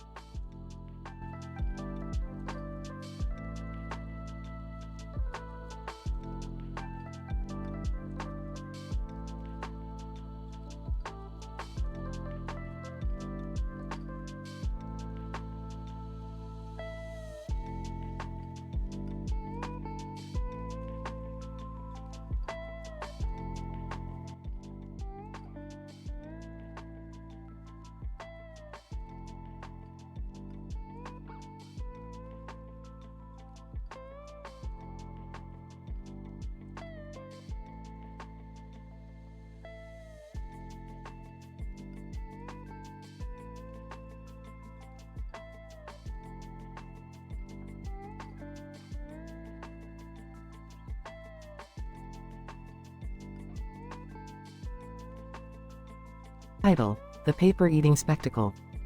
Opening shot. A close-up of a young boy, sitting at a table with a stack of papers in front of him and a stack of books behind him. The boy is Morty.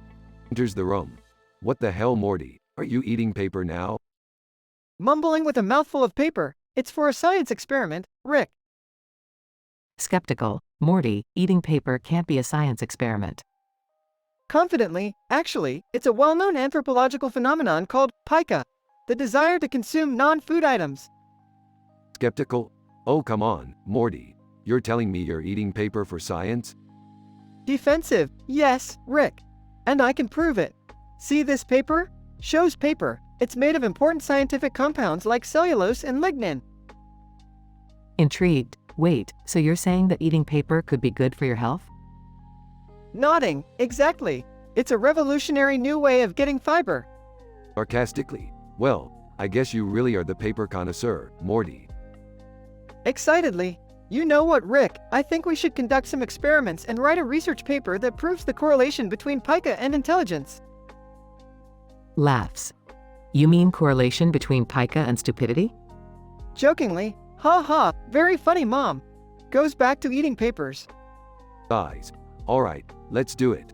But we need some control groups and data analysis. To Morty. You ready for this, Einstein? Smiling, let's get to work, Doc. The episode goes on, depicting various scenes of Rick, Morty, and Beth conducting experiments, analyzing data, and arguing about the validity of their findings. The humor is centered around Morty's ridiculous obsession with eating paper and the absurdity of conducting a scientific study on such a bizarre behavior. At the end of the episode, the trio presents their findings at a scientific conference but are ridiculed by the audience. However, in a surprising twist, one of the audience members is revealed to be a paper-eating alien who becomes fascinated by their research and invites them to join his intergalactic pica research team. The episode ends with Rick, Morty, and Beth blasting off into the galaxy, ready for their next scientific adventure.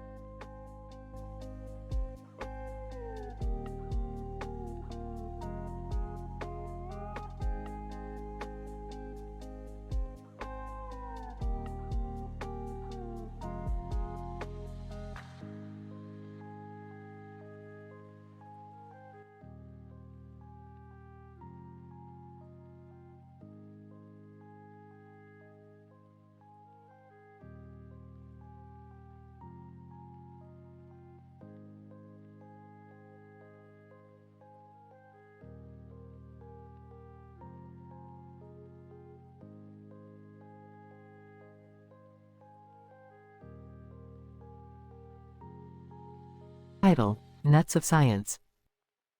Rick and Morty find themselves in a laboratory where they come across a mysterious pile of nuts sitting on a table. Rick, being the renowned scientist that he is, becomes intrigued by this discovery and decides to delve into the science behind the nuts.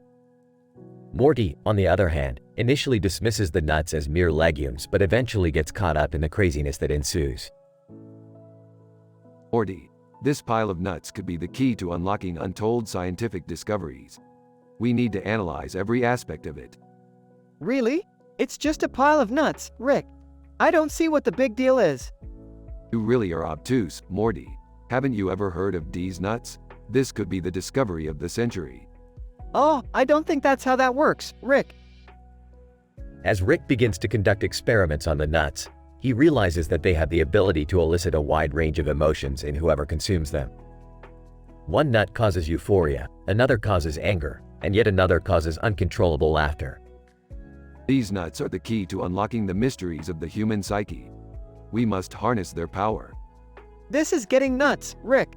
I don't know if we should be messing around with this stuff. Nonsense, Morty. We're scientists. It's our duty to explore the unknown, even if it's nutty. As the episode progresses, chaos ensues as the duo accidentally creates a hybrid species of nuts that causes people to act like squirrels, leading to a wild chase through the streets. They eventually come to their senses and realize the error of their ways. Well, that was nuts. Indeed it was, but at least we learned something. That's the beauty of science, Morty. You never know what you'll discover. And with that, the episode comes to an end, leaving the audience laughing and wondering what other ridiculous adventures Rick and Morty will embark on.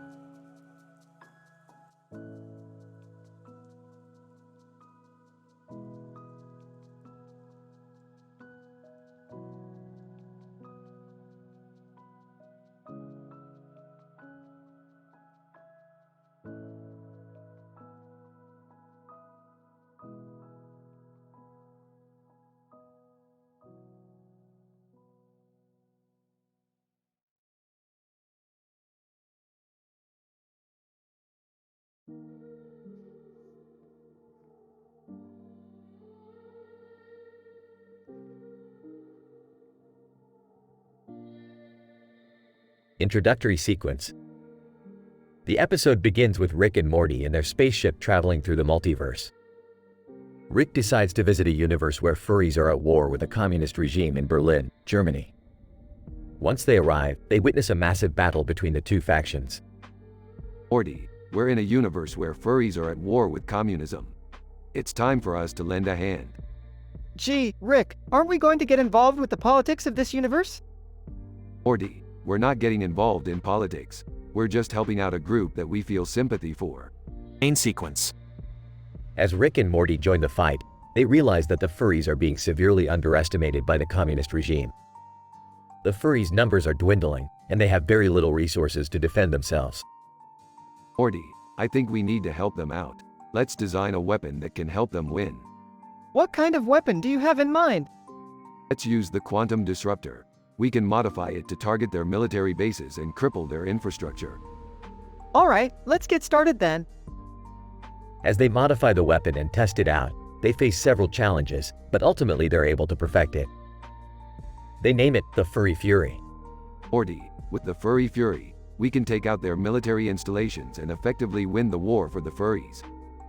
Sounds like a good plan, Rick. Let's do this. The rest of the story involves Rick and Morty using the Furry Fury to take out the communist regime's military bases and ultimately leading the furries to victory over their oppressors. Conclusion. The episode ends with the furries thanking Rick and Morty for their help. Rick and Morty then return to their own universe, feeling proud of the help they provided. Well, Morty, that was a good day's work. I think we did something really good for those furries. Yeah, I guess we did, Rick. But we also messed with the political climate of that universe. Morty, we're not responsible for the politics of other universes. We just helped out a group that we felt needed it. That's all there is to it.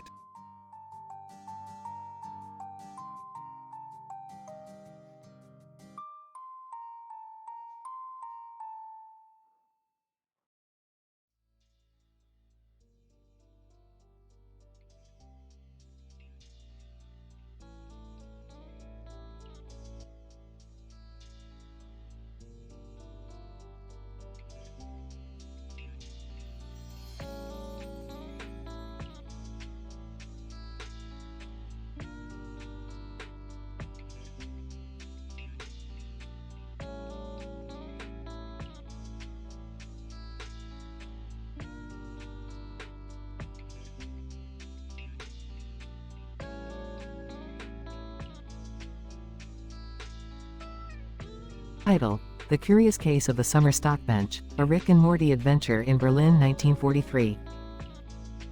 In this episode, Rick discovers a blurry photo of a green bench on a sidewalk with a sign in the background that says, Summer Stock. The photo leads Rick to believe that the bench has the power to transport him and Morty to different eras in time. Morty, grab your portal gun. We're going to Berlin 1943. Whoa, Rick. Why? Because this bench has the power to transport us through time.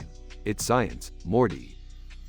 Upon arriving in Berlin 1943, Rick and Morty are greeted by a group of Nazis who mistake them for time-traveling spies. Nazi soldier number 1, halt. Who are you? We're just two innocent time travelers looking for a good time. Yeah, we're not spies or anything. The Nazis take Rick and Morty as prisoners, but they manage to escape with the help of a Jewish resistance fighter named Esther. Esther, I heard you guys talking about time travel. You might be able to help us out. Sure thing, Esther. What do you need? Esther, we need you to go back in time and kill Hitler. Can you do that for us? Kill Hitler? That's so 1940s, but I guess we could give it a shot. Rick and Morty use the bench to travel back to 1939 and accidentally bump into Hitler, causing him to fall down a flight of stairs and die. Whoops, we killed Hitler. Hey, he was a bad guy anyway. Let's hit the pub.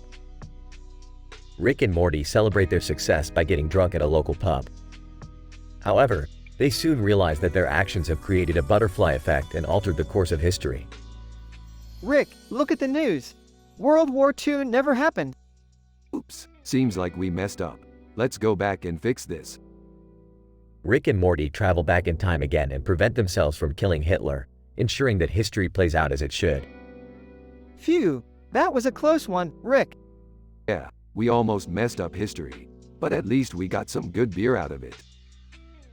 The episode ends with Rick and Morty getting wasted at the pub, while Esther looks on in horror, knowing that their actions have created a dangerous ripple in time.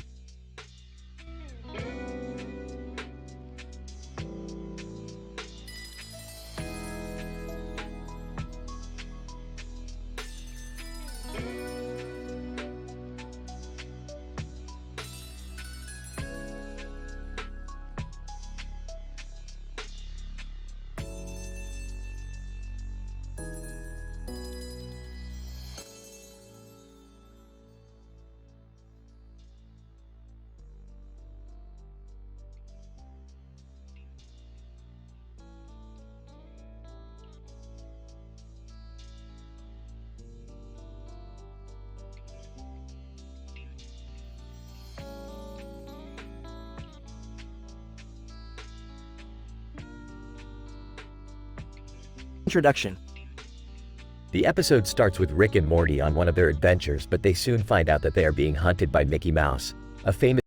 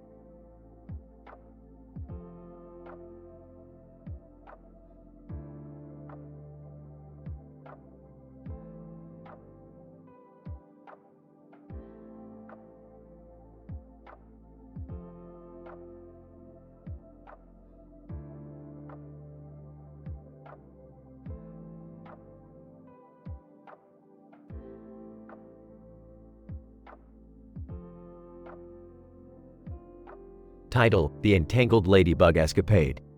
Synopsis. Rick and his grandchildren, Morty and Summer, are in the laboratory, participating in a group experiment with a group of scientists, including Professor, to determine the effects of entanglement on a quantum level. Meanwhile, Jerry is at home, attempting to assemble a complex sci-fi model kit. Scene 1, Laboratory. Professor, we will have the entanglement experiment set up in just a moment. Rick, yeah, just hurry up already. I've got places to be. Morty, whoa, what's that toy soldier doing on the red carpet over there? Summer, and why is there a ladybug just crawling around? Professor, yes, those are just there for aesthetic purposes, don't worry about them. Scene 2, Jerry's house. Jerry, what does this piece even go to? It doesn't say in the instructions. I just want to finish this thing. Camera pans to a close-up of a lone ladybug crawling on a windowsill. Scene 3, Laboratory. Professor, all right, let's fire up the entanglement device. Rumbling noises and flashing lights ensue. Morty, whoa, something's happening to the soldier and the ladybug. Summer, they're merging together? Rick, oh boy, we messed up big time. Scene 4, Jerry's house.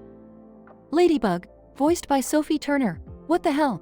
Why am I on top of a soldier now? Camera pans to reveal Mario, trying to stomp on the merged bug and soldier.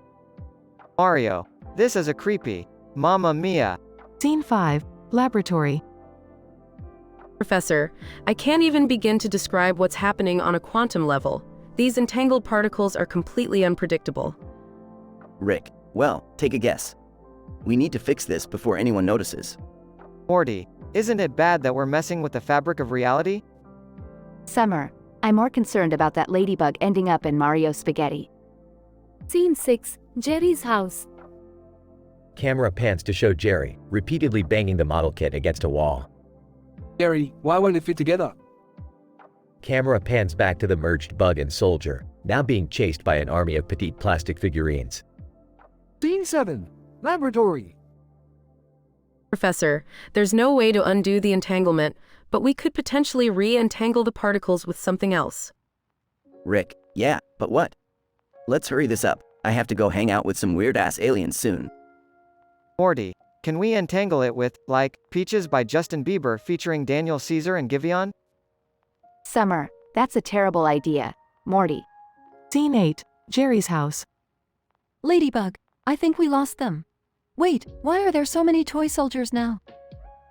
Camera pans to reveal Jerry, now throwing multiple model kits against the wall. Jerry, why won't you work? Scene 9, Laboratory. Professor, alright, I'm entangling the merged particle with the song. In 3, 2, 1. Peaches by Justin Bieber featuring Daniel Caesar and Giveon begins to play, and the merged bug and soldiers start to shake. Rick, oh yeah. This is my jam. Morty, it worked. The bug and soldier are separate again. Summer, thank God. I couldn't handle the idea of a permanently merged bug and soldier. Scene 10, Jerry's house. Camera pans to reveal Jerry, now sitting in defeat, surrounded by broken model kits. Jerry, I just wanted to build something cool. Is that too much to ask? Camera pans over to a nearby shelf, showing a collection of pristine sci-fi model kits. Jerry, maybe I should have just bought these pre-built.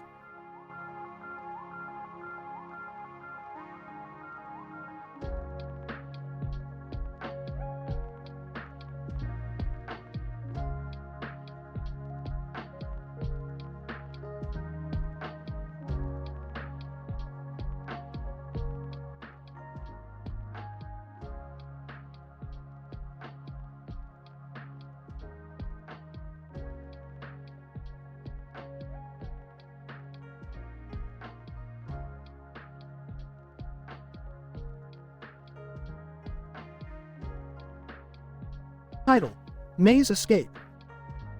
The episode starts with Rick, Morty, and Summer stuck in a maze, trying to find a way out. Despite Rick's advanced technology, they were unable to escape as his portal gun would not function. The scene depicts the characters standing motionless in front of a wall as they contemplate their next move. Rick, the genius scientist, suggested a few tactics to solve the issue. However, all were unsuccessful. Morty, the naive grandson, suddenly comes up with an extraordinary intervention and motivates the others to take their hands out in front of them. As they take their hands forward, the atmosphere starts to glow and a portal appears in front of them. The group quickly makes their way through the portal, which leads them back to the correct reality. Throughout this episode, the audience can learn about levels of problem-solving techniques as the characters use their cognitive and psychological abilities to escape the maze. It also shows how sometimes the simplest of ideas can lead to remarkable outcomes. Our inability to escape the maze is due to a temporal inconsistency that prevented the portal gun from functioning. I have an idea. Why don't we just put our hands in front of us and hope for the best? That is the craziest idea I've ever heard. But wait, somehow it's working. Told you guys, sometimes the simplest ideas are the best. The whole group makes it through the portal, and they are all relieved to be out of the maze. I can't believe that worked. Well, I can. Never underestimate the power of simplicity. That's the biggest adventure I've ever had, and all we did was put our hands forward.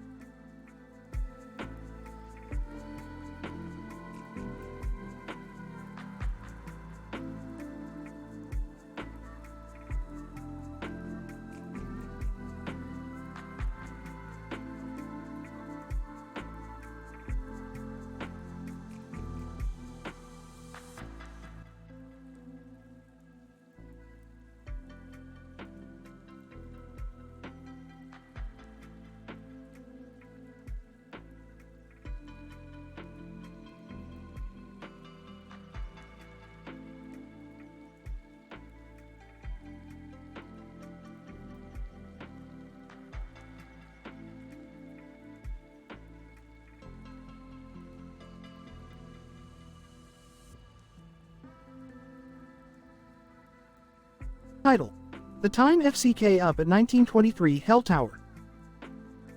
Rick and Morty found themselves in front of a tall tower with a clock on top of it surrounded by trees and a blue sky in the background. Morty, this is the 1923 Hell Tower. It's been known to drive people insane with its time-altering properties, Rick explained. Morty, so, we shouldn't mess with it, right? Rick, you're a funny guy. Of course, we're going to mess with it. As they entered the tower, their bodies began to feel the effects of time distortion, making them shorter, taller, and changing their skin color. Morty, Rick, what's happening to us? Rick, it's just time doing what it does best F*C King SH*T up. Now, let's find that time-altering machine. After exploring the tower, they found the machine and began to play around with time. They went back in time, forward in time, and even created alternate timelines where pickle-loving Hitler was the leader of the world. Rick, Morty, this is amazing. We can do anything we want with time. Morty, but, Rick, doesn't that mess with the natural order of things? Rick, oh, Morty, the natural order of things is overrated. Let's have some fun.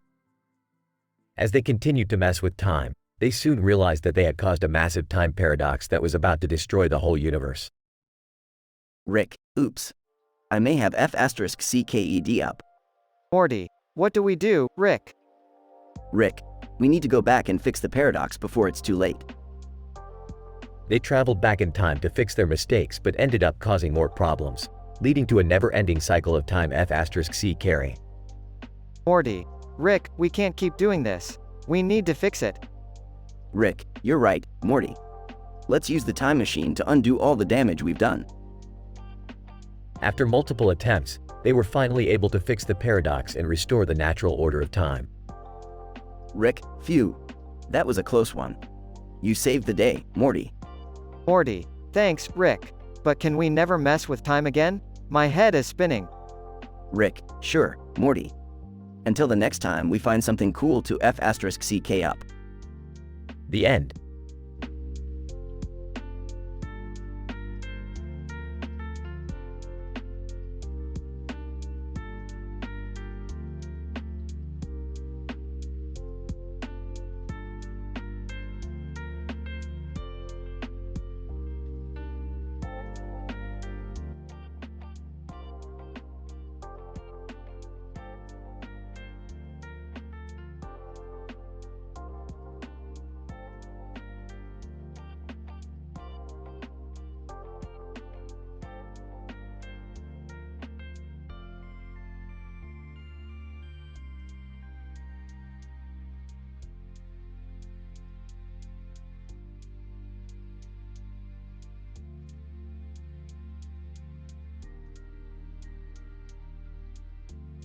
Title: The Nuts of Jeff, a study in dimensional anomalies. Synopsis: Rick, Morty, and Beth head to the local store to buy some nuts for their interdimensional snack stash. However, they stumble upon a strange pile of nuts with a blurry background. Upon closer inspection, they realize that the nuts are subject to a dimensional anomaly which has led to multiple instances of the store and its contents. Morty, the nuts in this pile seem to be trapped in a multiversal existence, caused by a temporal displacement within this specific location. Wait, what does that even mean, Rick? It means that for every moment in time, there are infinite versions of this store, with different versions of those nuts existing in each one. Exactly, Beth, and if we don't take care of this now, we might end up lost in a sea of interdimensional nuts. I don't want to be lost in a sea of nuts, Rick. Can't we just leave them be? No, Morty, we have to perform a series of quantum entanglements to stabilize the multiversal rift before it's too late. And what does that involve, Rick? A lot of nuts, Beth. A lot of nuts. I don't get it, Rick. How can we stabilize the nuts? They're just nuts. That's where you're wrong, Morty. These nuts are more than just a snack. They're a gateway to interdimensional chaos and hilarity. Rick? What's Jeff D's nuts? You gotta hand it to that guy. He knows how to make a meme. So, what do we do now, Rick? We eat the nuts, Morty. We eat the nuts and we surf the dimensional waves of laughter and insanity. I don't know if that's such a good idea, Rick. Relax, Beth. It's all a part of the grand cosmic plan. And the best part about it is that nobody can tell us not to eat these nuts. As the trio indulges in the interdimensional nuts, they are transported through a series of bizarre and hilarious universes, ending up in a dimension where Jeff is revered as a god. Realizing the error of their ways, They frantically find a way to reverse the effects before it's too late. The episode ends with Rick, Morty, and Beth back in the safety of their own dimension, with a newfound respect for the power of the humble nut.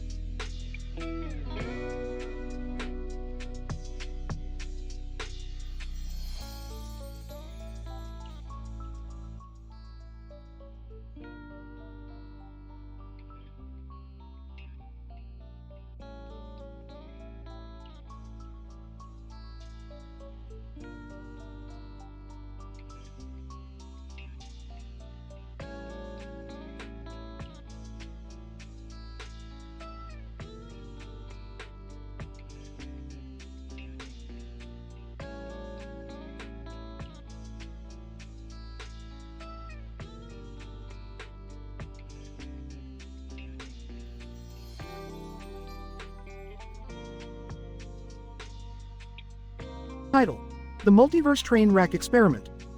Synopsis: The Smith family is transported to a multiverse train station where they come across various versions of themselves and other beings. Rick and Morty hijack the train to carry out an experiment involving a simulation of the September 11th attacks. Scene 1. The Smith family, dressed in their various multiverse outfits, arrive at the train station. Rick and Morty join them after using a portal gun. Geez, Rick, this place is crazy. Where are we? We're in a multiverse train station, Morty. Don't you ever pay attention when I explain these things? Scene 2. The family boards the train and comes across different versions of themselves. What's going on here? Why are we seeing multiple versions of ourselves? It's a multiverse, Jerry. Anything and everything can happen here. Scene 3. Rick and Morty take control of the train and reveal their experiment. Okay, so here's the deal. We're going to simulate the September 11th attacks to see how other versions of ourselves react. Rick, that's messed up. We can't do that. Relax, Morty. It's just an experiment. Trust me, I've done worse things. Scene 4. The simulation plays out as different versions of the family react in various ways. What kind of sick experiment is this? Why would anyone want to simulate a tragedy like that? Science, Beth. Sometimes the truth hurts. Scene 5. The simulation comes to an end and the family returns to the train station. That was messed up, Rick. You can't just experiment with people's emotions like that. Oh come on, Summer. It was just a prank. Lighten up. Scene 6. As they leave the train station, the family sees an infinite number of versions of themselves. This is insane. How can there be so many versions of us? Multiverse, Beth. Multiverse. Scene 7. As they walk away, the train explodes in the background. Did we just cause a train wreck? Yep, it's all part of the experiment. Scene 8. The family walks away nonchalantly as chaos ensues behind them. I can't believe we just did that. What if we caused a chain reaction? Relax, Morty. It's all under control. Scene 9. The family walks into a portal and disappears as the train station collapses behind them. I don't think we should be doing experiments like that, Rick. Where's your sense of adventure, Summer? We're just getting started. Scene 10. The screen fades to black as the sound of the train explosion lingers in the background.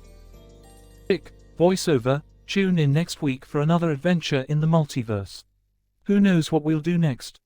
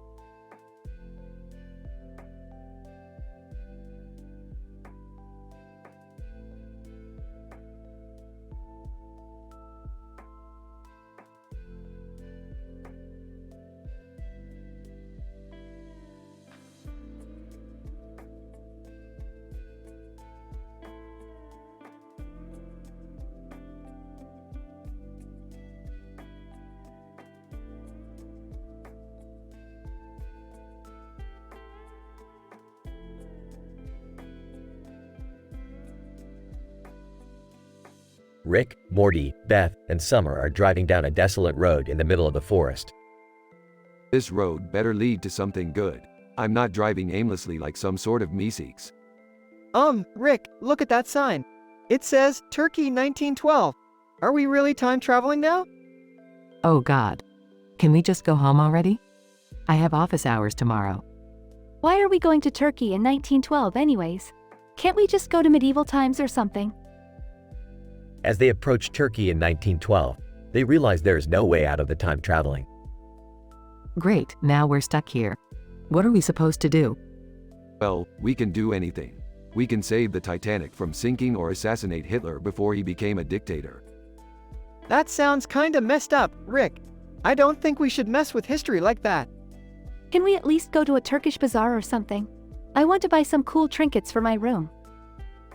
As they explore Turkey in 1912, they experience the vibrant culture and interact with historical figures such as Mustafa Kemal Ataturk and Sultan Mehmed V. Okay, I have to admit, this is kind of cool. We get to experience a whole new world and culture. Yeah, but let's not forget we're still time traveling. Who knows what kind of paradoxes we could cause here. I guess we just have to be careful with our actions. We don't want to mess up the timeline too much. Can we at least take a selfie with Ataturk? As they take a selfie with Ataturk, they hear a booming voice from above. You have violated the laws of time and space. Return to your own time immediately. Ah, shit, I knew this would happen. Everyone hold on. As they race back to their own time, they realize that their actions in the past may have unforeseen consequences in the future. Well, that was a wild ride. I think I'll stick to my office job for now. Can we at least visit the 90s sometime? I want to wear neon colors and listen to Spice Girls. I just hope we didn't mess up the timeline too much. Who knows what kind of crazy stuff could happen now? Hey, it's just another time traveling adventure. What could go wrong?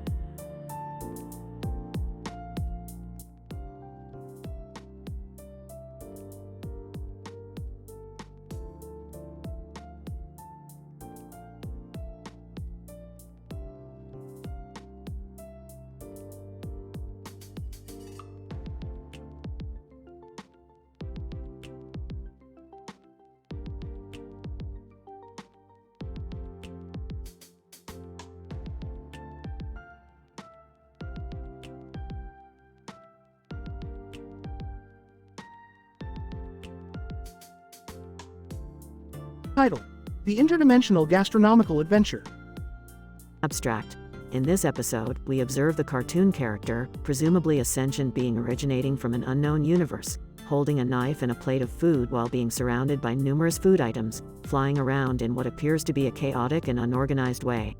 Meanwhile, Rick and Morty, two interdimensional travelers, encounter the peculiar existence called Batuhan and have a sudden infatuation with him. Introduction. The opening scene showcases an uncharted universe where a creature, resembling a humanoid character, is seen holding a sharp, metallic, and blade-like object that researchers identify as a knife. Its other hand is carrying a flat, circular object designed to hold a diverse range of foodstuffs, which is officially recognized as a plate. It seems to be surrounded by numerous foodstuffs, propelled by an unknown force, that fly around in its immediate vicinity. First encounter. The scene transitions to an unknown interdimensional space where Rick and Morty are traversing the multiverse. In an unexpected turn of events, they are introduced to the entity named Batuhan, who appears to be happy-go-lucky and carefree in nature. Rick and Morty exhibit an instantaneous attraction towards Batuhan, which compels them to learn more about him. The exploration. The trio embarks on a mission to explore the universe with Batuhan as their guide. The expedition involves visiting different restaurants in various universes, savoring diverse cuisines, and encountering peculiar beings. While Batuhan possesses an extraordinary talent to taste and discern different flavors, Rick and Morty contribute to their group's expanding knowledge with their scientific expertise. A discovery. In one of the stops, they visit the same universe where the opening scene originates. There, they learn that the flying food items belong to a restaurant that offers a dine while flying experience and that the character in front of them is one of the restaurant's cooks. The dish on the plate, which appears to be a delicacy of that universe, has a complex molecular structure and is full of exotic elements, which Batu-Khan identifies immediately. Confrontation. Suddenly, during their mealtime, a group of aliens from a nearby planet arrives, demanding to capture the sentient beings to use their food knowledge to advance their own civilization. The group engages with the aliens, and a fierce struggle ensues. Despite the odds, they manage to fend off the intruders with their unique abilities and successfully escape. Conclusion. The adventure concludes with Rick, Morty, and Batu-Khan returning safely to their own universe, where they part ways. They share a mutual respect for each other and fondly remember their gastronomic excursion. The episode ends with Rick devising a plan to use the knowledge he acquired to create new technologies to improve his scientific equipment. Epilogue. This episode explores the scope of multidisciplinary knowledge, wherein an unlikely team of a cartoon character, two interdimensional beings, and a gastronomic expert come together to experience new dimensions in science, art, and culinary artistry.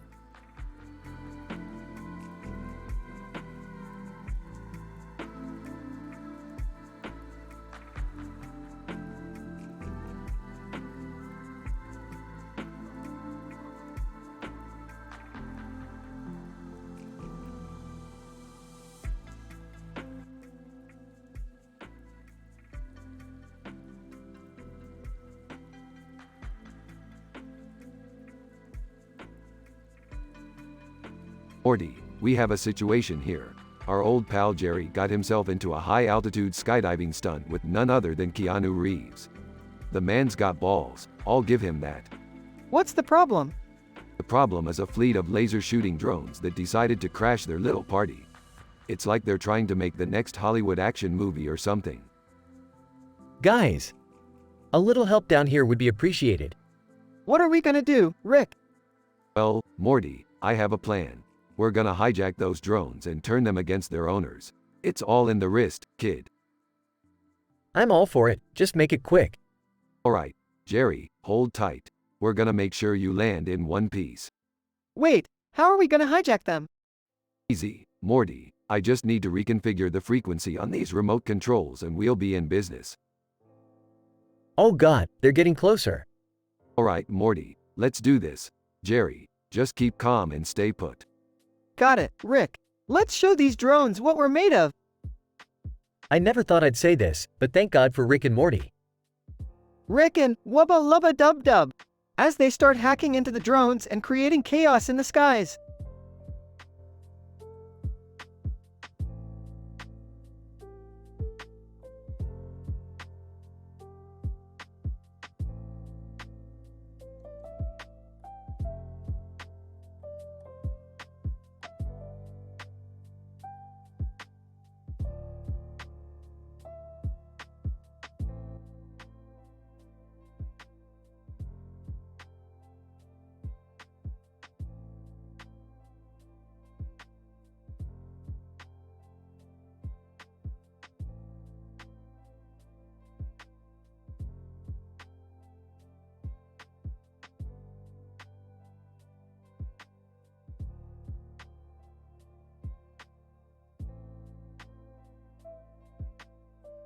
Title: Baphomet's Commitment Conundrum. Scene: a sunny day in the park. A cartoon character, Morty, sits on the ground with a skateboard in his hand. Behind him stands Rick, another cartoon character. Gee, Rick, looks like a nice day to skateboard. Yeah, Morty, but let's see what kind of trouble we can get into first. Suddenly, a goat-headed figure appears before them, Baphomet. Baphomet. Greetings, Rick and Morty. I am Baphomet, the deity of fertility and the earth. I require your assistance with a matter of grave importance. What's the issue? Baphomet. I have a grave case of commitment issues. I've fallen in love with Beth, and yet feel unable to commit to a relationship with her. Who's Beth? Just one of our friends, Morty. Let me handle this, Baphomet. You need to face your fears and talk to Beth. Baphomet. But what if she doesn't feel the same way? What if I can't commit and hurt her? There's always risks in relationships, but it's important to take that step and express your feelings. Yeah, and she might feel the same way about you. Baphomet. You're right, I need to talk to her. Scene: Baphomet and Beth sitting at a cafe. So what's on your mind, Baphomet? Baphomet. Well, Beth, I have some feelings for you, but I also have a problem committing. I understand, Baphomet. Relationships can be scary. But I think we have a connection and we can work through this together. Baphomet. Thank you, Beth. Your understanding means a lot to me. Scene: Baphomet, Rick, and Morty in the park. So, Baphomet, how did it go? Baphomet. It went well. Beth is willing to work with me through my commitment issues. Thank you both for your help. No problem, Baphomet. Just remember to be honest and communicate with her. Try to keep the Earth fertility in check, okay? Baphomet. Of course, Rick. Thank you both again. Conclusion. Baphomet learns to face his commitment issues with the help of Rick and Morty and finds a potential relationship with Beth.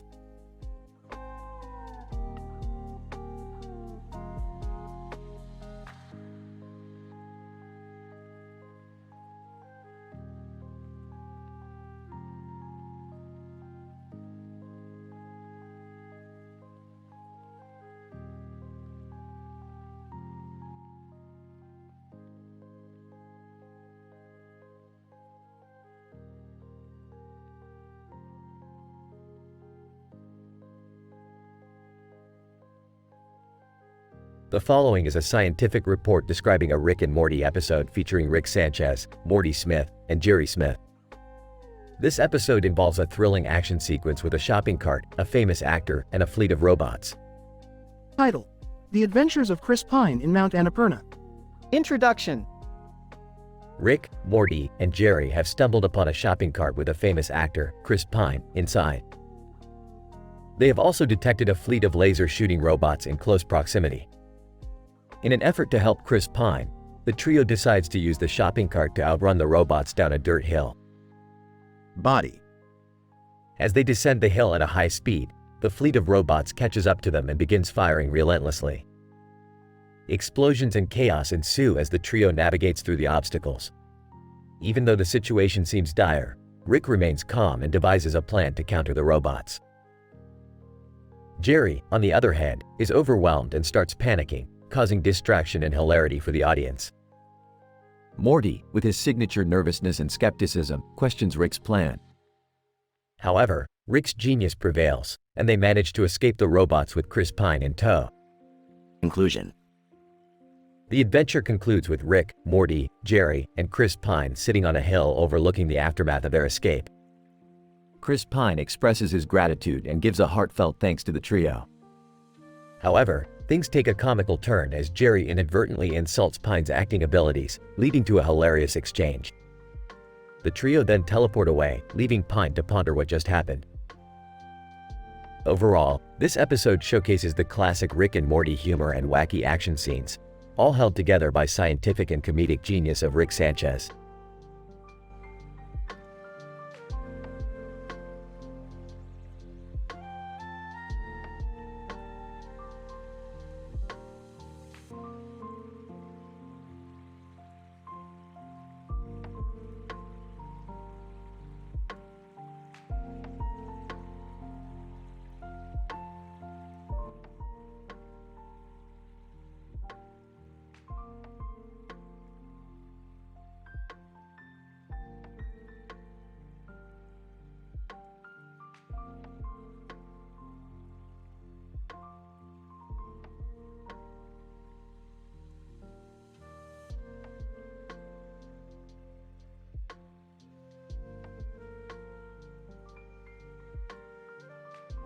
Title: A study of the behavioral dynamics of Heat and Nuggets players during a basketball game.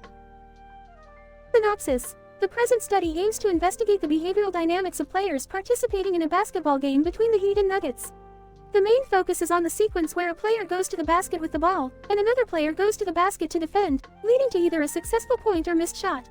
The study takes a multidisciplinary approach, encompassing cognitive psychology, neuroscience, and sports science to understand the underlying mechanisms of player behavior. Introduction. During the course of a basketball game, the player's behavior is influenced by various environmental and physiological factors. The present research aims to analyze the interplay of cognitive and physiological aspects of player behavior during a basketball game sequence where one player goes to the basket and the other goes to defend. Methods. The study was conducted during a regular season game between the Miami Heat and Denver Nuggets in the National Basketball Association, NBA. Both teams had similar rankings and were highly competitive. The study employed a mixed methods approach, involving both qualitative and quantitative data analysis. The study used video analysis to record sequences where a player went to the basket and another went to defend. The researchers analyzed the data using a psychophysiological approach, including measures of heart rate variability, HRV, and electrodermal activity, EDA, to assess the players' physiological responses. The study also used a questionnaire to capture players' self-reported cognitive and emotional responses to the sequence. Results. The analysis of the data showed that during the sequence, both players exhibited similar changes in HRV and EDA, indicating physiological arousal and cognitive stress. The qualitative analysis indicated that the players' cognitive responses varied depending on their individual game strategies, skills, and personality traits. Some players showed a dominant approach, utilizing their strength and skills to overpower the defender.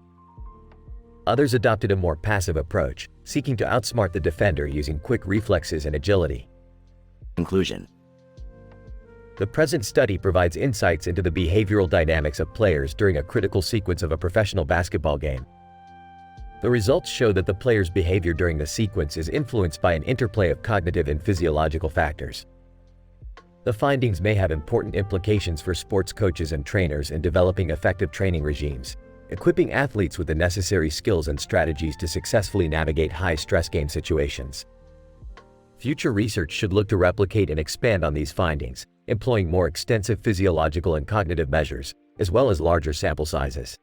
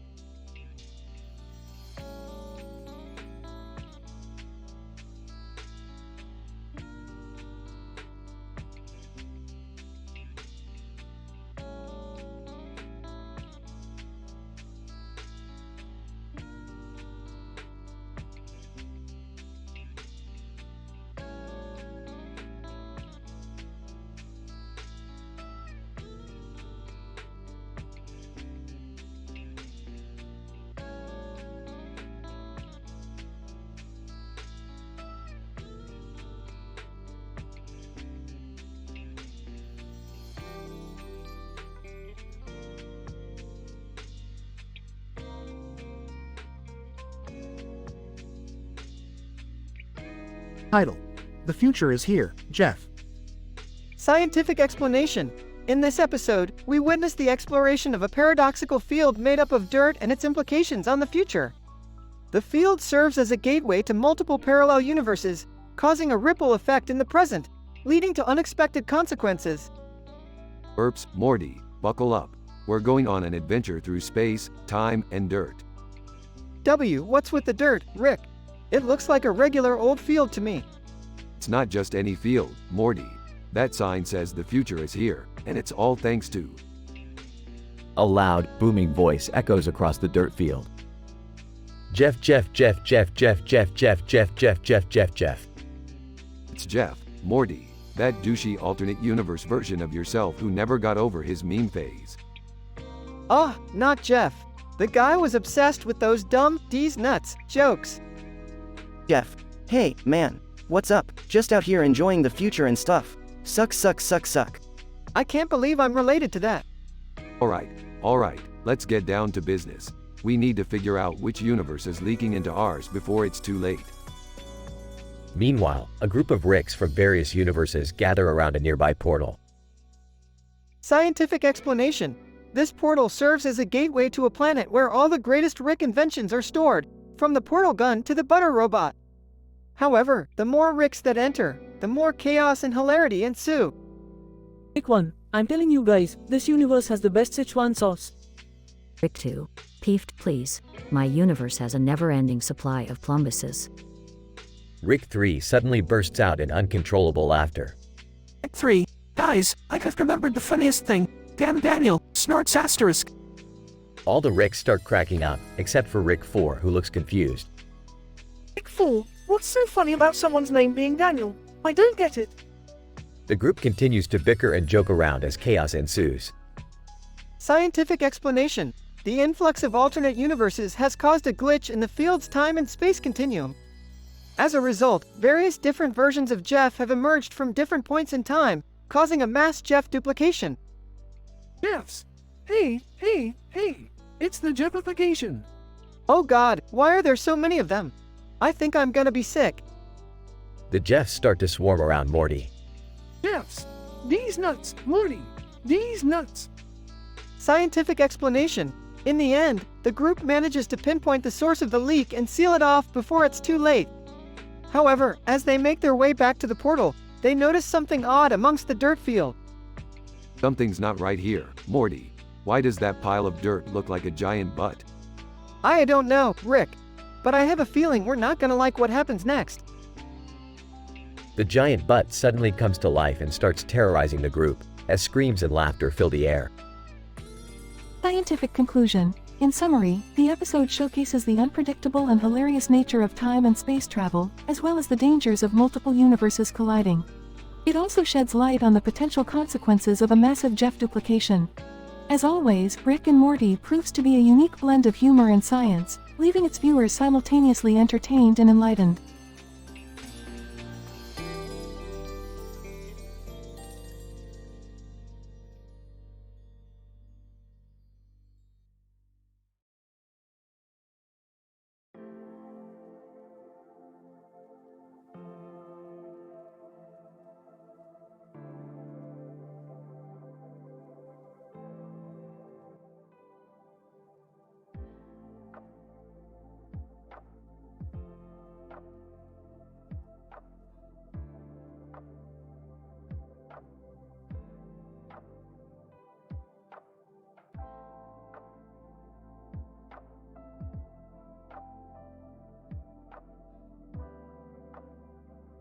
Narrator.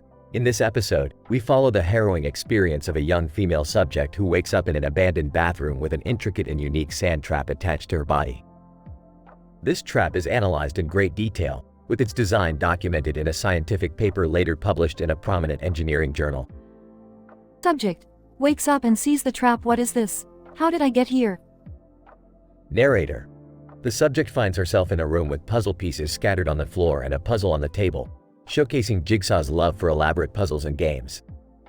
Subject reads the message from Jigsaw, live or die, make your choice. Narrator. Jigsaw's message sets the tone of the episode, as the subject must now solve the puzzle in order to escape the sand trap and avoid a gruesome fate. Subject starts solving the puzzle. This doesn't make any sense. Narrator. The puzzle is complex, requiring analytical and logical thinking. The subject struggles at first but eventually starts to make progress. The tension builds as the clock ticks down. Subject realizes the solution. I got it. Narrator. With just seconds to spare, the subject solves the puzzle and escapes the trap, avoiding an untimely end. Subject emotional. Oh my god, I did it. Narrator. The excitement is short-lived as the subject receives another message from Jigsaw. Subject reads the message. But did you really solve the puzzle? Narrator. The twist ending reveals that the subject was actually part of another elaborate game, with Jigsaw playing the ultimate prank on her. The episode ends with the subject trapped once again, realizing that Jigsaw is always one step ahead. Subject emotional. No, it can't be. Narrator. This episode showcases the intricate and creative design of Jigsaw's traps, as well as the psychological effects of his mind games on his victims. The subject's experience is documented in a psychological report, analyzing the lasting trauma caused by Jigsaw's games.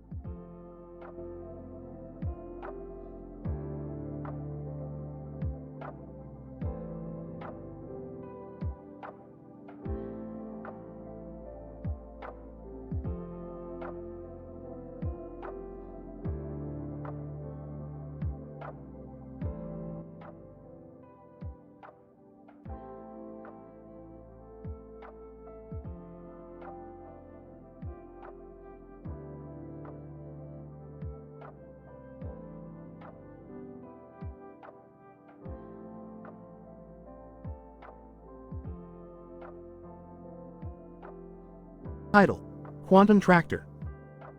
The episode starts with Rick inventing a machine that can create a tractor made out of pure quantum energy. With Morty and Beth in tow, they test out the machine by creating a quantum tractor that appears in the middle of a random field with the words, "Get Swifty," etched in the center. What the hell is this, Dad? It's a quantum tractor, Beth. It's the future of farming. This seems safe. Definitely nothing is gonna go wrong. As they admire their creation, a second tractor suddenly appears behind them, driven by a mysterious figure wearing a lab coat and goggles. Who the hell is that? Figure, I am Dr. Quantum, and you've just stolen my invention. Invention? You mean you made a tractor out of quantum energy too? Dr. Quantum, no, dummy. I invented the machine that invented the quantum tractor, and now you've just taken it without my permission. Oh, guys, I think there's a problem with the tractors. The quantum tractor and the regular tractor suddenly start merging together, forming a chaotic and unstable proto-machine. OSH*T. Well, let's get the hell out of here. All four characters run for their lives as the proto-machine starts careening out of control. This is insane. How do we stop it? Dr. Quantum, we're meant to destroy the quantum engine that's powering it. But it's too unstable for anyone to get near it. Leave that to me, Doc. In a series of increasingly ridiculous and comedic scenes, Rick manages to disarm the quantum engine while avoiding death at every turn. The proto-machine eventually breaks apart and implodes, sending the characters flying. What the hell was that? Hey, just another day in the life of a quantum farmer. The episode ends with our heroes limping away from the wreckage, covered in dirt, sweat, and quantum energy. I can't believe we didn't die. Me neither. But hey, at least we had fun, right? Yeah, fun. Can we never do that again?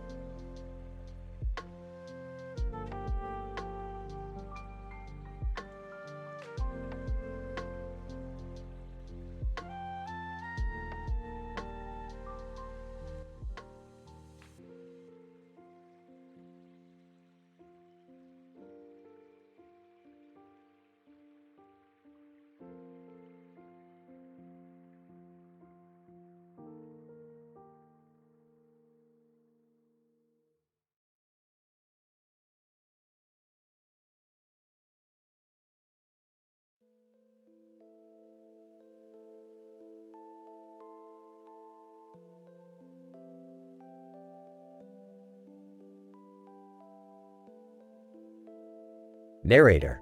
In this thrilling episode, featuring characters from different fictional universes, we observe an adventure of the multidimensional travelers Rick, Morty, Summer, and Jerry, as they delve into the world of the grim adventures of Billy and Mandy. Looks at the sign, the end of the trip, more like the beginning of a new adventure. Rick, are you sure this is a good idea? Oh, come on Morty, where's your sense of adventure? Nervously, I don't know guys, this doesn't seem safe. Narrator. The group ventures into the cave, hoping for a fun-filled trip, but their fate takes a twisted turn when they encounter Velma Green, a wicked spider queen with a hunger to transform them into her spider minions. Velma, welcome to my lair. I see you have stumbled upon my web. Oh great, another crazed villain. Velma, silence, you are now my prey. Narrator. Velma ensnares the group in her glowing spider web, describing the process of her transformation into spider minions, displaying her prowess in scientific detail. Velma, I will inject you with my genetic fluid, causing your cells to dissolve into a primordial soup, making way for the transformation process. Your skeletal structure will shift and mutate, allowing for multiple limbs to form. Your nervous system will adapt to the spider physiology, enhancing your senses and agility. In defiance, you can't do this to us. We won't let you. Whimpers. Oh, this is just terrible. Narrator. The group must act fast to escape Velma's clutches and avoid being turned into spider henchmen for eternity. They channel their inner Billy and Mandy, using their quick wit and resourcefulness to outsmart and defeat the Spider Queen. Hey, Velma, you seem like you're missing something. Velma, confused, what are you talking about? Narrator. Rick pulls out a can of bug spray, spraying it over Velma's eyes. You spiders always fall for this. Narrator. The group then escapes the cave and returns safely to their own universe, having a newfound appreciation for the grim adventures. That was one crazy adventure. Yeah, but we prevailed in the end. Weekly, I need to go lie down. Narrator.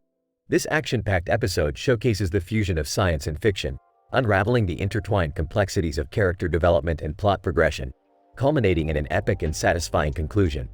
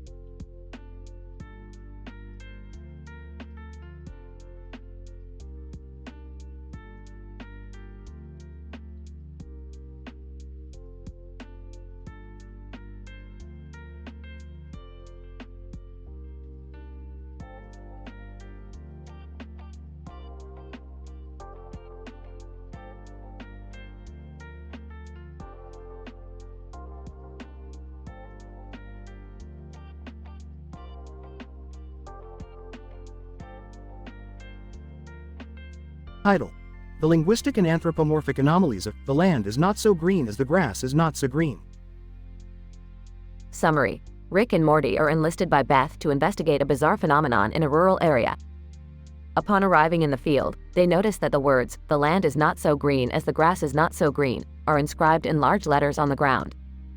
The team quickly discovers that various objects in the area are talking and exhibiting anthropomorphic behavior, including a lawnmower, a tractor, and a scarecrow. Dialogue. Rick, something strange is happening in the fields near our house. I think it's some kind of linguistic or anthropomorphic anomaly. What the hell does that even mean, Beth? You're not making any scientific sense. Guys, I think I see what she's talking about. Look at that message on the ground. Interesting. Let me get my linguistic analysis device. Lawnmower. Hey, watch it with that thing. You know how sensitive us objects can be. What in the world? This lawnmower is talking, Morty. And so is that tractor, and that scarecrow. Scarecrow, what's all the commotion about, folks? Can't a guy just hang out in a field without getting scrutinized? Hello? We need answers. Why are you objects behaving like this? Actor, well, it all started when that message appeared on the ground. Next thing I know, I'm talking and moving on my own. Fascinating. It looks like the message has some kind of anomalous effect on linguistic and anthropomorphic entities. Hey, guys, I found this journal in the scarecrow's pocket. It looks like the farmer who owns this land was experimenting with some kind of language serum. Language serum, eh? That could explain the strange behavior we're seeing. We need to neutralize the serum to stop this from spreading. Lawnmower. Wait a minute, don't we have rights? We don't want to be neutralized just because we can talk.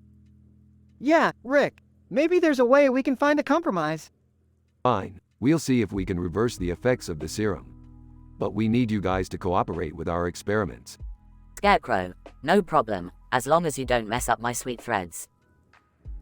The team conducts experiments on the objects and eventually finds a way to reverse the effects of the language serum. The objects return to their original state and the team leaves the field, pondering the strange nature of their encounter.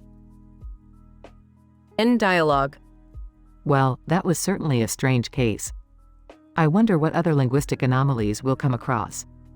At least we can cross off talking objects from the list of things we never thought we'd see. Don't get too comfortable, Summer. Knowing this universe, there's always something weirder around the corner. Can we just go home now? I need a break from all the science and talking objects.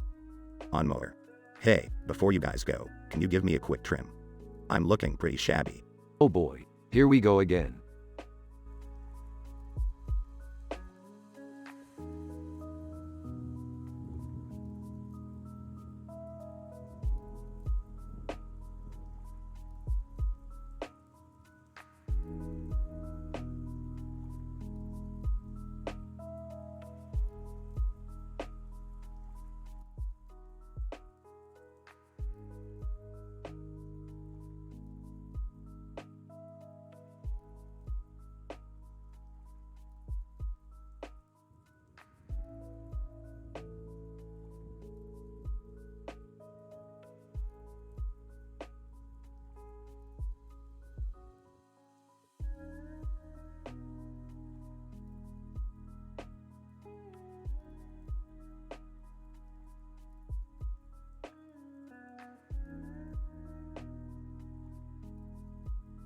Title: The Biomedical Adventures of Rick and Morty in the SpongeBob Realm. Opening scene. The camera pans through a brightly lit room, filled with cartoon characters surrounding a man holding a knife. The exchange of the knife takes place, and the camera zooms out to reveal a robot watching from the corner. Rick, Morty, Summer, and Jerry suddenly portal into the room, causing chaos. Morty, what the hell did I tell you about randomly opening portals?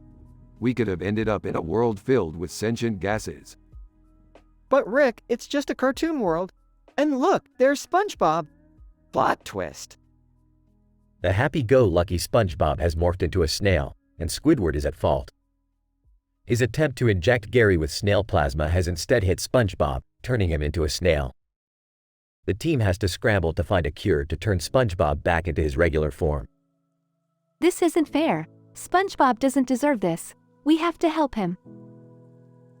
I don't know, this seems like a lot of trouble. Big action and dialogue scenes. The team sets off to gather the ingredients needed to create a cure, facing obstacles like a giant Krabby Patty monster and a high-speed chase through Bikini Bottom. Their quest ultimately leads them to a secret laboratory where they create the antidote.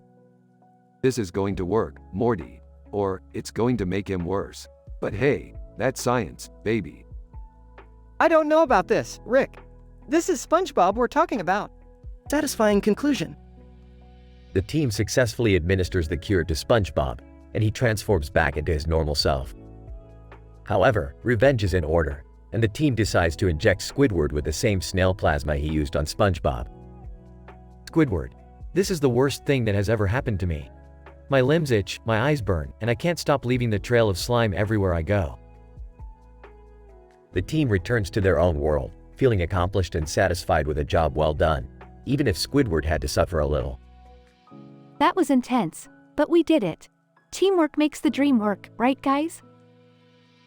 Can we go back to our normal, non-cartoon lives now? One more portal won't hurt, Jerry. Let's go, boys.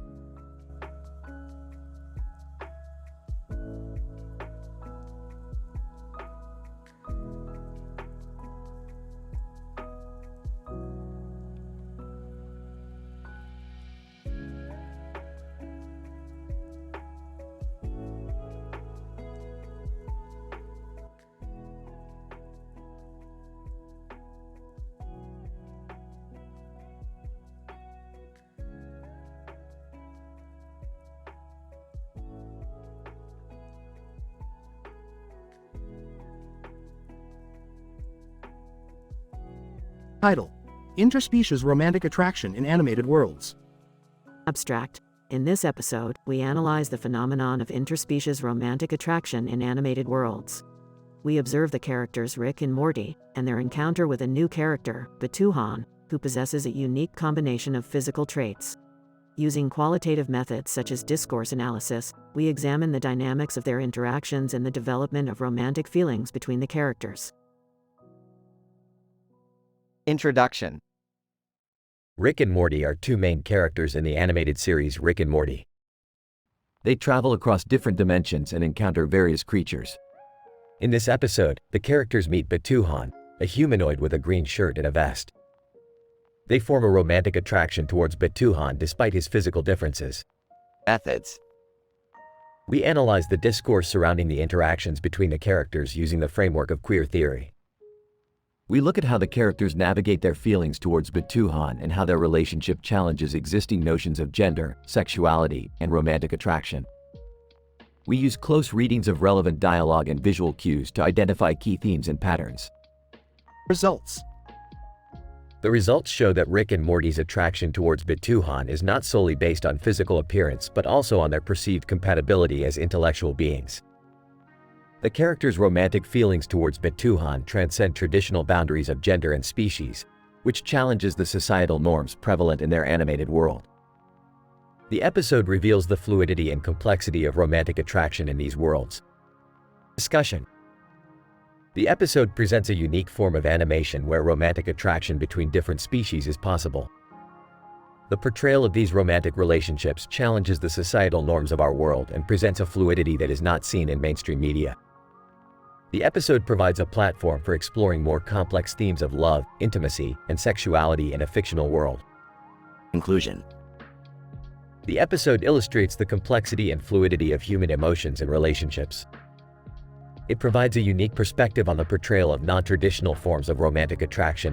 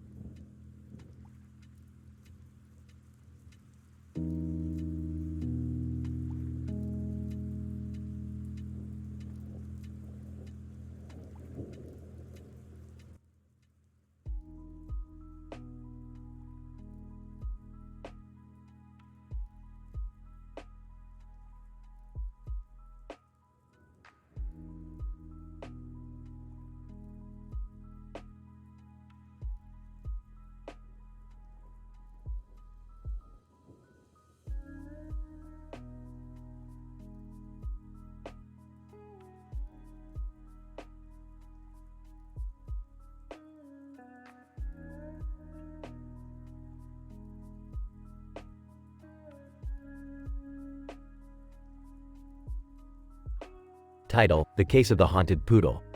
Characters: Rick, a multidimensional scientist with a nihilistic worldview.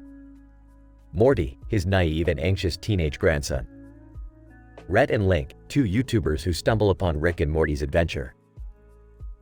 Poodle, a seemingly ordinary dog with a haunting secret. Summary. Rick and Morty are enjoying a peaceful afternoon in the park when they are interrupted by the sudden appearance of Rhett and Link. After some bickering and banter, Rhett reveals that they have been tasked with investigating a haunted carnival nearby. Intrigued, Rick decides to join them on their adventure, much to Morty's dismay. Upon arrival, they discover that the carnival is indeed haunted, and that the source of the haunting is none other than a poodle. Through a series of hilarious mishaps and misunderstandings, they eventually discover that the poodle was possessed by the ghost of a former carnival performer, who seeks revenge against the carnival for firing him. In the end, Rick and Morty use some of their advanced technology to vanquish the ghost and free the poodle from its possession. Rhett and Link, impressed by their bravery and ingenuity, invite Rick and Morty to collaborate on a YouTube video documenting their adventure. Dialogues. What do you want, you two-bit YouTubers? Ed, we're here to investigate a haunted carnival. Link, yeah, and we need your help. Oh geez, Rick, do we really have to do this? Of course we do, Morty. It's an opportunity to observe the human fascination with the supernatural. Ed, alright, we're here. Let's split up and start investigating. Splitting up is a rookie mistake, boys. Stick with us if you want to survive. Link, got it, Rick. Let's do this. Cue montage of hilarious investigations and mishaps. I don't think this is a good idea, Rick. That poodle seems strange. Nonsense, Morty. It's just a dog. What could go wrong? Poodle growls menacingly. Okay, that's new. Ed, we found something. Wait, what is this thing?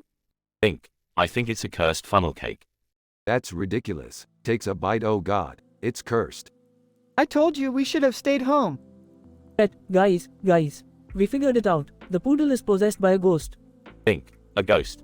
I should have known. Quick, let's exorcise that poor pooch before it's too late. Much chaos and hilarity ensues as they attempt to exorcise the ghost from the poodle. Ed, we did it. The poodle is free. Link, and we got it all on camera. Great. Just what the world needs. Another viral YouTube video. Can we go home now? Yeah, we're done here. Let's get out of this haunted nightmare. The end.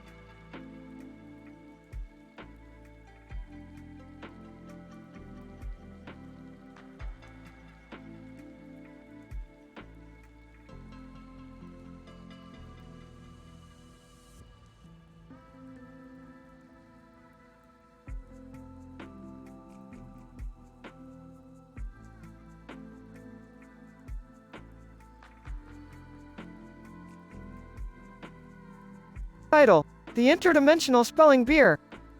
Synopsis: Rick and Morty, while on their usual binge drinking session, stumble upon an interdimensional portal that takes them to the Scripps National Spelling Bee. They decide to join in on the fun, but soon realize that the contestants are not human. Act 1. Morty, I need you to stop being a little bitch and chug that beer like a man. But Rick, I can't even spell my own name right when I'm sober. That's why we're going to the Scripps National Spelling Bee, Morty. We're going to show those alien wannabes who's boss. Act 2. Hey, what are you guys doing here? Shut up, Jerry. We're about to take this spelling bee to another dimension.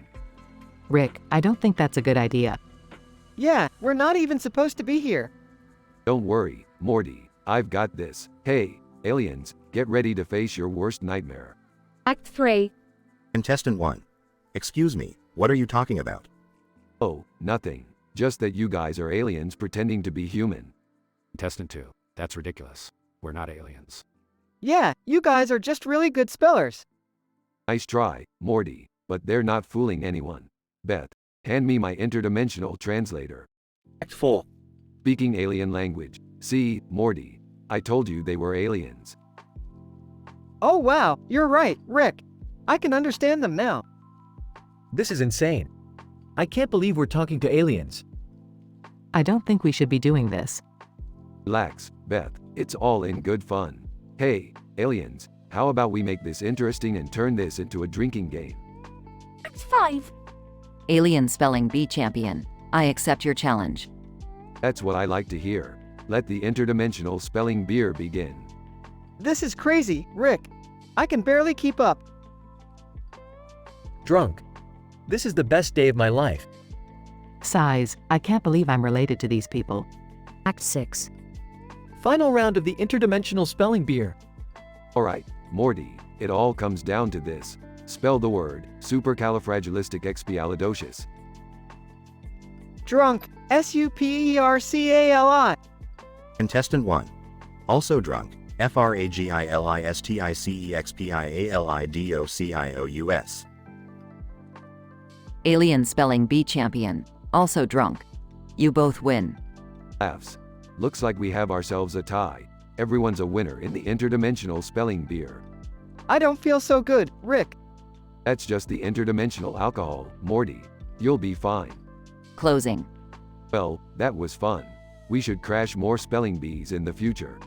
I don't think my liver can handle it, Rick. Sighs, I need a drink. Passed out. Z's. The end.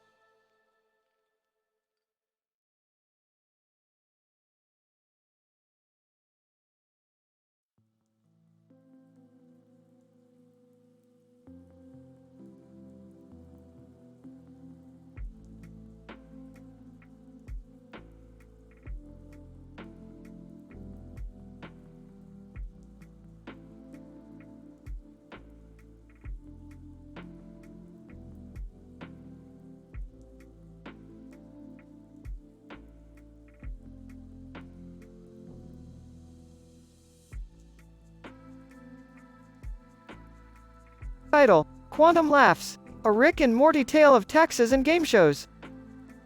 Opening shot. A parking lot filled with cars, vending machines, and a few people milling about. Rick and Morty are inside Rick's flying car, circling the lot.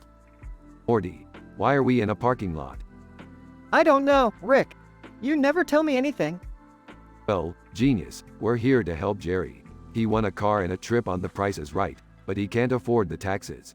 So, we're going to have to get him out of this mess. Cut 2. Jerry's house. Beth is on her phone. Jerry, what did you do? Jerry, off screen, I won a car and a trip. But I can't pay the taxes. Of course, you can't. You never think these things through. Cut back to the parking lot. Jerry is sitting on the hood of his new car, head in his hands. I can't believe I won and lost at the same time. Don't worry, Jerry. We'll figure something out. Yeah, we'll just have to go on The Price is Right and win some money to pay the taxes. Cut 2. Rick, Morty, and Jerry in the audience of The Price is Right. This is going to be easy. Announcer Jerry, come on down. Oh my god, oh my god. Don't mess this up, Jerry. Cut 2. Jerry on stage, next to the prize. Announcer Jerry, you could win a brand new car. I already won a car. Announcer, all right, well, how about a trip to Tahiti? Can I just get the money instead? Announcer, no, you have to play the game. Cut 2. Jerry playing the game. Announcer, you have to guess the price of. I know how to play the game. Announcer, okay, fine, guess the price of this refrigerator. Jerry guesses wrong. Announcer, sorry Jerry, but you still have a chance to win the Showcase Showdown. Cut 2. Rick, Morty, and Jerry backstage. We have to fix this. I have an idea, but it's crazy. Be like crazy. Let's hear it. We'll travel to another dimension where The Price is Right has different rules. We'll win the Showcase Showdown and bring the money back here. That's genius, Morty. Cut 2. Rick, Morty, and Jerry in another dimension. Announcer Jerry, come on down. I'm feeling lucky today. Cut 2. Jerry winning the Showcase Showdown. Announcer, congratulations Jerry, you've won $1 million. This is amazing. Let's get out of here before this dimension's version of Bob Barker catches us. Cut 2. The three of them back in their original dimension. Thanks, guys. I couldn't have done it without you. Don't thank us. Thank science. And luck. F. Off screen. Jerry, what the hell is going on? Cut 2. Jerry's living room. Beth is standing with a confused look on her face. I won a car, lost a car, won a trip, but can't afford the taxes, then won $1 million in another dimension. Why do I even bother with you? Fade to black. In credit scene, Rick, Morty, and Jerry are driving in Jerry's new car. We should do this more often. What? Break the laws of physics and game show rules? No, win free stuff. Yeah, but what about the taxes? We'll cross that road when we come to it, Jerry. End.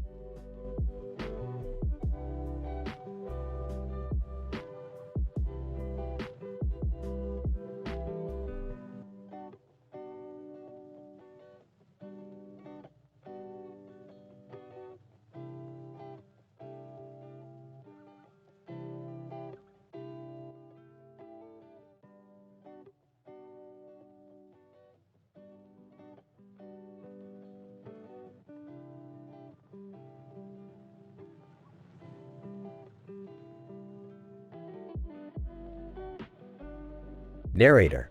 On this episode of our scientific analysis, we explore the downfall of the entertainment conglomerate, the Walt Disney Company, owing to their financial losses amidst the global pandemic. The episode starts with a prominent display of a red and black banner with a white and red background and a message, "Do what you do today."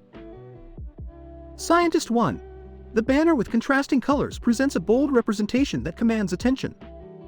The strategic placement of the banner in the episode foreshadows the financial distress the company faces. Scientist 2. The message on the banner, "Do what you do today," presents a concept where individuals are encouraged to live in the present, expressing the idea that the future is uncertain. Narrator. The episode then takes a turn as the Walt Disney Company faces bankruptcy, resulting from losses incurred due to the pandemic. Scientist 3. The financial distress is attributed to the company's over-reliance on the entertainment and theme park sectors, especially during a period with strict public health guidelines. Scientist 4. However, the media avoids blaming the company's pandering to the woke culture, pitting consumer satisfaction and business growth on a teetering balance. Narrator. The episode concludes with a scientific explanation that the lack of consumer satisfaction and innovative strategies that accommodated the growing cultural shifts was responsible for Disney's downfall, leading to an inevitable closure. Scientist 5. The lack of willingness to adapt and recognize evolving cultures has a trickle-down effect on businesses and their financial sustainability. Scientist 6. The scientific analysis of this episode provides a valuable lesson for other prominent businesses to adapt and evolve in response to changing cultures and market demands.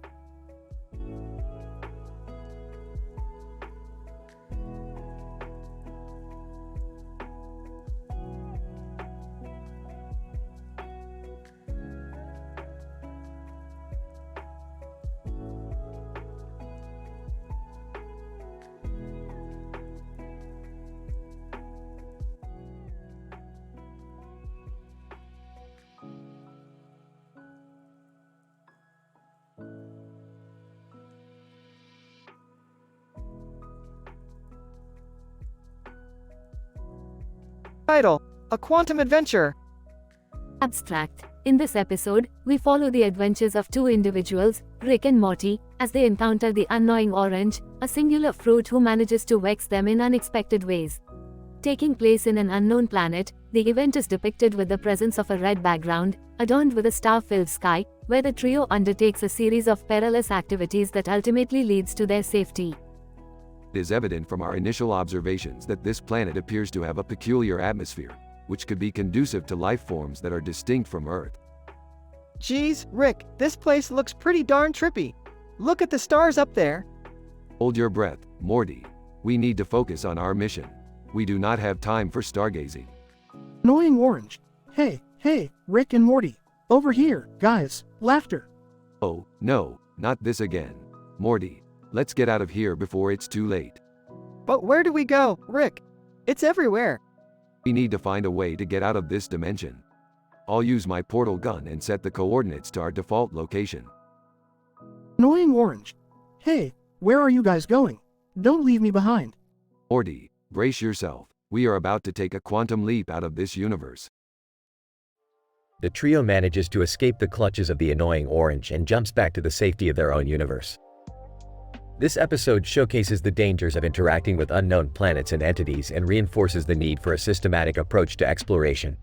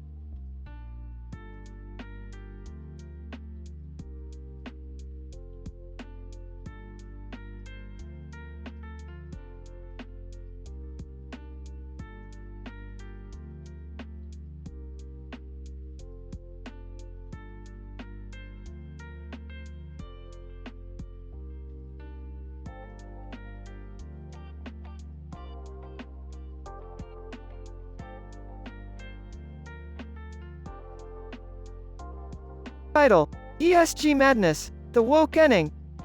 Synopsis. Rick and Morty find themselves in a dire situation as their ESG rating plummets. In order to improve their score, they must go woke. Morty, our ESG rating is tanking faster than the Titanic. We need to do something drastic. What's ESG? Environmental, social, and governance. Morty, you really need to read up on this stuff. Oh, okay. So what do we do? We have to get woke, Morty. It's the only way. What does that even mean? Means we have to become socially conscious and eco-friendly. But I'm not the one to do it. Beth, you're up. What? Why me? Because your gender and ethnicity will make us more woke automatically. Plus, you're the only one who can handle my job while I'm gone. Fine. I'll do it. As Beth takes over Rick's role, the duo embark on a journey to become woke. They attend protests, recycle everything, and even start a compost pile. Wow, this is really making me more socially aware. I never knew recycling could be so fun. Yeah, just wait until we participate in a critical race theory workshop. As they join the workshop, they are bombarded with buzzwords and jargon that only confuses them further. Rick, I don't understand any of this. Me neither, Morty, but we have to keep going if we want to be wokest of them all. Their next stop is an eco-friendly nudist colony. where they have to live off the land and conserve resources. Rick, I don't think I can do this. I need my phone, my internet, my everything. Come on, Beth, you can do anything if you set your mind to it. After a week at the colony, they return to their regular lives. But to their surprise, their ESG rating has not improved at all. Rick, what the hell? We did everything you told us to do, and our rating is still in the gutter. I don't know, Morty. Maybe we were doing it wrong. Or maybe this whole ESG thing is just a hoax. As they sit on the couch, defeated, they hear a knock on the door. It's a group of woke aliens, here to take them on a journey of enlightenment. Morty, we're going on a trip. Strap in and hold on tight. In the end, the trio learns that being woke is not just about recycling and social justice, it's about opening your mind to new perspectives and learning from others. And with that, their ESG rating skyrockets, just in time for the season finale. So, what do we do now? Now, we do what we always do. We go on crazy adventures and drink until we forget about our problems. But at least we learned something, right? Yeah, sure. Whatever makes you sleep at night, Morty.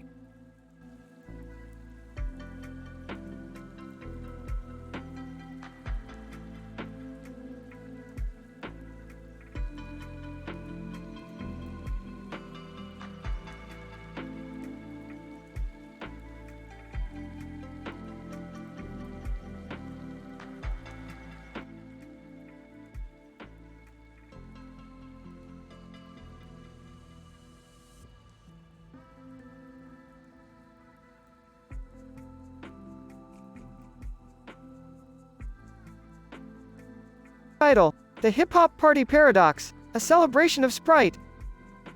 In this episode of Rick and Morty, the characters Rick, Morty, and Jerry embark on a scientific quest to create the ultimate birthday cake to celebrate 50 years of hip-hop music. Hip-hop and science go hand in hand, Morty. It's all about creating something from nothing. They begin by exploring the chemistry of Sprite, attempting to enhance its flavor to create a never-before-tasted beverage.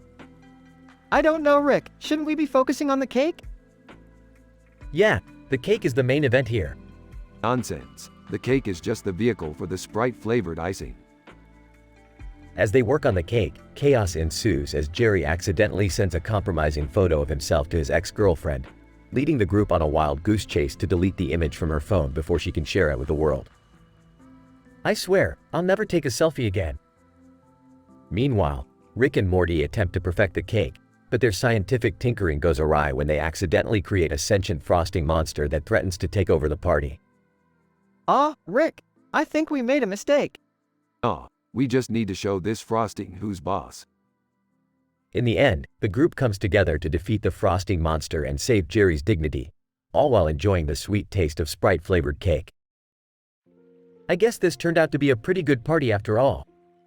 Hip-hop may have turned 50, but science is eternal.